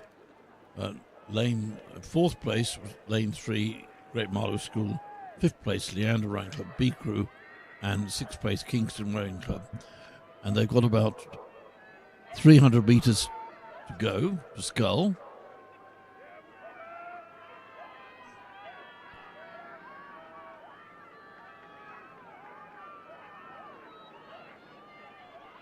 So now in race 85, the leading crew,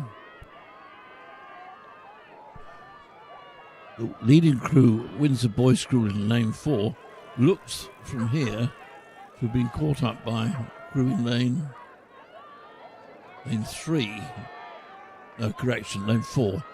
It's the crew in lane 5 who are pressing them. So Windsor Boys look as if they're going to take this race, but they're being pressed by Maidenhead in lane 5 and also by Henley Rowing Club in lane 6. So approaching the line, race 85, Junior School Quadruple Sculls, Heat B. Now we're waiting for the judges to confirm. It does look as if that was Windsor Boys School in lane 4, then Maidenhead Rowing Club lane 5, and then Henley in lane 6. Now that was Great Marlow School in lane 3. Now here's the Leander B Crew in lane 2, and somewhere behind is Kingston Rowing Club.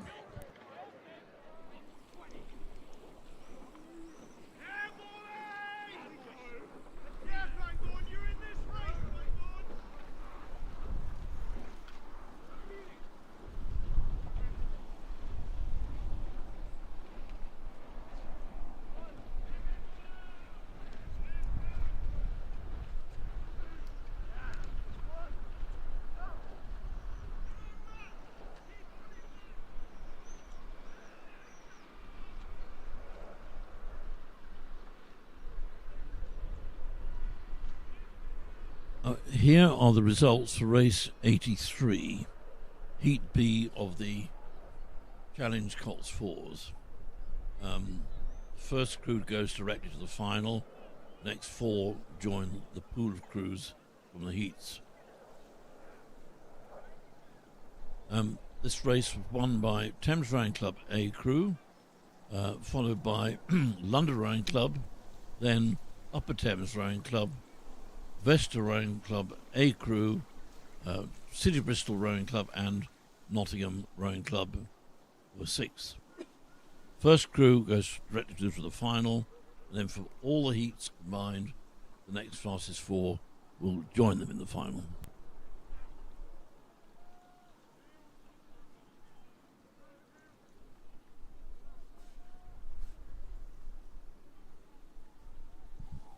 Now here are the results for race 84, Heat A of the Junior School Quadruple Sculls. The first crew goes directly to the final, and this was won by Hinksey Sculling School in lane 3, followed by Reading Rowing Club A Crew in lane 6, then Dart Totney's Amateur Rowing Club in lane 5, King's School Worcester in lane 4, Dart Totney's Amateur in lane 5, and then Westminster School in lane 6.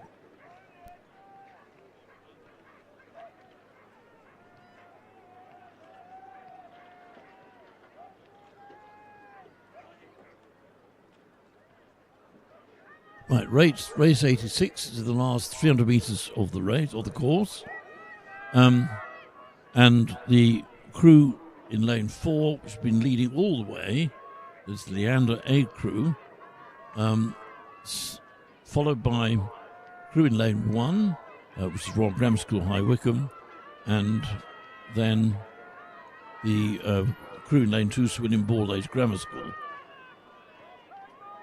Then we have Great Marlow School B crew in lane 3, Pangbourne College in lane 5, and Reading Rowing Club B crew in lane 6. And approaching the line, it does look as if it's going to be Leander A crew in lane 4, followed by Royal Grammar School High Wycombe in lane 1. So it's fairly close. The first 4 crews there, all in a group.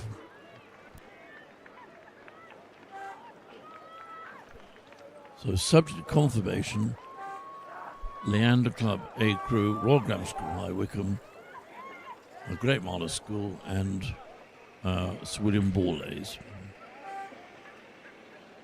Pangbourne College, and then some way behind we have Reading Rowing Club B crew.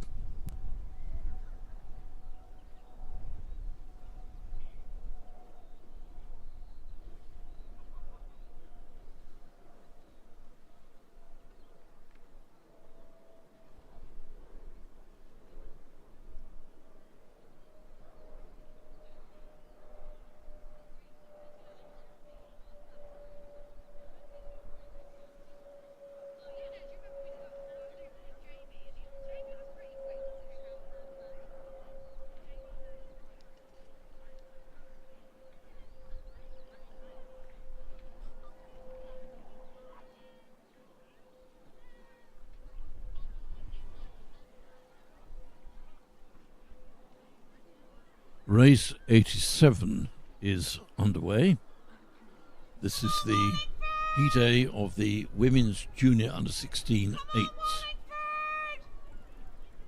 Between Wallingford Rowing Club in lane 1, Godolphin Latimer School in lane 2, Henley Rowing Club lane 3, Latimer Upper School in lane 4, Surbiton High School B crew in lane 5, Surbiton High School C crew in lane 6.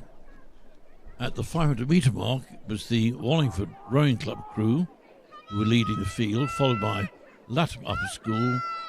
In third place is Henley Rowing Club, then Godolphin Latimer School in lane 2. In fourth place, 6th Surbiton High School C crew, and 5th Surbiton High School C crew, and 6th Surbiton High School B crew.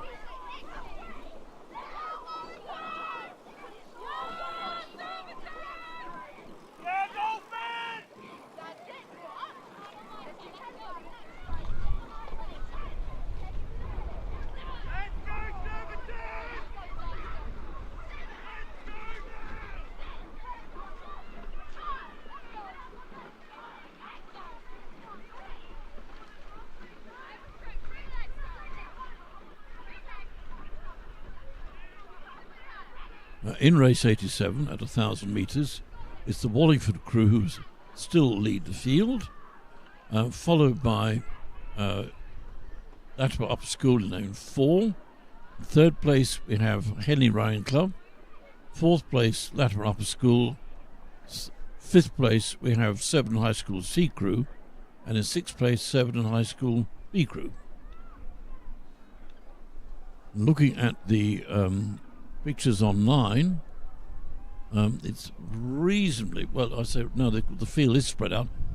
The front of the field is reasonably closely spaced, so it looks as if lane 1 Wallingford are still leading.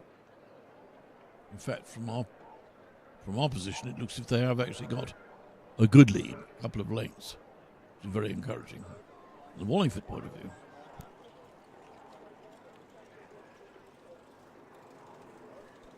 There's a close race for second place at the moment between lanes 3 and 4, Henley Rowing Club and Latimer Upper School.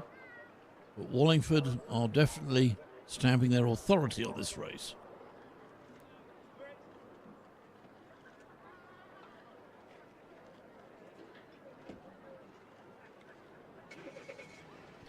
Yeah, well, passing the 1,500 metres, it's the Wallingford Rowing Club crew still in the lead. Behind them, the second and third places have changed. It's now Henley Rowing Club who are in second place, followed by Latimer Upper School in third place.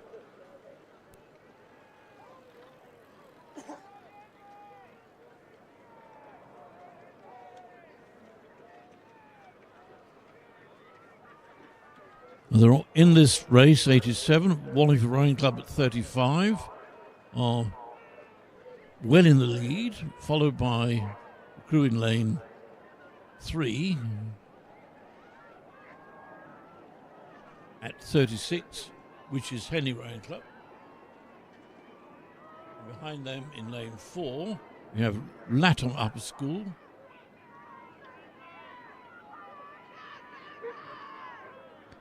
At 33. So Wallingford Rowing Club are definitely in the lead, but at least a couple of lengths over their nearest opposition, which is lane 3 Henley Rowing Club, followed by Latimer Upper School in lane 4.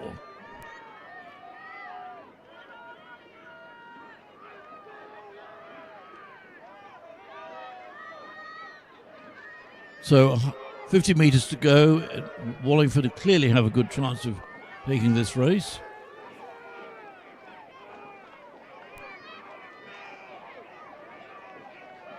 There's Wallingford Rowing Club approaching the line.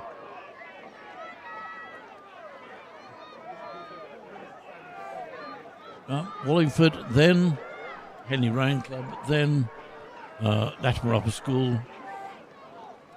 And then we have the Surbiton High School C crew in lane 6.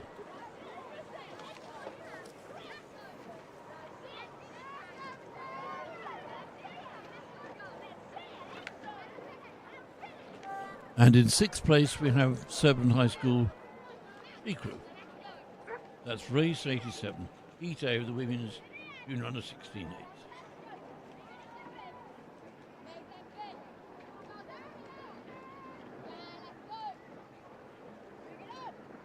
Surbiton High School B crew crossing the lane in race 87.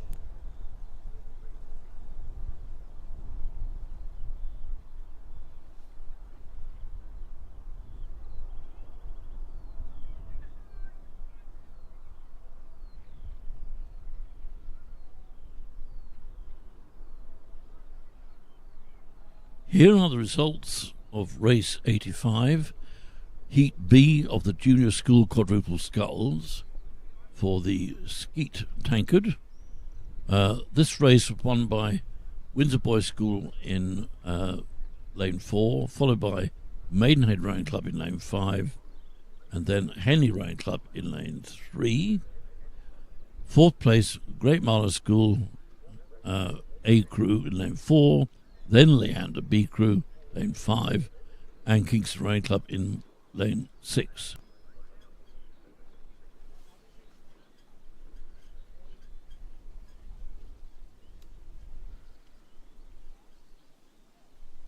Results for race 86, Heat C of the Junior School Quadruple Sculls, and this is won by Leander Club A crew in lane 4. Then second were Royal Grammar School High Wycombe in lane 1. Third, Great Marlow School B crew in lane 3. Fourth, Sir William Ball Age Grammar School in lane 4. In lane 2. Fifth were Pangbourne College in lane 5. And sixth, Reading Rowing Club B crew.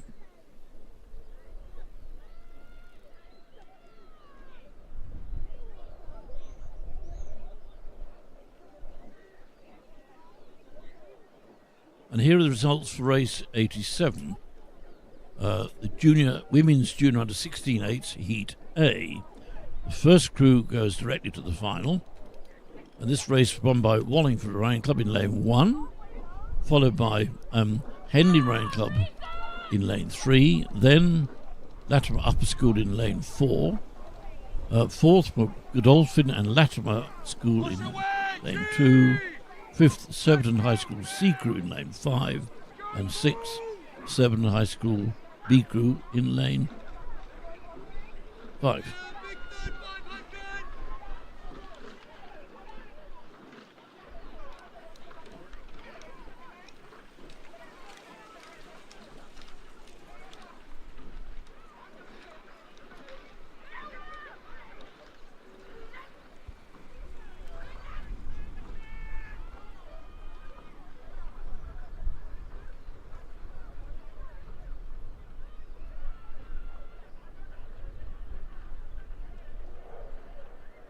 Race 88 is on the course. Heat B of the Women's Junior Under-16 8s. In this race we have in lane 1 Surbiton High School D Crew, then King's School Chester, lane 2, Surbiton High School A Crew in lane 3, the South African Schools Rowing Union in lane 4, St Paul's Girls' School in lane 5, Headington School A Crew, who were supposed to be in lane 6, have withdrawn. And in race 88, the Surbiton High School A Crew is led all the way up to the 1,000-metre mark, followed by the St Paul's Girls' School Crew, and then the King's School Chester Crew. In 4th place, up to 1,000 metres, we had Surbiton High School D Crew in lane 1, and then the South African Schools Rowing Union in lane 4.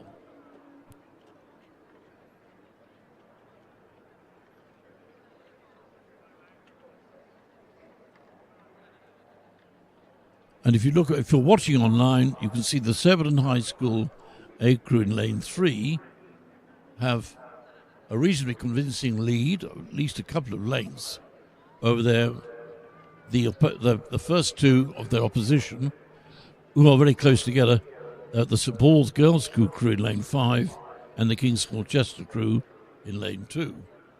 I wouldn't like to call out the difference between those two, but Surbiton in Surbiton A Crew in lane 3 do seem to be maintaining a convincing lead.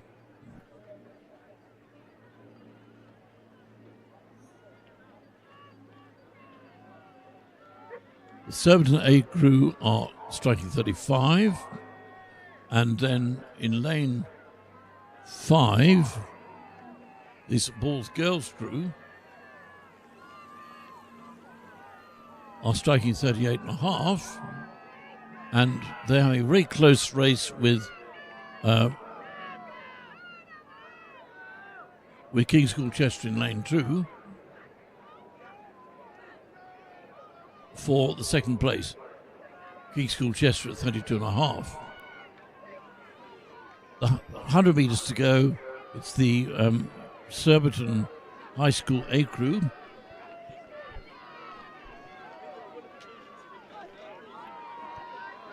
But it's a close race behind them for the second place between King's School Chester and St Paul's Girls' School.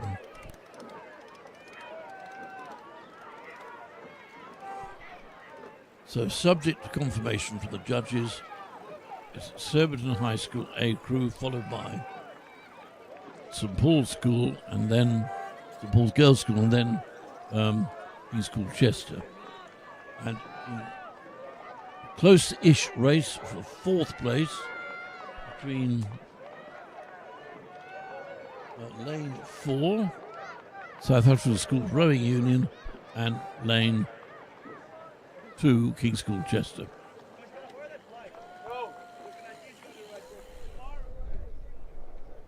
So that was race 88.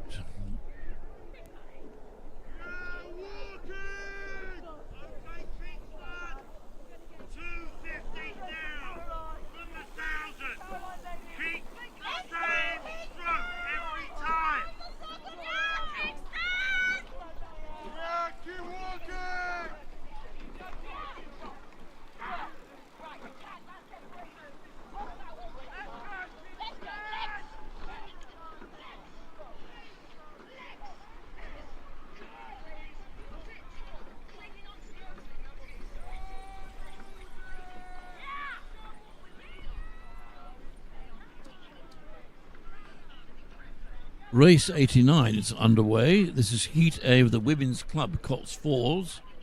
Lane 1, City Bristol Rowing Club. In Lane 2, Warwick Rowing Club A Crew. Lane 3, Molesey Boat Club. Lane 4, Tybee Sculls School. Lane 5, Vesta Rowing Club A Crew. And Lane 6, Kingston Rowing Club. At 500 metres, it was the Kingston Rowing Club crew who were in the lead. From Molesey Boat Club, who in turn were in front of City of Bristol Rowing Club, followed by Warwick Rowing Club A Crew in Lane 2, and Vesta Rowing Club A Crew in Lane 5. At 1,000 metres, the leading two crews, Kingston Rowing Club, followed by Molesey Boat Club, were the same, but Vesta Rowing Club A Crew had moved up into 4th place, in front of Warwick Rowing Club A Crew in lane 2, and then City Bristol Rowing Club in lane 1.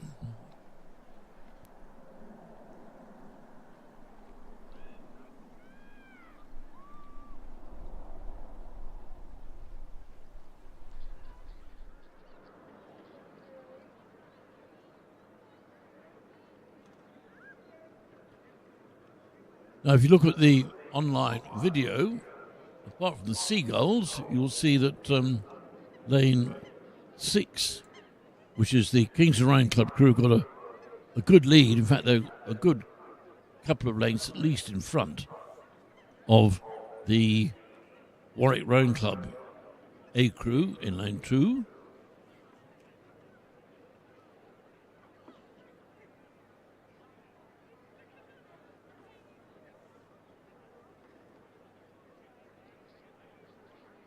Kingston at 35.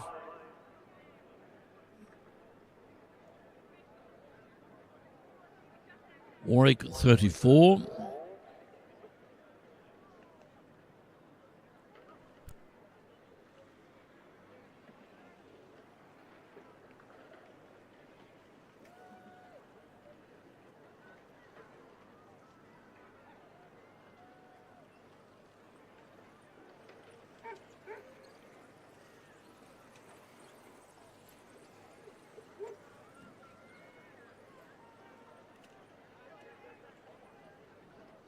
And in race 89, the crew in lane 4, Tybee Sculls School, have withdrawn. So it's Kingston Rowing Club maintaining their lead over Molesey Boat Club in lane 3, and then behind them it's Vesta Rowing Club A Crew in lane 5, Warwick Rowing Club in lane 2, and then City Bristol Rowing Club in lane 1. With 50 metres to go, Kingston Rowing Club maintaining their lead and look likely to take this race. Kingston Rowing Club followed by Molesey Boat Club. Race 89, Women's Club Cots Fours. That's Kingston Rowing Club.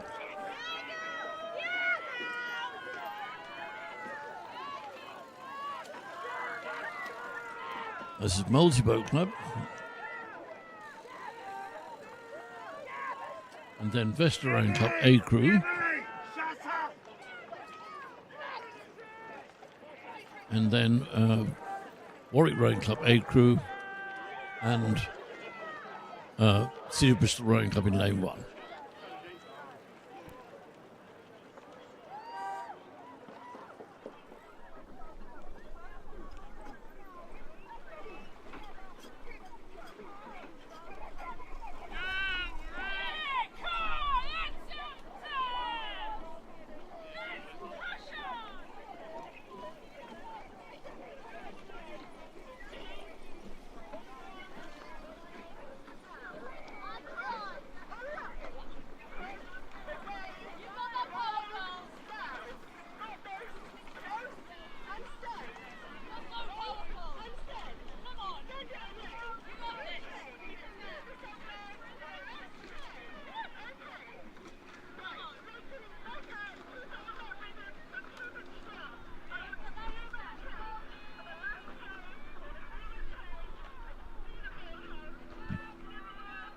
So, confirmation of the result of race 88, the second heat of the women's junior under 16/8s, a win for Surbiton High School A, with St Paul's Girls School in second, King's School Chester third, the South African Schools Rowing Union in fourth, and Surbiton High School's D crew in fifth.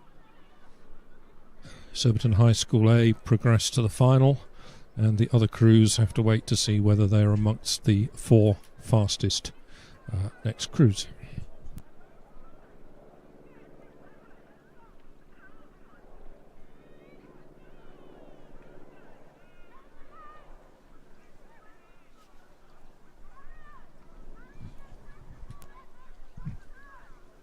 So race 90 is on the course, the second heat of the women's club coxed fours for the Doug Norris Memorial Salver. In lane 1, Warwick B. In lane 2, Lee Ryan Club. Lane 3 is Vesta B crew. Lane 4, Canterbridgian. Lane 5 is Upper Thames. And lane 6, Somerville College, Oxford. At the 500 metre mark, Upper Thames had taken the early lead, which they held coming through the 1,000 metre mark. Behind them at 500 were Warwick, but they've slipped back down the order at 1,000, and at 1,000 it was Canterbridgian in second place and Vesta third. And that order, Upper Thames, Canterbridgian, Vesta, is the order they come through the 1,500 metre mark. Upper Thames over in lane 5, holding a lead of about a length and a half. And then very close between Canterbridgian and Vesta B, or second and third. Yet another event where the first crew progresses direct to the final, and then all the other crews in the heats have to hope that they're amongst the four fastest to also qualify for the final.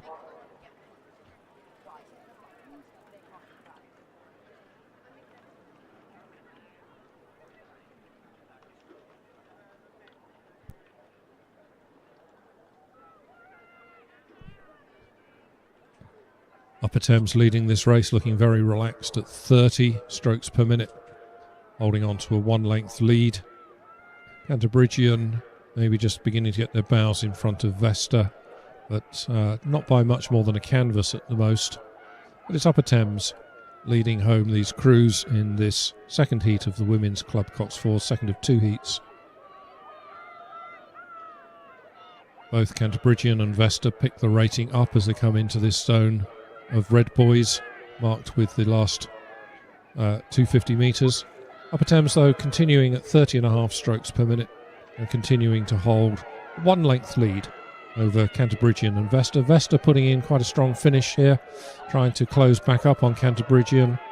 Very little between those two crews for second and third. They are racing for times in order to try and make the final later this evening, but it's Upper Thames coming to the finish line. Just under a length advantage as Upper Thames come and cross the line now, ahead of Canterbridgian, and then Vesta. Vesta, to me, seems to just drop back a little in those last 10 strokes, or was that Canterbridgian put in a final sprint for the last 10 strokes?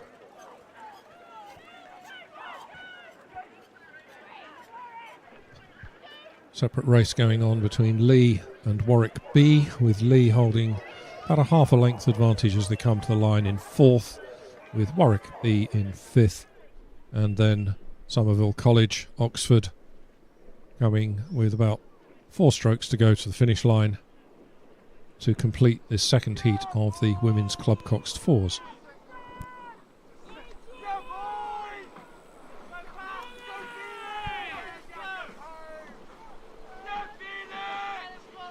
Just to go back to race 89 and confirm the official result. A win for Kingston Rowing Club, with Molesey second, Vesta's A crew third, Warwick A fourth, and City of Bristol fifth. And we understand Tideway Scullers School had some broken equipment off the start and dropped out of the race very quickly. So technically Tideway Scullers School in the results will say did not finish.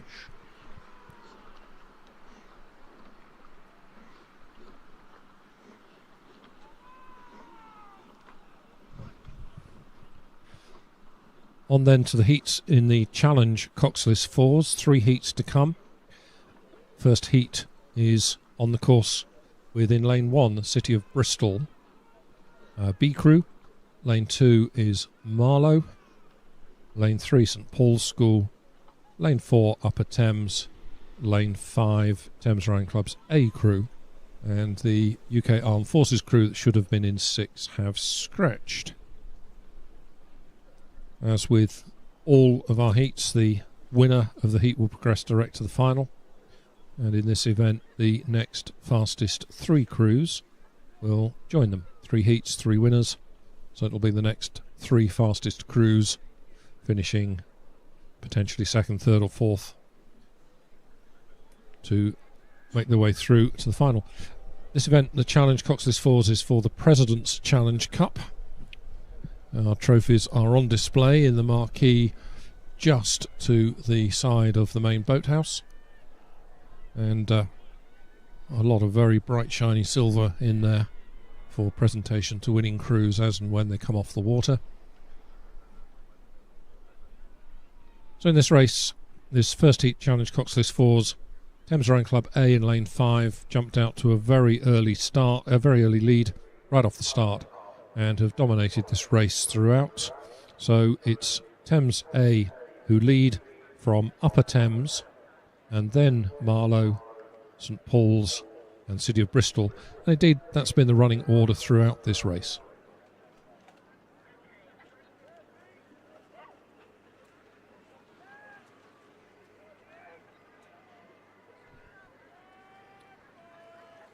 Thames Rowing Club A at 36 strokes per minute, with around a little bit of clear water, I think, now over Upper Thames, so let's call it a length and a half as they come into the final couple of 100 metres.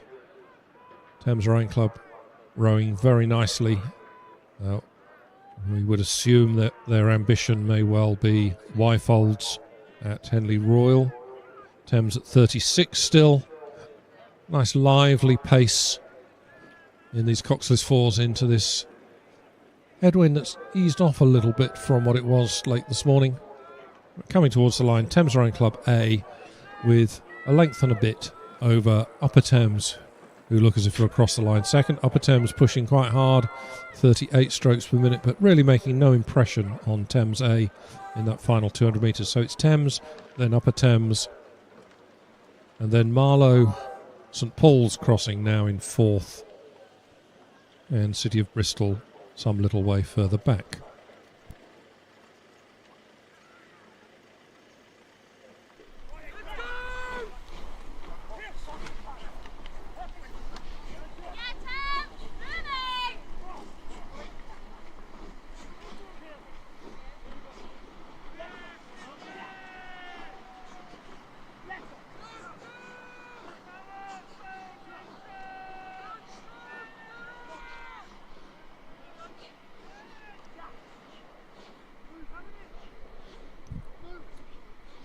Second heat of the Challenge Coxless Fours is on the course.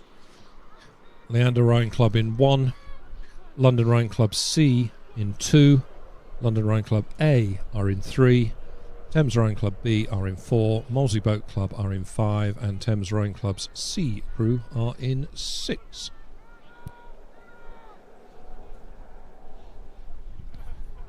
We are pleased to see a huge entry here in this regatta from Thames Rowing Club, with no fewer than 27 entries, and most of those in large boats. And really pleased to see that. As they came through the 500 metre mark, was Leander leading from Thames B, and it's still that as they came through the 1,000 metre mark. So Leander right over in lane 1, closest to the spectators, leading from Thames Rowing Club B, followed by London A, Molesey, Thames C and London C. Passing the 1500 metre point, Leander continued to lead from Thames B.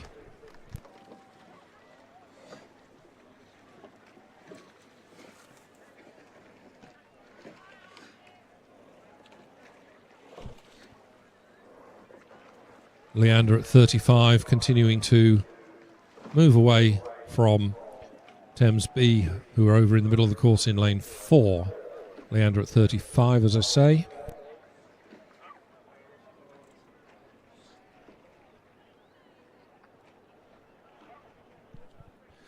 Thames B have increased their rate of striking. They're now at 37.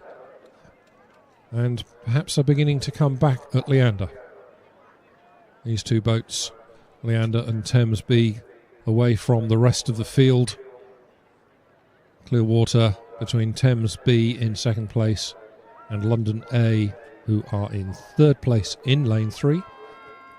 But Leander maintaining length and a bit of clear water, so perhaps a length and a half, with about a dozen strokes to go to the finish line.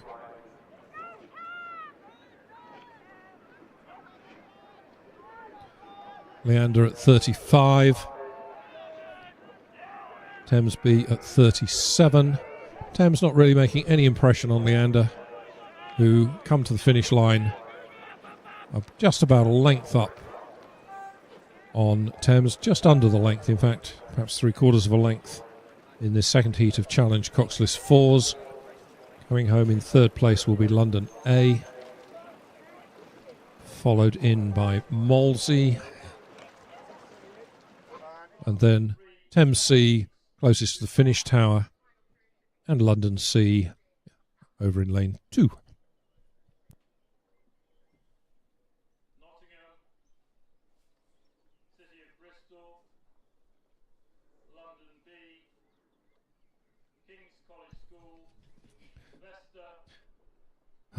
Quickly time to back up and a couple of races to confirm the official result. Race 90, the Women's Club Cox 4 second heat. This is for the Doug Norris Memorial Salver, a win for Upper Thames Rowing Club, with Canterbridgian second, Vesta B were third, Lee were fourth, Warwick B were fifth, and Somerville sixth. So Upper Thames join Kingston in the final later, where those two crews will have lanes 3 and 4. And the other crews then have to just wait to see whether they join them as the next 4 fastest crews. Race 91, official result was a win for Thames Rowing Club A over Upper Thames, who were second, Marlow were third, St Paul's School fourth, and City of Bristol B were fifth.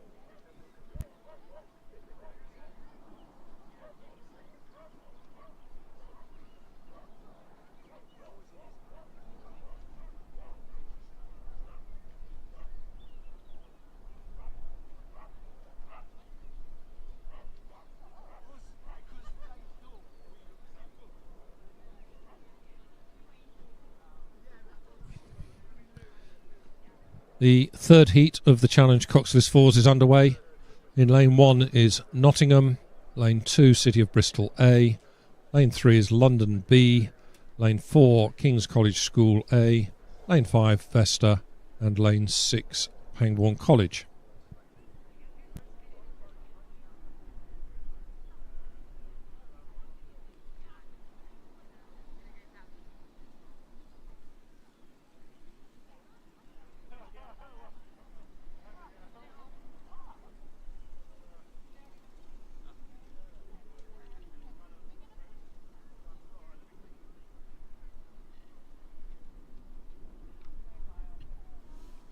Coming through the 500 metre mark in this third heat of Challenge Coxless 4s, it's King's College School's A crew who lead from London B, with Vesta in third, Nottingham in fourth, City of Bristol A in fifth, and Pangbourne College in sixth.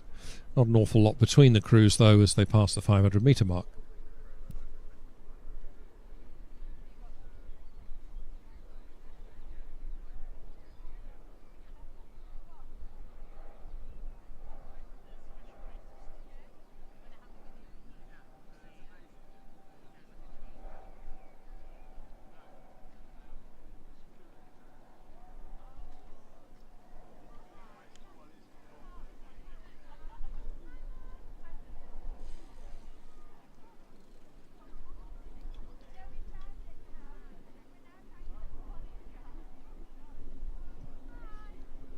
These crews are now approaching the 1,000-metre mark, and we have a camera at the 1,000 metres, so those watching online are getting a good view here of King's College School A, who lead as they come to the 1,000-metre mark. Lead with clear water, has to be said, so it's King's College School A coming through the 1,000-metre mark, some 2 lengths up on London B, who are chased quite closely by Vesta. And there's a bit of a gap back to, I think that's Nottingham in 4th. City of Bristol A crossing 5th, and Pangbourne in 6th.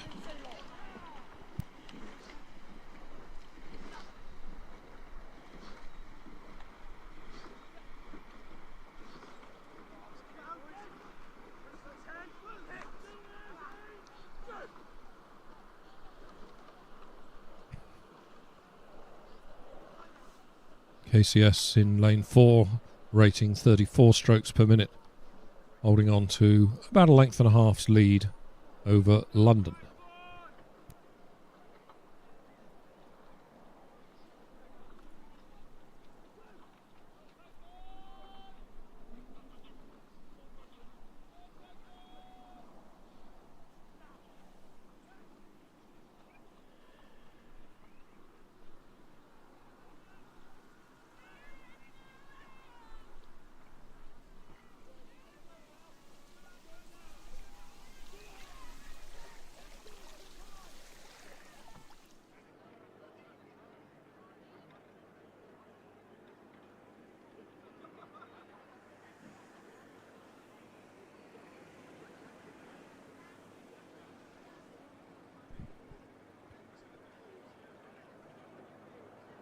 Just quickly, time to confirm the official result of race 92, which was the second heat of this event. We're watching Challenge Coxless 4s.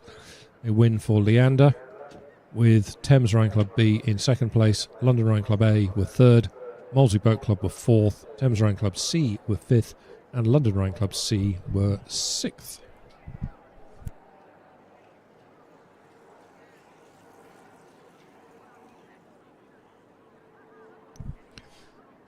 Back to the race on the course, race 93, passing the 1,500 metre mark.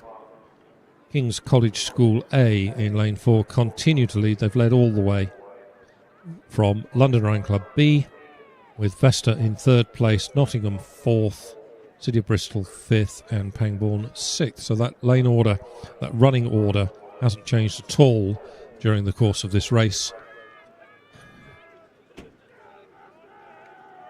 With KCS in the middle of the course in lane 4, rowing quite nicely and neatly, at a length and a half up on London Rowing Club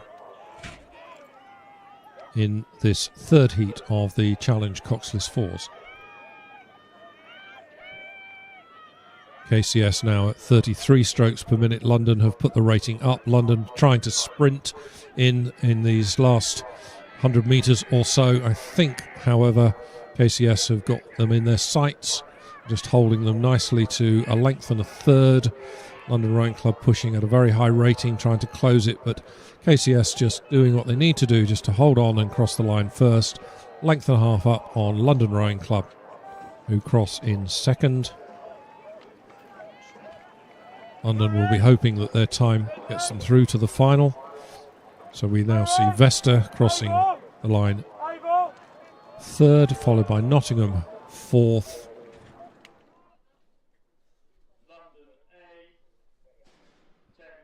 And then it will be City of Bristol coming to the finish line in the next second or so.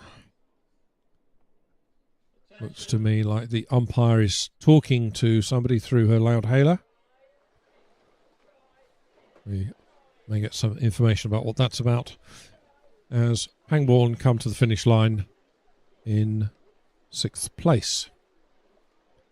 Okay, so we get a white flag from the umpire signifying that they're completely happy that the race was fair, and to hand control over to the judge here in the finish tower to record officially the finishing order.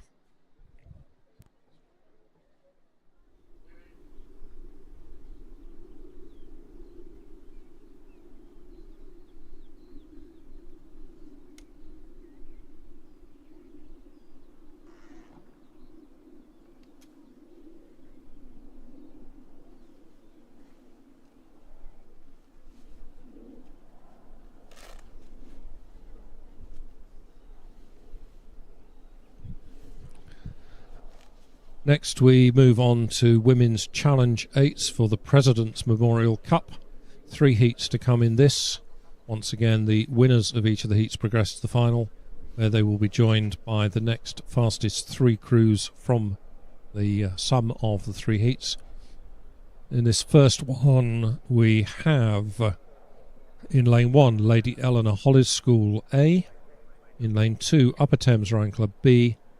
Lane 3 is London Rowing Club A. Lane 4, Thames Rowing Club D. Lane 5, Thames Rowing Club C. And in 6, Kingston Grammar School Boat Club.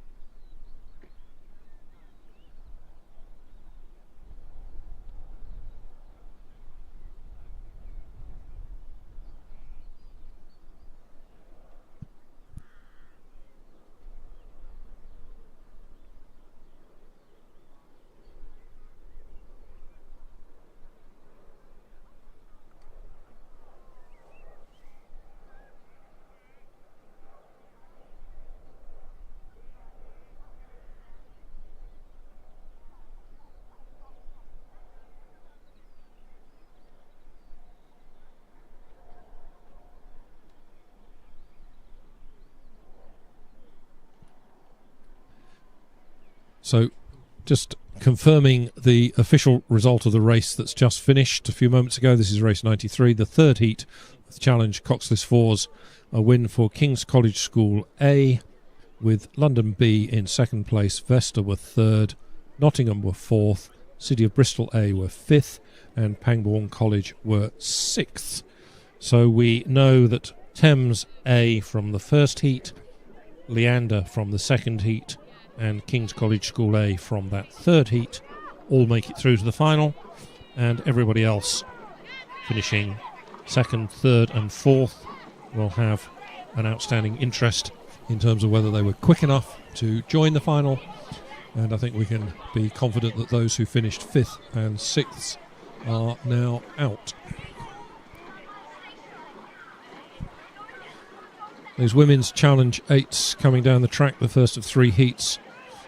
As they pass the 500 metre point, it's Thames Rowing Club D who led, from Thames Rowing Club C, followed by London A, LEH A, Kingston Grammar School, and then Upper Thames B. As they pass the 1,000 metre mark, that indeed was the same order. So it's Thames Rowing Club D who lead out this field. Not much between the leading 2 or 3 crews in this. They do seem to have dropped Kingston and Upper Thames. The leading pair of crews in this, Thames Rowing Club D in lane 4, holding perhaps a half-length advantage over their club mates in lane 5. Those 2 boats moving away now from London in lane 3.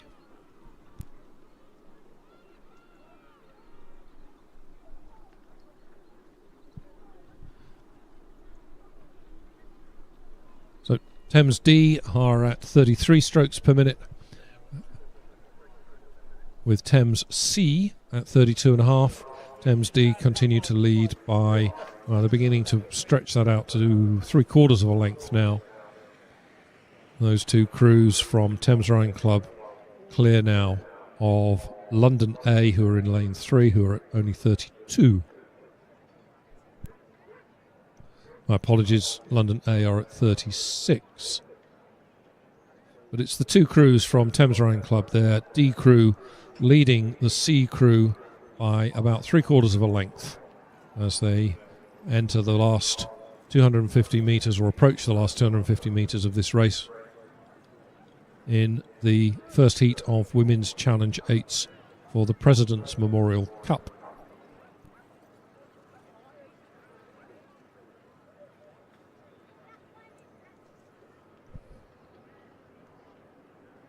As always, the race when it's between two crews from the same club. There's maybe just a little extra bit of needle between them, a little bit of bragging rights at stake here. This is the heat. The winner will go straight through to the final. It may well be that the crew in second place joins them in that final, as they're being dragged along. D crew leading the C crew from Thames Rhine Club by just under a length as they come into the final dozen strokes or so of this Women's Challenge 8's heat.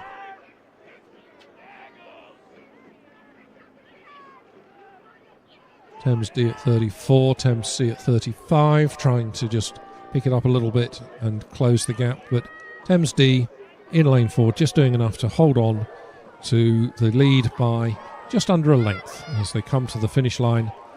About 3/4 of a length, Thames D over Thames C. Those two boats, at least a length and a half of clear water between second place and third, which was London A. And then quite a big gap back to the other crews in this race. Lady Eleanor Hollies in lane 1, who will cross the line 4th. And then fairly close between Upper Thames and Kingston Grammar School for the other minor placings.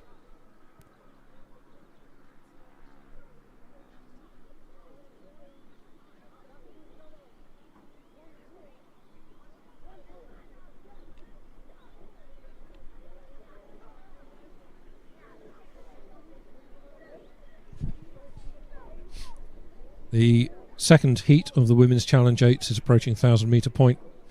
This is Hinksey Sculling School in lane 1, London Rhine Club B in 2, Leander Club A in 3, Thames Rhine Club B in 4, and Lady Eleanor Hollies School's B crew in 5. Eddington School should have been in 6, but they have scratched.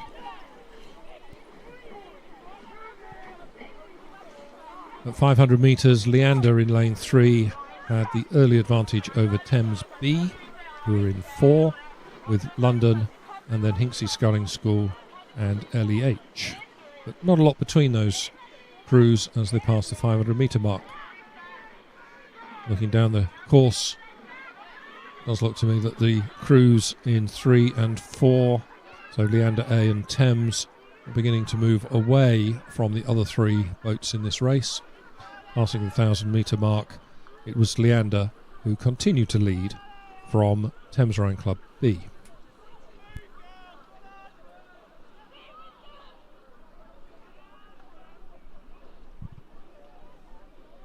Picking up our footage from the drone, does look like Leander have opened up about a 1-length lead over Thames Rhine Club B.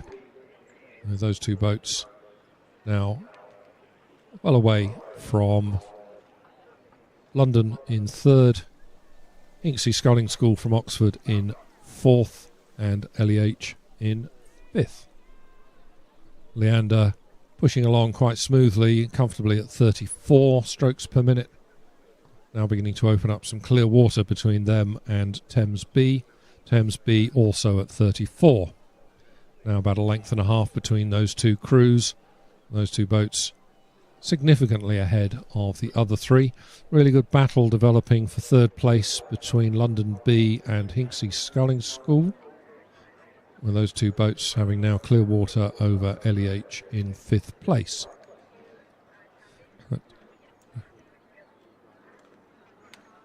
Hinksey at 36. As I say, having a really good battle, maybe just with their bows in front of London, but if so, not by much. As they pass the 1,500 metre mark, Leander continued to lead Thames, and indeed Hinksey have moved up into 3rd place, just with their bows in front of London B, with LEH bringing up the rear. Hinksey and London B both at 34, having a good old battle side by side. Hinksey appearing to be getting the better of it just at the moment in this last 500. But out in front, it's Leander Club's A crew leading by about a length and a half over Thames Rhine Club's B crew.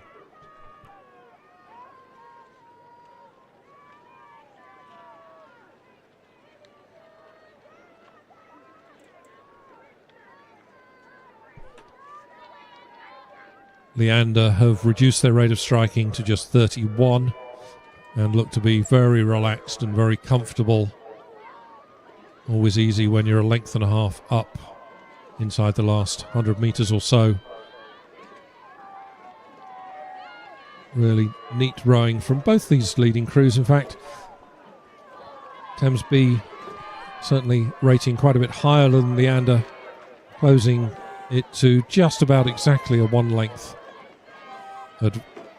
distance between them, but it's Leander who crossed first by about a length from Thames Rowing Club B. Those two boats some 4 lengths or so clear of Hinksey, who've come through into third place. Hinksey being about a length up on London B at the finish line. And then, again, quite a big gap back to LEH's B crew.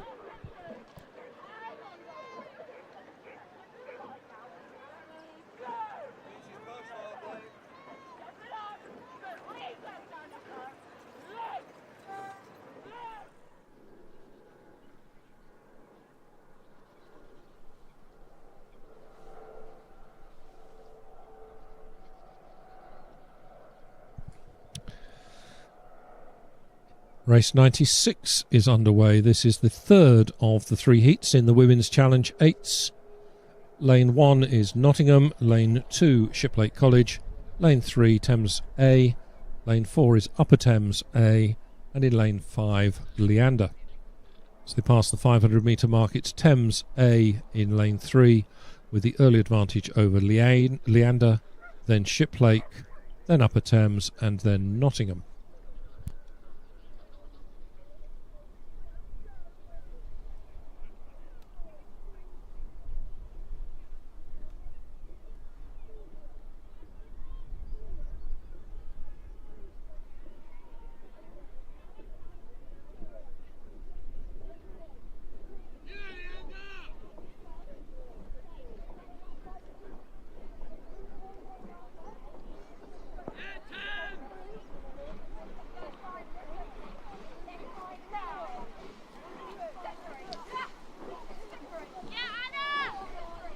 So there's not much between these two crews as they come past the 1,000 metre mark. Thames leading Leander by, well, little more than a canvas. Really close, those two boats, with, I think, Shiplake in third place, Upper Thames were fourth, and Nottingham fifth.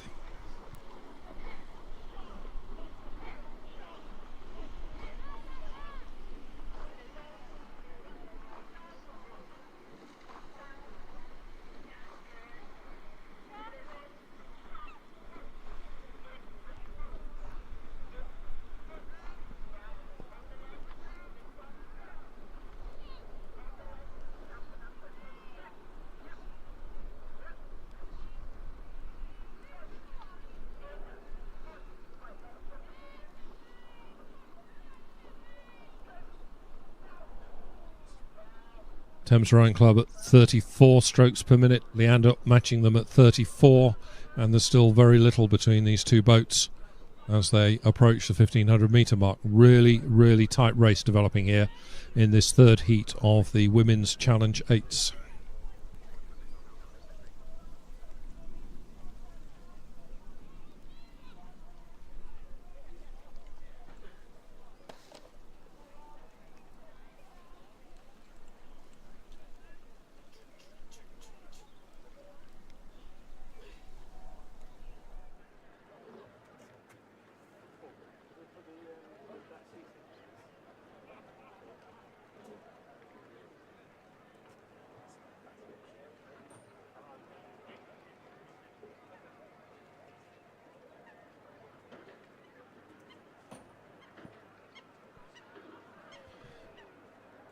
Both Thames Rowing Club A and Leander B rating 35. Yet again, just the winner of this progresses direct to the final, which presumably is going to be one of the last races of the day in a couple of hours' time. Shiplake holding on to third place, Upper Thames in fourth and Nottingham in fifth. But I think Thames Rowing Club A just beginning to ease out ahead of Leander as they come into the final 250 metres. There isn't much between them. I think the two boats probably still overlapping as we look at it from our position in the finish tower. Very little between these two boats.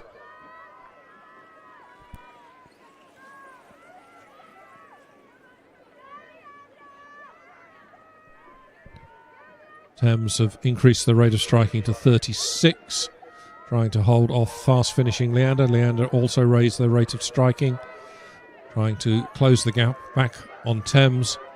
Leander at 36 as well.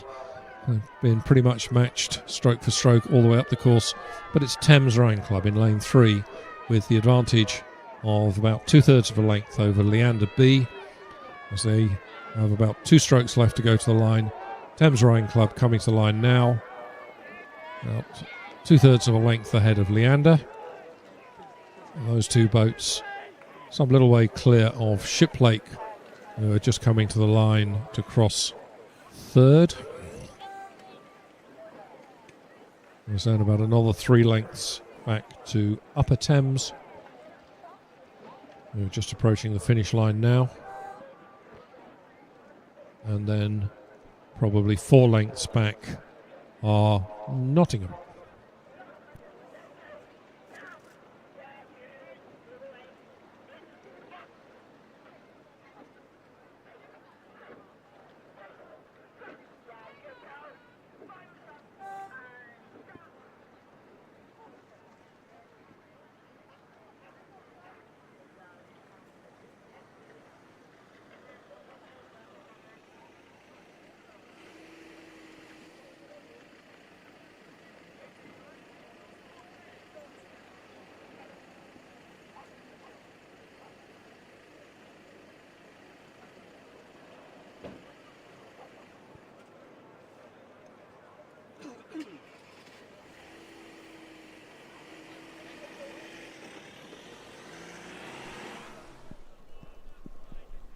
We move on now to race 97. This is the repêchage of the Women's Club Coxless Fours. This is for the Chalmore Challenge Cup. In lane 1, Vesta. Lane 2, the City of Bristol A. Lane 3 are Nottingham. Lane 4, Royal Chester A. Lane 5, Wallingford. And lane 6, Derby. Coming through the 500 metre mark, it's Nottingham with the early advantage over Wallingford. City of Bristol 3rd, Vesta 4th, Royal Chester 5th and Derby 6th.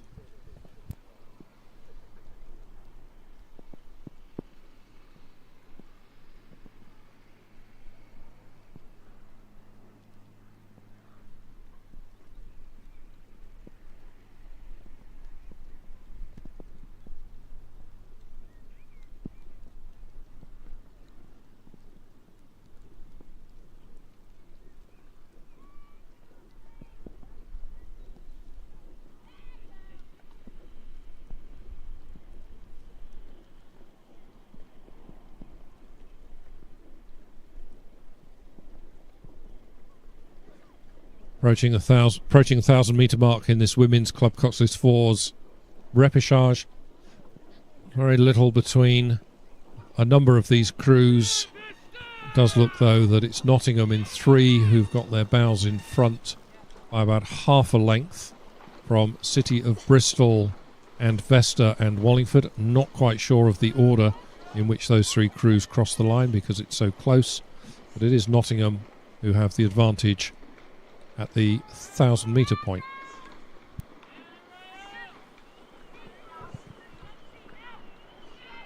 So if we go back to the Women's Challenge 8s and confirm the official results, the first one, Heat A, race 94, a win for Thames Rowing Club D, with their club mates Thames Rowing Club C in 2nd, London 3rd, Lady Eleanor Hollis 4th, Upper Thames 5th and Kingston 6th.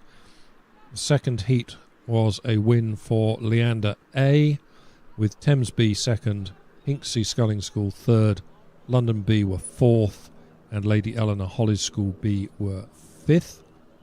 And then in the third of the heats, race 96, this was a win for Thames Rowing Club A, with Leander B in second place, Shiplake were third, Upper Thames were fourth, and Nottingham were fifth. So through to the final are Thames Rowing Club D from the first heat, Leander A from the second heat, and Thames Rowing Club A from the third heat. And those who finish second, third and fourth will be waiting to see whether they also go through as the next three fastest crews to join in the final.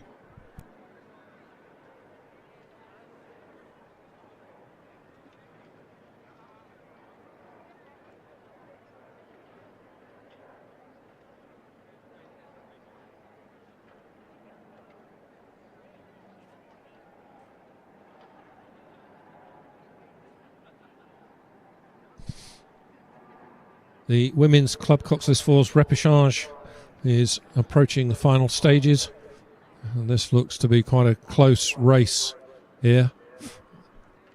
Vesta in 1, City of Bristol in 2, Nottingham in 3, Royal Chester in 4, Wallingford in 5 and Derby in 6. Only the first 2 in this repêchage will go through to the final. There were 4 heats earlier this afternoon. Those heat winners have gone through, so just the first 2 in this repêchage to make it through to the final. And this has been led by Nottingham all the way, but not by much. City of Bristol have come through from third place into second, and Vesta have come through from fourth into third. Wallingford slipping back a little bit, now in fourth place, Royal Chester in fifth, and Derby in sixth. As we look across the course, Nottingham lead by perhaps just 1 length.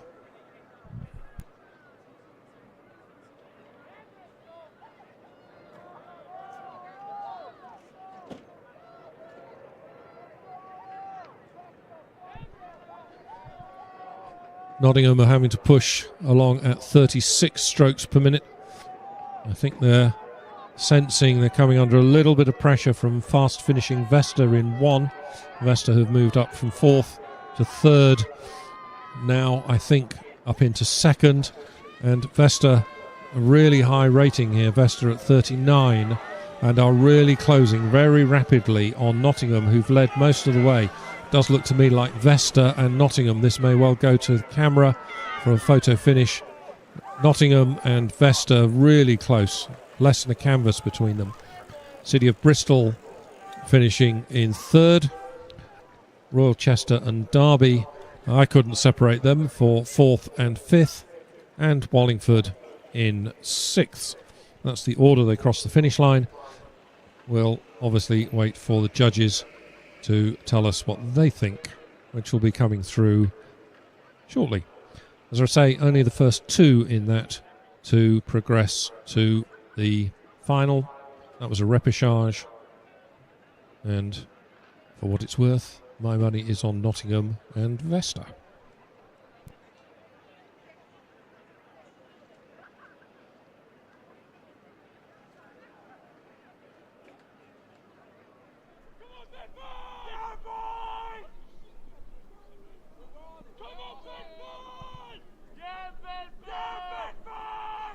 Underway now is the repêchage for the Junior School 8s for the Mike Disran's Memorial Trophy.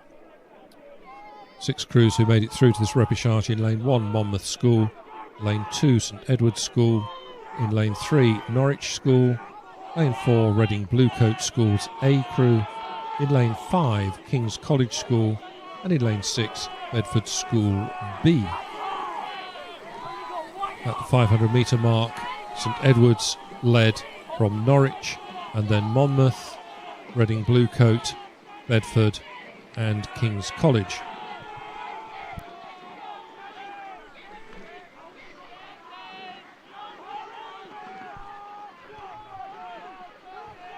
These crews are all very close together as they come through the 1,000 metre mark. It's still St Edward's School in 2, leading from Norwich. Doing a little bit of juggling of crews behind them, though, with now Reading Bluecoat in 3rd place, Bedford in 4th, King's College School in 5th, and Monmouth School in 6th. But as I say, there's very little between these 6 boats coming past the 1,000-metre mark. Indeed, I think there's probably less than a length between the 6 crews.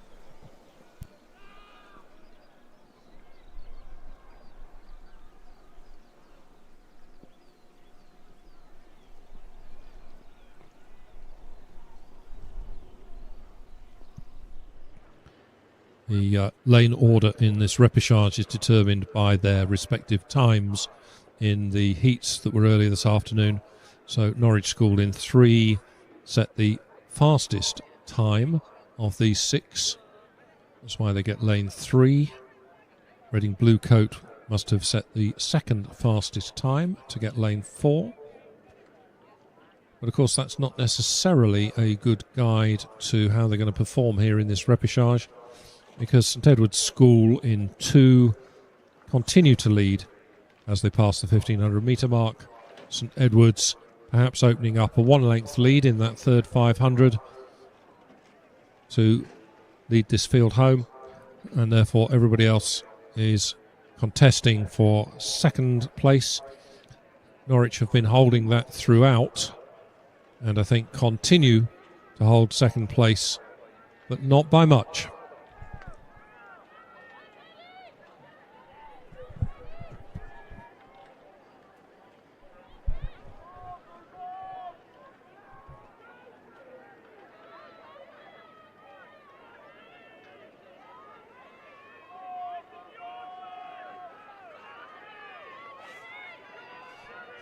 St Edward's at 35, still coming under pressure from Norwich, who are less than a length behind them.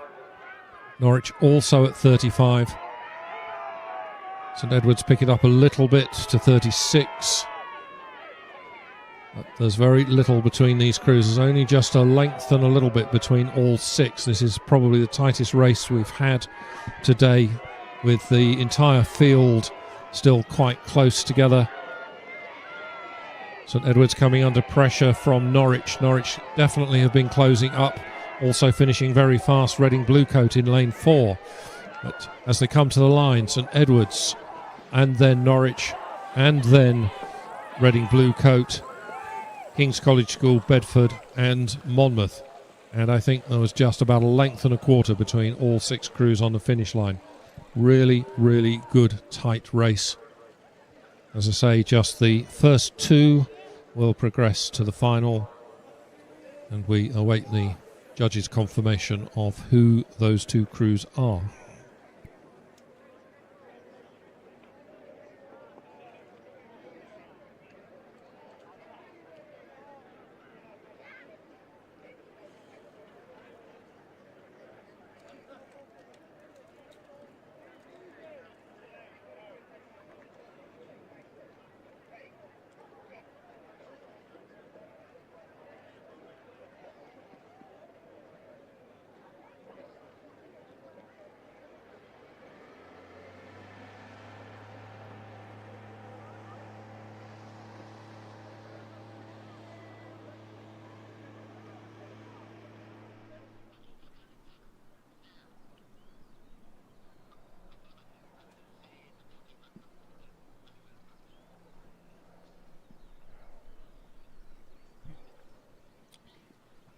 So, having completed the small number of repêchages, we now move on to the finals for this second half of the day. And the first final coming up is race 99. This is the Women's Challenge Single Sculls for the Regatta Sailing Club. In lane 1, A. Hallett of Dart Totnes Amateur. In lane 2 is C. Chen of Canterburygian. Lane 3, J. Titterington of Nottingham. In lane 4, G. Allen of Tideway Scullers School. In 5 is D. Ward of London. 6 is F. Gammond of Upper Thames. And in 7, M. Simpson from Oxford Brookes.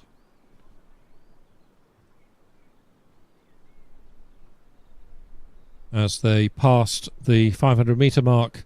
It's Titterington of Nottingham with the early advantage over Allen of Tideway Scullers.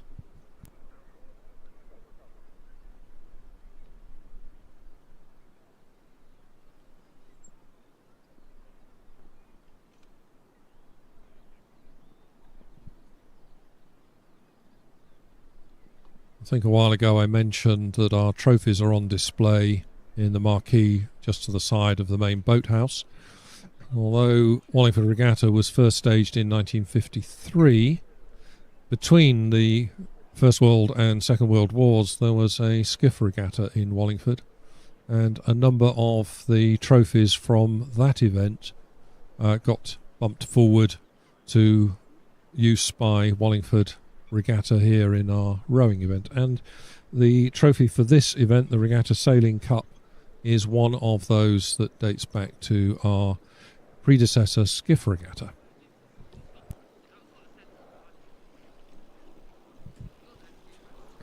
So as the scullers come to the 1,000 metre mark, it's Titterington of Nottingham in 3, leading by only about half a length. I think that was Simpson of Oxford Brookes who came through in second place, with Allen of Tideway Scullers crossing the line in third. That's at the 1,000 metre mark.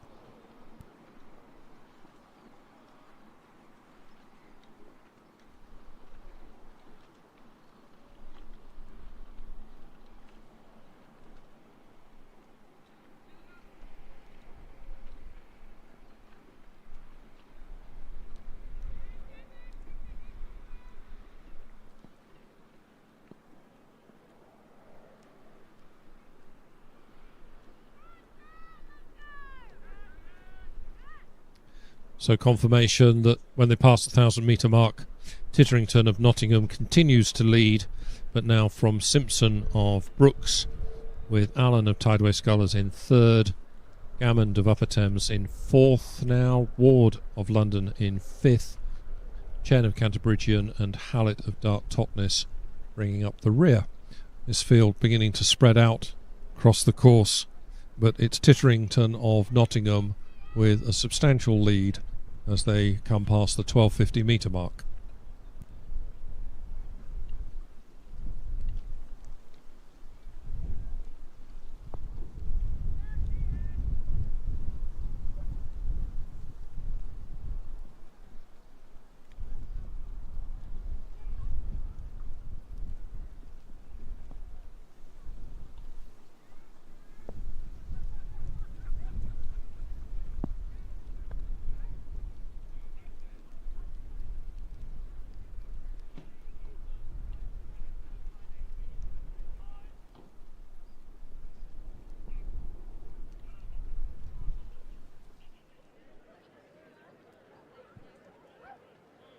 Titterington of Nottingham rating just 30, looks to be comfortably in control of this race, several lengths up on Simpson of Brookes and Allen of Scullers.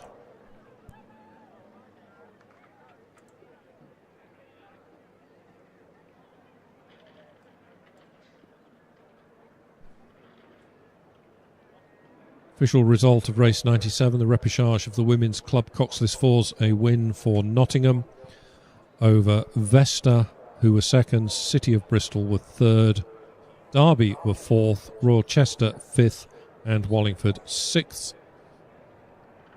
So just Nottingham and Vesta progress to the final. And just quickly, race 98, the repêchage of the Junior School 8s, a win for St Edward's School over Norwich. Those two progress to the final. Third, Reading Bluecoat. Fourth, King's College School. Fifth, Bedford School. And sixth, Monmouth.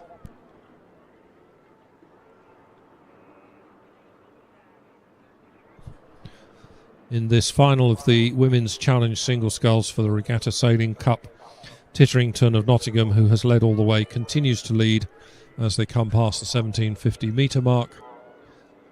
Probably, I think, Simpson of Brookes is not out of this yet. Titterington holding Well, I think there's a bit of clear water there between her and the Simpson from Oxford Brookes. Sculler right over on lane 7. Very difficult lanes 3 and 7 to look at what your competitor is doing. You have to look completely sideways if you want to take a quick glance, and that's not easy to do. 3 or 4 empty lanes between them. A little bit like sculling out there on your own. Very little here between Titterington of Nottingham and Simpson of Brookes. Simpson of Brookes coming up very quickly. Simpson of Brookes, I think, may even have come into the lead here as you come to the finish line. Really strong finish in this last 250 from M. Simpson of Oxford Brookes, who really looked to be sculling beautifully there in the finish. Really strong. And Titterington of Nottingham, I think, has crossed second. We're then looking at Gammond of Upper Thames, followed home by Allen of Tideway Scullers, so they swap places in the final 500 as well. Ward of London.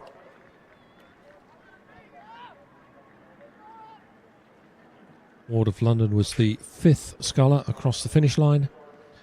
And we then have Chen of Canterbridgian and Hallett of Dart Totnes approaching the finish line now.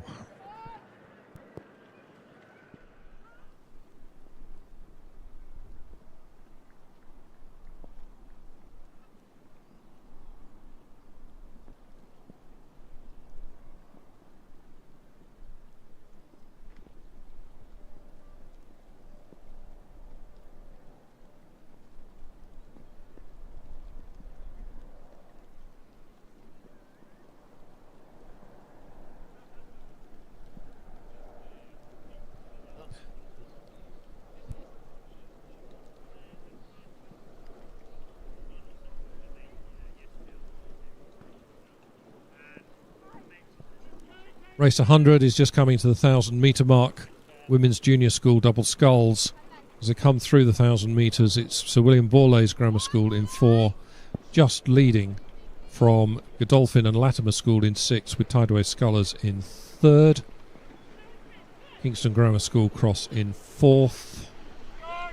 Kingston Rowing Club cross 5th. So this is the final of the Women's Junior School double sculls for the Chairman's Challenge Cup.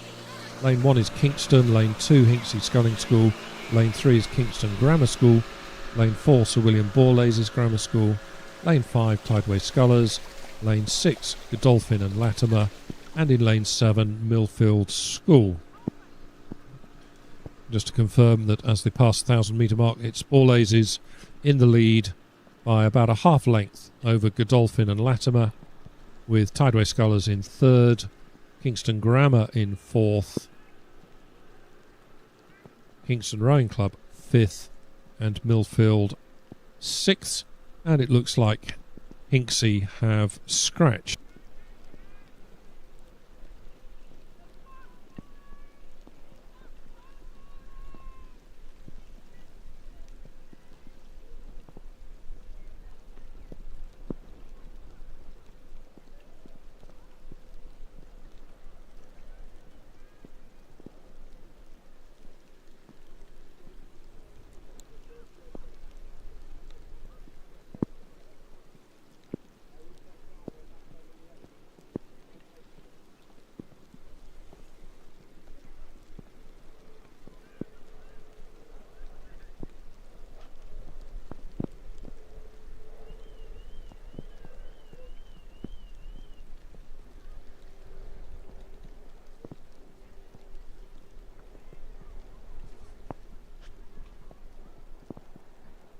Let's just go back a race and confirm the official result of race 99, the Women's Challenge Single Sculls for the Regatta Sailing Cup. This was the final of this event, and a win for M. Simpson of Oxford Brookes University with that really strong final 100 metres or so. Congratulations to her. Second was J. Titterington of Nottingham. Third were F. Gammond of Upper Thames. 4th, G. Allen of Tideway Scullers. 5th, D. Ward of London. 6th, C. Chen of Canterburygian. And 7th, a Hallett of Dart Totnes.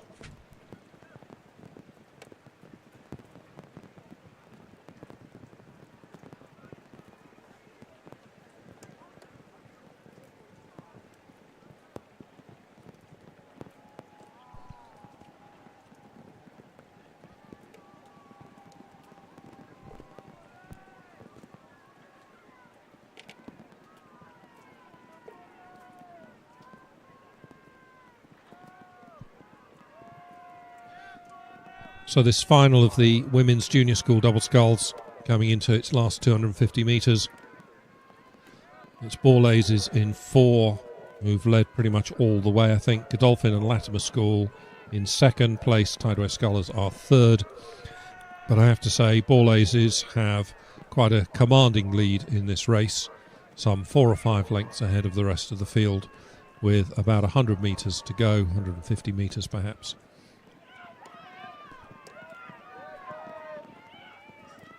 We're then looking at Godolphin and Latimer over in lane 6 in 2nd place, who've got their bows ahead of Scullers, who are 3rd. But it's Sir William Ball Aces Grammar School in lane 4, with about 8 or so strokes to go to the finish line. Sculling quite competently. As often is the case, when the rain comes, the wind seems to have pretty much dropped. Ball Aces, sculling on quite flat water, come to the finish line to take the win, presumably in this Women's Junior School Double Sculls. Coming home in 2nd place, Godolphin and Latimer, about half a length ahead of Tideway Scullers. There's then a further length and a half back to Kingston Grammar School, who have come home ahead of Kingston Rowing Club.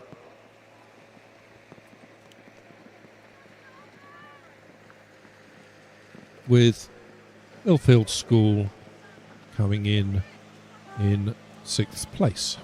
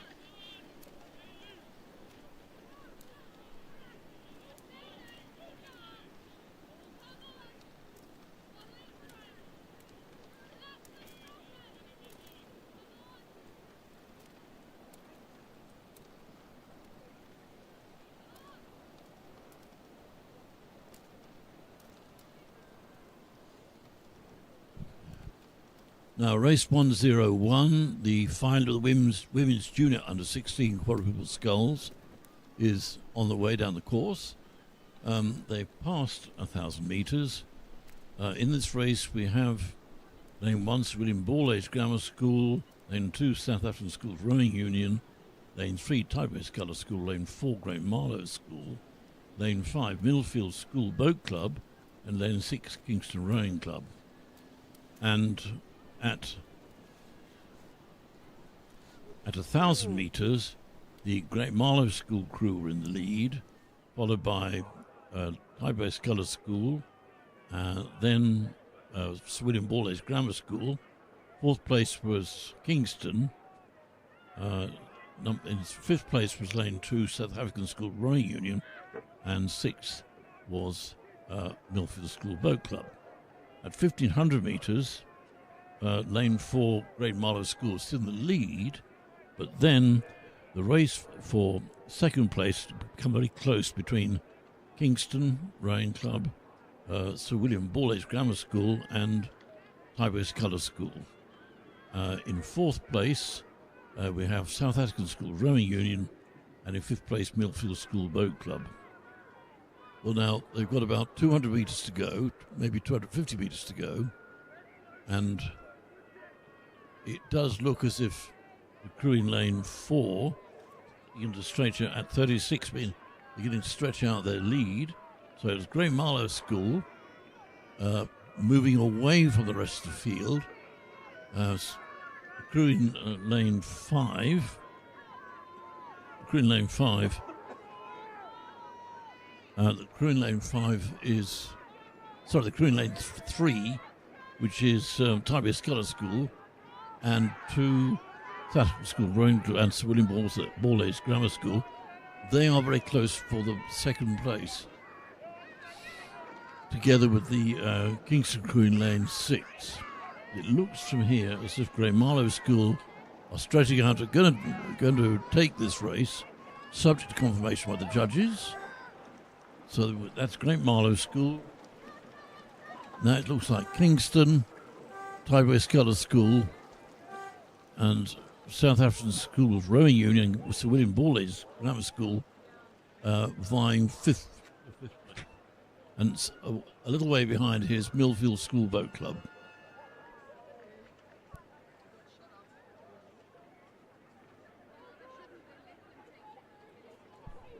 Millfield School just got a little way to catch up here compared with the rest of the field.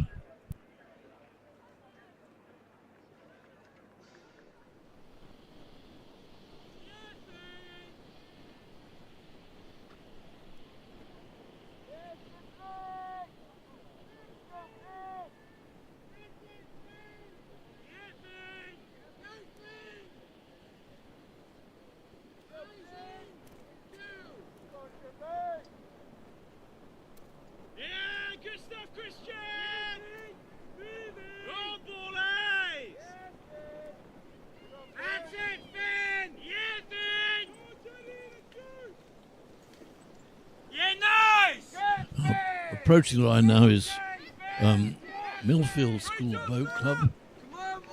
Correction, Tideway Sculler School.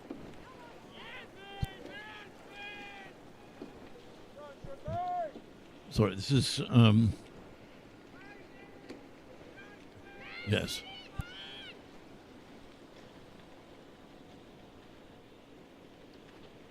That was Millfield School from race 101, completing the course.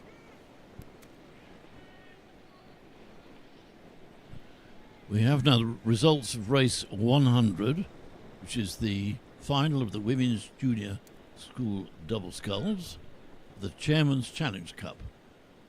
The winning crew was Sir William Ball Age Grammar School, then Godolphin Latimer School, third were Tideway Sculler School, fourth Kingston Grammar School, fifth Kingston Rowing Club, sixth Millfield School Boat Club.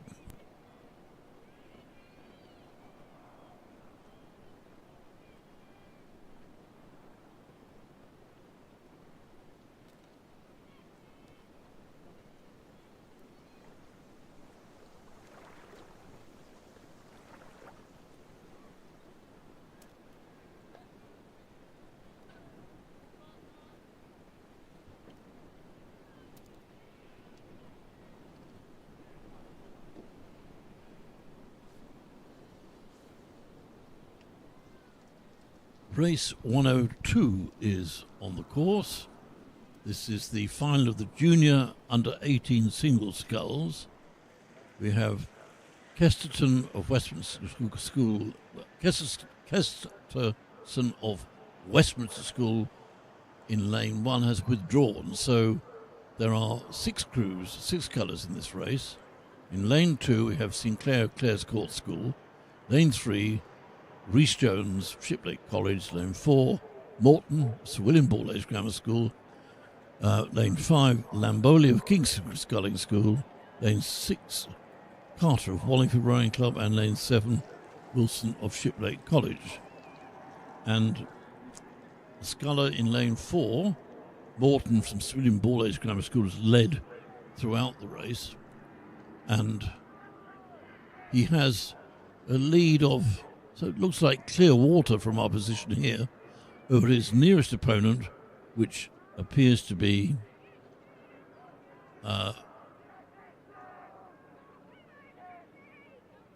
Lamberley of Hinckley Sculling School.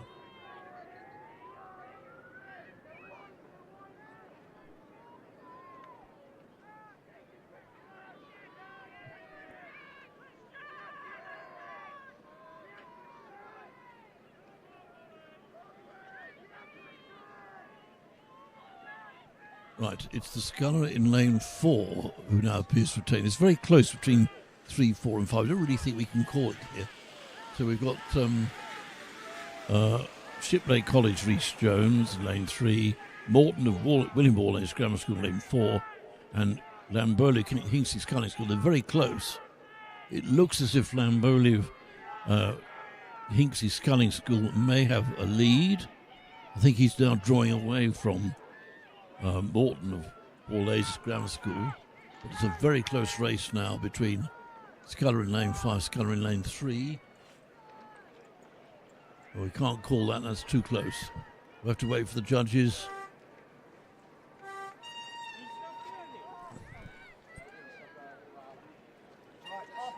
Did that pair actually boat? Yeah. Good. So the sculler from Shiplake has rowed him, sculled himself to a standstill. And now, approaching the line, we have a race between lanes 1 and 7, which is Westminster School and Shiplake College. And Shiplake College crossing the line there in 4th place, 5th place, and bringing up the rear now in the 7th place is Wallingford sculler Carter.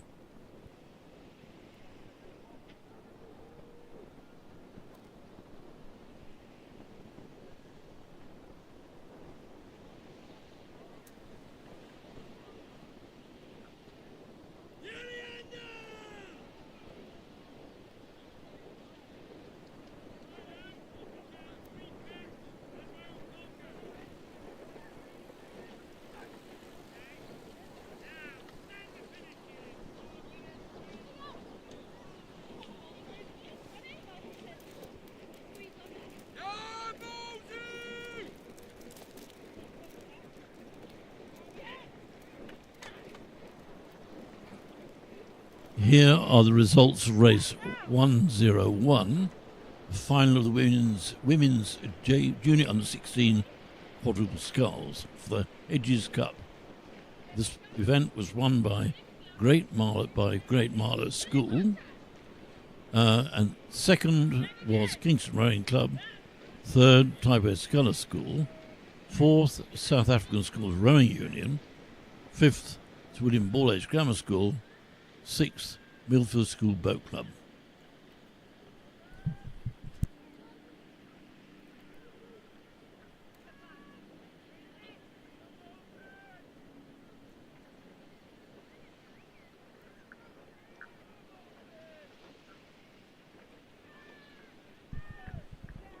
Race 103, the final of the Women's Challenge Quadruple Sculls, is in progress. In this we have in lane 1 Twickenham Rowing Club, lane 2 Leander Club B Crew, lane 3 Molesey Boat Club, A Crew, lane 4, Tideway Scullers School, lane 5, Leander Club A Crew, and lane 6, Molesey Boat Club B Crew. At 500 metres, the Leander A Crew were in the lead, followed by Molesey Boat Club A Crew, Leander Club B Crew, then Molesey Boat Club B Crew, Tideway Scullers School, and then Twickenham Rowing Club. At 1,000 metres, it was Molesey Boat Club A Crew who had taken the lead, followed by Leander Club A Crew. And at 1,500 metres, that was still the case. So it was Molesey Boat Club A Crew, Leander Club A Crew, and then Leander Club B Crew. With about 300 metres to go, it seems as if the crew in lane 3, it seems as if the Leander crew in lane 5, Leander A Crew, are in the lead, although they're being pushed quite hard by the Molesey crew in lane 3. Leander at 38 to the minute. In fact, I think the crew in lane 3, Molesey Boat Club A Crew, they're challenging very hard. I'm not sure they haven't come through, actually. Molesey at 35. It's a very good race between these two very good crews. Leander Club A Crew now at 38. And those two crews are flat out for the line. It looks, from our position, as if Molesey might have got it. But we're waiting with the judge's decision.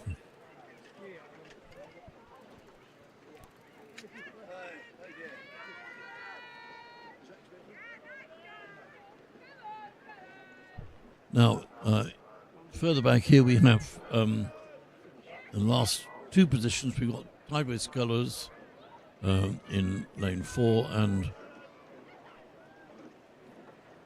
there's one crew in lane 1. They are a long way behind, just approaching the 750 metre mark. It's Tideway Scullers,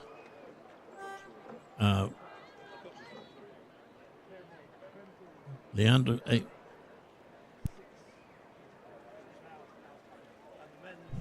Club A Crew, and then bringing up the rear here in lane 1, Twickenham Rowing Club.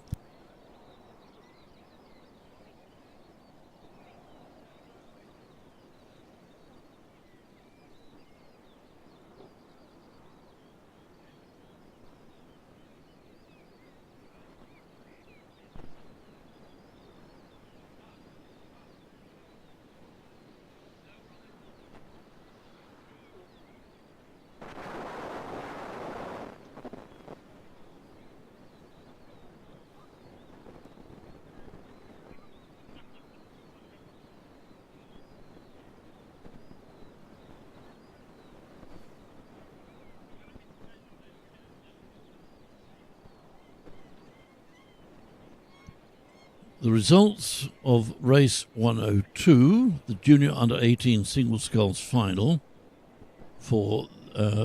there's no sponsor for this, no trophy for this event. It was won by Lambol of Hinckley Sculling School, followed by Rhys Jones of Shiplake College, and then Morton of William Borlase Grammar School. Fourth was Wilson of Shiplake College. Fifth, Sinclair of Clare's Court School.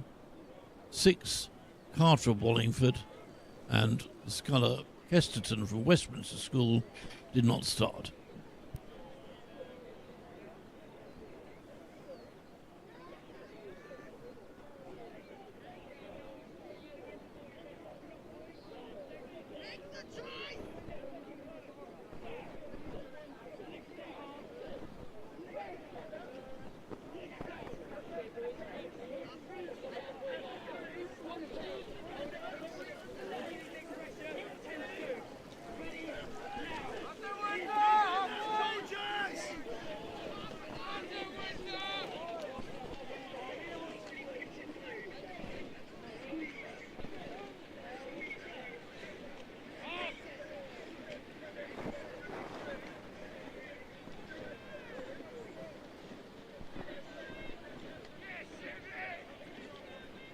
Race 104, the final of the Junior Under 16 Cox Fours for the Stakhanovite Cup is in progress. Lane 1, we have Hampton School A Crew. Lane 2, South African School Rowing Union. Lane 3, King's College School A Crew. Lane 4, Windsor Boys School. Lane 5, St George's College A Crew. And lane 6, Shiplake College. The orders remained unchanged throughout the race. The race is now past the 1,000-metre mark, and it has been King's College School A Crew who've led all the way, followed by South African School Rowing Union lane 2 and Windsor Boys School in lane 4. Then fourth place was the crew in lane 6, Shiplake College. Fifth place, South African Hampton School, and sixth place, St George's College A Crew.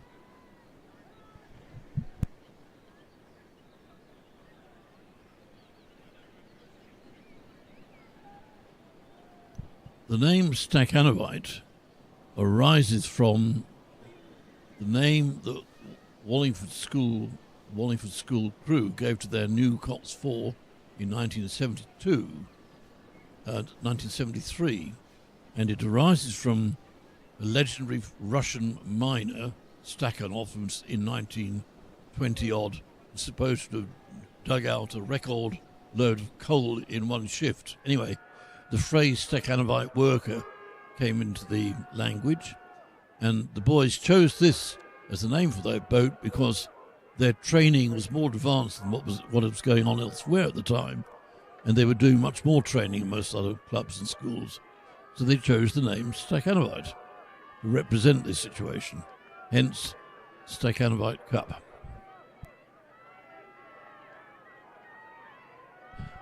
Race 104 has passed the 1,500 metre mark, and King's College School A Crew are still in the lead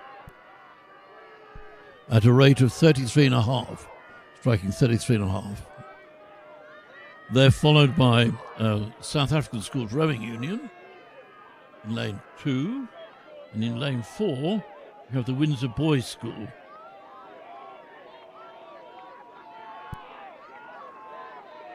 So it does look as if King's College School have got a good lead here. They've got to clear water, at least a length and a half, over the next two crews, which are Windsor Boys School in lane 4, South African Schools Rowing Union in lane 2.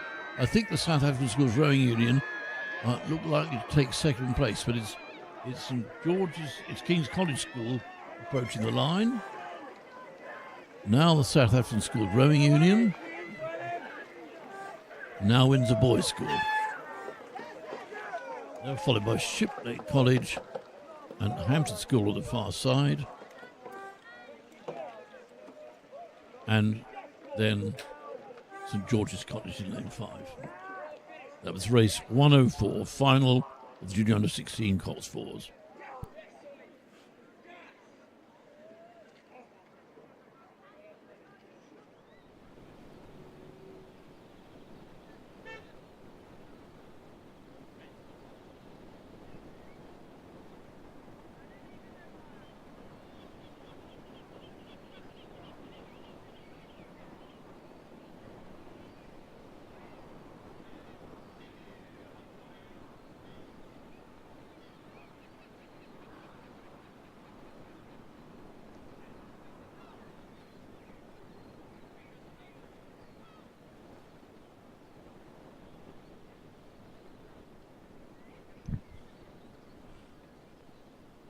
Here are the results for race 103, the final of the Women's Challenge Quadruple Sculls for the Yeatman Challenge Cup. The event was won by Molesey Boat Club A Crew, followed by Leander Club A Crew, then Leander Club B Crew. Fourth place was Tideway Scullers School, fifth place Molesey Boat Club B Crew, and sixth place Twickenham Rowing Club.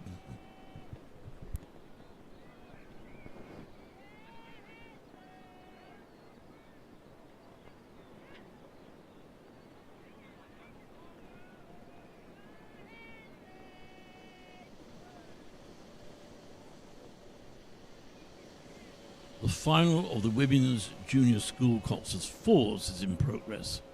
It's race 105, and it's for the Skiff Regatta Cup. Lane 1, we have St Edward's School. Lane 2, Shrewsbury School.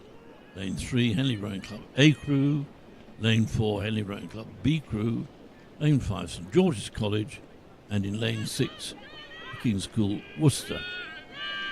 At the 500 metre mark, the order of the crews was first at that point St George's College, followed by Henley Rowing Club B Crew, followed by Shrewsbury School, then the King's School Worcester. In fifth place position at that point was Henley Rowing Club A Crew, and then St Edward's School.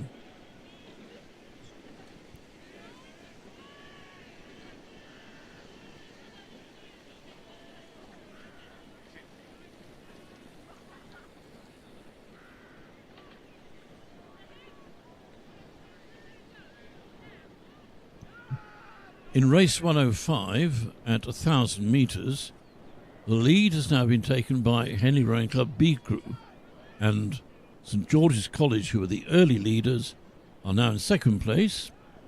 This is at 1,000 metres.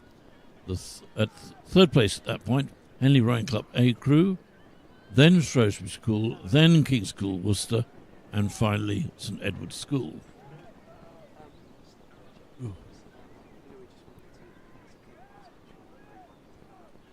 Henley Rowing Club B Crew currently striking 34.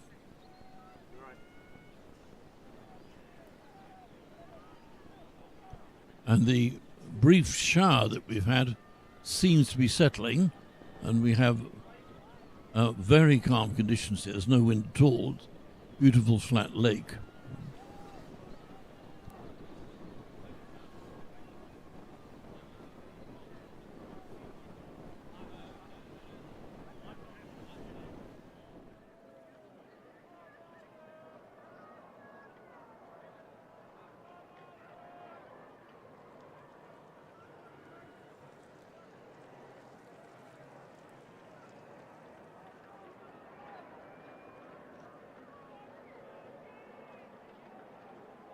Now, race 105, the final of the Women's Junior School Coxless Fours, has passed both the 1,000 and 1,500 metre mark, and the crew in Lane 4, Henley Rowing Club B Crew, has led to that point, followed by Henley Rowing Club A Crew, then St George's College, Shrewsbury School in fifth place at that point, and in fourth place at that point, the King's School Worcester Crew in fifth place, and St Edward's School in sixth place.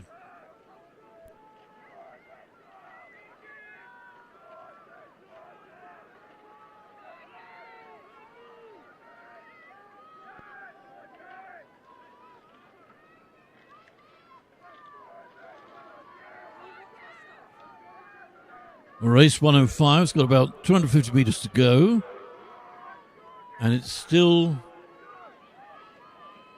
crew in Lane 4, Henley Rowing Club B Crew at 36, who have the lead. Well, they're just about clear water now over their clubmates, Henley Rowing Club A Crew in Lane 3 at 38, and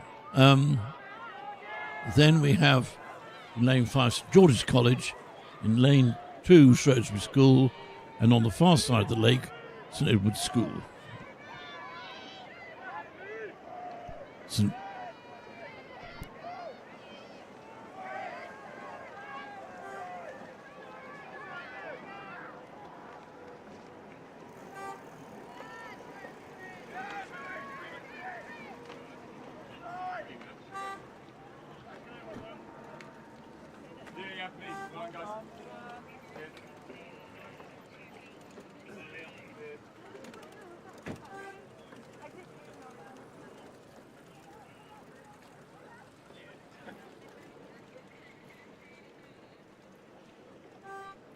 Here are the results for race 104, final of the Stacanovite Cup for junior under-16 Cox Fours.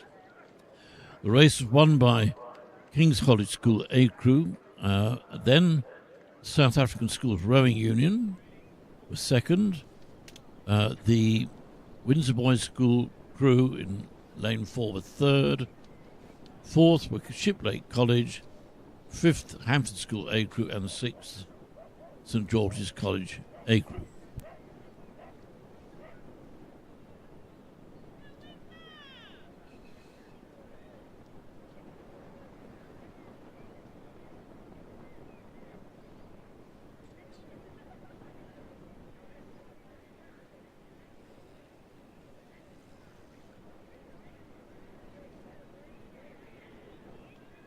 Race 106 is underway. Final of the Junior Under-15 8s for the Cooperative Funeral Care Trophy.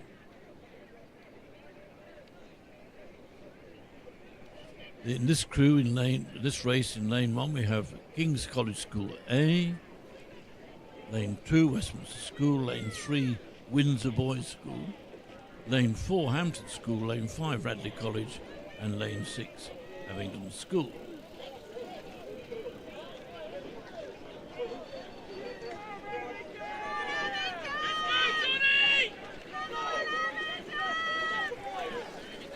Now in race 106, Junior Under-15 8s, a final.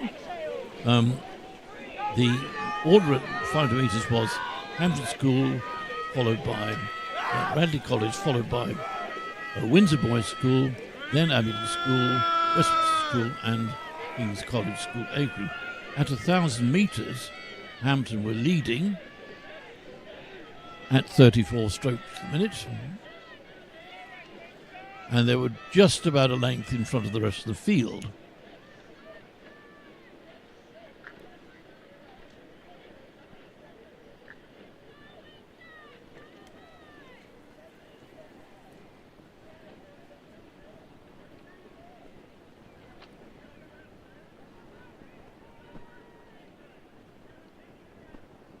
Now, it's really pretty close to this race.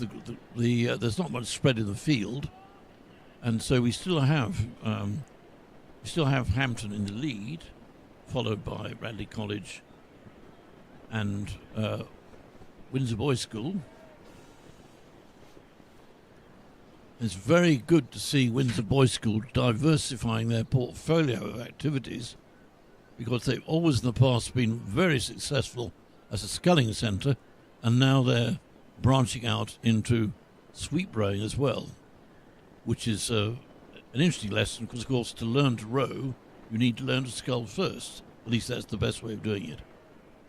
Anyway, at 1,500 metres in race 106, Junior Under-15 8, it's still Hampton School in the lead.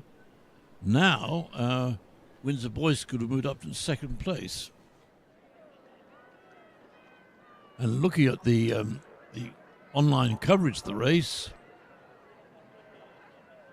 we're just waiting for it to pan out a bit so we can see what's going on.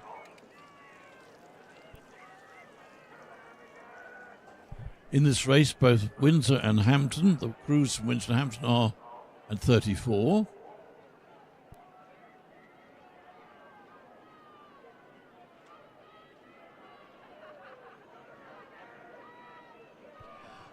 Well, about 300 metres to go. Hampton about a length in front of the field. And the race for second place is pretty tight. In the crew in lane 3, which is Windsor Boys, are challenging, well, they're still some way down, still a length down, but they're pushing Hampton. And it's going to be a very close race for third place between Radley College, Westminster School, and King's College School A Crew in lane 1.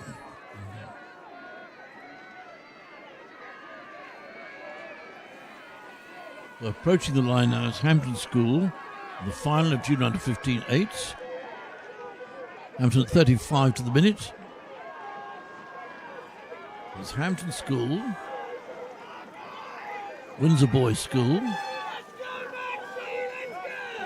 Radley College. Very close here between Westminster and Abingdon. We'll have to wait for the judges to decide that. And in 6th place is King's College School A Group.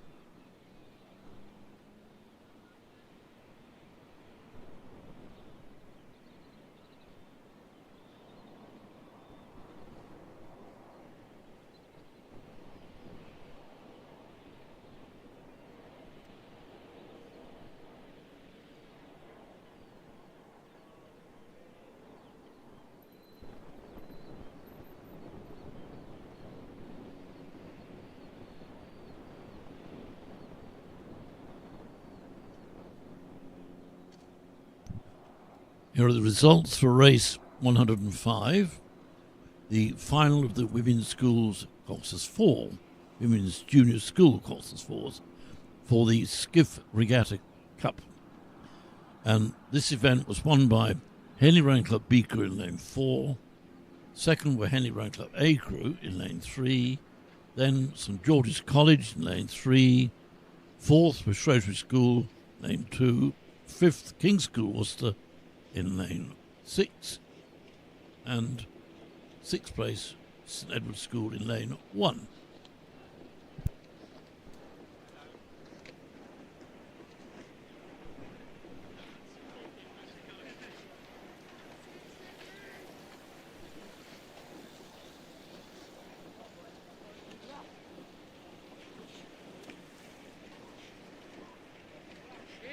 Now we have race 107, the final of the Challenge Cox's pairs.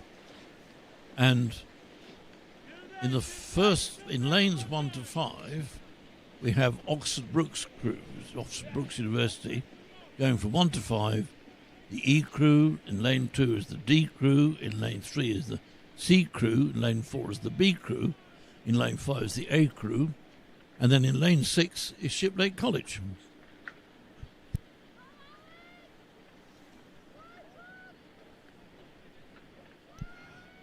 All of the Oxford Brookes pairs in lanes 1 to 5 are at about 35 to the minute.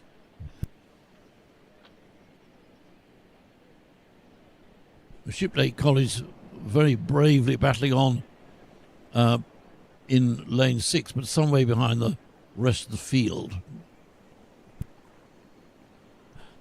The order of the crews at 500 metres was Oxford Brookes A in first place, then Oxford Brookes B, then Oxford Brookes C, then Oxford Brookes D, and then Oxford Brookes E, followed by Shiplake College. So it sounds as if the Oxford Brookes coaches have got their pairs ranked correctly, as it were. It remains to be seen what happens to the rest of the race.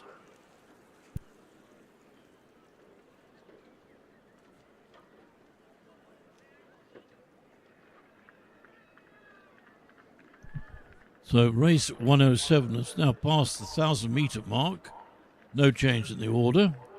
And it's still Oxford Brookes leading. Well, to be more precise, the Oxford Brookes A crew, which is leading. And at 1,500 metres, still no change. At 1,500 metres, still no change. It's Oxford Brookes A, followed by B, followed by C, followed by D, followed by E in lane 1, and Shiplake College valiantly battling along some way behind in lane 6.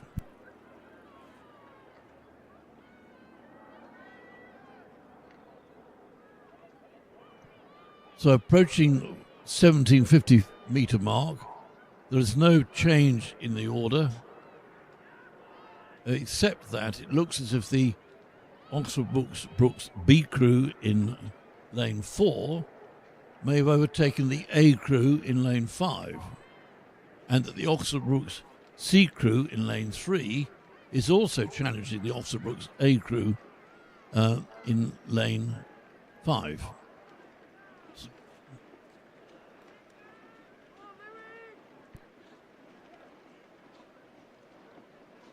So Oxford Brooks 39, I'm not quite sure which Oxford Brooks crew, they're all at 39. And it's Oxford Brooks B who appeared across the line first, followed by A, Oxford Brooks C,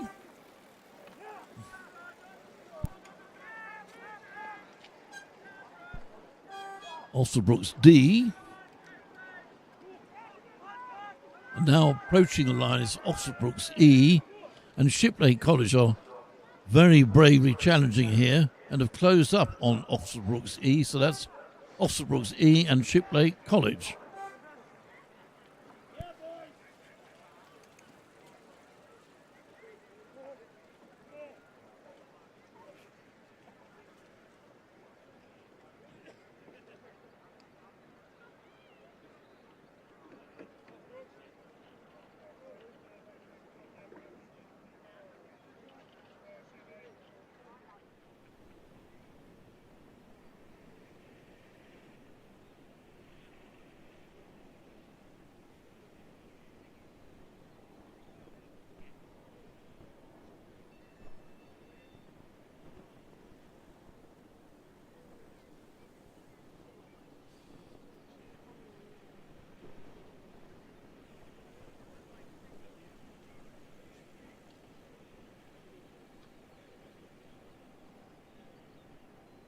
Well, in race 108, which is the final of the Women's Junior School Cox Fours, there are only 2 crews from the same club, and the other 4 are from different clubs. So in the Women's Junior School Cox Fours final, for the Chamber of Trade Cup, in lane 1 we have Surbiton High School B crew, lane 2 Stratford-upon-Avon Rowing Club, lane 3 Sir William Perkins School, lane 4, Wallingford Rowing Club, lane 5, Henley Rowing Club A crew, and in lane 6, Surbiton High School A crew. At 500 metres, Wallingford Rowing Club were in the lead. Second place was lane 2, Stratford-upon-Avon. Then at, again, 500 metres, Sir William Perkins School in 3rd place, Surbiton High School A crew in 4th place, Henley Rowing Club A crew in 5th place, and Surbiton High School B crew in 6th place.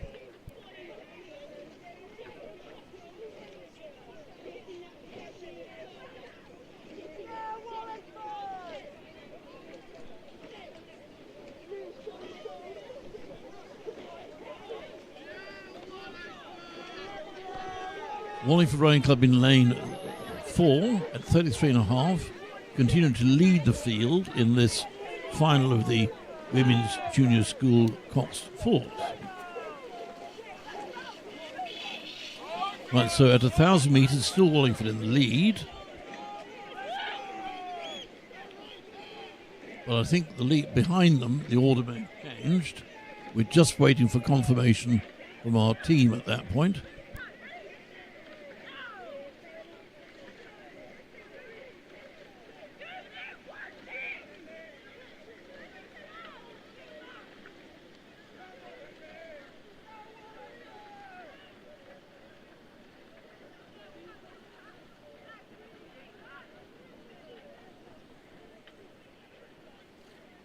Moving away from the 1,000 metre mark, Wallingford Rowing Club in the final of the Women's Junior School Cox Fours maintain their lead, followed by Henley Rowing Club A crew in lane 5, then Surbiton High School A crew in lane 6, a 4th place Sir William Perkins School in lane 3, then Stratford-upon-Avon Rowing Club lane 2, and finally Surbiton High School B crew in lane 1.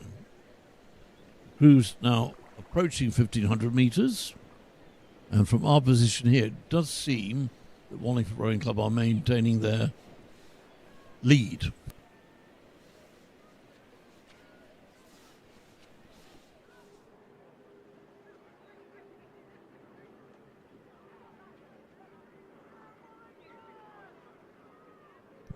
If you're looking online at the video, there's a very nice, almost perfect echelon of crews here, with Wallingford Rowing Club at the peak of it at 34. Wallingford Rowing Club lane 4 leading the field, followed by Henley Rowing Club A crew in lane 5 at 34. And the other crews further back are being challenged by the umpires' launch now, moving up. So in lane 6, 7 High School A crew, 34.5. 34.5 strokes to the minute.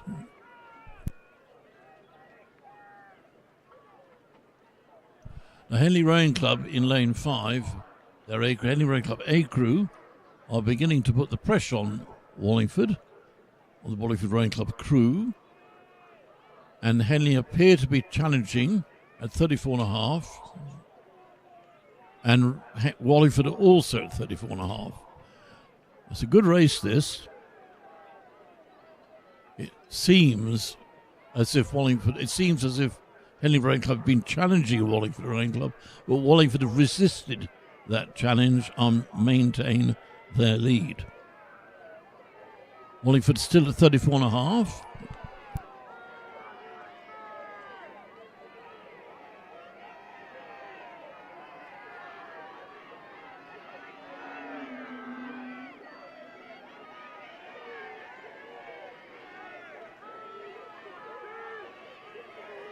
Henley Rowing Club have now increased the rate of striking to 36 and closed up on Wallingford, but with about 200 metres to go, 150 metres to go, Wallingford are still in the lead, but it's tight. Henley Rowing Club are challenging. Wallingford have responded, and the Wallingford Rowing Club crew are now linked a little bit of clear water up over the Henley Rowing Club crew in lane 5.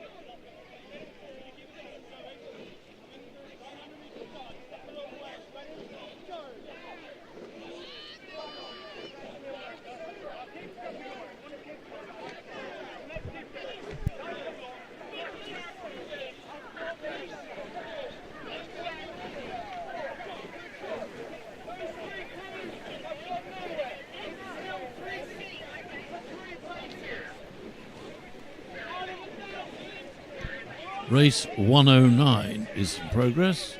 The final of the Club 8s for the Borough Challenge Vase. In lane 1 we have Marlow Rowing Club A crew, lane 2 Star, Boat Club, lane 3, London Rowing Club, lane 4, Molesey Boat Club, lane 5, Derby Rowing Club, and in lane 6, Lee Rowing Club. At 1,000 metres, it was Molesey Boat Club in the lead, followed by Derby Rowing Club, and then third place at 1,000 metres, Star Boat Club, who'd moved up to overtake London Rowing Club, who were in third place at 500 metres. And then fourth place at 1,000 metres, Marlow Rowing Club A Crew. Fifth place, London Rowing Club, and in sixth place, Lee Rowing Club. The crews are now approaching 1,500 metres. Molesey are at 34.5. That in race 109, in lane 4, the final of the Club 8s for the Borough Challenge Stars. Molesey Boat Club at 34.5. The crew in lane 5, which is Derby Rowing Club, at 35.5.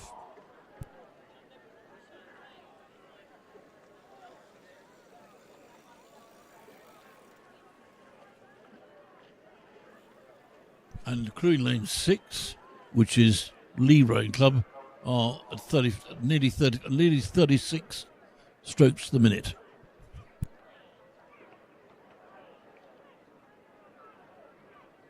So Molesey, lane 4, 33, seem to be consolidating their position. They seem, if anything, to increase their lead a little bit. And there's a good race for third position between the remaining 4 crews in the race, behind Molesey and Derby in lane 5. So it's difficult to say. At the moment, it looks as if it's either crew in lane 6, Lee Rowing Club, or, it's difficult to say because crews in lanes 1 and 2, Marlow Rowing Club A and Star Boat Club in 2, are very close.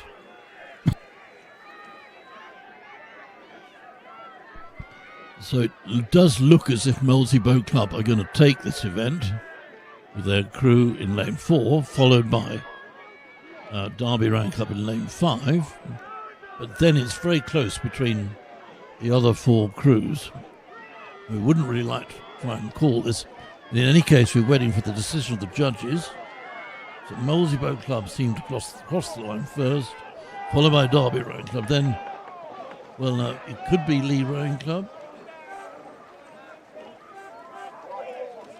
Star Boat Club, and Marlow and Derby, all very close, those last metres of the race.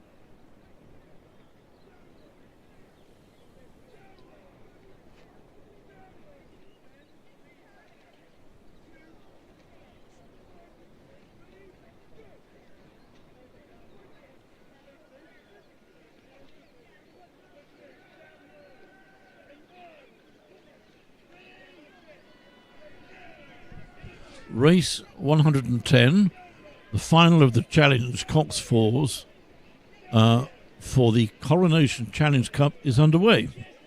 In lane 1 we have Thames Rowing Club B Crew, lane 2 Molesey Boat Club, in lane 3 Thames Rowing Club A Crew, lane 4 Royal Chester Rowing Club, lane 5 London Rowing Club, and lane 6 Marlow Rowing Club.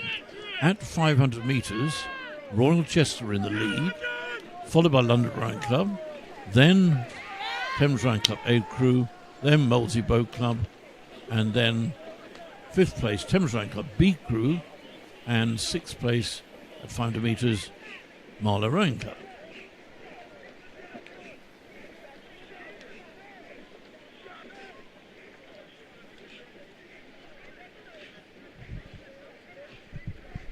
Whilst race 1 was making its way down the course, here are the results for race 106, the Junior Under 15 eights for the Cooperative Funeral Care Trophy. The race was won by Hampton School, followed by Windsor Boys School, then Radley College, Abingdon School, Westminster School in 5th place, King's College School A Crew in 6th place. That's Junior Under 15 eights.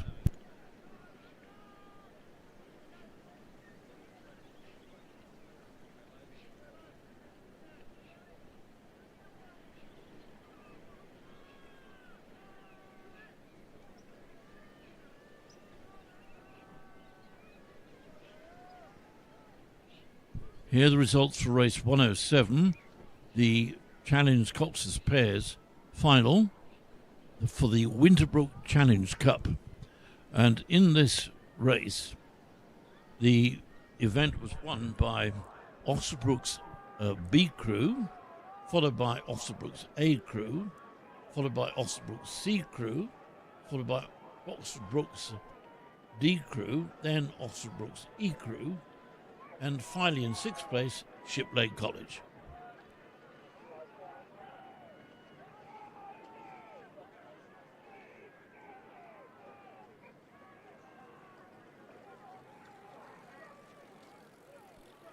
Race 110 is on the course, and at 1,500 metres, it was the crew in Lane 5, London Rowing Club, who according to this is race 110, Challenge Cotswolds for the Coronation Challenge Cup.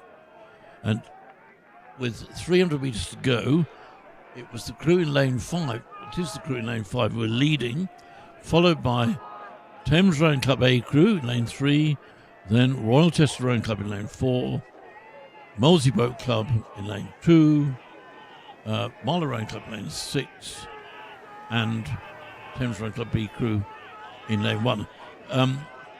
London Rowing Club 38 now. They're in the lead, but it's not a huge lead, and they're being pressed by lanes 4 and 3, namely Rochester and Thames Rowing Club A Crew. And then behind them is a very tight race indeed for the other minor placings. But it looks here as if London Rowing Club are going to take this, subject to the judge's confirmation. Thames Rowing Club just in front of Royal Chester Rowing Club. We now await the judge's decision on the remainder of the places.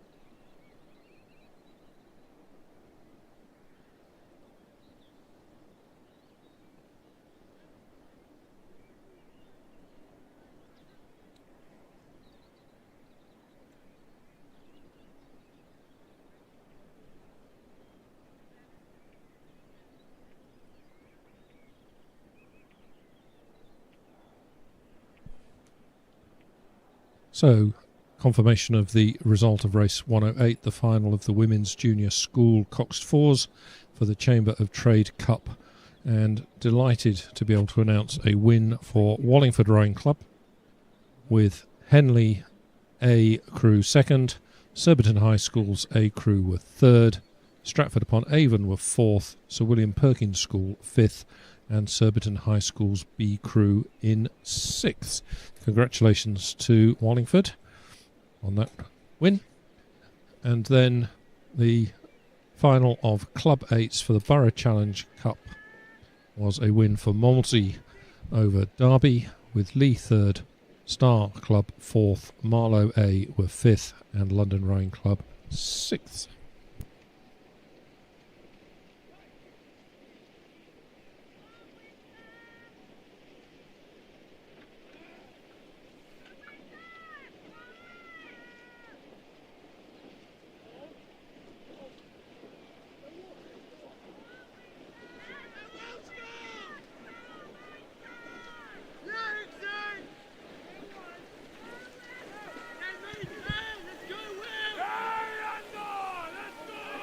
So, just 7 races left today. That'll take us to 117 races for the day. Started at 7:30 this morning. Race 111 is the race on the course. This is the Junior School Quadruple Sculls for the JHW Skeet Tankard. This is the final, so in lane 1 Henley, lane 2 Maidenhead, lane 3 the Windsor Boys School, lane 4 is Leander's A crew, lane 5 Hinksey Sculling School, and lane 6 Reading.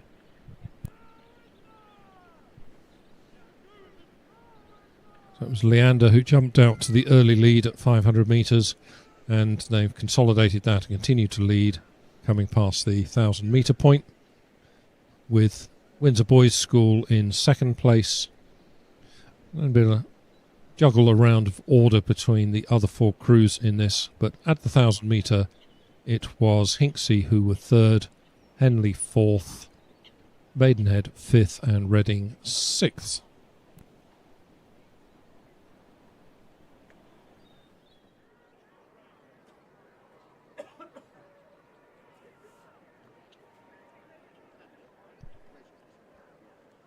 These crews are sculling very neatly and keeping it very lively in these conditions. Wind has pretty much completely dropped away, and it's Leander in 4 who lead the way. Leander at 35 strokes per minute. They don't have that much of an advantage over Hinksey.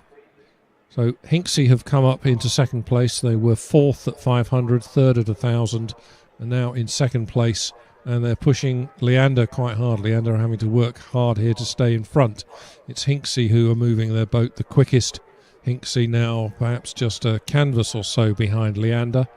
Those 2 boats have clear water now over the 3rd place crew, who are Windsor Boys School.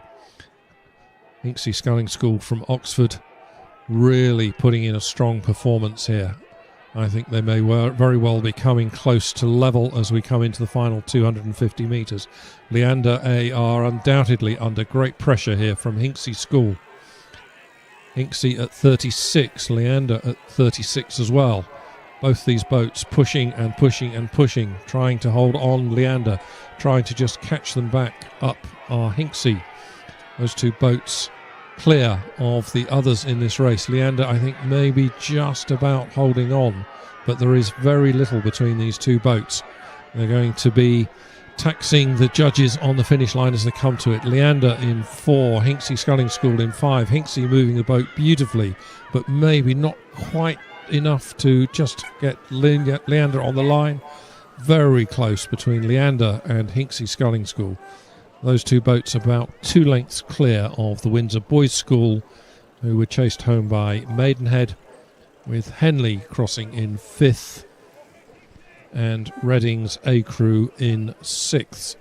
A really strong performance up the second half of the course there from Hinksey, who moved up from 5th well, excuse me, fourth to third to second to challenging for that win, and we wait to hear from the judges who takes home the spoils.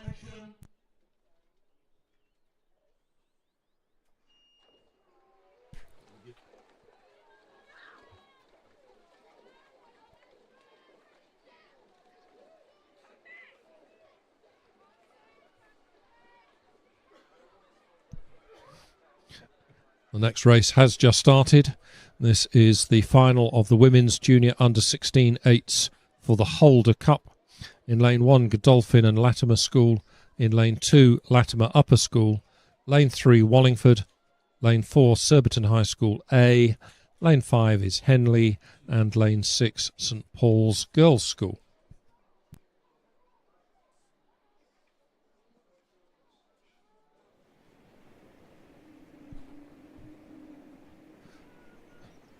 So, going back 2 races. Race 110, the Challenge Coxed Fours for the Coronation Challenge Cup, was officially now a win for London Rowing Club over Thames Rowing Club A, with Royal Chester 3rd, Marlow 4th, Molesey 5th, and Thames Rowing Club B in 6th.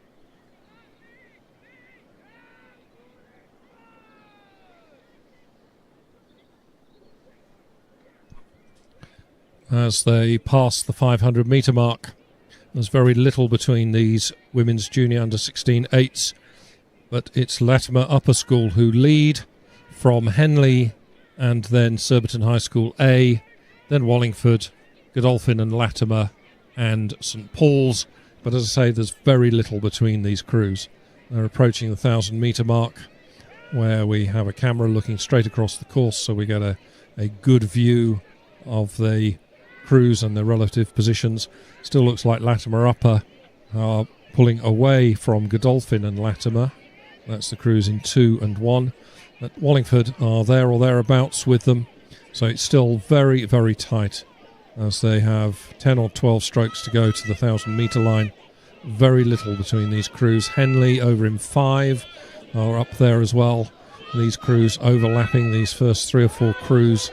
So as they come to the 1,000 metre line, it is Henley Rowing Club in lane 5 with the advantage of maybe half a length over Wallingford in 3. Wallingford crossed second place, followed then very closely by Latimer Upper, Surbiton High School in that order. Those 2 crews very close together. Godolphin and Latimer 5th and St Paul's 6th. Race developing here in the middle of the course between Henley, Wallingford and Surbiton High School.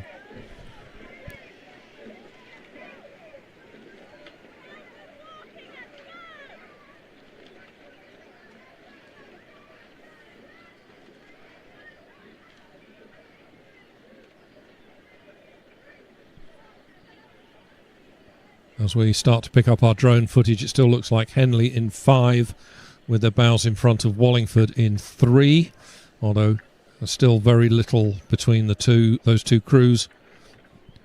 Latimer Upper School in 2, also very much in this race still. Henley perhaps beginning to ease out to around a 1-length advantage over Wallingford in this final of the Women's Junior Under-16 8s as they come towards the 1,500 metre mark.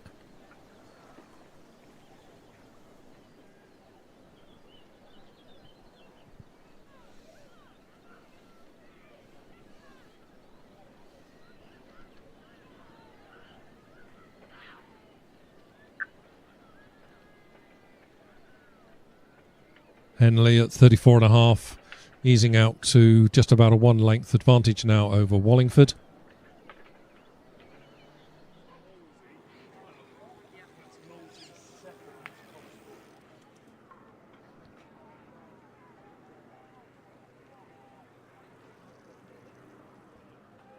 Both Henley and Wallingford stroke for stroke at 34.5. Henley just that little bit more effective with the blades in the water, just squeezing the boat along just a fraction better than Wallingford and just easing out. Little bit of clear water perhaps now. Henley leading by a length over Wallingford. Wallingford in turn beginning to just squeeze away from Latimer Upper in lane 2, who are in 3rd place, with Surbiton back in 4th, Godolphin and Latimer in 5th, and St Paul's in 6th. Wallingford putting in a little bit of a push. I think they're now overlapping again with Henley. Still almost a full length between these two boats, Henley and Wallingford, as they come past the 1750 metre mark. This, remind you, is the final of the women's junior under 16 eights. Henley, as we know, have had a very strong programme of junior rowing, particularly girls junior rowing, for more than a decade, showing their great form here, holding Wallingford off to just about a 1 length advantage. Wallingford, I think, started to close and Henley have responded, now beginning to just pull away. A little bit of clear water now between Henley and Wallingford, with about a dozen strokes to go. It's Henley Rowing Club over in lane 5, leading Wallingford Rowing Club in 3, Latimer Upper School then in 3rd place in lane 2. And it's Henley Rowing Club, 3 strokes to go to the finish line, rowing superbly, beautifully together. Coming to the finish line, Henley Rowing Club a length up on Wallingford, lengthened a little bit of clear water there, nearly a length and a half at the end. Henley over Wallingford, and then we have Latimer Upper crossing the line 3rd, ahead of Surbiton High School's A crew, who just pipped Godolphin and Latimer School for 4th and 5th, with St Paul's Girls' School now crossing the line to complete this final of the women's junior under 16 eights.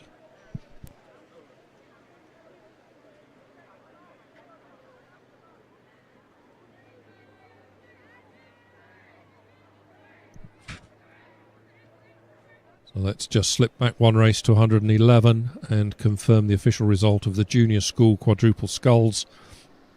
These quads were racing for the JHW Skeet tankard, a Victorian tankard, very elaborate engraving on it, which we have as one of our trophies. And this was won by Leander A over Hinksey Sculling School, who were very close second. Windsor Boys School were 3rd, Maidenhead 4th, Henley Rowing Club 5th, and Reading Rowing Club's A crew 6th.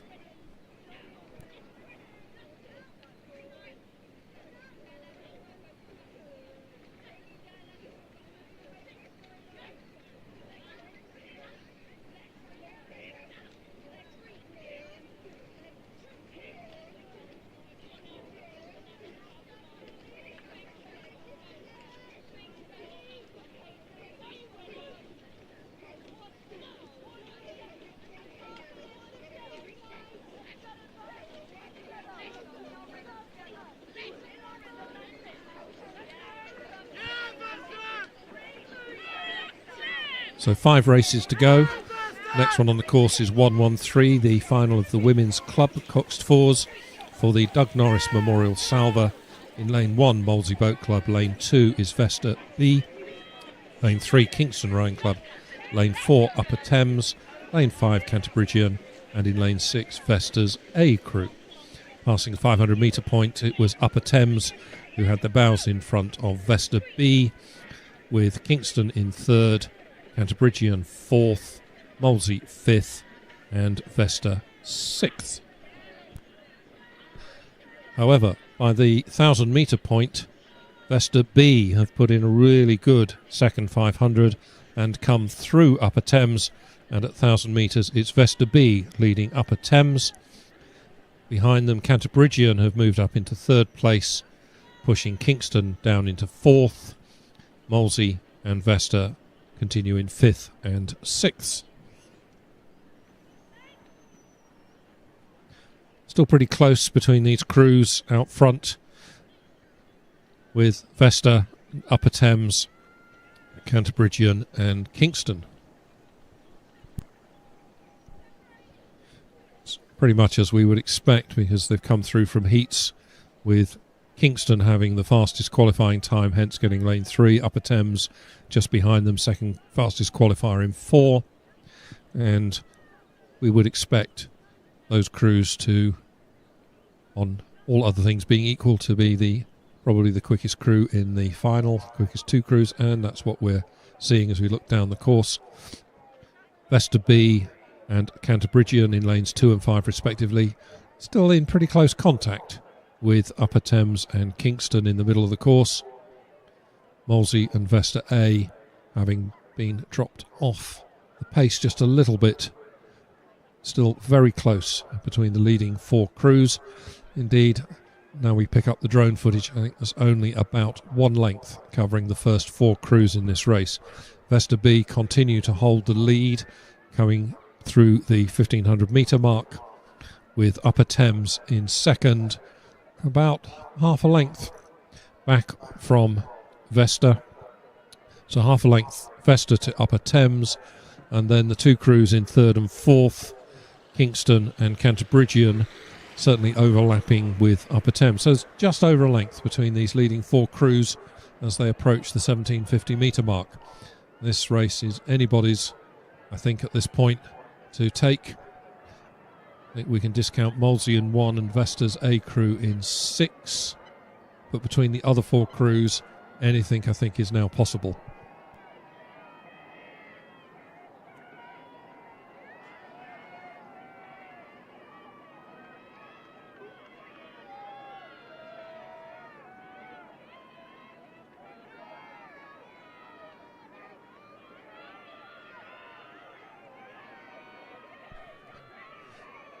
In the last 20 strokes or so, Upper Thames in 4 have put in a really big push.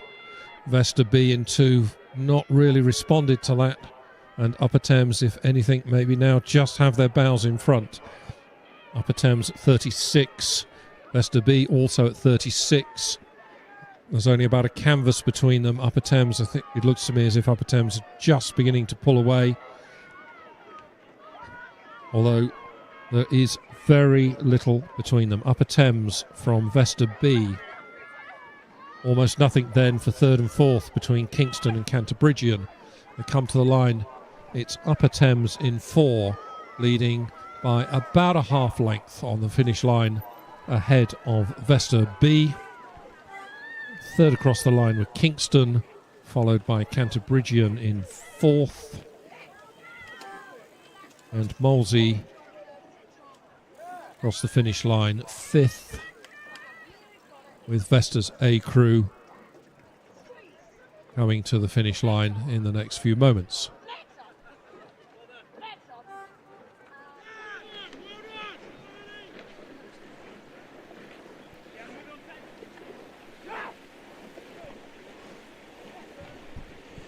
Just quickly confirm the official result of race 112, the Women's Junior Under-16 8s for the Holder Cup. This was a win for Henley Rowing Club, with Wallingford 2nd, Latimer Upper 3rd, Surbiton High School 4th, Godolphin and Latimer School 5th, and St Paul's Girls' School in 6th.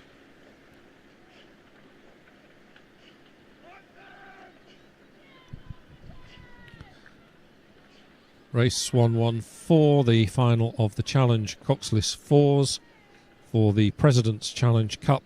Lane 1 are Upper Thames, Lane 2 Thames Rowing Club B, Lane 3 Leander, Lane 4 Thames Rowing Club A, Lane 5 King's College School A, and in 6 it's Marlow.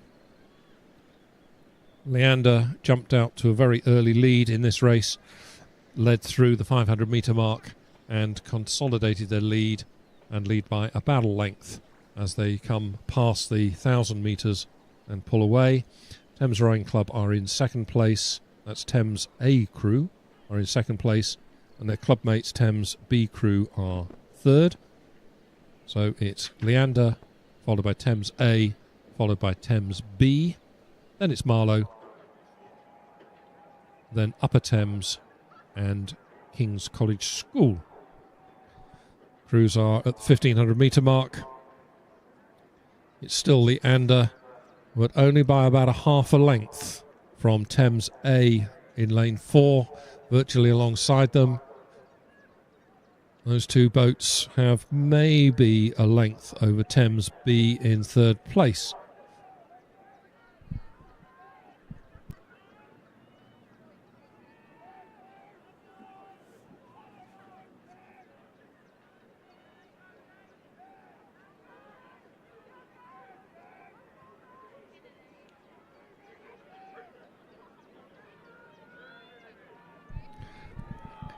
Leander at 37, Thames A at 38. Leander just holding them off. About a canvas, perhaps a half length at the most between those two boats. Those two are clear of Thames B, who are in third place. Thames B then in turn quite some distance ahead of Marlow, Upper Thames and King's College School. Leander respond to Thames Rowing Club. They're matching each other stroke for stroke, both now at 38. Leander just holding on to about a half a length lead with 10 strokes to go to the line. Leander coming under pressure from Thames Rowing Club A, but I think Leander maybe just have enough to hold them off. Very difficult to tell. Anything can happen in these last 5 strokes. Leander A by about a half a length from Thames Rowing Club. Perhaps a third of the length actually on the line. So Leander crossed the line first. Thames Rowing Club A crew were second. Thames B crossed the line third. Fourth home were Marlow, then Upper Thames, and then King's College School A.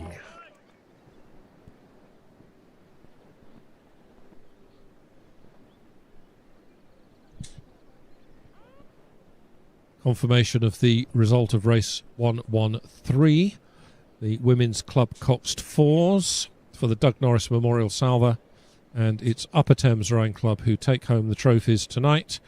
Congratulations to them. So Upper Thames are the winners. Vesta B were second, Kingston Rowing Club third, Canterbridgian fourth, Molesey fifth, and Vesta's A crew were sixth.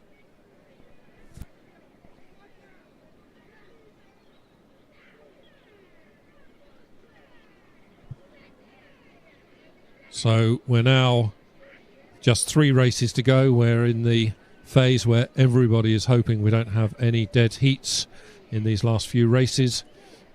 Race 115 is the final of the Women's Challenge 8s for the President's Memorial Cup.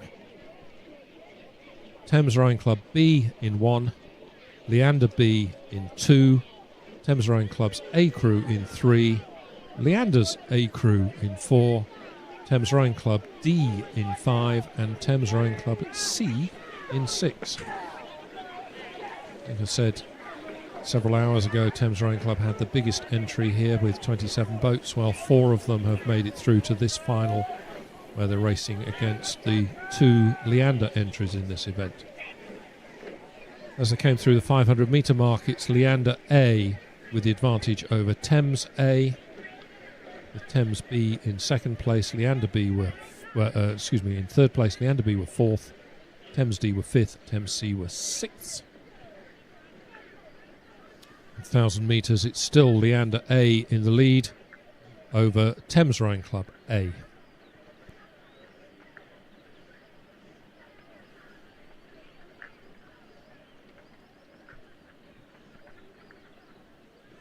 And once again, as we pick up our drone footage, it does look that Leander have a lead of a length or so over the other crews, but there's very, very little between second, third and fourth in this race.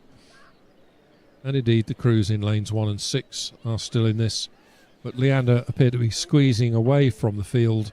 It's clear water now, Leander leading by about a length and a half.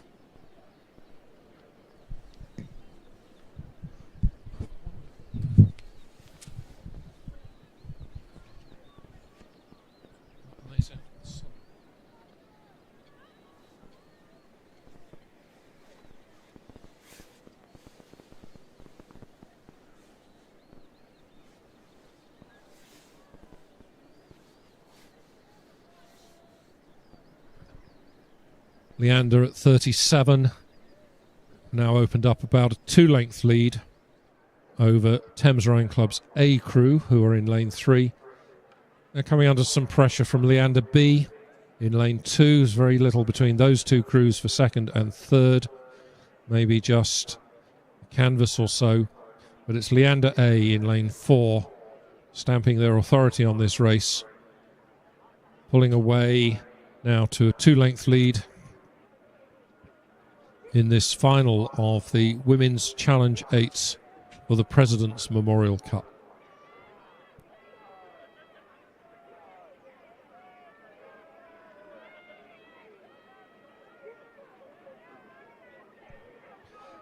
Leander continue at 38 and continue to lead by just about 2 lengths from Thames Rowing Club's A crew.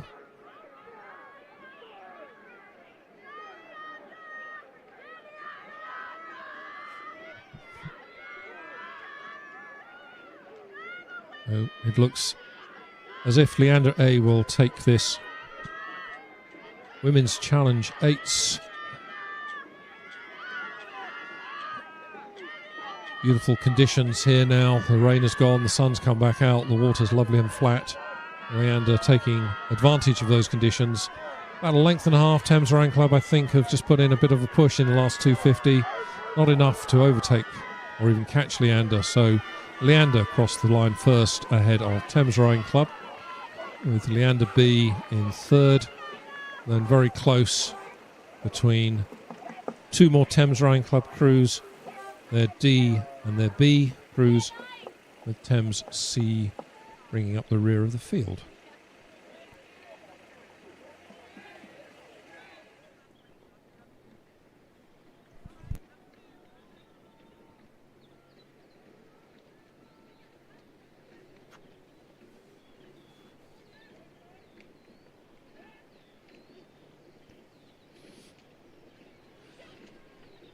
Two races to go.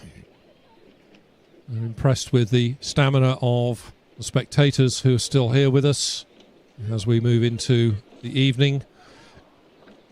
There are still some 270 or so people watching online. We've had more than 10,000 views on YouTube today. So thank you to all of you for your support. This is race 116. Women's Club Coxless Fours for the Chalmore Challenge Cup 500 metre point. It was Molesey who led, so let's just read out who's in this race. It's Nottingham in 1, Worcester in 2, that's their A crew, Lee Rowing Club in 3, Thames Rowing Club in 4, Molesey in 5, and Vesta in 6. Molesey taking an early lead, which they've maintained through the 1,000 metre halfway point of this course. Molesey with the lead. Thames Rowing Club chasing them pretty hard in second place. Worcester in third. Lee are fourth. Nottingham fifth. And Vesta are sixth.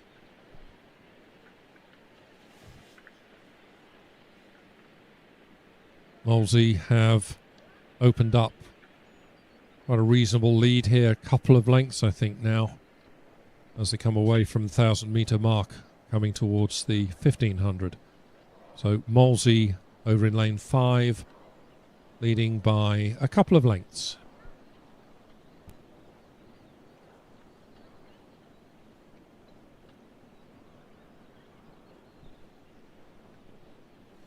Molesey at 33. Thames Rowing Club's A crew matching that, but some 2 lengths or so behind. And a really close race for third place between Lee and Worcester. Those two crews, as we look at our drone footage, appear to be pretty close to level to me in third and fourth place. And those two crews have left Nottingham and Vesta behind in their wake somewhat. Molesey through the 1,500 metre point continue to lead by perhaps 2.5 lengths over Thames.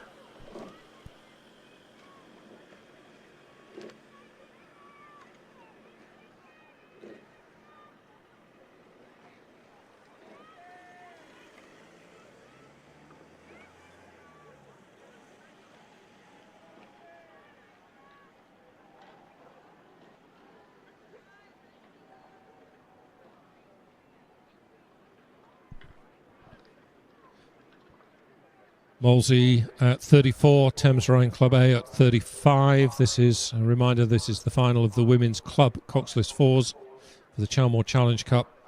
Molesey holding a 2-length lead over Thames Rhine Club A. Behind them, I think Lee have just about pulled ahead of Worcester. So Lee in third, Worcester in fourth. Nottingham, I think, are running in fifth with Vesta sixth. Inside the last 250 metres, this area, this zone marked with the red buoys. Visual clue to the crews. Now's the time to pick it up and sprint into the finish line if you've got a sprint left in you. Many of us wouldn't have by this point in the race, but Molesey perhaps don't need it. Molesey continue to lead by maybe a length and a half now. Thames Rhine Club A in lane 4 are in second place. Molesey coming towards the line. Length and a half up on Thames Rhine Club's A crew.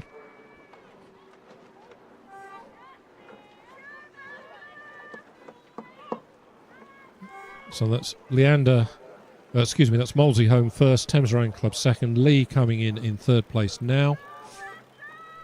Fourth across the line will be Worcester A, who will be followed home by Nottingham, and then Vesta.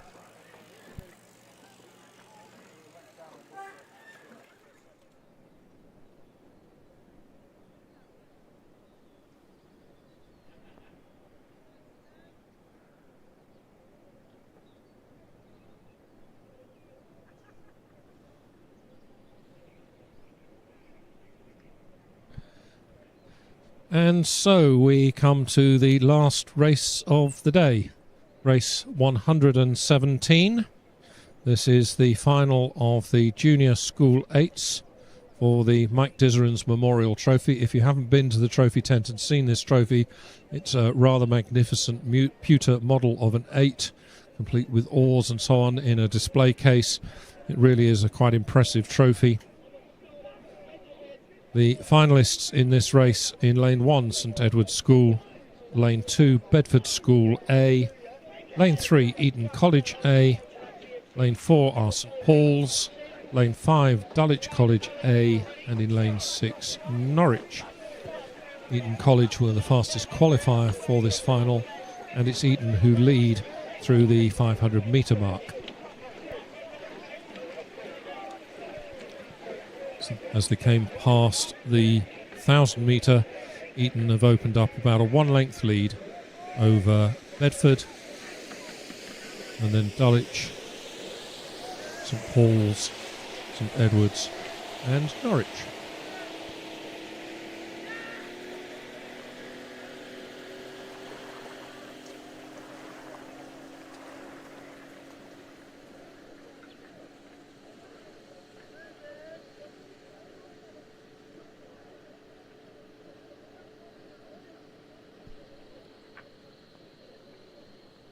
Eton in 3, putting on a magnificent display. They're really steaming down this home water of theirs, rating 38 and leading this race by about a length and a little bit, perhaps a length and a half, ahead of Dulwich. I think might have moved up into second place, but it's Dulwich and Bedford School A who are really fighting it out for second and third. Eton, however, just absolutely steaming down this course in this final of the Junior School 8s.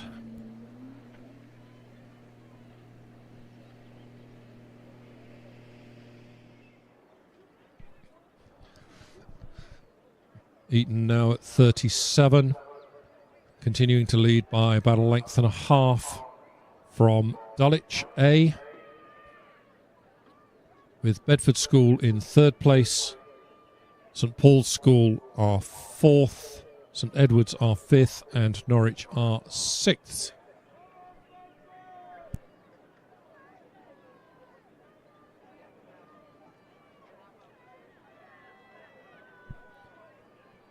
Eton maintaining 37 strokes per minute, and now leading by, I think, the best part of 2 lengths here on their home water. We are extraordinarily grateful to Eton both for constructing this course and then allowing us and others to use it for regattas and indeed other events. Eton coming into the final 200 metres or so of this final of the Junior School 8s with 2-length advantage over Dulwich,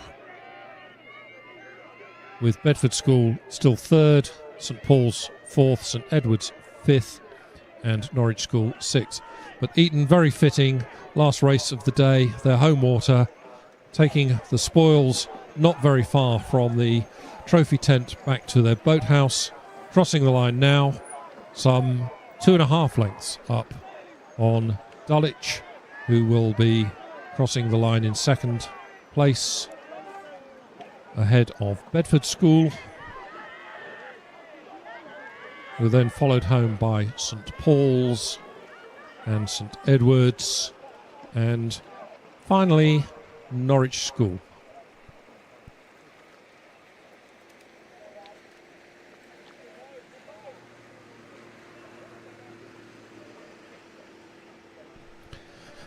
So just very quickly then, for anybody who's keeping a record, the official result of race 114, the final of the Challenge Coxless Fours, a win for Leander, with Thames A in second place, Thames B were third, Marlow were fourth, Upper Thames were fifth, and King's College School A Crew were sixth. In race 115, the final of the Women's Challenge 8s for the President's Memorial Cup. This was a win for Leander A over Thames A, who finished second. Leander B were third. Thames D were fourth. Thames B were fifth. And Thames C were sixth. Race 116, which was the final of the Women's Club Coxless Fours for the Chalmore Challenge Cup. A win for Molesey. Second were Thames Rowing Club A. Third were Lee. Fourth were Worcester A. Fifth were Nottingham. And in sixth place were Vesta.